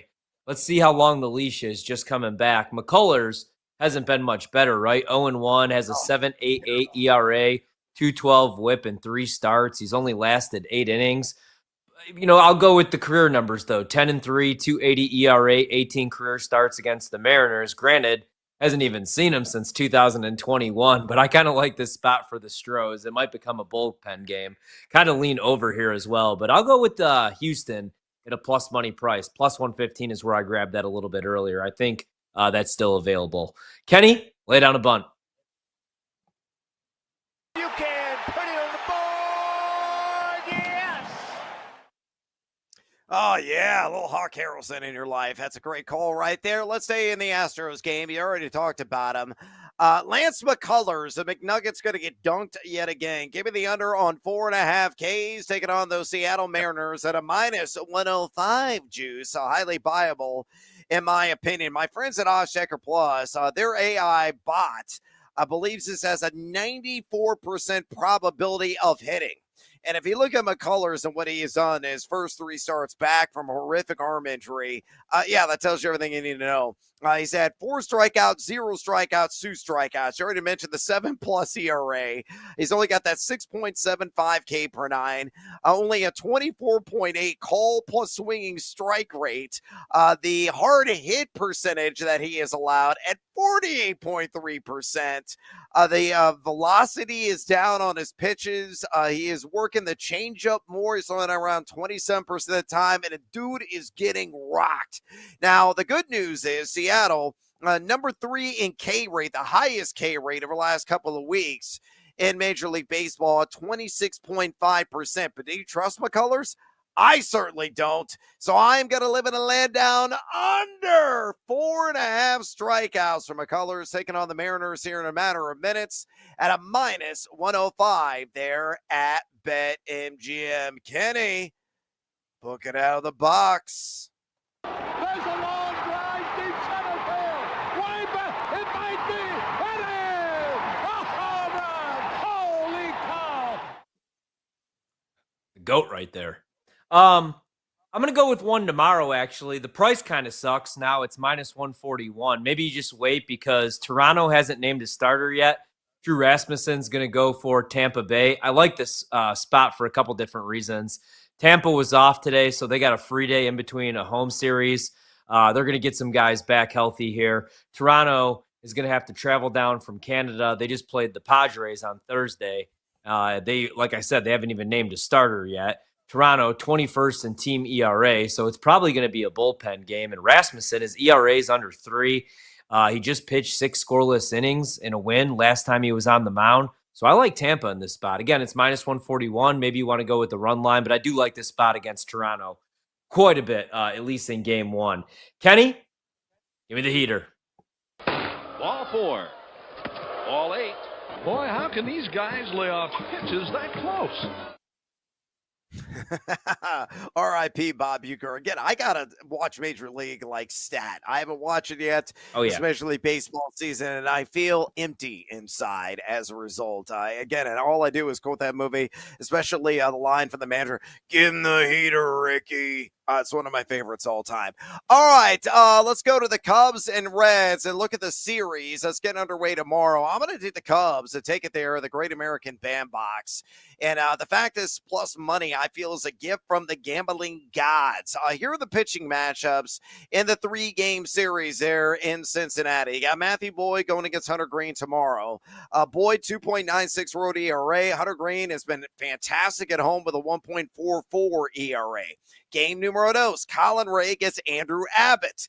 Colin Ray at 2.08 road ERA this season. Andrew Abbott a microscopic 0.90 home ERA.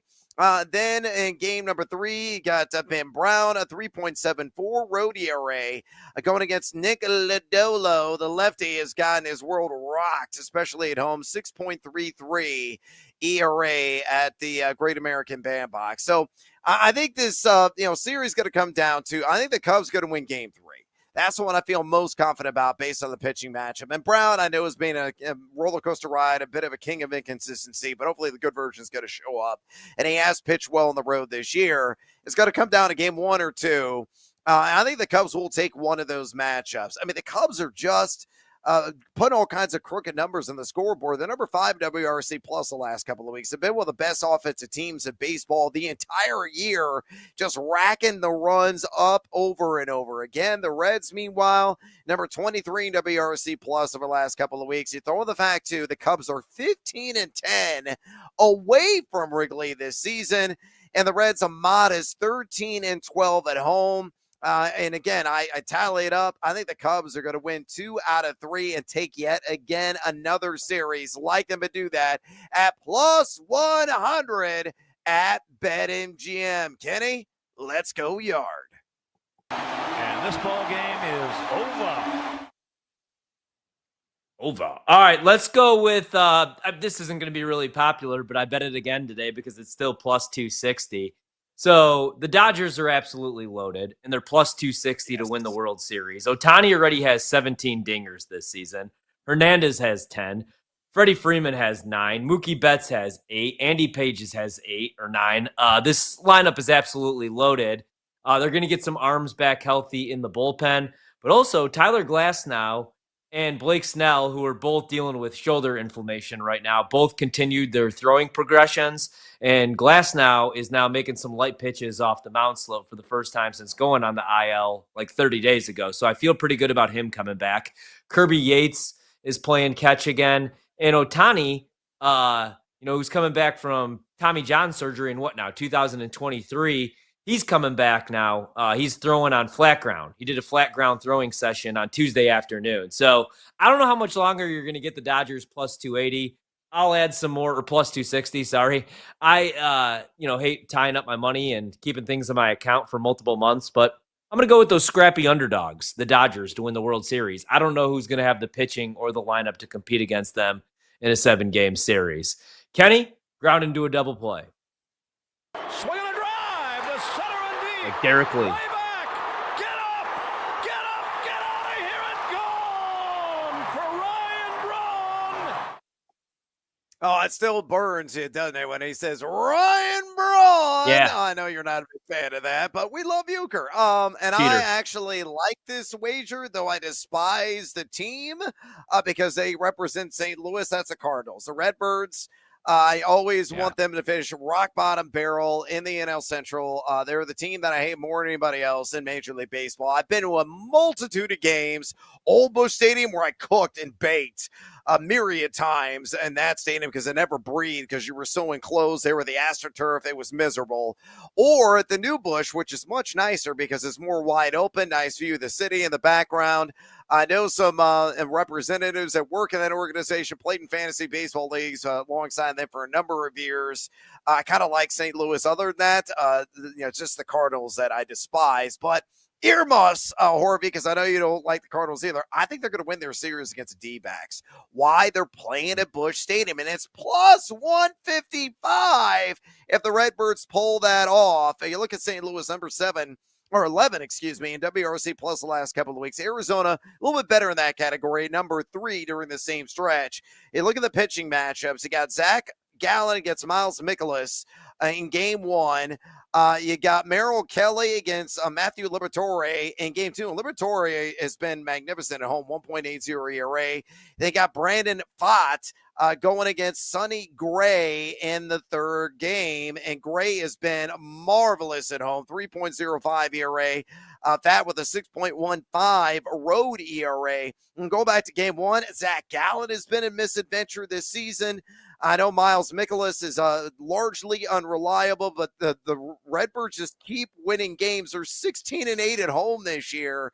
Arizona minus 13-11 on the road. So I think somehow, some way, the Cardinals will win 2 out of 3. I don't think they're going to be breaking out the brooms down there at Busch Stadium, but they won 2 out of 3. Take the series. Great value at plus 155, and they're just going to continuously breathe down the Cubs' neck all summer long. One of the surprise teams this year is St. Louis. Your thoughts on that series and the Cardinals overall?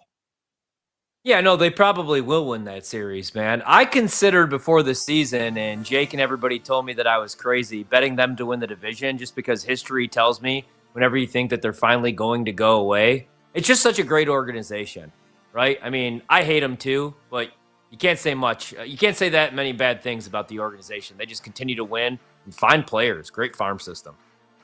Yep, and that's why I'm bearing the bias and saying they're going to win that series to get the D-backs. All right, we got to take a little siesta here on BetMGM tonight. When we come back, Hoop Scoops. Stick around. This is BetMGM tonight on the BetMGM Network. You're listening to BetMGM tonight on the BetMGM Network, presented by BetMGM, the sportsbook born in Vegas.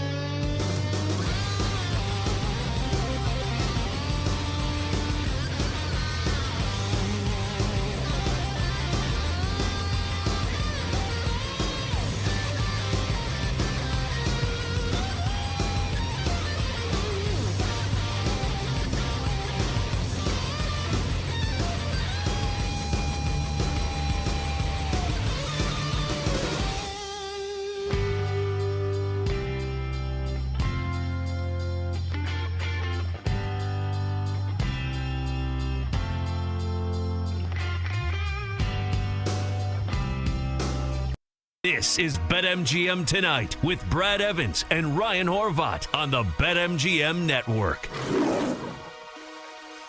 Back to BetMGM Tonight. Probably the Big Noise Evans with you. Ryan Horvat in the house on this hashtag Tequila Thursday. We're going to pour ourselves some more bets. We're going to go from Major League Baseball now to the NBA because Game 2 of the Western Conference Finals on the immediate horizon, which means we got to get some action locked and loaded and additional bets on the board, and we're going to do that here momentarily. But before we do, friendly reminder, if you want to talk betting in the NBA with us, possibly the NHL, Major League Baseball, looking ahead to some NFL futures or fantasy football, you absolutely can. Just pick up the phone and dial us fools at 833-732-3875.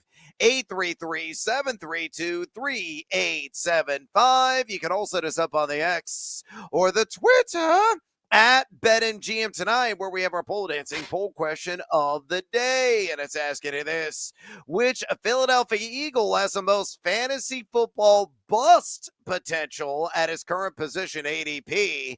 Your choices are Jalen Hurts at quarterback 5, Saquon Barkley at RB2, A.J. Brown at WR10, or Devontae Smith at WR21. So far, over 280 votes cast. Make your voice be heard. Exercise your democratic right to keep the votes coming, and fire off your comments. We're going to read those a little bit later on the show, give you a shout out on air. So bring the noise on X at BetMGM Tonight, on X at BetMGM Tonight. With that business put to the side, it's time to get after it with another edition of Hoop Scoops.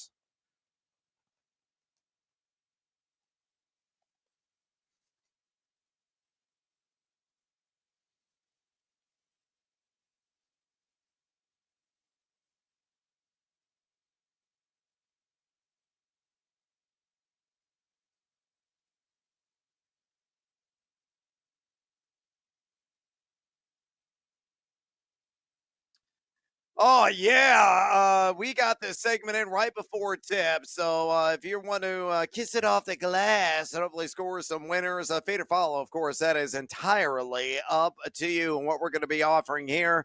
Horvat is our guy that we always trot out there for the tip. Why? Because he keeps growing. He's now 11 feet and 2 inches tall. Just keeps going and going and going. So it's practically a lock. It's a guarantee. It's easy money. He's going to win the tip without even jumping. So he's going to secure the orange. He's going to throw it up the court, and hopefully we're going to get an easy bucket in return. So he's going to offer his first selection of the night. He's going to give you the pick. He is going to give you the reasoning behind said pick. And then he's going to go to Kenny and work on the board here on BetMGM tonight and say, hey, Kenny, hit me with the hoops. And at that point, Kenny's going to press a fancy, shiny button in front of him, and he's going to drop some basketball reference, whether it's a famous call, maybe a little video game nod, whatever it is. And that's going to be my cue then to offer my pick, give her the reasoning, and we'll do the same thing. So we'll go back and forth, working as many bets as we possibly can in this segment. So, Ryan, again, you're about to win the tip. Give us your first hoop scoop. Anytime you're giving me a plus 105 price and I get to bet a guy that I was watching play college ball when I was in high school, I got to take it, Brad. So we got Mike Conley Jr. Yes, he's still in the league, the 4th pick, I believe, of the 2007 draft, the same draft that featured Greg Oden, who's been retired, as Tyler said, for over a decade. Joakim Noah has also been retired for a long time. But let's not forget Kevin Durant and Al Horford were in that draft as well. But anyway, we're going back to the well like we have been since the 2007 national title game against Florida. And we're going to go with Mike Conley Jr. Last night we talked about the points. That actually went from 6.5 to 7.5. So we got the hashtag CLV, baby. But now we're going to dive a little deeper, Brad. We're going to go over 2.5 rebounds. This season, that's exactly what he averaged in the regular season. He's got to play minutes because by default, he's the starting point guard. They need him to get into sets. And he's went over 2.5 rebounds, had at least 3 boards in 7 of his last 10 games here in the playoffs. 3 game 1, 6 before that in the deciding game against the Warriors, 3 before that, 4 before that. So let's keep riding the trend and keep riding the wheels literally until they fall off with Mike Conley Jr. Over 2.5 boards, and it's actually plus 105 right now at BetMGM. They have the best price. Kenny, hit me with the hoops for Mike Conley Jr. and for Greg Oden. Yeah. From the Ohio State, we have to give them the proper moniker, their prefix, the. Otherwise, we're going to get sued into oblivion by that fine institution in Columbus, Ohio, which I'm going to be around there this weekend, as a matter of fact. No, I am not going to buy any stupid Brutus gear either. ILL.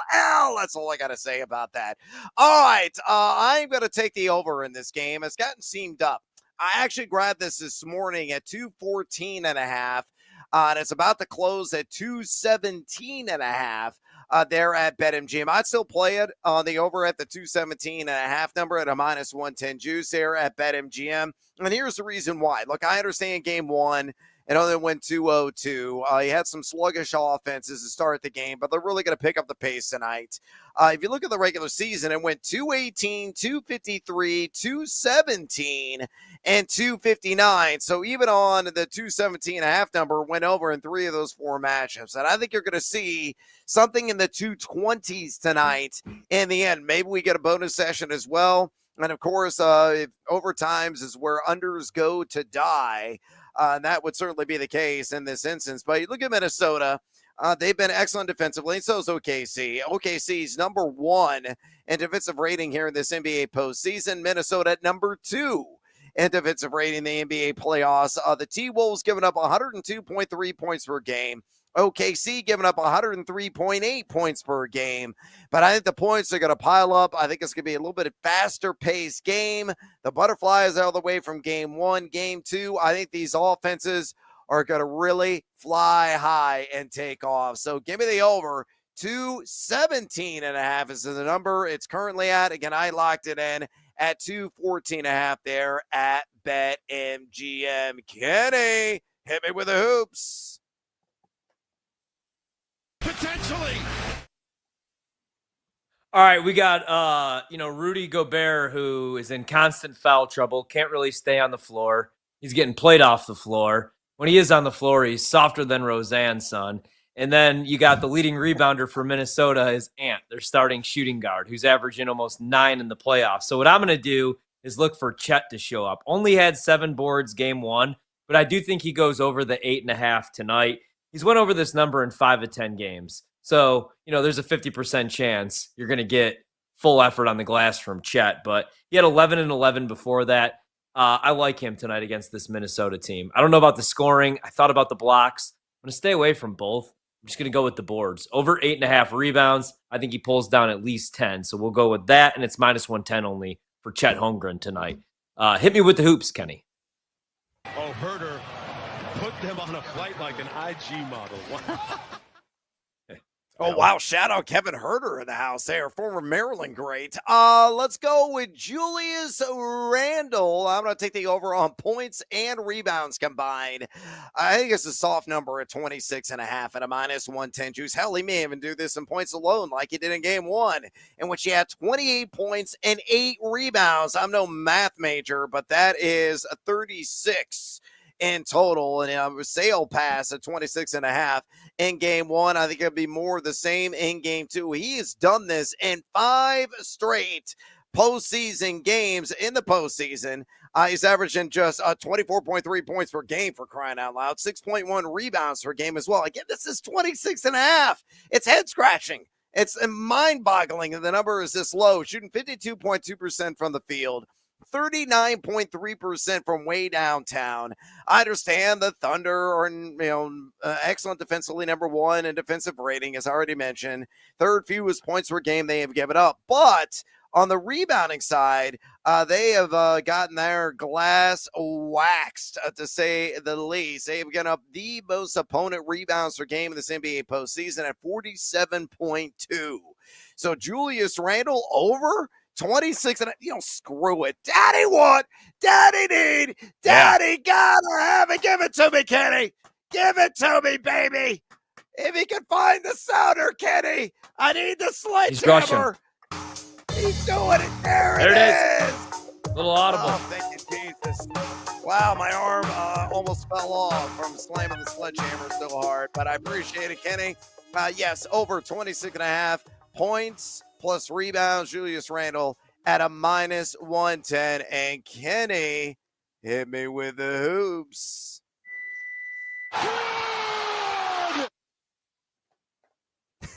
I love that. Love that bet right there. Julius Randle has been so damn good, man, right? I mean, oh, man. I don't know that he's going to go 5 of 6 from 3 again, but they're running their offense through him. He's been a great pickup, great addition. So is Cat, though, for the Knicks. Worked out for both teams, and they're both here in the conference finals. I'll go with the role player because hashtag they play better at home. People forget that. Unfortunately, though, I was on the over on Lou Dort game 1, and he only finished with 5 points. In that game, he attempted one of the worst field goals I've ever seen in NBA history. But Minnesota is going to leave him open, man, because they're going to throw multiple bodies at SGA, obviously, and they're going to have other guys beat them. So Dort's going to see at least 4 looks from 3. Usually at home, he hits 2. And then on the road, he can't hit a shot. He's went over this number in 4 of the last 10 games only. I just got a feeling tonight about this one. Let's go with Lou Dort on the offensive end, over 7.5 points. It's minus 120 right now, so it's juiced. I think he finishes with at least 9 and 3 threes tonight. Also kind of like his threes, over 1.5. Kenny, hit me with the hoops for Lou Dort.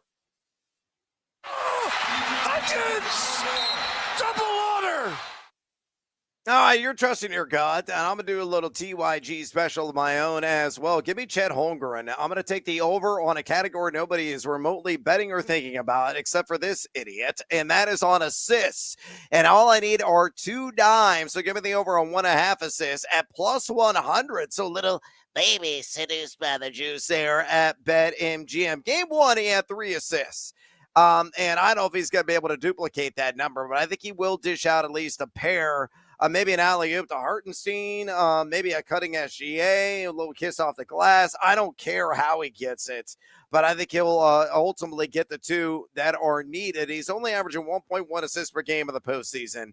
He has gone over once and under once in the regular season against Minnesota. So he's actually been over this number in 2 of 3 matchups. He has faced the T-Wolves this year. Yes, the T-Wolves have about the 6th fewest opponent assists per game in the NBA playoffs at 22 flat. But screw it. It's plus money. Chet Holmgren over 1.5 assists again at plus 100 at BetMGM. One more time.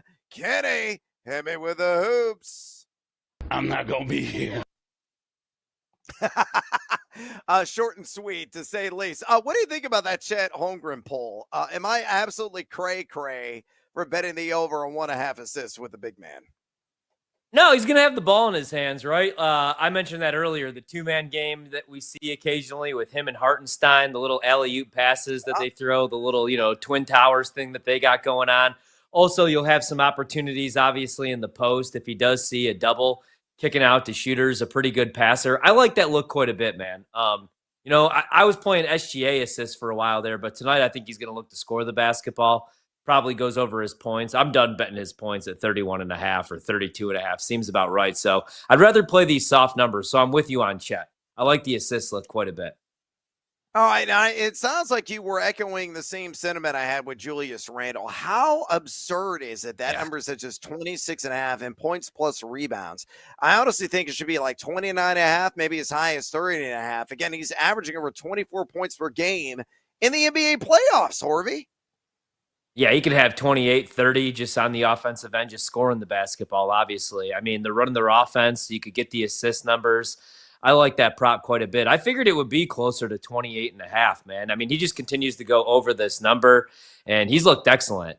And they need him right now, too, right? Because they don't have a whole lot of guys that could create their own shot and get buckets. I mean, they have some really good spot-up shooters, guys that were just off game 1.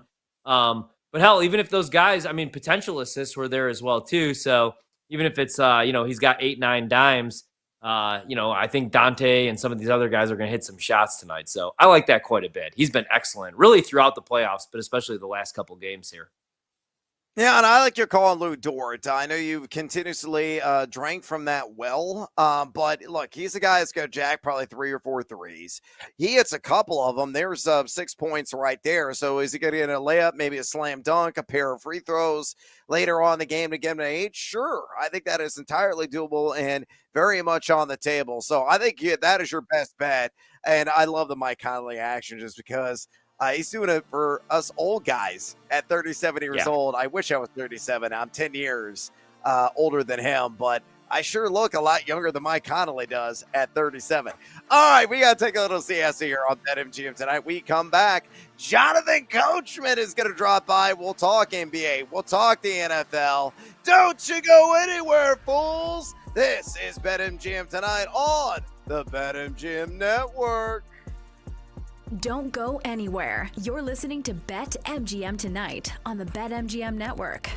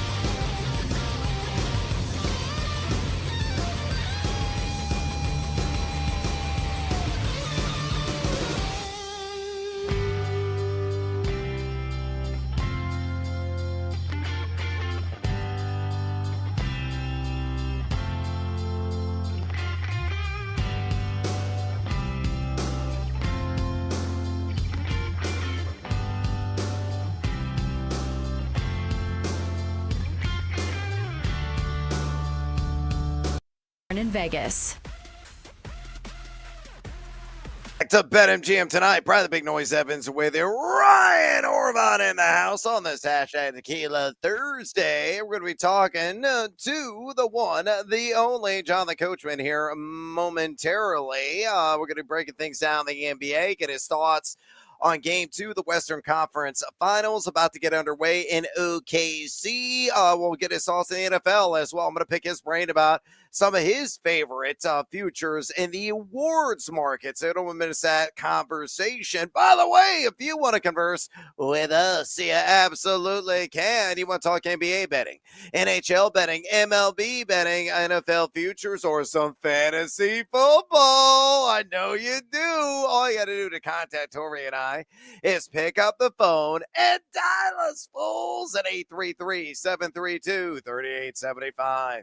833-732-3875. You can also hit us up on the X or the Twitter at BetMGM tonight, where we have our pole dancing poll question of the day. And it's asking you this: which NFL Philadelphia Eagles specifically has the most fantasy football bust potential at his current position ADP? Your choices are Jalen Hurts at quarterback 5, Saquon Barkley at RB2, A.J. Brown at wide receiver 10, or Devontae Smith at wide receiver 21. So far, over 280 votes cast. Make your voice be heard. Exercise your democratic right. Keep on firing your votes, and also bring the noise with your comments. Bring those in on X at BetMGM tonight. Again, on X at BetMGM tonight. We're going to read them a little bit later on in the show. All right. We're going to have Jonathan Coachman on. We're working through a tech issue with him at the current moment in time. We're about to get underway in OKC, Game 2, the Western Conference Finals. Horvat, you and I are in lockstep. We believe Minnesota somehow, some way is going to cover this thing +8. Why? Yeah, I mean, I think they might win this game outright, man, right? Like, these two teams, granted the regular season, we're learning it means absolutely nothing. Like I've always said, we saw the Knicks get swept by the Celtics in the regular season, then beat them in 5. But these two teams split 2 apiece, and I just think that we're going to get a better effort from Ant, man. I mean, Minnesota is the second best defensive team as far as efficiency, so they're not far off. And they played really well in the first half. They just completely fell apart in the third quarter when they got outscored 31-18 or whatever it was. I don't think they're going to have that scoring drought tonight. So I at least think that they cover the 8. I don't know if they win the game outright, but I at least like them to cover. All right, we'll keep you up to date. All the action going down in Oklahoma right now. Let's bring on John the Coachman, host of Coach and Company and the Coach and Bro Show with Vince Russo. Also follow him on Twitter, where he's always bringing it to you there at the Coach Rules. Again, at the Coach Rules. Jonathan, welcome to BetMGM tonight. Straight away from me, Horvat and I are still in shock at what transpired last night inside Madison Square Garden. Did the dramatic choke 2.0 greatly alter how you see this series going down between the Knicks and, of course, the Spurs? Currently at BetMGM, Indiana is -170 to take the series with New York at +140. So what's your assessment of the Eastern Conference Finals, my man? Well, first and foremost, I need you to do a voiceover on the Coach and Bro Show, because that sounded way better than the way I say it. But thank you guys for having me on the show tonight. I said this morning, Brad, I said that was the best playoff game I've ever seen for a lot of reasons, from the dramatic shot being hit, for being down 14 with less than 3 minutes to play. But when you throw all that into the mix, I think it was an unbelievably debilitating loss for the Knicks. There's a lot of videos that came out throughout the day that I'm sure you guys saw. The Knicks fighting on the bench when they're up by several points late in the game. That, to me, does not go unnoticed. And now, what's going to happen when we get to Game 2 and then head to Indiana? Guys, even if they're up double digits in the final 2 minutes, they're going to feel nervous. They're going to have to play their starters all the way to the end of the game. I think the way they won, and the fact that Indiana did not give it up in the overtime, because how many times have we seen it? You come all the way back, and then the home team blows them out in the overtime. But I thought it was the best game I've ever seen. I thought the performances were out of this world. I thought Neesmith was all world. And I think the Pacers, who I picked pre-series at plus 149. I think they'll go on to win this series. Nice. Love that. Love that. Coach, we just tipped off here in OKC. We're tied up at 10:23 to go. Who did you like pre-flop in this game, and who do you think ultimately comes on top in this series, represents the Western Conference in the finals? Are you sticking with OKC, or do you think Minnesota has a shot here to pull off the upset? Yeah, I heard you guys talking about it. And to me, oh, my God, the referee's bleeding from his nose right now. Here's the deal, guys. You got two superstars. You got one who never opens his mouth. His team follows him everywhere. It's the consummate team. Now, is it sexy? No, but this is how good they are.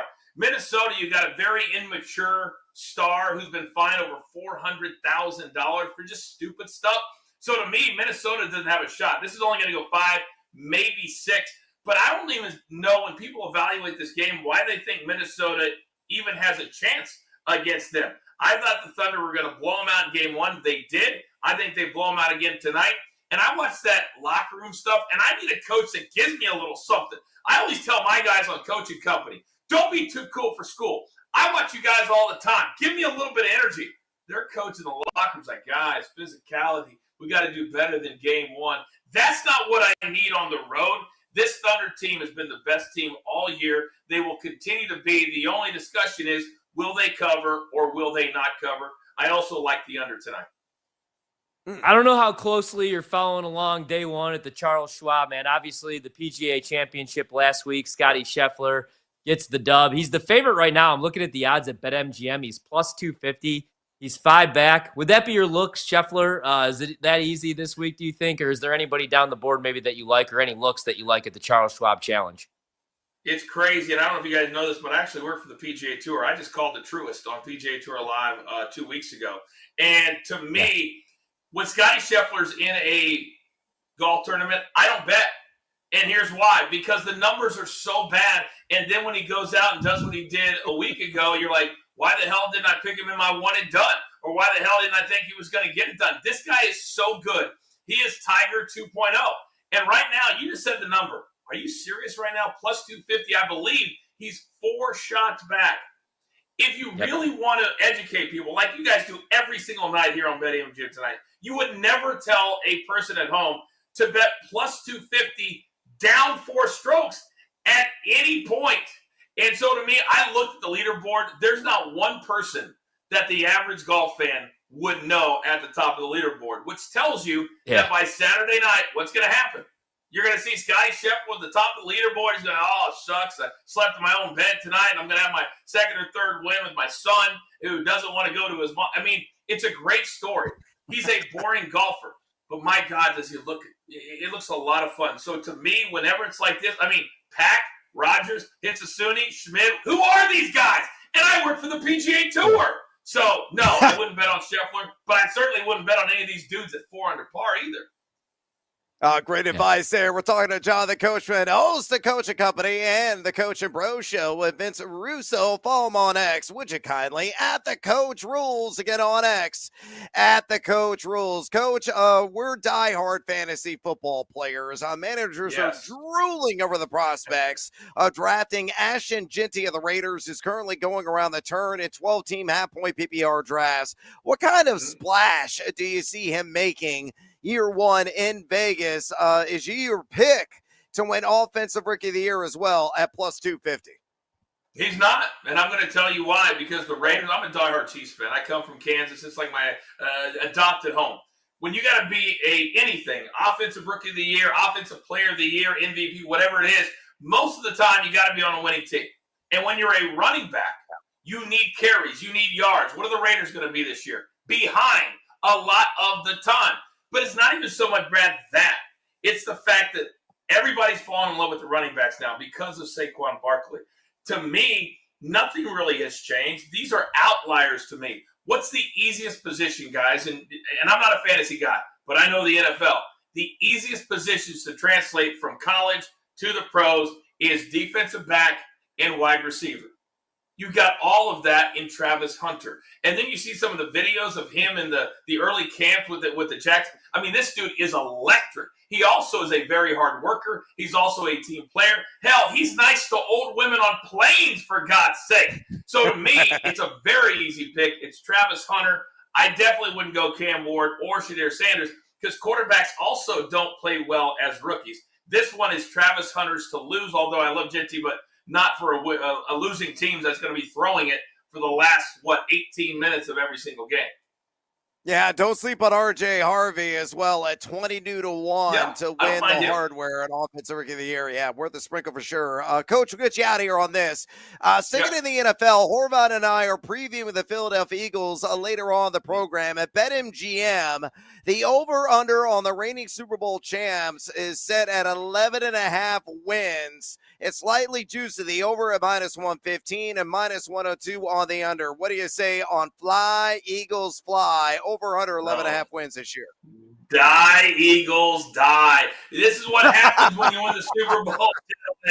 This is what happens. Anybody, before you bet this, look at their schedule. 4 of their first 5 games against playoff teams. They have to play the Chiefs. They have to play the Bills. They have to play the NFC North, which includes the Lions and the Packers. They have so many playoff teams on their schedule, and all they have to do is lose 6 of them. They, I think, got a little bit better, but they also lost a few players that I think they'll absolutely miss. So for me, I'm going under, and if I go under, that means it's going to be at least 11-6 or 10-7, which means they will not be a number 1 seed, which means they will not repeat as Super Bowl champions. I think they're going to struggle every single week, with the exception of maybe against the Giants, maybe against the Bears. But everybody else, that's a really hard schedule. I think it's the hardest in the entire NFL. Yeah, I think you're exactly right, my friend. You and I very much in the same wavelength. Coach, we're up against it. We appreciate the time. Jonathan Coachman, host of Coach and Company and the Coach and Bro Show with Vince Russo, also does some excellent work for the PGA Tour. Follow him on X at the Coach Rules. On X at the Coach Rules. When we come back here on BetMGM tonight, another edition of NFL Exotics. You like football futures? We do. Stick around. This is BetMGM tonight on the BetMGM Network. Don't go anywhere. You're listening to BetMGM tonight on the BetMGM Network.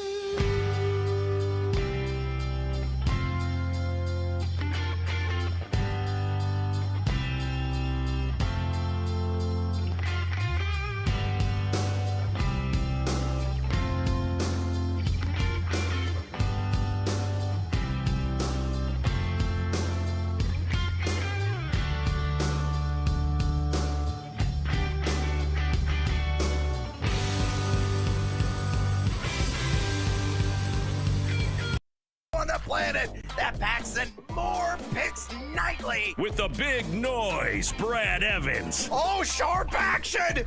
They gotta listen to the sharps! Get the heck out of here with that nonsense. I'm on JMU as well. Drake, hate the Drake. Love the Drake, hate the Drake. No, you never fade the Drake! And the mad better, Ryan Horvat. The Keep the Points special. I'll keep cashing tickets around here on Odyssey. Yeah, put me at night, baby. That's where we cash tickets. They're bringing the heat and helping you cash in big. It's a lock! It's over! It's a guarantee! It's easy money! Nobody wants to bet Seattle U, except for this guy. They're going to win this game outright, but I'll be safe and take the points plus 6.5. And delivering the late night sweats. And it's gone!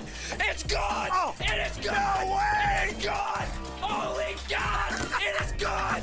I need to celebrate tonight with my family! Do it for my kids! Do it for my boy! It's BetMGM tonight on the BetMGM Network. Tonight, Brad the Big Noise Evans with you, Ryan Horvat in the house on this hashtag Tequila Thursday, and we're sipping on a little first quarter action in the Western Conference Finals, game numero dos. OKC already off to a hot start, although Minnesota just answered 21-15, just over 4 minutes remaining in that first frame. Give me a stat update. McDaniel's leading the way for the T-Wolves right now with 6 points. Anthony Edwards, 4 points, 3 rebounds and 2 assists. So really stuffing the stat sheet. Mike Connolly, you're a guy. Mike Connolly, 37 years young, has 3 points. No rebounds yet. Does have an assist. Rudy Gobert playing soft.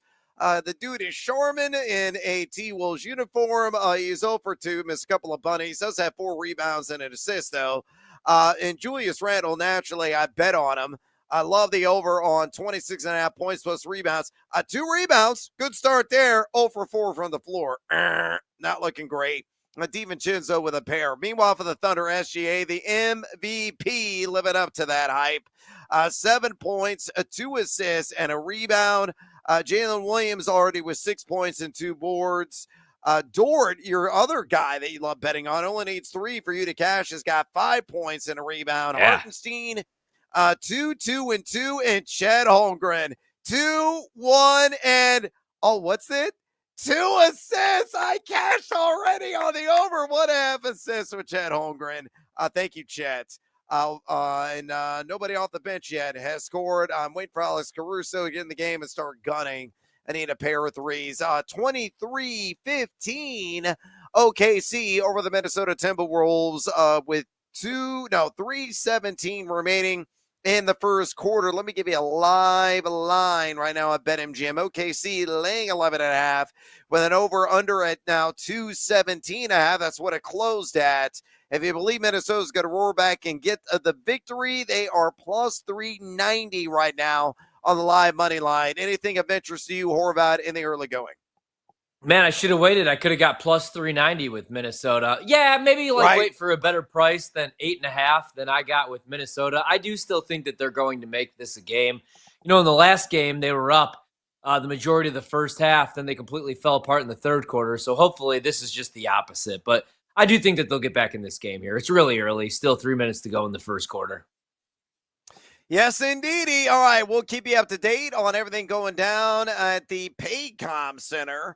And if there's anything of interest, we'll break right in. But we got to talk a little NFL futures, and we're going to do so here in a second. A friendly reminder, if you want to talk with us, whether about the NBA playoffs, drop the puck and make some bucks in the NHL, Major League Baseball, or NFL futures or fantasy football especially, easy way to contact Tori and I. Just pick up the phone and dial us, fools, at 833-732-3875.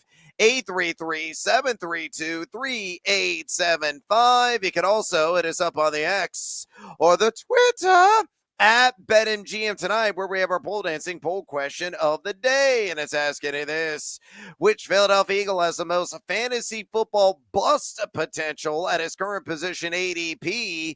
And your choices are Jalen Hurts at QB5, Saquon Barkley at RB2, A.J. Brown at WR10, or Devontae Smith at WR21. So far, over 280 votes cast. Make your voice be heard. Exercise your democratic right. Keep the votes coming. And fire off your comments. We're going to read those a little bit later on the show. So keep bringing the noise on X at BetMGM tonight. On X at BetMGM tonight. All right, let's go with the gridiron and let's look ahead to a little futures market action in the National Football League. Here's how this works. We're going to ping pong back and forth as we do in a lot of our segments. Ryan is going to tee it up and be our kickoff man.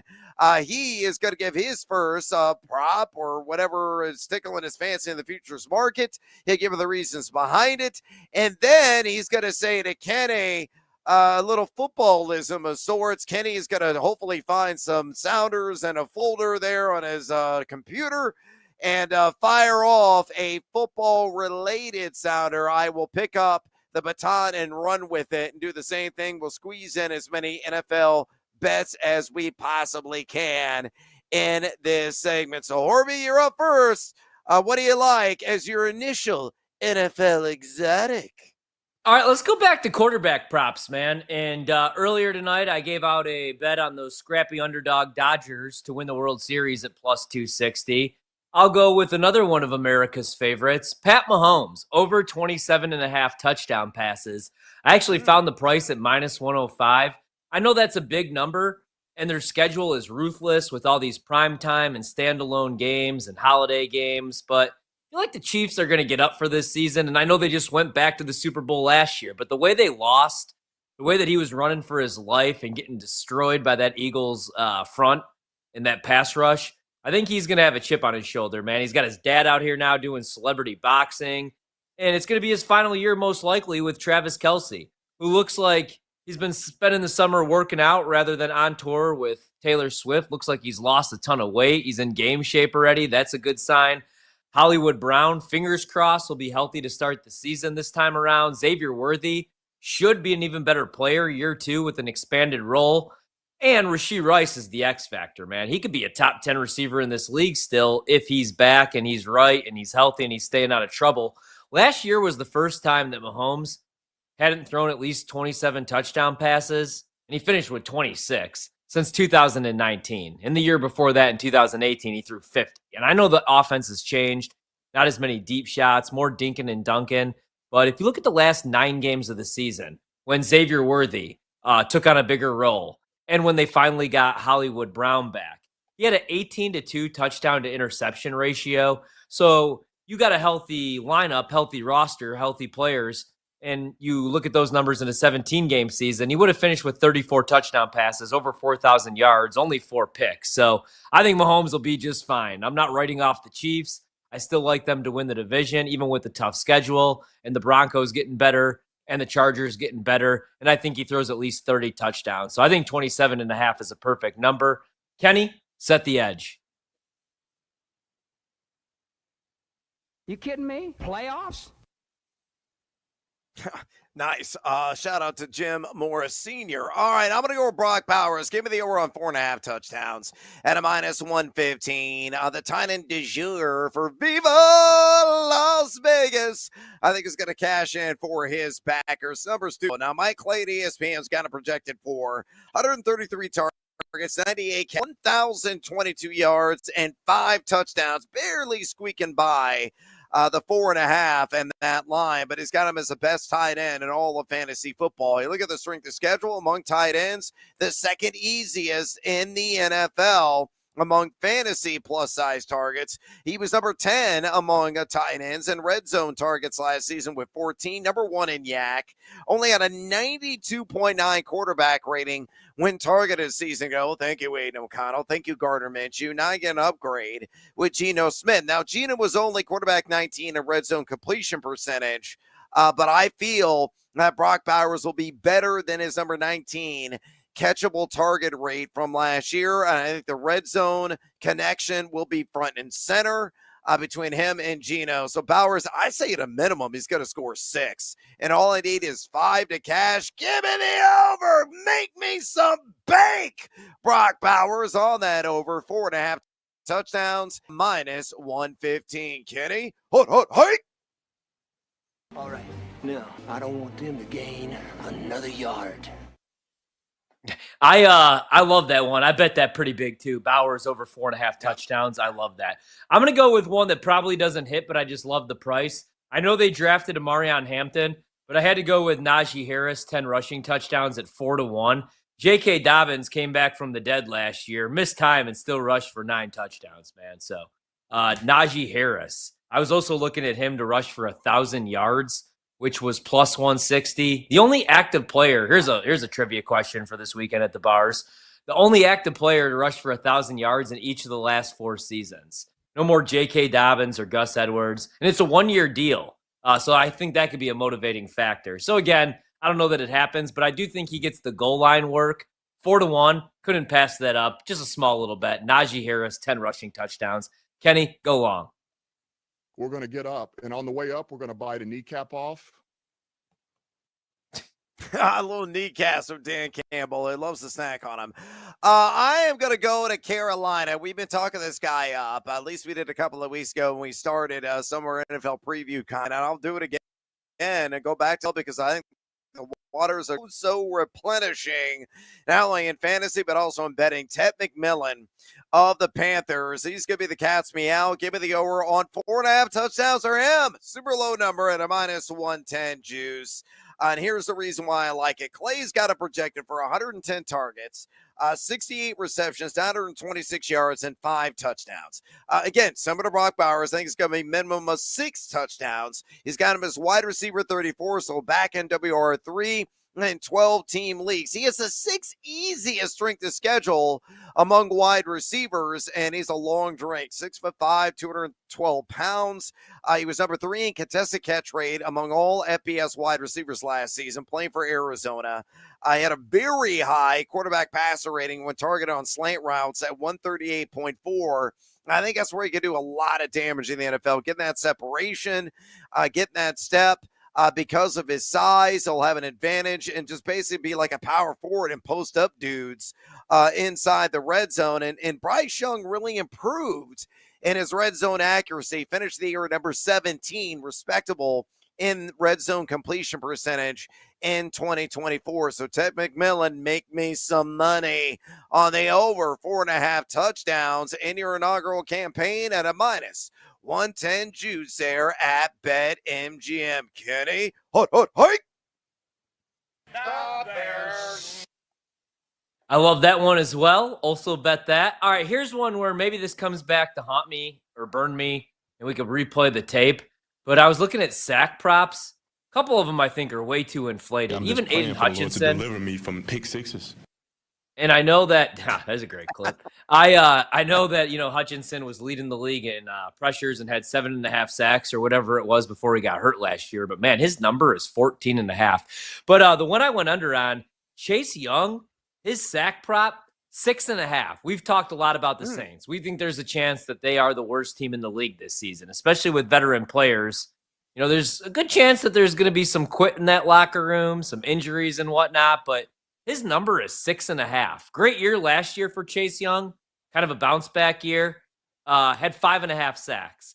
The year before that, with San Francisco, had 2.5. The year before that, had 5. He hasn't had 7 sacks since his rookie year back in 2020, before the injury. Great run defending numbers, solid pass rusher, but I don't think he gets the 7-8 sacks on this Saints team, man. So I'm going under 6.5. Again, he hasn't had 7 sacks since his rookie year. I don't think this is the year, the first year since 2020 that he does it. So Kenny, hit me with a quick slant. I'm just praying for the Lord to deliver me from pick sixes. There you go, Jameis. There you go.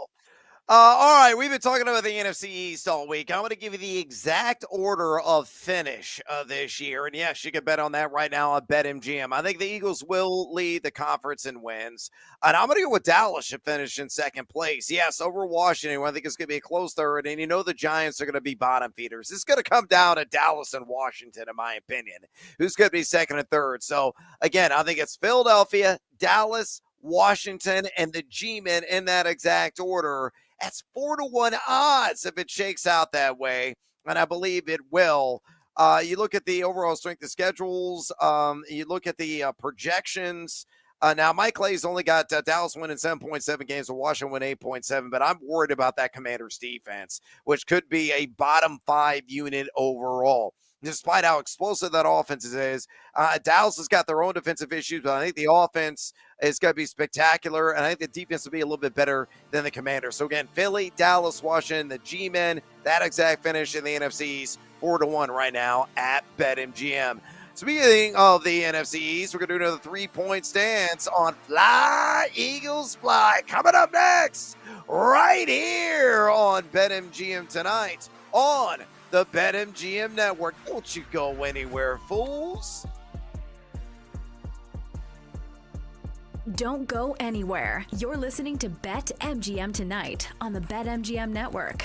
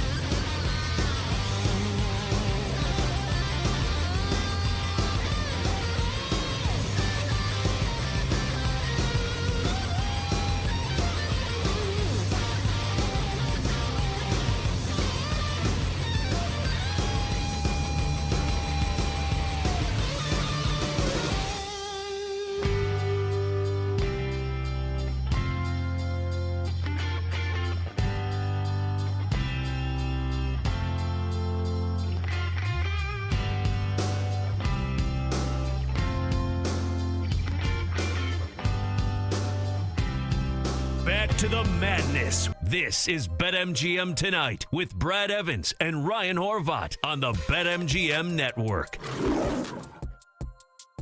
Back to BetMGM Tonight. Brad the Big Noise Evans with you. And on this Hashtag Tequila Thursday, my drinking partner, Ryan Horvat, is in the house. So we're going to do another 3-point stance here momentarily on Fly, Eagles, Fly. Yeah, the Philadelphia Eagles are reigning Super Bowl champs. We'll have a fantasy football discussion. We'll talk some props in our prop stop and do a little team lean over under on 11.5 wins. And a friendly reminder, hey, if you want to talk some fantasy football with us, hey, if you want to talk some betting in the NFL, the NBA, Major League Baseball, or the NHL, all you got to do to contact Tori and I is you pick up the phone and dial us fools at 833-732-3875.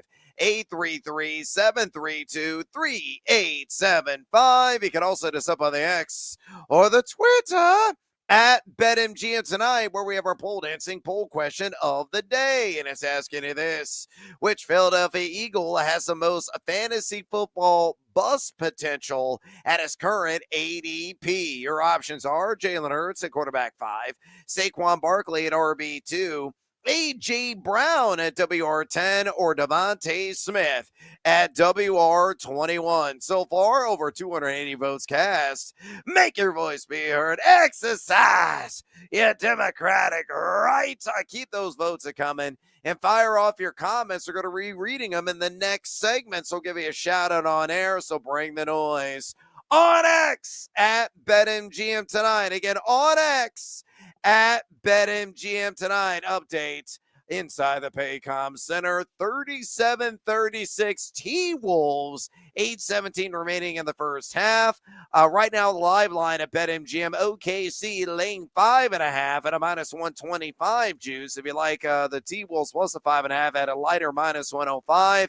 The live total at 122, or excuse me, at 221.5. And if you believe Minnesota's going to come back and actually, or just hold on and win this thing, plus 190 on the money line.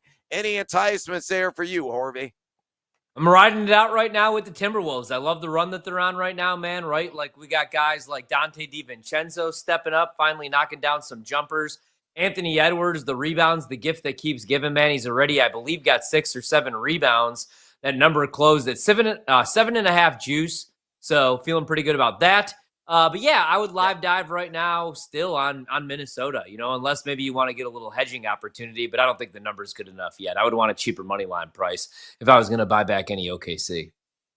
Yeah, and if you're late to the game on the T-Wolves on the spread at a -105 juice, certainly enticing at plus 5.5, although it just moved to plus 6.5 at -115. Still would it be an investor at that price? I think Minnesota is 100% a barking live dog who could earn their bacon strips tonight in this Game 2 matchup. Again, we'll keep you up to date. Everything in the NBA on the diamond as well, where I'm losing my hide tonight. So let's pivot, go to the gridiron once again. We got some NFL futures on the board in the last segment, but right now it's time once again for the 3-point stance.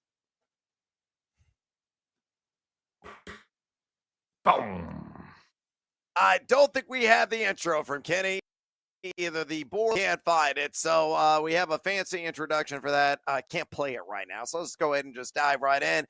Fly, Eagles, fly is the subject tonight. Brad Evans and Ryan Horvat are lined up in their 3-point stance to blitz through every NFL team on BetMGM Tonight. All right, better late than never. Nice job, Kenny, for finding that. Okay, again, Fly, Eagles, fly is the subject tonight. The reigning Super Bowl champs. Let's start off in fantasy land, shall we? And we're going to do a little discussion on overvalued, undervalued, or properly valued based on current players' average draft position. Let's start with It Hurts So Good. Come on, Jalen, make it hurt so good. Shout out to John Mellencamp. Jalen Hurts, quarterback 5, 37.90 is the overall ADP. So at that price point, Jalen Hurts, overvalued, undervalued, or properly valued, Horvey? I'm going to say properly valued. I definitely think in fantasy world, he is a top 5 quarterback, especially now that the tush push has not been outlawed. As long as he stays healthy, plays 15 games, and that's always the worry with Jalen. Is he going to be healthy for the entirety of the season? He's going to give you double-digit touchdowns just with his legs. I actually like the touchdown passes to go up this year. You have A.J. Brown. You still have Devontae. We talked earlier about some of those other weapons there. And Saquon's not going anywhere, and I know they were more of a run-first offense, but, yeah, Jalen's a lot of the reason for that. So I think he's properly valued. Yeah, I think he's probably valued, maybe even slightly undervalued, if anything. Mike Clay's got him for 3,247 passing yards, 20 passing touchdowns, 9 INTs, 621 rushing yards, and a dozen rushing touchdowns. Again, 10.5 for the over-under rushing touchdowns. Bet the over at a -140. I'd sledgehammer the crap out of that, quite frankly. He's got him at quarterback 4. He was number 12 last season in red zone completion percentage, decent. 14 in deep ball completion percentage, equally decent. Number 1 in red zone rush attempts with 47. 18 of those came inside the 5-yard line. Yeah, the tush push alive and well. At 14 rushing touchdowns last year, he's averaged 13 touchdowns on the ground over the last 3 years. So, yeah, Jalen Hurts, properly valued, teetering on slightly undervalued at QB5. Let's go to Saquon Barkley, a guy I would love to see a squat off between Hurts and Barkley in the gym. That'd be be pretty fantastically handicapped, probably -110 either way, honestly, on those two dudes, because they squat beer kegs, elephants, 18-wheelers. They're strong men. RB2 is the price tag, 3.15 overall is the ADP at a half-point PPR. So what do you say? Saquon Barkley at RB2, overvalued, undervalued, or properly valued?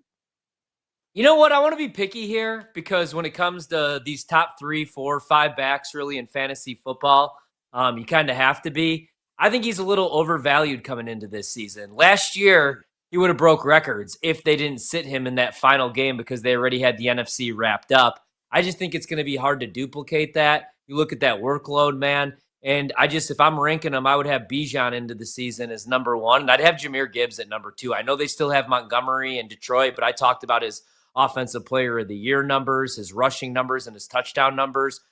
I think he's an every down back, man. I still think that Montgomery is going to get touches, but I think Gibbs is going to blow up, and I think Bijan's going to do the same. So I'd have Saquon number 3. Yeah, I've got Bijan 1. I've got Saquon 2. I have Ashton Genty at 3. Really? Look at me. Yeah, I got Gibbs at 4 and CMC at 5. That's my current top 5 right now at thegamingjuice.com. You want to check out all my ranks? It's absolutely free. Go to thegamingjuice.com. But, yeah, I think Saquon, you make a strong argument. It's always tough to repeat as the king of kings at any position. And it's even tough to finish inside the top 3 in the following year. But what's changed? I mean, the offensive line still going to be a top 10 unit. He's still going to be a very down back practically. I think he is pretty much locked in to 300-plus touches or 325-plus touches, assuming that he plays near or the entire full slate of games. Mike Clay's got him for 1,367 on the ground, 10 rushing touchdowns, 42 catches, 328 and 2 touchdowns through the air at number 2 as well. Saquon last season, 17 in yak per attempt, number 7 in missed tackles forced, number 7 in yards created per touch, and number 3 in opportunity share at 78.7%. So there's nothing that's going to really sway me. You may worry about the injury amp, but that applies to every single player. It's a violent sport. Guys are going to be susceptible to setbacks. Saquon, I think, is going to be worth every penny behind an elite offensive line. I'm going to say properly valued at RB2. All right, let's go to wide receiver, A.J. Brown. Wide receiver 10, 21.80. Overvalued, undervalued, or properly valued, Horvey? I'll say slightly undervalued, actually. I'd probably have him as a top 7 or 8 receiver. I would have him right after Nico Collins, right in front of Drake London and Brian Thomas Jr. So probably closer to that 8 range. So you could say properly valued because he is a top 10 receiver. But, I mean, you can't play man defense against the Eagles because he's the man beater. And he's going to see a lot of man this year if you look at some of these matchups. So I still think he's top 8. I got an 8 exactly. So I got Brian Thomas at 7. I got Drake London at 9, and sandwiched in the middle. The meat of that sandwich is A.J. Brown. So at wide receiver 10, slightly undervalued on my estimation. Again, you worry about injuries. Again, that applies to everybody. Clay's got him for 81 catches, 1,170 receiving yards, 7 touchdowns. Number 9. So slightly undervalued, according to Clay's estimation. A guy that finished a WR 12 last season, 7.5 targets per game, number 24 in total yards, number 2 in yards per route run, one of the premier field stretchers in the league, and he was also number 13 in route win percentage. I'm getting down with some A.J. Brown, again, slightly undervalued for me at WR10. What about his tag team partner, Devontae Smith? Wide receiver 21, 71.03 is the ADP. So I ask you yet again, overvalued, undervalued, or properly valued on the Slim Reaper? I'm going to say slightly, and I hate to do this because I absolutely love Devontae Smith, slightly overvalued. I mean, you look at the numbers last year with A.J. Brown becoming a run-first offense with the addition of Saquon. 68 receptions, 833 yards, 8 tutties. He's going to have some big weeks. I just think he's a little overvalued, especially with some of these younger players entering year 2 and some of these rookies on the come up too. I'm with you. I got him at wide receiver 23. 22 is Rashee Rice from Kansas City, and 24 for me is Jameson Williams of the Detroit Lions. So back in wide receiver 2 for me, slightly overvalued. Clay's kind of projected 79 catches, 884 yards, 5 touchdowns. He's got him even lower. Wide receiver 29, 6.8 targets per game last season. He was only number 55 in total air yards, number 30 in yards after the catch. Not the greatest there. Number 21 in yards to route run. Okay, decent, but only 65 in route win percentage. So advanced analytics kind of sway me to say that he is overvalued. And again, I still feel he's a back-end WR2, just not a firm WR2 in 12-team formats. Stu, prop stop, A.J. Brown, over under 1,150.5 receiving yards, minus 115 either way. Yeah, I didn't bet this. I looked at this right away, and I considered actually the under, but then I thought about it, man, and he wasn't fully healthy all of last season and still caught 67 balls and went over 1,000 yards. The 2 years before that, the first 2 years in Philly, he had 1,400 yards receiving in both seasons. Before that, with Tennessee, it's hard to judge with Ryan Tannehill as your starting quarterback, but I think he's going to be healthy this year. I think he gets to this number. It just seems about right, so I don't want to bet it. It is about right. I'm going to take the over, but I don't feel great about it. I'm not going to bet on it either. Jalen Hurts, 10.5 rushing touchdowns, minus 140 in the over, plus 115 in the under. You know where I stand. Way the heck over, baby! Yep. I don't care if he does miss a couple games. I think that he finishes with a minimum of 11 rushing touchdowns, man. Probably closer to 13 to 14.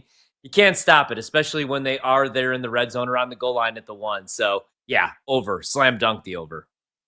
Yeah, God bless the tush push and not getting outlawed. It was idiotic to even have that conversation. Don't give me that nonsense about, oh, it's rugby play. It's still legal play. And try to do better. You could replicate it yourself. Coaches that don't have a quarterback who's as strong as Jalen Hurts or an offensive line that is truly elite like the Eagles. What about Devontae Smith? 850.5 receiving yards, minus 115 on the over and the under. Funny, I just said that he's slightly overvalued fantasy purposes, but I would go over, right? I would go over on this number. He's the speedster. He's going to get the deep shots. I would lean over here. He's still going to get a bunch of targets. Yeah, if you can guarantee me 15 games, I'll take the over. If it's below 15, I'll take the under. But yeah, I mean, I don't feel great about it because of his slight build, but yeah, slight over for me. All right, let's go to a team lean. 11.5 wins for the Eagles. The over at minus 115, the under at a minus 102 at BetMGM. Yeah, I hear everybody's case for the under because of the schedule, especially the start of that schedule. Kind of like the Kansas City Chiefs, a lot of standalone games, a lot of really bad matchups. I don't care. Over. I think this team's actually better. Plus, I owe them for how smart they made me look last season, hyping them up since June. So, over. I think they win 12 to 13 games. I think they're at least in the NFC Championship game once again, barring any crazy injuries. Yar! Shiver me timbers. Captain Hook's going to come into play here. Slightly under 11 for me. Second hardest overall strength of schedule. Mike Lee gives them a 60% or greater win probability in 10 games. They're going to have a lead offense, middle of the road defense in my estimation. I think Clay's projected at 10.3, slightly undervalued, but I think they do get 11 wins, but not a single victory more. Famous last words for me, but I'm going to tail the lighter juice here. Minus 102 on the under 11.5 dubs for Fly Eagles Fly this year. All right, we got to take a little siesta here on BetMGM tonight. When we come back, we'll give an update in Oklahoma City, and we're going to review our cards tonight. If we breaking out the brooms, well, you got to stick around and find out. This is BetMGM tonight on the BetMGM Network. Don't you go anywhere. You're listening to BetMGM tonight on the BetMGM Network, presented by BetMGM, the sportsbook born in Vegas.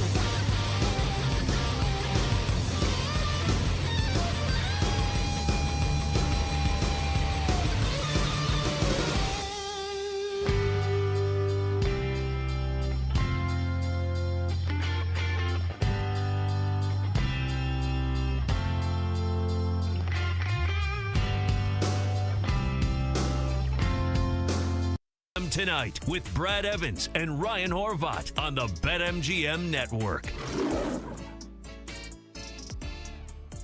Tonight, Brother Big Noise Evans with you, Ryan Horvat in the house on this hashtag Tequila Thursday. We got an entertaining game going down right now in OKC, almost halftime, about a minute and change remaining. OKC up 53-48 on the T-Wolves. Again, Horvat and I are right in Minnesota. Plus the 8 points or the 7.5, depending upon what you covered at. Right now at the live line is exactly what it closed at 7.5. OKC laying that at a minus 120. Minnesota minus 110 at plus 7.5. The total on the live line at 221.5. Again, I like the over. I grabbed it at 214.5. It got steamed up to 217.5. I said I would still play the over on that. So that is trending in the right direction. And Horby, if you want to still get value on the T-Wolves, you like them on the money line before, they are plus 250 now. What say you? Do you want some additional action on Minnesota to come back and win this thing? Yeah, real little, right? They're in this game right now, on my end at least, 53-point game. They're showing enough fight. I just wanted to see them be competitive here in the half, and they've done just that. They're playing tough defense. Rudy Gobert blocked a shot. That's a good thing to see. Yeah, I would buy in a little bit on Minnesota. It's only money. What could go wrong? Yeah, that's right. Just trying to make more. Right now, stat update. Looking at the box score, Anthony Edwards balling. 18 minutes, 16 points in this first half, 7 rebounds. That's a gift that keeps on giving. 3 assists as well. McDaniels with 11. Conley only has 3 and 2 assists, no boards. Very unfortunately, they're Horvey in 13 minutes. Randall finally got on the board for me. 2 points with 4 rebounds and 5 assists. Again, I had the over on 26.5. He's got a lot of work to do in the points and rebounds department. Dante DiVincenzo, bada bing, bada boom, has got 8 points. Nasri with 4 off the bench. Alexander Walker with 6. That's a guy that we bet on, at least you have. Prior, maybe we should have looked into that tonight. Meanwhile, for the Thunder, SGA with 17, 3 boards and 4 assists. Chet Holmgren with 11 points, 3 boards, and more importantly for me, the 2 dimes with cash the over on 1.5 at plus money. Jalen Williams with 10 points, 5 rebounds and 2 assists. Dort getting closer. Still set at 5 points in this first half. Hartenstein only has 4 with 3 rebounds and 2 assists. And Alex Caruso with 7 off the bench. He's hit 1 3 for me. I just need another. So there's your update now. 56-50. OKC up on Minnesota. 3 seconds remaining here in the first half. And it looks like OKC, SGA going to line again. Oh, of course it's going to be SGA. SGA is going to shoot a couple of free throws, try to extend this thing. Even more. It could be 58-50, but it's 56-50 right now. And he did hit the front end. And let me give you an update on this live line as a result. OKC right now at minus 9.5, and the total at 220.5. Minnesota on the live money line now at plus 340. So some incredible value there if you believe the T-Wolves are going to come roaring back in the second half and try to even up this series. So, again, Horvat's got to keep you up to date now, 58-50. So he hit the second free throw. Still 3.4 seconds remaining. OKC now minus 10.5 on that live line. The total is shaved off a couple of points at 218.5. As it is indeed halftime. The Thunder up 58-50 on the T-Wolves at halftime in Game 2 of the Western Conference Finals. And again, Horvat in the bonus hour of BetMGM tonight will catch you up to speed on anything as it breaks in Game 2 of this series. All right. A friendly reminder, if you want to talk some NBA with us, NHL, MLB, fantasy football, NFL futures, you can. Phone line still wide open. All you got to do is pick up the phone and dial us, fools, at 833-732-3875. 833-732-3875. You can also hit us up on the X or the Twitter at BetMGM tonight, where we have our pole dancing poll question today. Let me go ahead and shut that down. It was asking you this: which Philadelphia Eagle has the most fantasy football bust potential at its current position, ADP? Your options were Jalen Hurts at QB5, Saquon Barkley at RB2, A.J. Brown at WR10, or Devontae Smith at WR21. Officially 290 votes cast. Horvat, who led the way? I'll say Jalen. Jalen Hurts. That's a tough one, though, man. Nope. He was actually last at 17.6%. Your leader had to be a running back. It was Saquon Barkley because Andrew Am always lurks. He has bitten Saquon before. 35.2% of the vote said he would be the biggest bust candidate for this franchise at his RB2 price tag, followed by A.J. Brown at 27.2%, then Devontae Smith at 20%, and Hurts bringing up the rear again at 17.6%. We did have one comment from Dan Turner, and Dan said Saquon only because I think the Eagles lessen his workload after all his touches last year. That combined with a harder schedule means I think he finishes at RB3. All right, well, so one tick lower, right? I don't think he's saying he's going to be like an RB3, quote unquote, in fantasy. But yeah, I mean, he's still going to return pretty much what you invested in at RB3. But appreciate the 2 cents there, Dan. We also appreciate all of you that chimed in with your votes. Again, I am off next week, but we'll keep churning out poll questions of the day throughout the summer right here on BetMGM tonight. All right, Horvey, we got to get after. Let's review our cards this evening. How are your top 3 plays of the night looking so far? All right, so Timberwolves plus 7.5 was play number 1. Right now, like we talked about, live line, you could actually get a better number, 9.5. Money line, I bet plus 260. You can now get plus 430. So not looking great, but we said the same thing last night before we got off the air about the Indiana Pacers. Panthers, Hurricanes, under 5.5. That's going to be a sweat. It's 4-0. Florida's done all the scoring. I kind of wanted to take Florida. I should have. So that's going to be a sweat. I'm going to be sweating out under 2 goals here in the last period. And then Hartenstein, last check for me, I have over 8.5 points. I believe he had 4, as you said on the breakdown. So we need 5 more from him, obviously. And the Sledgehammer special was Anthony Edwards to score tonight 25 points. He has 16 at the half, so I feel okay about that one. Dante DiVincenzo, I went over 14.5 points and assists, which was plus money. Right now, he has 8 and 3, so I feel really good about that. He's got 11. And then Rudy Gobert, looks like that was a big mistake, over 6.5 points. He has yet to score. He is 0 for 2 from the floor. Does have 6 rebounds, though, so probably not as good of a night as last night, but hopefully Minnesota could win this game outright, man, and then it makes up for everything at that plus 280 price. All right, numero uno on my card tonight, Angel Reese. She's having a spectacularly craptastic night, which is fantastic for me. And the under 29.5 points and rebounds. She's 0 of 8 from the floor.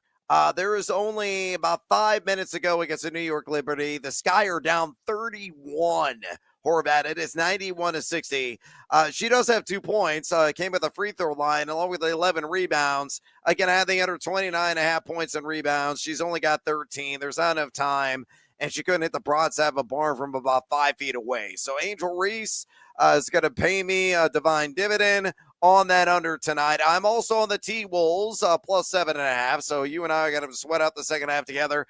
And I had Alex Caruso over 1.5 threes. He's hit 1. I need 1 more 3, and that cashes in at plus 140. Parlay Pete has the T-Wolves plus 10.5, the over 200.5. Those are still looking pretty good, but Julius Randle, he needs 15 points out of him. And I think he's only got 5 or 4, something like that at halftime. He's got a lot of work to do. He's cooled off, and he's been on fire really this entire postseason. So Parlay Pete, man, he's slugging back the rum, trying to numb the pain as a result. The other surprise tonight, the Fever won, but Caitlin Clark looked mortal She only had 11 points in 31 minutes. She didn't hit a single three. So my sledgehammer, that one lost because I had her for 4 or more made triples. She was over 5 from distance, had 6 assists and 4 rebounds. Really subpar game for her. Looks like she was in some foul trouble, but still, her team won. That's all that matters. 81-76 over the Atlanta Dream. I had some NFL futures seduced by the Jews. CMC, Christian McCaffrey to win Offensive Player of the Year. And my bonus time bet was Baltimore to win the AFC at plus 320. By the way, the odds on CMC to be, 18-1, not too shabby. Had Chad Holmgren over 1.5 assists. That one cash. Also had the game over at 214.5. That's running in the right direction. Baseball bets, McCullers actually showed up tonight. He had over 4.5K, so that's a loser. Had the under there. Have the Cubs to win the series against the Reds. It starts tomorrow. Have the Cardinals to win the series against the D-backs. Also starts tomorrow. And then we talked a crap load of NFL bets, which we like to do. So not too shabby of a night. I could break out the broom. I need the T-Wolves to come back, and I need Caruso to spot up and hit one more three. And if he does that, it's going to be a handsome night on my card this evening. Yeah, man. Same. We need the Timberwolves here. It's only an 8-point game. I always joke in the NBA, you want to be down about 10 to 15 points at the half. That really has become true, especially with the Indiana Pacers. We'll see, though, with Minnesota. That's the scary thing, trailing this OKC team, just because they are so tough defensively. I've been watching the NBA for like 3 decades. This is one of the best defensive teams I've ever seen. They did it all regular season long. This team could have won 70-plus games, man. They're tough to beat. So betting against them, never fun. We'll see. We'll see how this second half goes down. But I do like the Caruso look, and he's probably going to see some more looks. So definitely like that. Yeah, I mean, he's averaging over 4 jacks from outside per game. So, again, the odds are on my side. He's going to knock down one more triple. I'm going to cash in. That's been a gift that keeps on giving. At plus money, it was plus 149. It was irresistible. I had to take it. All right, I got to exit stage left again. I am off tomorrow. I am off next week. I go to a wedding in Ohio. One of my best friends from high school getting remarried. It's going to be a throwdown of epic proportions. My liver's going to be the size of Texas, but I'm a good time. Stick around. Listen to Horvat in the bonus hour of BetMGM. And until next time, adios, amigos. Come back, T-Wolves. Listening to BetMGM tonight on the BetMGM Network.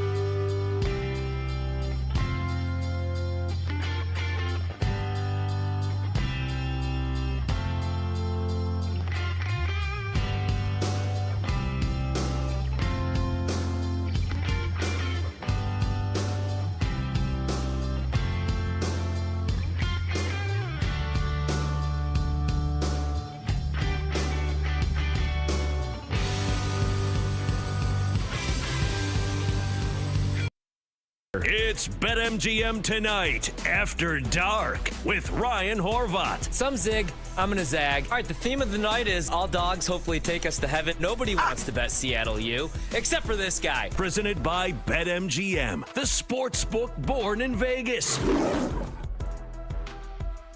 BetMGM tonight after dark, solo hour. Ryan Horvat with you here, wrapping up the show for the next 60 minutes. Good stuff tonight with my co-host, Brad Evans. Brad will be back in 10 days with us as he has off on Fridays, and then he's going off on a little vacation, as he said before we got off the air together, to a buddy's wedding in Ohio. A buddy's second marriage, I believe, that he said, in Ohio. So that should be a good time for Brad. I'll be with you guys tomorrow night with Kate Constable. Excited for that show. We'll talk, obviously, a whole bunch about Game 2 of the Eastern Conference Finals. I would assume the full first hour tomorrow we'll be previewing that game, side, total, and player props. And we'll get into that a little bit right now as well as an update on what we got going down right now in the Western Conference Finals, as well as in the Stanley Cup playoffs, where there's not a whole lot going on as far as competitiveness, to be honest with you. If we have time, we'll do my favorite thing while I watch a game live in the NBA playoffs that I have money on, and I do a live broadcast. I'll do empty the slips, where I just look at open bets that I have right now in my offshore and PPH accounts. Right now, though, we got Minnesota trailing at the half, much to my dismay, because I bet the Timberwolves tonight. Did get 8.5, though. Number went from 7.5 to 8.5 before tip. Right now, they're down 58-50 at the half. Third quarter about to get underway over on ESPN with Doris Burke, Richard Jefferson, and Mike Breen on the call. Looking at the live line, 9.5, so not far off. Live total right now, 220.5. The total tonight closed at 217. So if you bet the over, you're feeling all right now. And then again, like I said, it was an 8-point spread. Now we're looking at 9.5. Although there is a 10.5 available if you're looking to bet Minnesota right now that just popped up on the screen as well that I kind of like. You look at the box score, Julius Randle struggling a little bit tonight. Only 5 field goal attempts. He's got 2 points. Jaden McDaniels with 11. Mike Conley, my boy, 3 points, 2 dimes, no rebounds, unfortunately. We're hoping that he could pull down 3 for the prop. Anthony Edwards, only 1 of 7 from 3, but he's got 16 points. He's 7 of 18 from the floor. Also has 8 rebounds. So once again, he's already went over his rebound prop, which I believe now is 10 of 11 games or 9 of 11 games. It's been the gift that keeps giving. Naz Reid off the bench tonight. He's only taken 4 shots. He's 2 of 4. He's got 4 points. Dante DiVincenzo, much better tonight, shooting 50% from the floor right now. 2 of 4 from 3, 3 of 6 from the field. He's got 8. And then Alexander Walker rounds out the scoring for Minnesota. He's got 6. Right now it's 60-50 OKC with a 10-point lead. About 11 minutes to go here in the third quarter. 4 of 21 from 3 OKC only. The difference in this game, I believe Minnesota's only shot 1 free throw. OKC's been to the charity stripe 10 times. They've hit all 10 of their free throws. Chet Holmgren tonight's got 11 points, only 3 rebounds. Had all 3 of them, I believe, in the first quarter. Now he's down as well, holding his what looks like finger. I'm guessing he'll be okay, but we'll keep an eye on that. Make sure that he's all right. He's getting up. He's got 11 points tonight, 2 dimes, 3 boards. Jalen Williams is in double figures with 10. He's 0 of 3 from 3, though, 5 of 9 from the floor. Isaiah Hartenstein, I need him to get going. I bet his over on 8.5 points. He's got 4 right now, 3 boards, 2 dimes. Lou Dort has 5 points. His point prop was 7.5. Not that anybody cares, probably other than myself. Alex Caruso's got 7 on 3 of 4 shooting. And the only other player to score off the bench tonight for OKC is Cason Wallace. He's 1 of 5 from the floor, has 2 points. Chet goes to the free throw line, hits the first of 2. It's now 61-50. He's 3 of 7 from the floor. Like I said, he's got 11 points, 3 boards. Tomorrow night, if you don't got plans on a Friday night here in May, myself and Kate Constable will be breaking down Game 2 of the Eastern Conference Finals. Game 1, I've been watching the NBA for 30-plus years now. That was one of the better games that I've ever seen. The Knicks blow a 17-point fourth-quarter lead in the game. They lose in overtime, 138-135. It looked like, once again, Indiana was done. Just like it looked like they were done against Milwaukee when they rallied late. looked like they were done a couple different times against Cleveland, but this team just never dies. It might sound cliche, but I mean, they just got a bunch of shooters on that team. And when they're hot, they just go unconscious from the field. They do not miss. They got a bunch of guys that could space the floor. They got a bunch of guys that could defend on the perimeter. But the reason that they're in these games, winning these games, isn't their defense. It's their shooting. It's the way that they get up and down the floor. And that's why they're never out of these games. It doesn't matter when they're down double figures or they're down 8. In the NBA, everybody's fouling nonstop anyway. Like when I used to bet a ton of college basketball, the key numbers that I always was looking for was usually like if I could get a dog at 7.5, that's what I would buy in on. Because usually back in the day, if a team was down 6 points with 15 seconds to go, they would wave the white flag, or 7 points. You know what I mean? Because everybody didn't just shoot threes back in the day. So usually teams would stop fouling, let you dribble out the clock. Now, especially if you're betting college basketball, you see teams down like 15, 16 points, and it'll drive you crazy in the final 10 seconds. They're still fouling. But the Pacers just play tough until the final whistle. They play tough defense. They get up. They'll guard you at half court, at midcourt, and they got a bunch of shooters on that team. And every night it could be somebody different. Yeah, Tyrese Halliburton's going to get all the headlines because he hits the step back shot that I thought was a 3. Kevin Durant probably thought that was a 3 as well, but ends up being a 2-pointer. So we go to overtime. That's when you're like, man, I was worried a little bit with Indiana. And if you're Tyrese Halliburton, you got to be a little worried too, because that's your signature moment. You're paying homage to Reggie Miller, who's on the call, by the way, for TNT at Madison Square Garden. The rivalry that most of us grew up watching in the 90s, or all of us as basketball fans, if you were alive, you were watching that rivalry. And it's just kind of crazy how Reggie's on the call in MSG. Everybody's there. Spike Lee, Tracy Morgan, the dude from Dune that's everywhere. And he's doing the choke thing. And then it turns out to only be a 2-point field goal. So you got to go win it in overtime. So they trail by 17 points. Like I said, it could be anybody, and Tyrese Halliburton's going to get all the headlines, and he finishes with 31 points and 11 dimes. So he was awesome, man. And he's been awesome throughout the playoffs and last year in the playoffs. But the reason they won that game was Aaron Nesmith last night. He had 30 points on 8 of 9 shooting from 3-point range. If this is 1994, that's that, like everybody's talking about that. Nobody will ever forget that. 8 of 9 from 3. In today's NBA, it's just like, man, you see what Nesmith did last night at the gym. He had 30 points in that game, though. And the crazy thing is, I think like 7 or 6 of those threes came in the fourth quarter. The Pacers in overtime then outscore the Knicks 13-10. And we'll see what they do here game 2. So I do think New York, I've been going back, and I know earlier on this show I said I'm probably going to bet the Knicks. But man, 6.5. I like the Knicks to win the game. I don't know that you're going to get a great live number because I could see the Knicks, especially the way that they blew that game. Because we're all talking about how awesome the comeback was, how miraculous the comeback was, and how fun this Pacers team is. But if you're a Knicks fan, man, or a Knicks backer, you bet them on the series price or you bet them game 1, that's got to be one of the worst beats, one of the worst collapses in NBA history. It would be a day where I don't think I could get out of bed. As a Green Bay Packer fan, I'll never forget losing the NFC title game, the NFC championship game to the Seattle Seahawks, where it's all because of Brandon Bostic. All he has to do is show up to work that day and actually do his job on the onside kick. The same onside kick special team stuff that you're going through every single Thursday and Friday. And instead of just letting the ball go to Jordy Nelson, the most reliable hands in Green Bay Packer history possibly, he goes rogue and jumps in front of the thing. And Seattle gets the ball back. We all know how it goes down. But anyway, that was one of the worst losses as a fan I've ever had. I couldn't get out of bed, and I'm not even just saying this. I couldn't get out of bed for 3 days. I had to take off. I was in college. I couldn't go to class. I couldn't go out with my friends. I didn't think I would ever experience joy ever again. Now, if you're a Knicks fan, it's cool because it's game 1. You lost home court advantage, but you could bounce back game 2. You're 6.5-point favorite, so the market's saying you bounce back game 2. If that happens game 7, I need a full week off, maybe a vacation. I don't even think I could turn on the TV because that was the worst part about that NFC championship loss or the day after is that I'd be like, all right, I'll watch something on TV. And you always go back to ESPN, right? If you're a sports fan or whatever you're watching, Fox Sports 1. At the time, it was ESPN, and it was actually good at the time, too.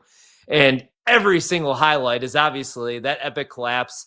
And then it's Russell Wilson, as corny as he is, crying, oh, God wanted me to win. God wanted me to win. And I remember thinking, like, so God wanted me to be miserable? What is this?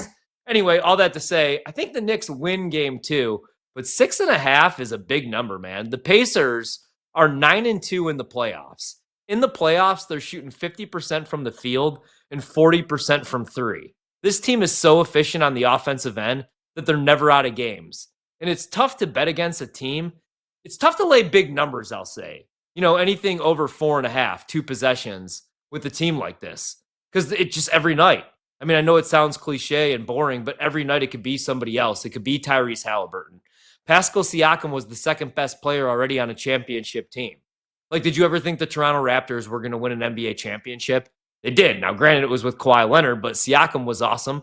And Fred VanVleet, post having a kid, was one of the best shooters of all time in NBA playoff history all of a sudden. But Siakam, I trust him.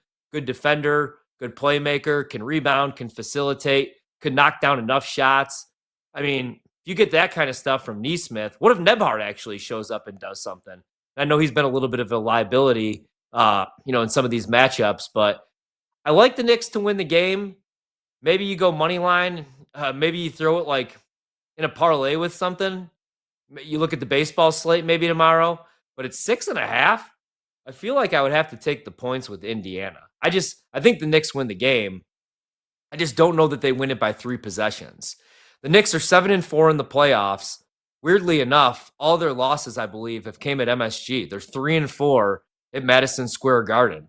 And they shot the ball well on Wednesday. You know, that's one of those games where, again, if you're a Knicks fan and you couldn't get out of bed, you're almost like you have to go back and watch it.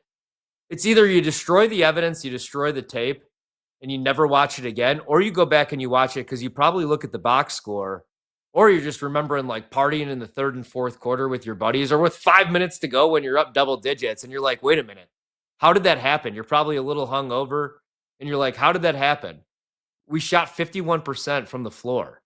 They were only 11 of 34 from 3, so 32% from 3.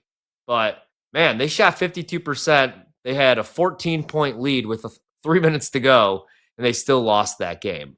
I mean, you could look at the turnovers. You're not going to win many games turning the ball over like that in the 4th quarter. Even Jalen Brunson, and I love him, and he's the best closer in basketball that's not named Jokic right now. He's up there, him and Halliburton, obviously both, but he was a little sloppy with the ball. They committed 15 turnovers in one game. The Pacers, that's the thing. It goes back to them being efficient on the offensive end.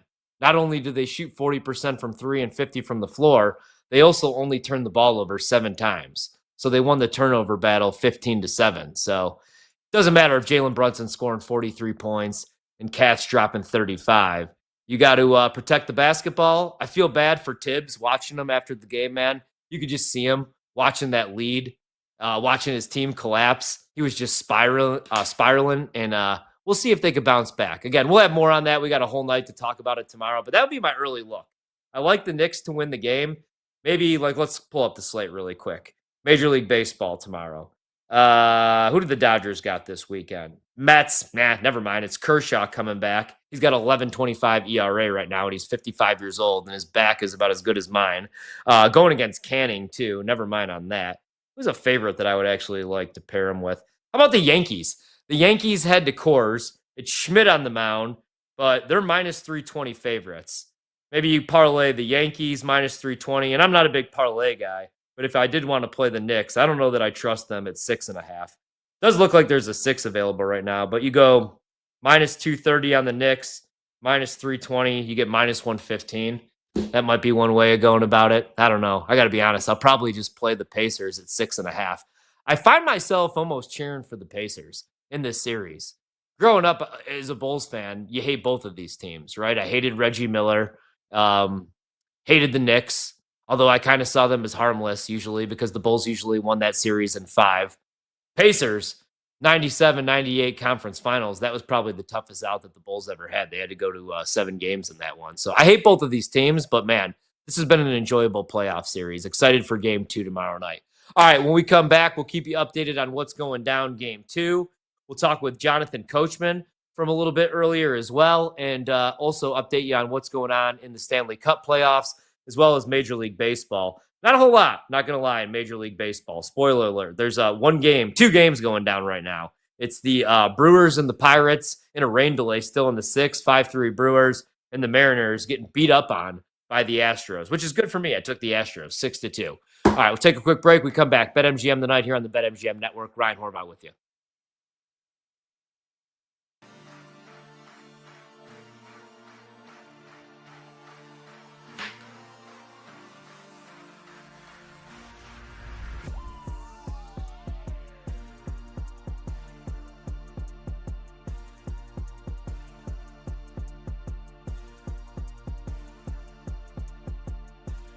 Don't go anywhere. You're listening to BetMGM tonight on the BetMGM Network.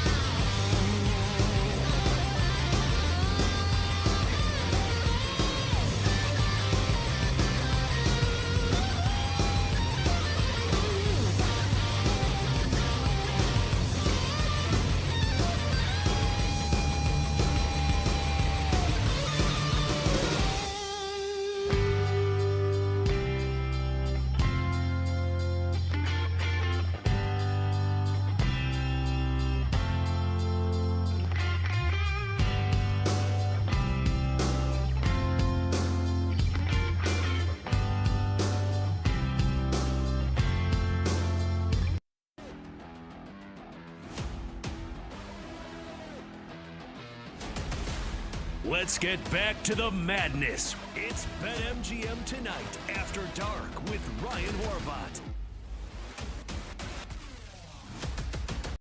BetMGM Tonight, Ryan Horvat with you here. Solo hour. OKC now up double digits, 75-64. They were 8.5-point favorites on the live line. It's currently off the board. Total was 212.5, but an 11-point lead as they go on a little bit of a run here. Shai Gilgeous-Alexander, turns out he's pretty good at basketball, guys. The MVP of the league, wins his first MVP in English yesterday, and he's got 26 points tonight on 9 of 14 shooting, 5 dimes and 3 boards. Chet Holmgren has 14 points, only 3 rebounds, unfortunately. Alex Caruso with 9, Jalen Williams with 15 for OKC. Anthony Edwards has 18 for Minnesota on 8 of 19 shooting, but like nobody else is doing anything other than Jaden McDaniels, who has 15. Rudy Gobert still yet to score. Stanley Cup playoffs, 4-0 Florida over Carolina, 13:36 to go. Me personally, I'm cheering for just no more goals. Maybe one. One's fine, an empty netter to make it 5-0 or 4-1, but I have under 5.5. Pretty big, too, so that's a sweat for me. 5-3 Brewers right now over the Pirates, but that game's in a rain delay. Actually getting back underway finally, top of the 7th. And then now Houston's just laying it on the Mariners. 9-2 over the first place Seattle Mariners. The Houston Astros up at home. That game's in the bottom of the 6th. Coming up, we're going to talk with Jonathan Coachman. We did talk with Jonathan Coachman, myself and my co-host, Brad Evans. Good stuff. Talked a little golf, snuck that in. Scotty Scheffler still the favorite at the Schwab this weekend, plus 250. Down 5 strokes, back 5 strokes. So we'll talk with him in a little bit here. But right now, looking at this NBA game and waiting for a live update, live line to come back up. OKC now a 10.5-point favorite. You have to lay minus 128 juice. They have an 11-point lead. I'm still holding out hope that Minnesota could at least compete here in the second half, keep it within 8 points. During the break, Dan Turner asked me, can they come back down 2-0? I mean, they go back home, right? Protect home court, make it a 2-2 series. But I don't know, man. I think OKC is too good defensively. SGA, I know that there's some haters out there, and he does obviously hunt fouls. Kind of reminds me of James Harden, 5-6 years ago in his prime. But still, man, his game is nice, really nice. And they just got so many dudes that are willing to guard you. They got guys that could shoot, kind of like the Pacers. Sign me up.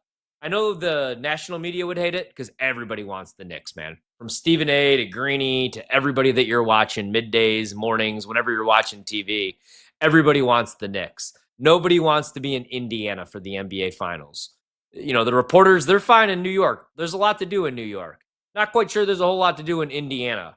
I know some good casinos in Indiana if you want to go play a little blackjack and smell like cigarette smoke for 3 weeks after.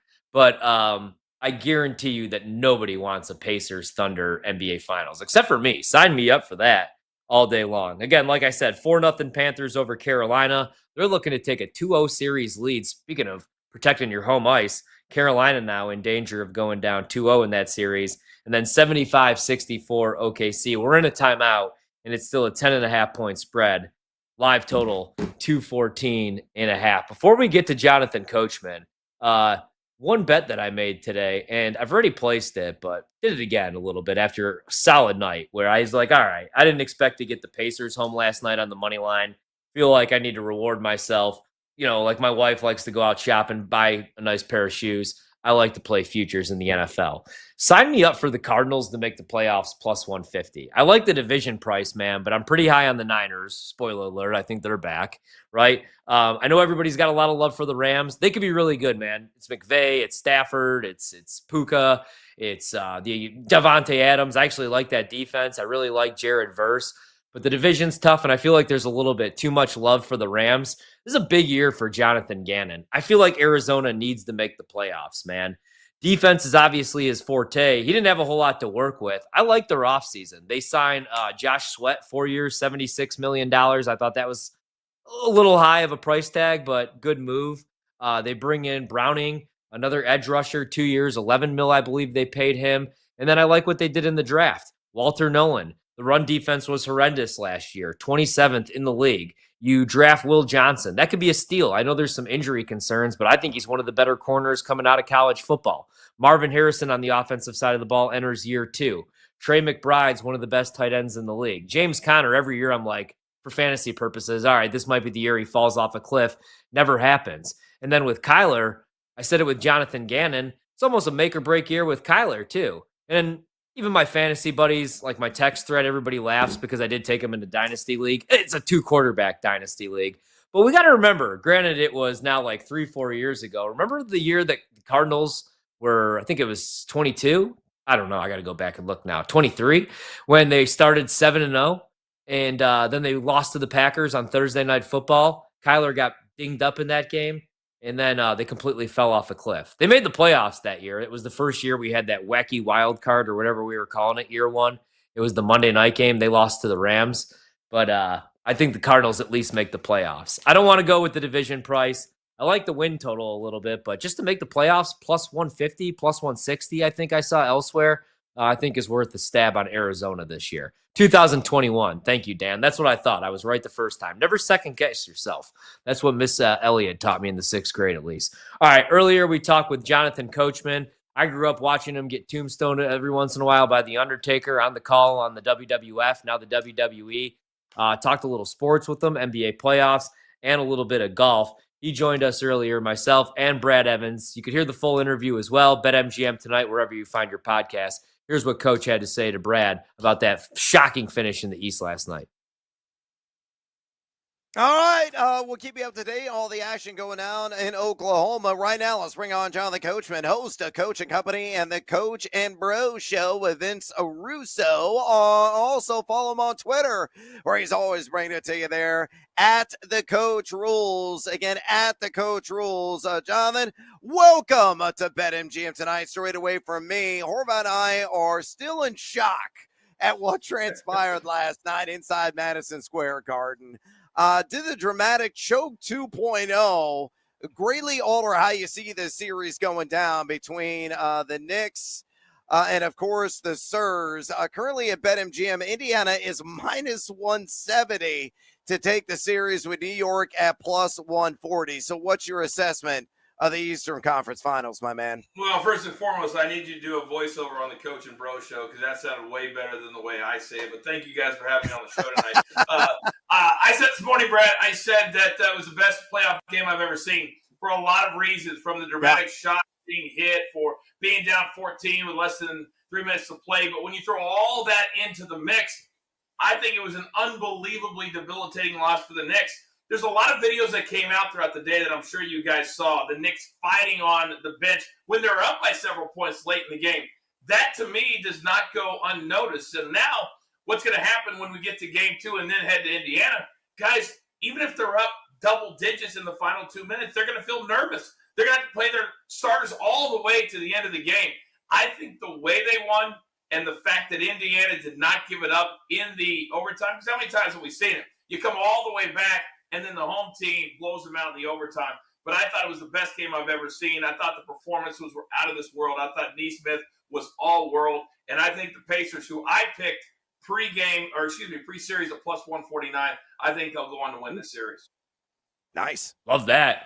Love that. Coach, we just tipped off here in OKC. We're tied up at 10:23 to go. Who did you like pre-flop in this game, and who do you think ultimately comes on top in this series, represents the Western Conference in the finals? Are you sticking with OKC, or do you think Minnesota has a shot here to pull off the upset? Yeah, I heard you guys talking about it. And to me, oh, my God, the referee's bleeding from his nose right now. Here's the deal, guys. You got 2 superstars. You got one who never opens his mouth. His team follows him everywhere. It's the consummate team. Now, is it sexy? No, but this is how good they are. Minnesota, you got a very immature star who's been fined over $400,000 for just stupid stuff. So to me, Minnesota doesn't have a shot. This is only going to go 5, maybe 6. But I don't even know, when people evaluate this game, why they think Minnesota even has a chance against them. I thought the Thunder were going to blow them out in game 1. They did. I think they blow them out again tonight. And I watched that locker room stuff, and I need a coach that gives me a little something. I always tell my guys on Coach and Company, don't be too cool for school. I watch you guys all the time. Give me a little bit of energy. Their coach in the locker room's like, guys, physicality. We got to do better than game one. That's not what I need on the road. This Thunder team has been the best team all year. They will continue to be. The only discussion is, will they cover or will they not cover? I also like the under tonight. I don't know how closely you're following along day one at the Charles Schwab, man. Obviously, the PGA Championship last week, Scotty Scheffler gets the dub. He's the favorite right now. I'm looking at the odds at BetMGM. He's plus 250. He's 5 back. Would that be your looks, Scheffler? Is it that easy this week, do you think? Or is there anybody down the board maybe that you like or any looks that you like at the Charles Schwab Challenge? It's crazy, and I don't know if you guys know this, but I actually work for the PGA Tour. I just called the Truist on PGA Tour Live 2 weeks ago. And to me, when Scotty Scheffler's in a golf tournament, I don't bet. And here's why. Because the numbers are so bad. And then when he goes out and does what he did a week ago, you're like, why the hell didn't I pick him in my one and done? Or why the hell didn't I think he was going to get it done? This guy is so good. He is Tiger 2.0. And right now, you just said the number. Are you serious right now? Plus 250. I believe he's 4 shots back. If you really want to educate people, like you guys do every single night here on BetMGM tonight, you would never tell a person at home to bet plus 250 down 4 strokes at any point. And so to me, I looked at the leaderboard. There's not one person that the average golf fan would know at the top of the leaderboard, which tells you that by Saturday night, what's going to happen? You're going to see Scotty Scheffler at the top of the leaderboard. He's going, oh, shucks, I slept in my own bed tonight, and I'm going to have my second or third win with my son who doesn't want to go to his mom. I mean, it's a great story. He's a boring golfer, but my God, does he look – it looks a lot of fun. So to me, whenever it's like this, I mean, Pack, Rogers, Hitsasuni, Schmidt, who are these guys? And I work for the PGA Tour. So, no, I wouldn't bet on Scheffler, but I certainly wouldn't bet on any of these dudes at 4 under par either. Great advice there. We're talking to Jonathan Coachman, host of Coach and Company and the Coach and Bro Show with Vince Russo. Follow him on X, would you kindly? At the Coach Rules, again on X, at the Coach Rules. Coach, we're diehard fantasy football players. Managers are drooling over the prospects of drafting Ashton Genty of the Raiders, who's currently going around the turn in 12-team half-point PPR drafts. What kind of splash do you see him making year one in Vegas? Is your pick to win Offensive Rookie of the Year as well at plus 250? He's not, and I'm going to tell you why. Because the Raiders, I'm a diehard Chiefs fan. I come from Kansas. It's like my adopted home. When you got to be anything, Offensive Rookie of the Year, Offensive Player of the Year, MVP, whatever it is, most of the time you got to be on a winning team. And when you're a running back, you need carries, you need yards. What are the Raiders going to be this year? Behind a lot of the time. But it's not even so much, Brad, that. It's the fact that everybody's fallen in love with the running backs now because of Saquon Barkley. To me, nothing really has changed. These are outliers to me. What's the easiest position, guys? And I'm not a fantasy guy, but I know the NFL. The easiest positions to translate from college to the pros is defensive back and wide receiver. You got all of that in Travis Hunter. And then you see some of the videos of him in the early camp with the Jacks. I mean, this dude is electric. He also is a very hard worker. He's also a team player. Hell, he's nice to old women on planes, for God's sake. So to me, it's a very easy pick. It's Travis Hunter. I definitely wouldn't go Cam Ward or Shadir Sanders because quarterbacks also don't play well as rookies. This one is Travis Hunter's to lose, although I love Genty, but not for a losing team that's going to be throwing it for the last, 18 minutes of every single game. Yeah, don't sleep on R.J. Harvey as well at 22-1 to win the hardware and Offensive Rookie of the Year. Yeah, worth a sprinkle for sure. Coach, we'll get you out of here on this. Sticking in the NFL, Horvath and I are previewing the Philadelphia Eagles later on the program. At BetMGM, the over-under on the reigning Super Bowl champs is set at 11.5 wins. It's slightly juiced to the over at minus 115 and minus 102 on the under. What do you say on Fly, Eagles, Fly? Over under 11.5 wins this year. Die, Eagles, die. This is what happens when you win the Super Bowl. This is what happens.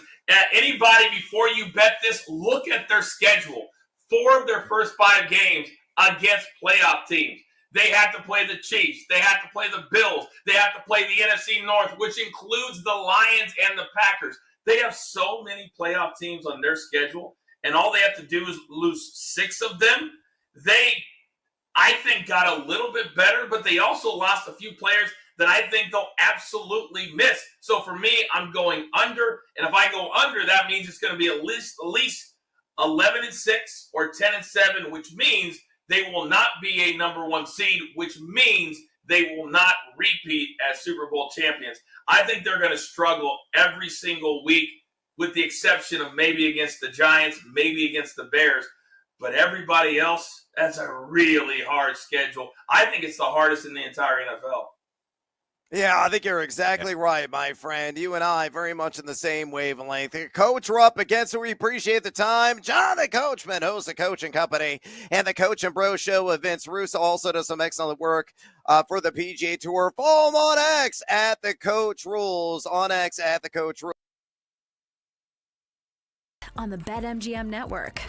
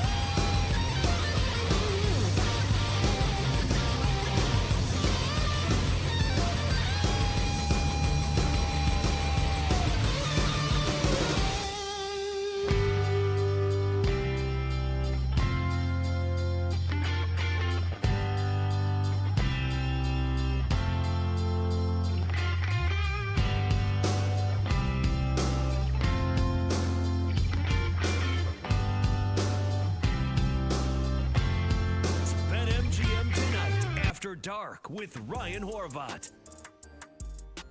Oh, yeah.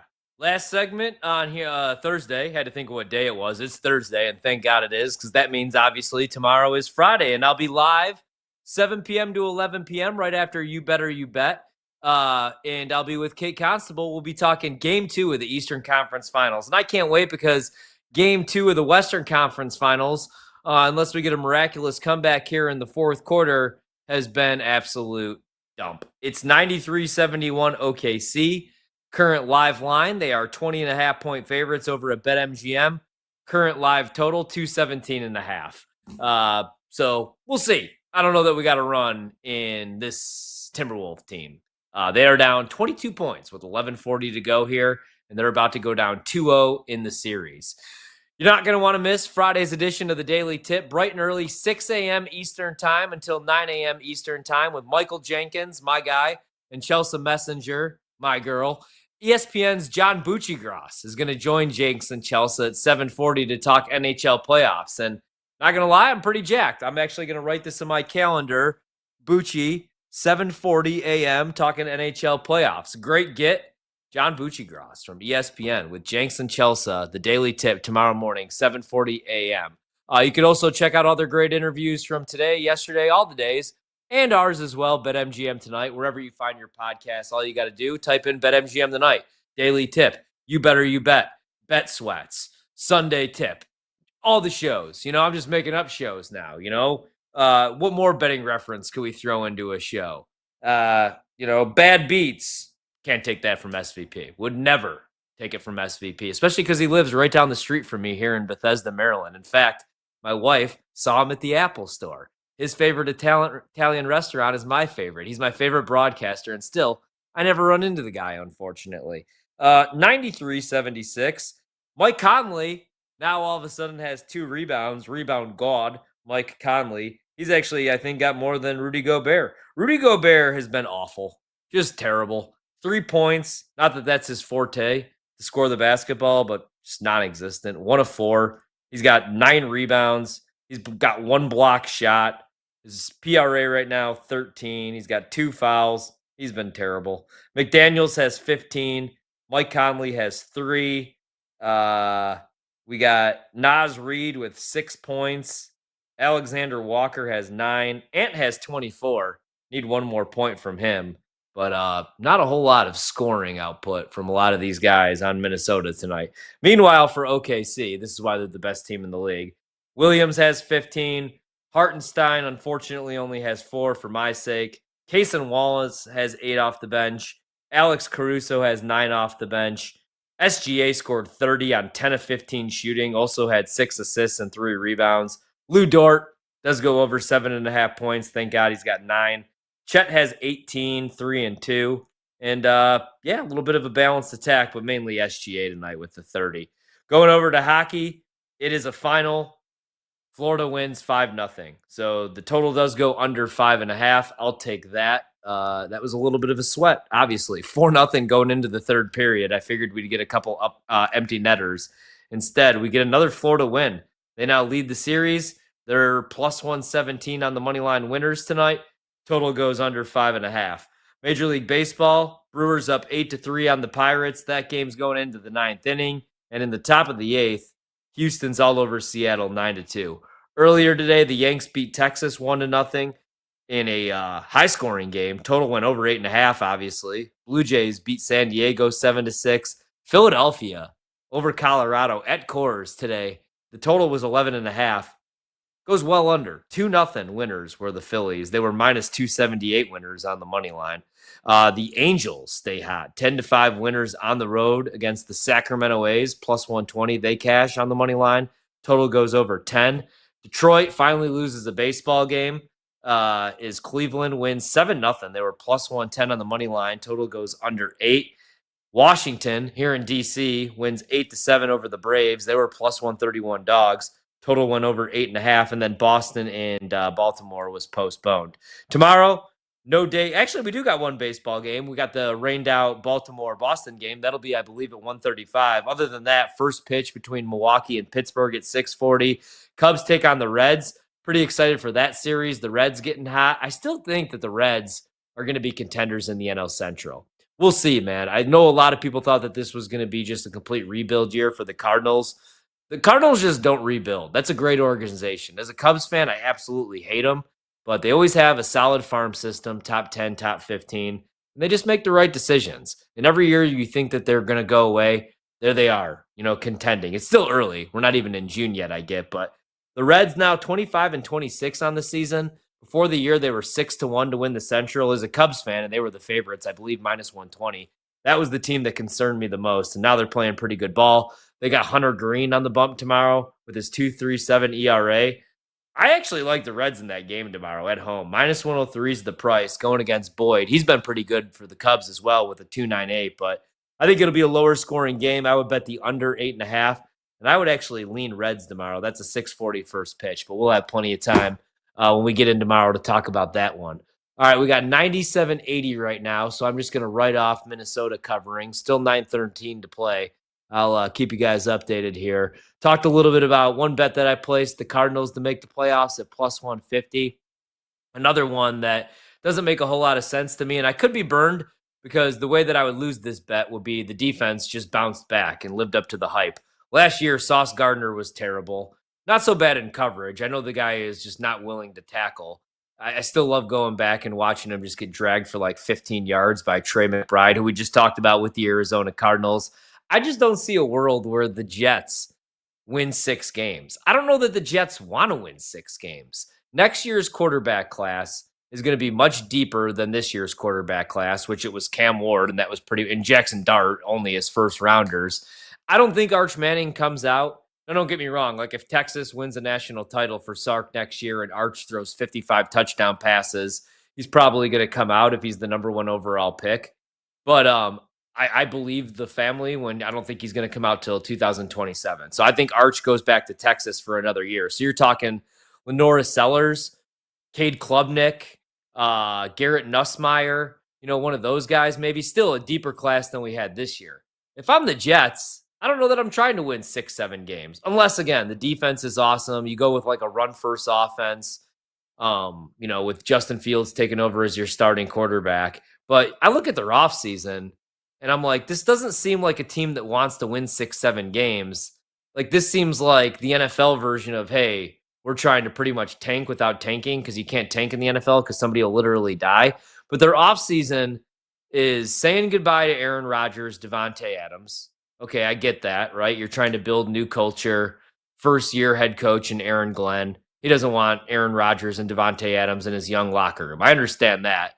But you bring in Justin Fields on a 2-year, $40 million contract. I don't care what the fantasy bros tell you or the Ohio State guys tell you or the Bears fans tell you. Justin Fields is not a starting quarterback in this league. He could be a weapon. You could bring him in on third downs, although if you remember last year, Pittsburgh did that on that third down, and he slid before he even got to the marker, and then they had to face a 4th and 1 situation. So I'm saying he might be a fantasy quarterback for you, like top 10 or top 15, but he's not your long-term option. 2 years, $40 million is not your long-term option at the position. Unless he balls out, he has a Sam Darnold type here. They also bring back or re-sign Sherwood, a linebacker, for 3 years. They sign Brandon Stevens, cornerback, for 3 years, $36 million. And that was it. That was their entire offseason, man. And I get that they were in cap hell because of the Aaron Rodgers stuff and having to bring in all of his buddies and, Nathaniel Hackett even. But still, man, that offseason and their draft tells me that they're building for next year, right? You get your stud left tackle for your franchise quarterback, not for Justin Fields, with all due respect. We'll see if Aaron Glenn's a good head coach. I thought he was a little overrated as a defensive coordinator, to be honest with you. And does Breece Hall even want to be there? I mean, it's been a couple weeks, I guess, since he's been on X or Twitter, like tweeting peace signs, but does he even want to be there? And I like Braylon Allen, but still. And Garrett Wilson, I don't know that I love all the depth, though, on the offensive side of the ball or the offensive line. And we'll see. Maybe the defense has a big bounce back year. Last year, they just could not stop the run. So I went under 5.5 wins, and it's plus 135. Again, they won 5 games in 2024 with Aaron Rodgers, and now I'm supposed to believe that they win 6 with Justin Fields and Aaron Glenn, and I can't get there. So I did have to bet the under That's my hater, I guess, prop bet or season-long win total of the year. Fading the Jets at 5.5, under 5.5. Right now, we got another timeout in the action. Minnesota just getting steamrolled. It's funny because I was kind of excited for this series, but now I want to watch the Eastern Conference Finals. Just get me to game 2. Although, hell, we did just cut it to 15, 97-82. So while I was talking about the Jets going under 5.5 wins, we got a little bit of a run there from Minnesota. 15-point game, 8:29 to go. It goes from being a 20-point spread on the live line down to 15.5.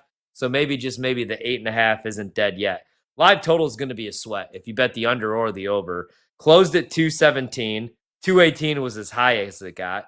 And now live, it's back down to 217. 97-82 is the score. Again, tomorrow night we'll be live on the air, 7 to 11 p.m. Eastern. The Knicks, 6-point favorites against the Pacers. I think the Pacers keep that game close. I think the Knicks win, protect home court, even up the series before it goes back to Indiana on Sunday. Total in the game, 225.5. We'll also have the Stanley Cup playoffs. Florida, again, wins tonight, 5-0. Total goes under. Thank God. I really needed that under 5.5. Tomorrow night, Dallas looks to take a 2-0 series lead over Edmonton. They're minus 120 favorites in the game. Edmonton, even money, opened at plus 110, took a little bit of money. I actually kind of like Edmonton to even up the series tomorrow night. They had a 3-1 lead going into the third period last night that they choked away. Total in the game is 6.5, minus 120 to the under. I got no opinion on that one. Again, so full slate of baseball tomorrow. Eastern Conference Finals, Game 2, Knicks Pacers with a 6-point spread, and we'll recap what we saw here in OKC. Again, Minnesota going on a little run right now. They cut it to 15, 8 minutes to go. We'll have Game 3 lines for you tomorrow here on BetMGM tonight. We'll talk to you tomorrow, 7 to 11 p.m. Eastern. You can find the podcast wherever you find your podcasts. Again, BetMGM tonight. We're back tomorrow night on a Friday.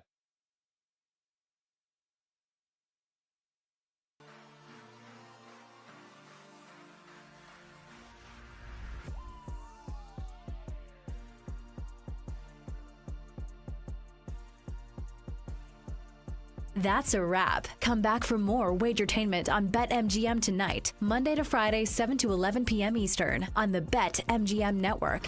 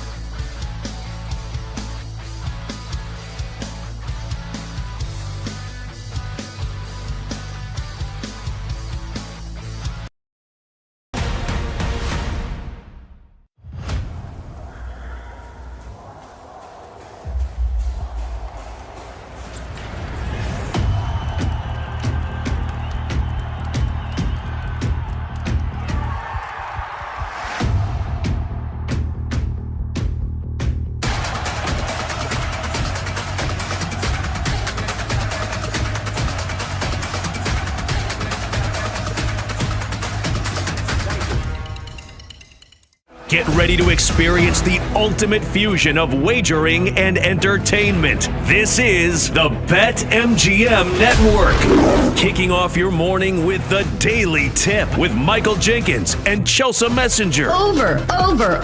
It's a very simple way to look at it. It's the best way to look at it. Followed by the newly branded Bet Sweats with Joe O and Sammy P. When I stop talking, that's when you jump in usually. He said, ring that bell! He said, ring that bell! Then it's You Better You Bet, hosted by Nick Costos and Femi Abebefe. Great teams and great players get a whistle. It's happened forever. It will continue to happen. Capped off every night with the electric Brad Evans and Ryan Horvat on BetMGM tonight. Oh, that's a sexy phrase. Quote Dr. Dre, creep with me and walk with me on this one. Welcome to a new era of Wagertainment. This is the BetMGM Network. Please gamble responsibly.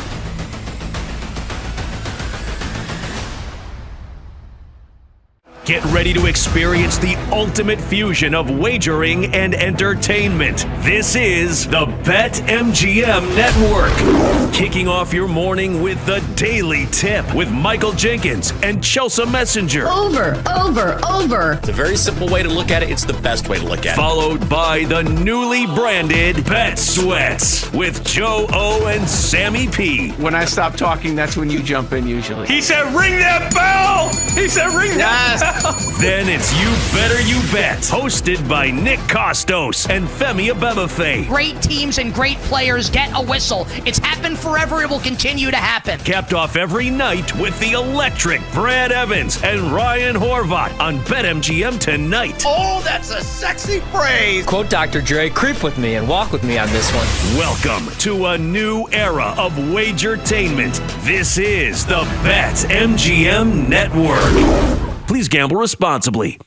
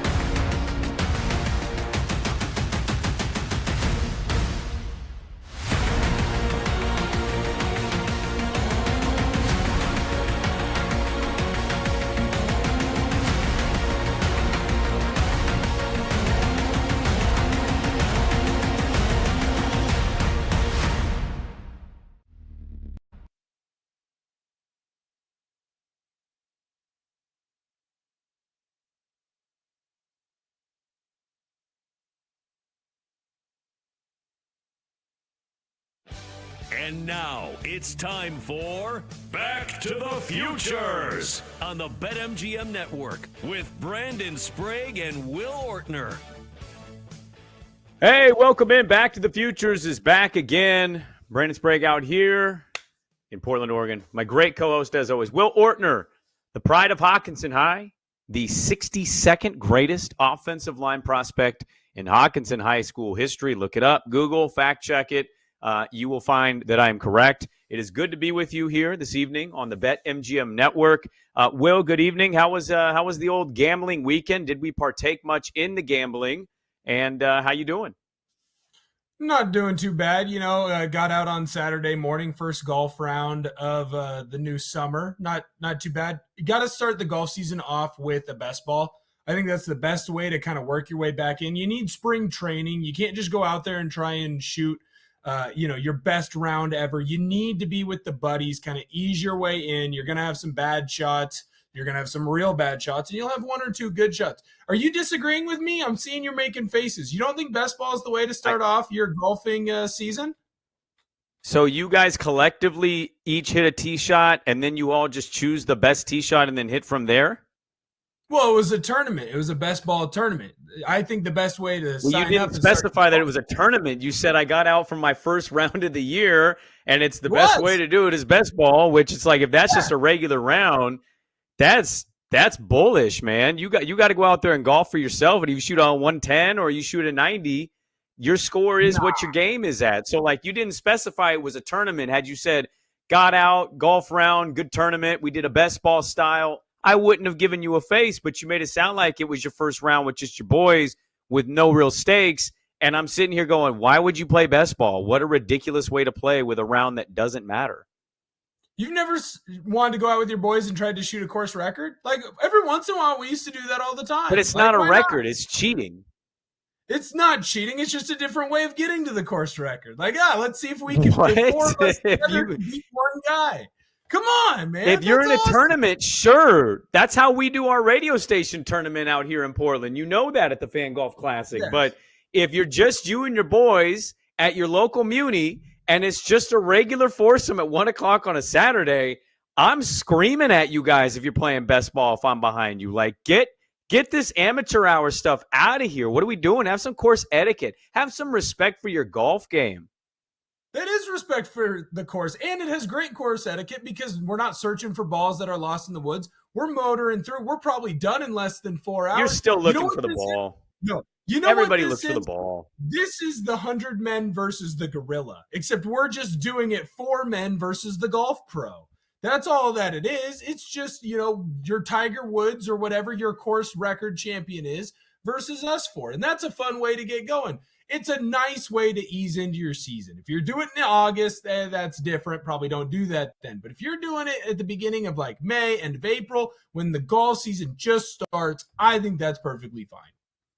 Okay, but the problem is you said it was a tournament, but you didn't start it as a tournament. Then it's a tournament, and now you're arguing as if it wasn't a tournament because you know how ridiculous it is if it's not a tournament. So were you in an actual tournament, or are you just saying you played around with your boys and played best ball? Which is it? I was in an actual tournament raising money for my alma mater, the Hawkinson Hawks. Go Hawks. Okay. Then I'll tell you, as a bad golfer who loves to golf, yeah, play best ball. But if it's just you at Tri Mountain on a Saturday at noon and you play best ball, shame. Absolute Game of Thrones, shame on you. Be better than that. I think we're just going to have to agree to disagree. I think sometimes it's okay to go and do a little bit of spring training. Sometimes you need to go to the par 3 course and get warmed up for the year. Kenny asking the important questions. You were 71st last week. How did he move up? Unfortunately, 9 kids died since this last show. So he went up to 62nd because 9 of them perished. So there you go. Sorry, Kenny. That's what happened. We don't have to name names. Let's not talk about this publicly anymore, Will. We don't want to make people feel bad, okay? It's Mother's Day, for God's sakes. We have a lot to get to on the program tonight. Let's start the NBA playoffs as we await the start of Game 4 between Cleveland and Indiana. Indiana stealing 2 on the road. Cleveland coming back with another great Donovan Mitchell Game 3 performance. Legendary, some say, in Cleveland. Tyrese Halliburton was having a good run, and then he went out there and had maybe the worst game of his entire career in Game 3, and the Pacers really just stunk it up. So we'll wait, and we'll keep you updated as Game 4 is just minutes away from tipping off. Let's start with the other game that happened today. Let's start with the big one. At least we thought it was a big one. Maybe it was a big one. It sure didn't feel like it when we watched it. 2 teams shooting 24% from 3. We had the lowest scoring first quarter in NBA playoff history. The Nuggets had an 8. Yes, you heard that correctly. They had 8 total points after the first quarter, and somehow these teams got to the back end of the 90s and the front end of the or back into the 80s, front end of the 90s. 92-87 was the final somehow after like a 16-8 first quarter, 17-8, whatever it was. Just atrocious basketball. But it ended up being a close game and coming down to the wire. And the Thunder, even up the series, they are tied 2-2 as they go back to Denver. Takeaways. Let's start. What were your takeaways from that pivotal Game 4? I was impressed that the Thunder kind of learned from some of the mistakes that they've made in the fourth quarter. It felt like that they didn't, come together and feel the pressure. It didn't feel like they tightened up in this one, right? It was a back and forth affair at different points early on in the fourth quarter. Even the Thunder had the lead. I mean, when Russell Westbrook is hitting 3-pointers on you, that's got to make you not feel awesome if you're the Thunder. And going into the playoffs, what did we talk about with this Thunder team? If they don't win it, it's going to be because they are inexperienced, and it feels like they've gone through some of those punches. Nikola Jokic is the best player in the world right now for a reason, and he's come out in this series and absolutely put on a clinic. Whenever they needed, the Nuggets need him to score, he's scoring. When they need him to get rebounds, he's getting rebounds. No one's better at finding open teammates than Jokic, right? So it felt like the Thunder kind of looked at, hey, we lost Game 1, we lost Game 3. Why? Late fourth quarter collapses. How do we find a way to make those adjustments and win this ball game? I felt like Caruso's defense was otherworldly. He was all over Murray. He was all over Braun whenever he got it on the top of the three-point lines trying to start the offense. It felt like, the Nuggets weren't able, if it didn't get to Jokic, they weren't able to get a clean look.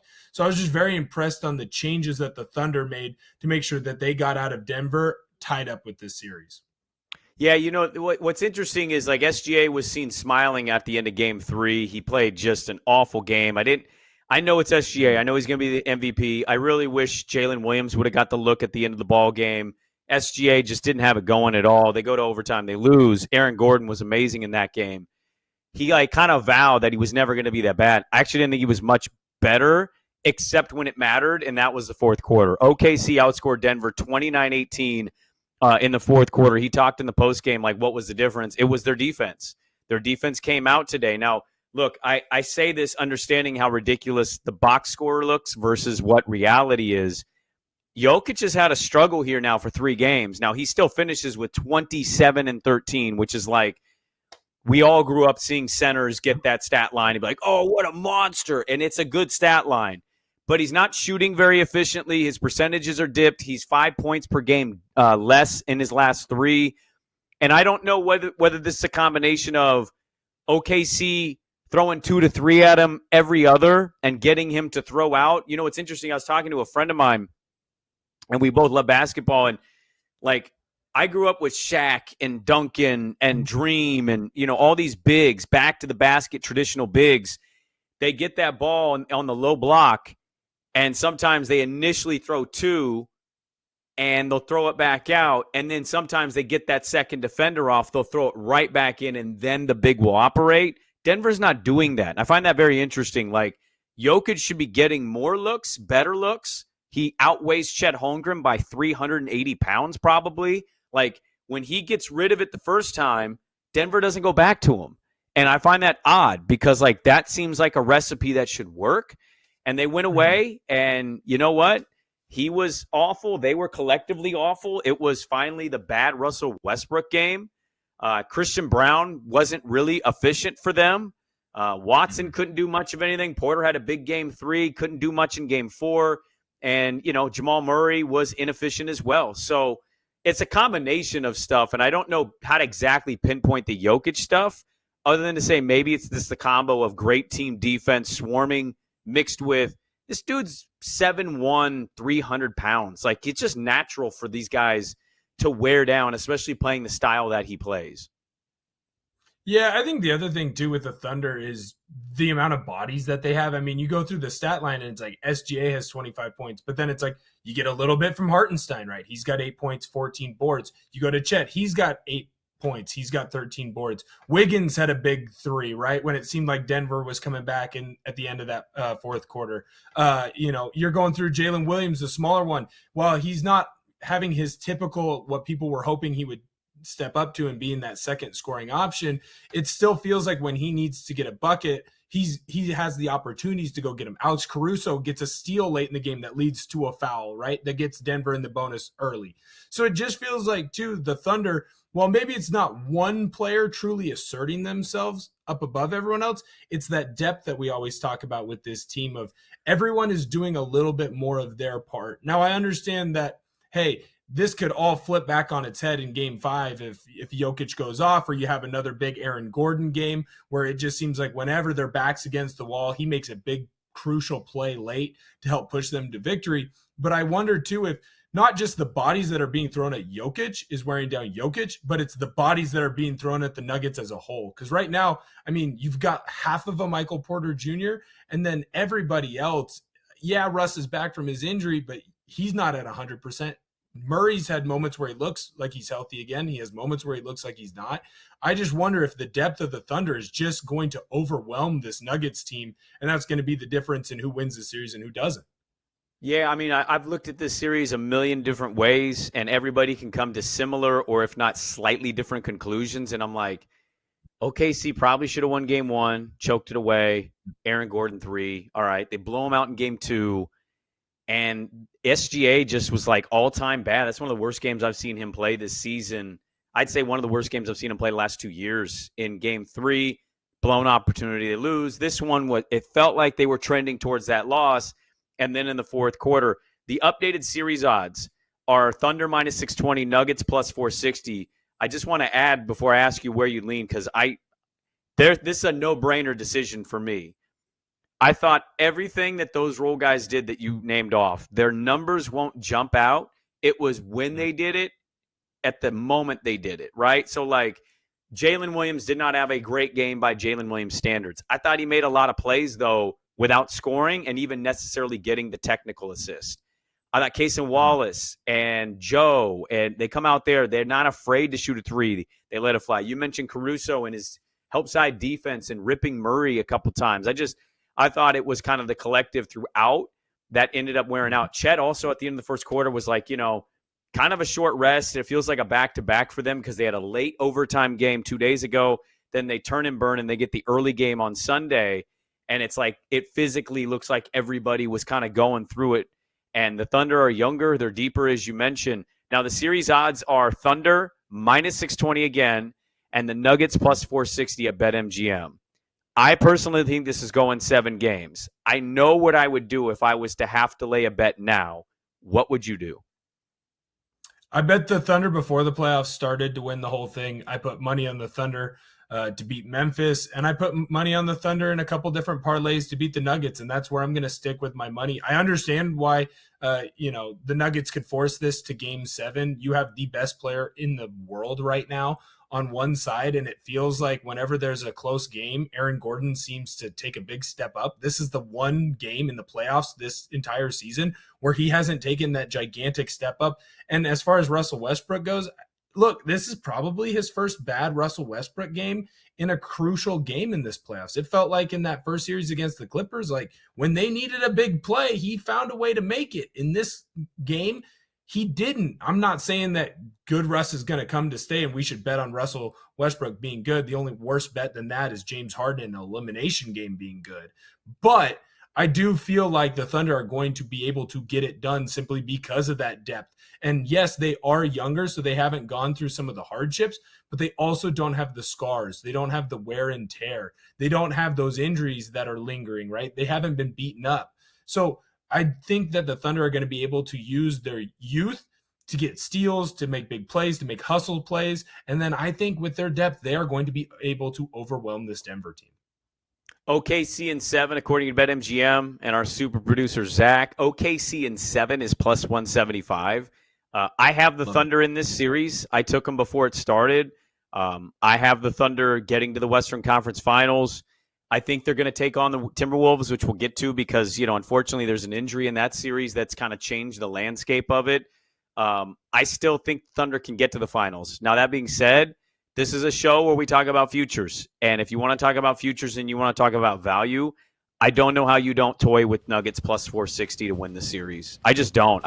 I feel like those numbers are a bit high both ways. Like OKC in 7 or even in 6, maybe it happens. They're so playoff and championship tested.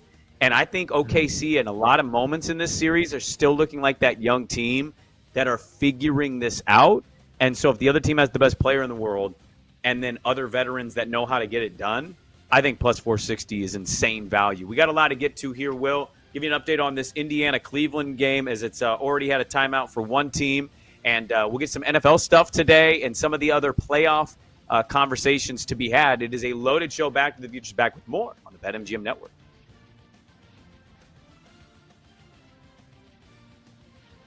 Futures will be back with Brandon Sprague and Will Ortner on the BetMGM Network. Download the app today. Please gamble responsibly.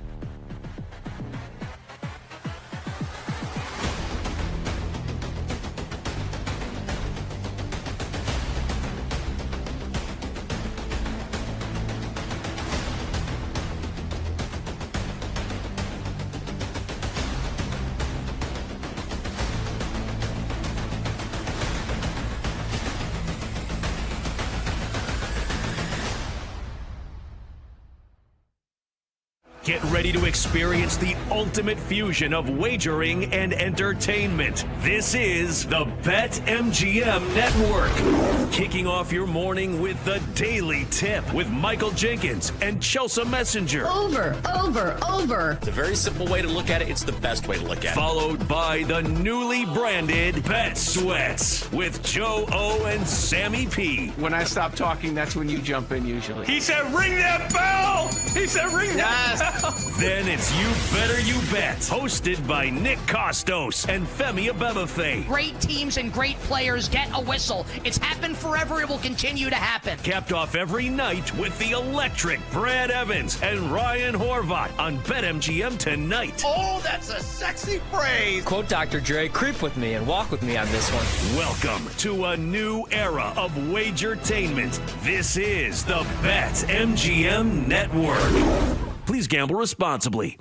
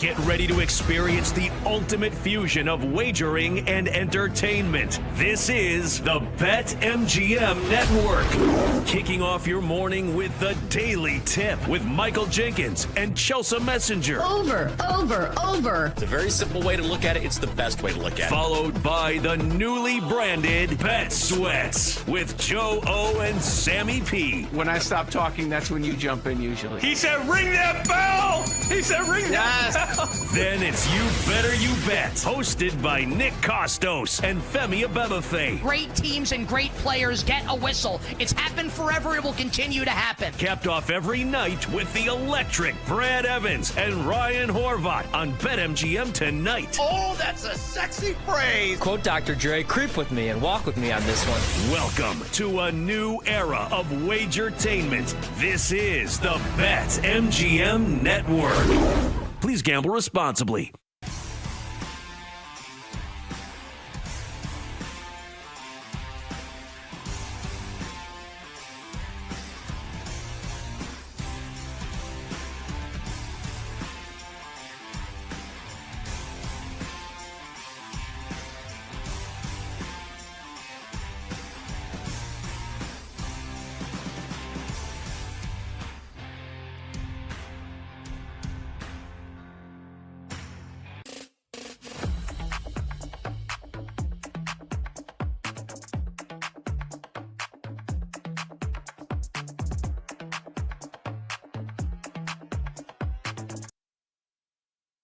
Flux capacitor, and let's go back to the futures with Brandon Sprague and Will Ortner on the BetMGM Network. Hey, welcome back in.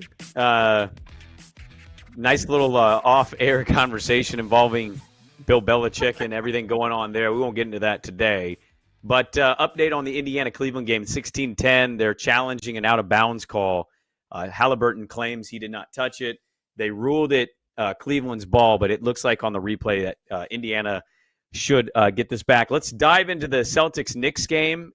Game 3, they got Game 4 coming up in just a second here. Here's updated playoff series prices, okay? This is from our friends at BetMGM because we are on the BetMGM Network, and Zach Kroll. Here it is. Cavs-Pacers. Cavs going into this series, minus 160, Pacers plus 135. Knicks are a plus 260. Celtics are a minus 325. The Dubs are plus 625. The Wolves are minus 1,000. And the Nuggets, as we mentioned, are plus 460 and Thunder minus 620. Is there one that jumps out at you, like when I give you those numbers? I think it's a little interesting that the Pacers are still plus 135 with all the injury issues that Cleveland has had. And maybe it's just because the Pacers are up right now on the Cavs. But it feels like to me, this Pacers team just has a bunch of different people that they can throw at the Cavs. And when you're missing Garland, Mobley's been banged up. I believe the other injury was to Allen, if I'm not mistaken, right? And so you have 3 Cavaliers who have had to miss time. That they rely on Hunter. Thank you. I knew it was one of the other key contributors, right? So one of your leaders stepping up into that shooting guard role. So you're now losing 3 players or getting a lessened version of those 3 players. And when you had all but Garland healthy, the Pacers took it to you twice on your own home court, right? And I know that they had to come back in game 2, but it feels like Tyrese Halliburton, take away game 3, to me, it feels like an anomaly, is kind of ascending, and he's making up for a lot of his early season woes and a lot of, some of his woes that he had in the offseason playing on Team USA, right? Like he comes into this year and he admitted probably 2-3 months ago, he did an interview and he says, hey, I was reading all the negative comments about myself. And so he tries to go out and show everyone how great he was. And it really detracted from his game. He got into a funk. He was in a bad mental headspace. And he finally just stopped reading all the press clippings. He stopped going through Twitter like Kevin Durant and trying to see who loves him and who hates him. And he just started playing basketball again. And you can tell that he has a lot of joy. He finds it fun. I wish the Cavs were 100% healthy. It doesn't sound like Garland's going to come back in any capacity anytime soon. When you have that type of toe injury, it sounds stupid, but it really does affect you and your game and how you move. It's constantly in pain.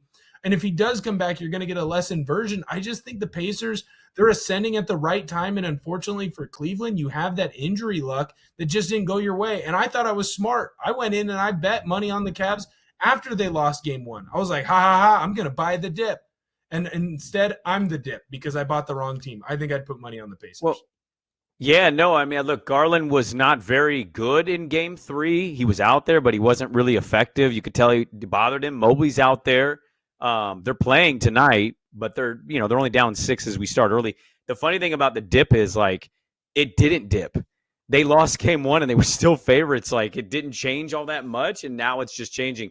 I'll just say this before we get to Knicks, Celtics. It's pretty disrespectful, I think, to have the Warriors at plus 625. Now, should the Wolves win that series? Yeah, I won't argue that. I picked them to win the series in 5. But the Curry injury and seeing what they did yesterday and seeing what they did in game 1, despite losing Curry after just 13 minutes, if anything, the Curry injury is telling me if they had Curry, they probably win this series. I don't think Minnesota's been overly impressive. And Edwards had a great second half yesterday. Will he do it again? I don't know. So I think Timberwolves win it. But if you're going to go for value, the Warriors are really disrespected at plus 625. I also think the Nuggets are too.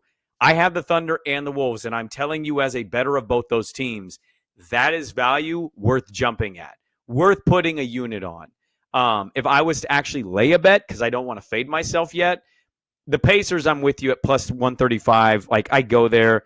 And the Knicks Celtics one's the one I feel the weirdest about because I think to not make any changes in game 2 after how you lost game 1 is wild. I also understand the thinking of Mazzulla and the Celtics of no, we've been one of the best teams in the league playing this way. We're not going to overreact. And they didn't, and they lost game 2. But then those threes went down in game 3, and that energy could not be matched by New York. Peyton Pritchard was awesome off the bench, 6th man of the year. And the Celtics hitting 50% of their threes or whatever the final percentages were, being that good from 3 is going to win you every game. The Knicks don't have the depth, I think, to compete with Boston. Now, if they're bouncing back, they win game 3 in blowout fashion, which was such a bummer to my Saturday. I was so excited to watch this game, and it just never felt like the Knicks were going to seriously come back. Boston was, 50% from 3. They were 20 of 40, so that finally switched sides.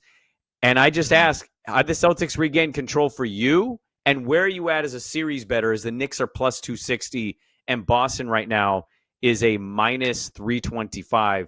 What were your takeaways from game 3 and how you feel about the series going forward? My takeaway is that Boston fans are insane because after game 2, you would have thought that the world was falling and crumbling. You would have thought they had already gotten swept the way that some of the big Boston proponents were kind of reacting to it. And I just felt like you've seen how this team has shot from the 3-point line the entire year. And what Coach Maz is doing is he's going by the law of big numbers. Hey, we have this amount of 3-point shooters and they shoot at this percentage. You're going to have games where you dip below that percentage. And I understand that it's a 7-game series. And so you might not have the biggest sample size to work from like you would an entire season from 82 games. But it just felt like you're in both of those games. You barely lose both of those because of historic comebacks by the Knicks and Jalen Brunson just being, a top 5 player in the world right now. And you shot less than 20% from 3 combined. You had 100 3-point shots in 2 games, and you made somewhere between 20 and 30. Like it just felt like this is one of those where the numbers are going to go back to their average, right? So eventually the Celtics are going to shoot what they shoot from 3, and they're going to get back into this series. I don't know that I like the Celtics at minus 325, but I still think that they should be favored, right? They have more depth. I know that there's some more guys who are banged up. Porzingis is dealing with his illness than the Knicks, but right now the Knicks really have 6.5, 7 guys that they're going to throw at you, and they've played a lot this year because that's what Tibbs does.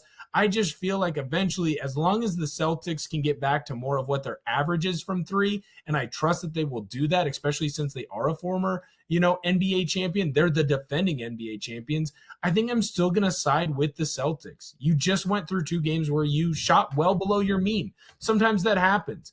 If you have 2 games where you shoot well above your mean, guess what? You're right back to where your averages are, and this series is 2-2 going into Game 5 where you're back at home in Boston. I don't think I can.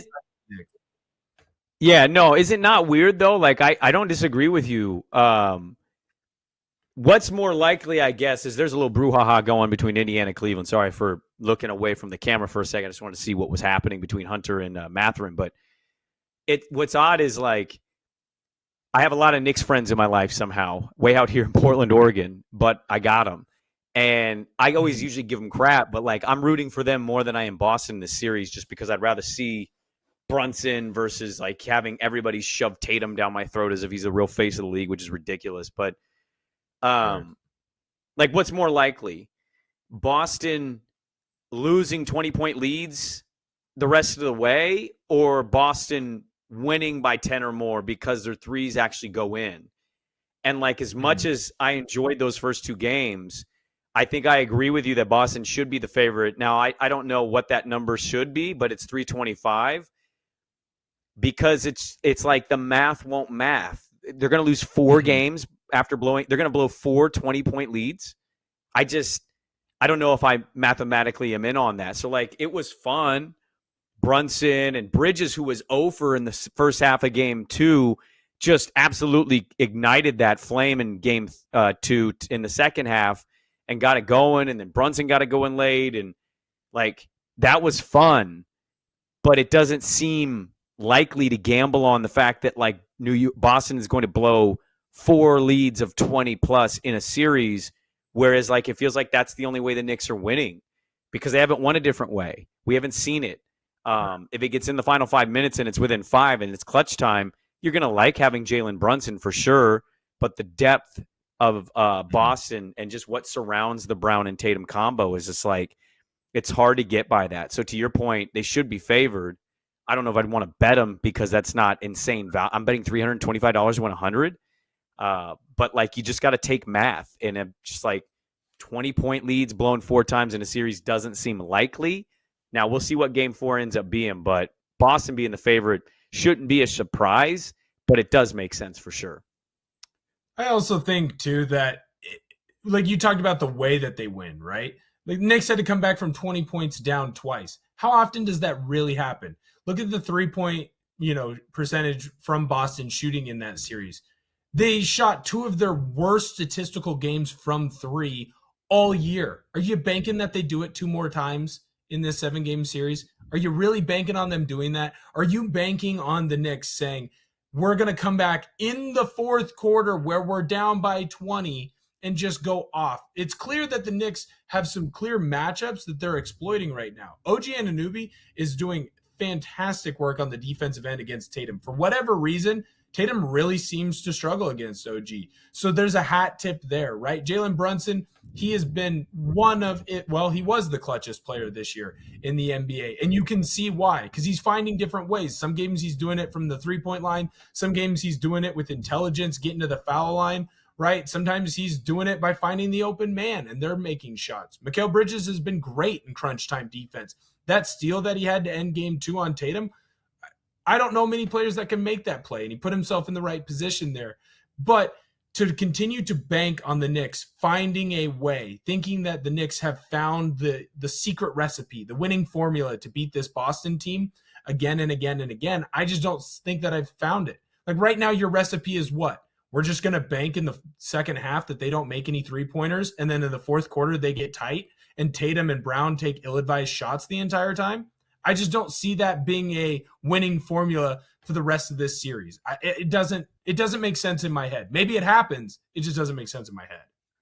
So I'm a little confused. So Zach's going to have to help me out here. DeAndre Hunter and Ben Mathurin got into a little bit of something. Mathurin doesn't like punch him, but he bumps into Hunter.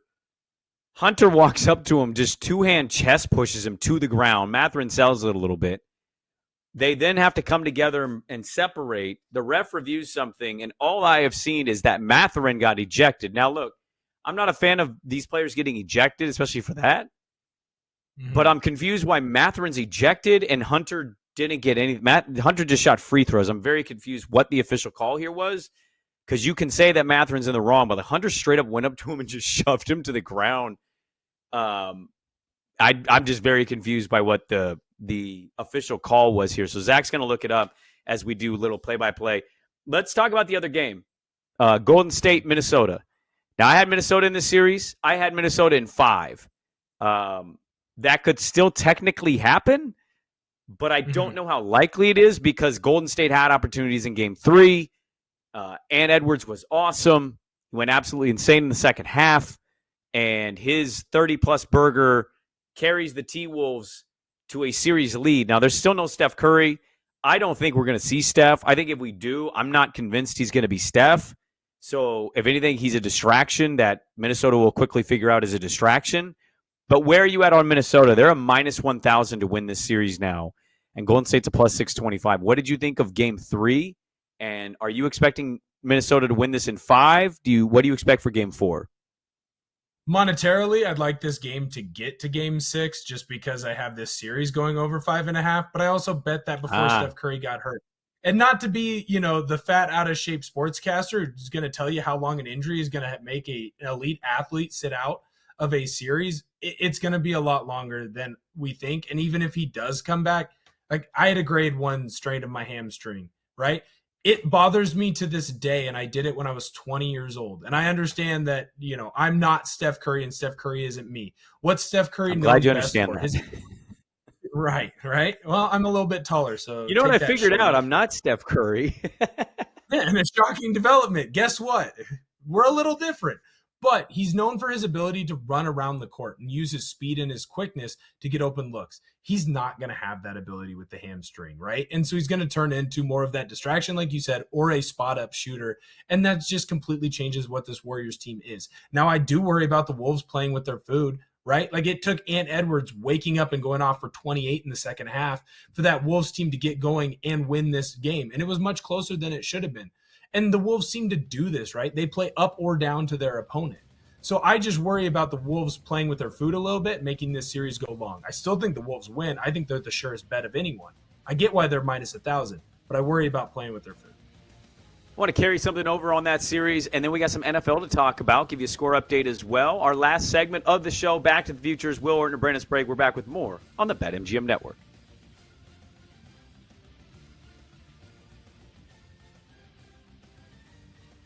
Back with Brandon Sprague and Will Ortner on the BetMGM Network. Download the app today. Please gamble responsibly.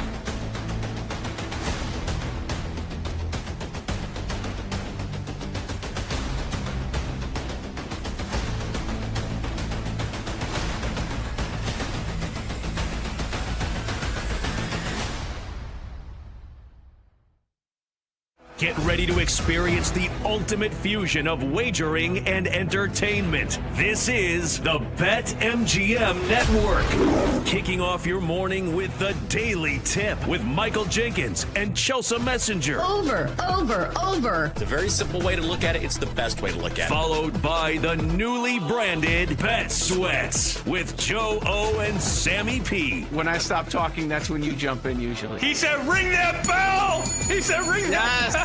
Then it's You Better You Bet, hosted by Nick Costos and Femi Abebefe. Great teams and great players get a whistle. It's happened forever. It will continue to happen. Capped off every night with the electric Brad Evans and Ryan Horvat on BetMGM tonight. Oh, that's a sexy phrase. Quote Dr. Dre, creep with me and walk with me on this one. Welcome to a new era of Wagertainment. This is the BetMGM Network. Please gamble responsibly.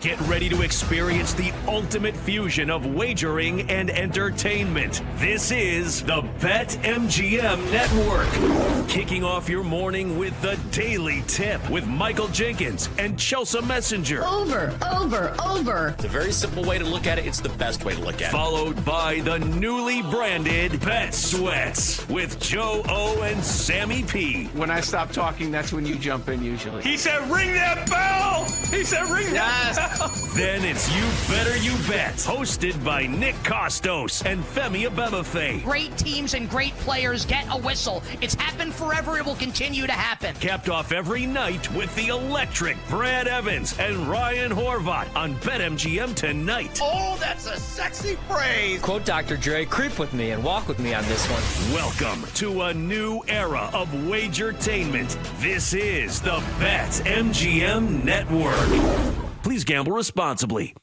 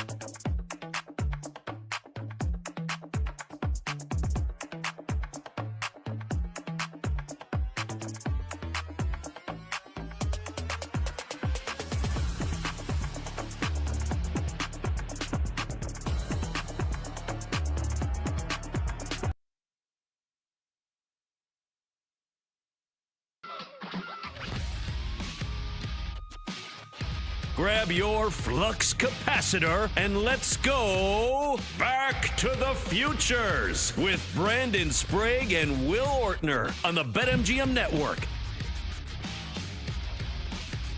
Welcome back in. Step into your batter's box with BetMGM. Snag the odds boost token and don't miss your chance at a bigger payout on your MLB bet this season. We'll get to some football stuff here. The NBA draft lottery is tomorrow. Will Ortner, the 74th best player from the offensive line out of Hopkinton High School. My number. It's a big day for us tomorrow here locally. The Trailblazers did not tank properly in the Cooper Flagg draft. They valued Alex Sarr more than they valued Cooper Flagg. It's one of the most mind-numbingly stupid things I think I've seen in a long time. Will the basketball gods shine upon thee, or will they stay right at 10 or fall to 11? So it's a big day. So we'll talk about that a little bit here. Just to follow up on the Timberwolves, I don't have a lot on it, but I agree with almost everything you said. I think what I did this playoffs, because I've been wrong a lot, is I didn't give enough teams or stars enough credit on championship moxie. And so, I still lean Timberwolves get this done in 5, but if you tell me they lose in Golden State and the Warriors tie it up, I also just wouldn't be shocked because I've watched Minnesota in the series and they've been really weird and odd. And Jokic, I did this too.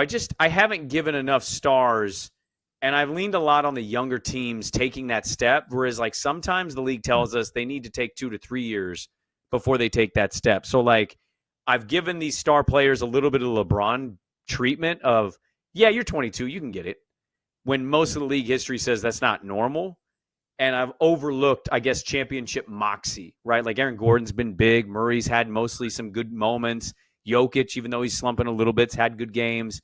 And Jimmy Butler has done finals runs before. So I think part of the problem is, for me, I'm taking into what I saw in the regular season, and I'm applying that and saying the Thunder were the best team I saw all year, and it wasn't close. They'll win that series in 5. And then Jokic and Gordon do Jokic and Gordon things, and role guys step up, and, Thunder are still kind of learning their way through the playoffs. So I tend to think the Timberwolves will get this done in 5. I would hope for them to get this done in 5 because of my bet. But I'm not going to overlook Golden State and the idea that they could tie the series, send it back to Minnesota, and maybe your bet cashes. Or maybe Steph Curry miraculously comes back with that hamstring. So, that's just kind of my only follow-up I have on Minnesota is maybe they're, to your point, playing with the food a little bit, but also to credit to Golden State, their culture, Steve Kerr, they've been here a million times, so they're not rattled by this moment. Let's get to some NFL news and notes here. I don't know how big this is. I think it was noteworthy and newsworthy, but he's been such a weird player. Derek Carr announced his retirement after 11 seasons, and he's going to save the Saints a lot of cap money, and he's going to basically keep his signing bonus, but he's going to save the Saints on their cap. The Saints quarterback room now is Spencer Rattler, Jake Haener, and Tyler Shuck. Ben Solak of ESPN.com basically wrote that it's probably going to be Tyler Shuck who is going to get the start, the second-round pick of the Saints. We saw him play out here in Oregon. I watched that dude play all 15 years in college, and I'm just going to tell you, never once did I walk away from a Tyler Shuck game going, oh, man, it's too bad. They got to play Tyler Shuck. They're in trouble. Not once. You could tell me he had good games. I'll believe you. He never once wowed me in any way, shape, or form. So if he's going to be a great NFL quarterback, it will kind of more prove the point of nobody knows that position and nobody can quantify how you can tell anybody's going to be good at that position. Well, it's the ultimate, how do you fit with the system that's going to be built around you? And the reason that the Saints went with Shuck, I think everyone in that organization knew what was about to happen. They knew that Carr was going to retire, or it had come out before the draft that he had his injury issue, and there were conversations about what he'd do with his career going forward. Let's say he doesn't retire on Saturday. He wasn't going to be in the league next year because he wasn't going to play this year because he wasn't going to pass his physical. His shoulder, from everything that I've read about it, is just completely gone to garbage. It's trash. It's shredded meat. It's string cheese in there. And look, sometimes when you have those types of issues with your shoulder, torn labrums, AC joint tears, AC joint sprains, it just goes to garbage. When it's on your throwing shoulder too, he was going to be done and he was out of the league. So they were already looking for their next QB. After watching last year, Spencer Rattler, he's not that guy. Hopefully, he ends up having a backup career where he's hanging around like Chase Daniels. But he's not a starter. I don't know that Tyler Shuck is a starter. But you know what? I would have said probably the same thing for different reasons about Josh Allen, right? The conversation when he came out of Wyoming was, hey, man, that guy makes a ton of great plays. He also makes a ton of horrible plays. His decision-making is poor, but he can make all the throws, and he's as athletic as all get out. Shuck might not be as athletic as Josh Allen, but he can make all the throws. He's a big, tall quarterback. He's got a strong arm. Yeah, he's not as accurate. He's right? 24. He's missed like 2 seasons with season-ending injuries. I mean, I get what your Josh Allen point, but like Josh Allen didn't have this. 3. Yeah, thank you. You're proving my point. Like, I hear what you're saying in some ways. Like, there are anomalies to this of a guys like Josh Allen, but I mean, I just he's older and the injury history is already existing. I'm just baffled. And if he's good, I'll come out here on the show and be like, yo, can't believe it. Couldn't have been more wrong. I'm baffled by the idea that that's a second-round pick. I really am. I understand that quarterback was going to be a virgency and all that, but like Tyler Shuck wowed you so much that you gave a second-round pick to Tyler Shuck. I can't believe it. I'm still shocked by it. And also in the same vein, I don't know if I could have cared less about a quarterback retiring or announcing retirement than Derek Carr, who I don't think has been good for 4 years. I mean, I've watched him play, and nothing about it's been impressive. And middle of the road Derek Carr, who had a nice, lengthy career, made a lot of money for him and his family, but never once you were like, oh, man, Carr could win the Super Bowl. I don't know if you ever had that moment. So, I don't know. Right. I think it's all weird. And I think with Shuck, too, is this is going to make or break how long Moore stays there with the Saints. Like, if he's able to turn Shuck into a serviceable, yes, 100%. Because you're going to give him sucks next year. Let's run through this real quick. If Shuck sucks next year, which I would argue he did in college, and they are in prime position for 1 or 2 pick because they're not good. They don't have a quarterback. Rattler, I don't know about Rattler, and I sure as hell don't know about Haener. Okay? You think they fire Kellen Moore and don't draft a quarterback at 1 or 2? Because I think they could just as easily say, all right, second-round pick was a bit high on that. That did not work. We're in the second pick of the draft. We're going to take the Norris Sellers, who I think is going to be an absolute monster. Or we're going to take Nussmeier out of LSU. Like, you don't think that they would just pivot the way Arizona did from Rosen to Murray, and you think Moore is tied to how successful Shuck is? No, not in that scenario. If your scenario is they are the worst or second worst team, then no, they're not tied. But in my scenario, they're not the worst, right? They're in the top 10 area. And I think that Kellen Moore is going to design an offense, and he's shown that he has the ability to do this, where there's going to be moments and flashes of Tyler Shuck. Remember, they're also in cap hell, right? So they have to get younger. This helped them a lot, actually, this Carr announcement. It did, 100%. But they still have a bunch of guys like Cam Jordan on the defensive side, Alvin Kamara on the offensive side that have clearly taken a step back. And so they're going to have to move on from those guys. Now, if the Saints look at this in that front office and they say, hey, there's a little bit of signs of growth from Tyler Shuck. We want to keep Kellen Moore around with Tyler Shuck and continue to try and grow our team around him. Then, yes, I do think he's going to be tied to him, much like Brian Daboll was for the most part with Daniel Jones. Like, the only reason that Daboll isn't completely tied to Daniel Jones is because he was so horrific in the last 2 years after the 1 year when Daboll got brought in. Because remember, Daboll was brought in to make Daniel Jones become a star or at least a serviceable starting quarterback, and he did for a year. But last year, Daboll doesn't get fired. They're able to get rid of Daniel Jones, but if it doesn't work this year, Brian Daboll will be fired. If they go 0-4 to start the year, Daboll will be fired. And I think that Kellen Moore could have this same thing if Shuck shows growth. Like, remember, this is the same league that drafted Christian Hackenberg. Christian Hackenberg was horrible in college, way worse than Tyler Shuck. But he was a big kid with a strong arm, and NFL teams loved him. That's what Tyler Shuck is. And if he shows any signs of being halfway decent, and this Saints team isn't, a bottom 5 team, I think they will stay with Shuck. I don't think they'll draft a QB. And then it will completely depend on Kellen Moore and his time in his career with the Saints on how Tyler Shuck goes. He was brought in as a QB whisperer, and he went out and he said, Tyler Shuck is the QB that I want. So unless it is a Josh Rosen historically bad pick, and you get to be a 1 or 2 pick next year, he will be tied to Tyler Shuck. Very quickly, Pickens got traded. Pittsburgh traded him to Dallas. Dallas gave a 2026 third-round pick and a 2027 fifth-round pick to the Steelers for Pickens and a 2027 sixth. I don't know about you. I just thought this was a big nothing burger story. It's only newsy because of the team that traded for the player and the player being kind of polarizing. Is he good? Is he really good? Is he overrated? I just, I kind of thought it was a nothing burger. I don't think this is going to be amazing for Dallas, and I still don't know who the hell is throwing the football for Pittsburgh, though I talked to a Pittsburgh guy this week, and he maintains Pittsburgh knows they're getting Aaron Rodgers. Like, that was his takeaway, basically.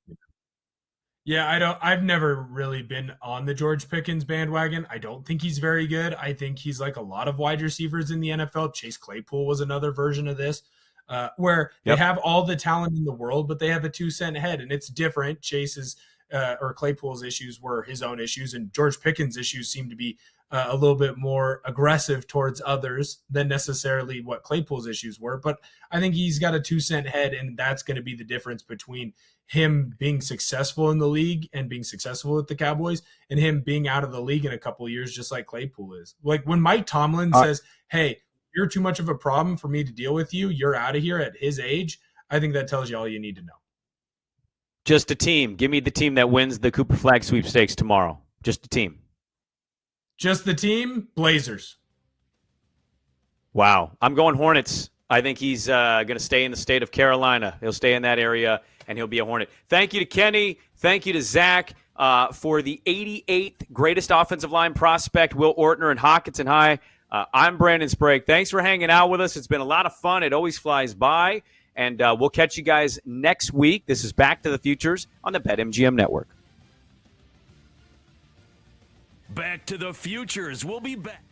Brandon Sprague and Will Ortner on the BetMGM Network. Download the app today. Please gamble responsibly.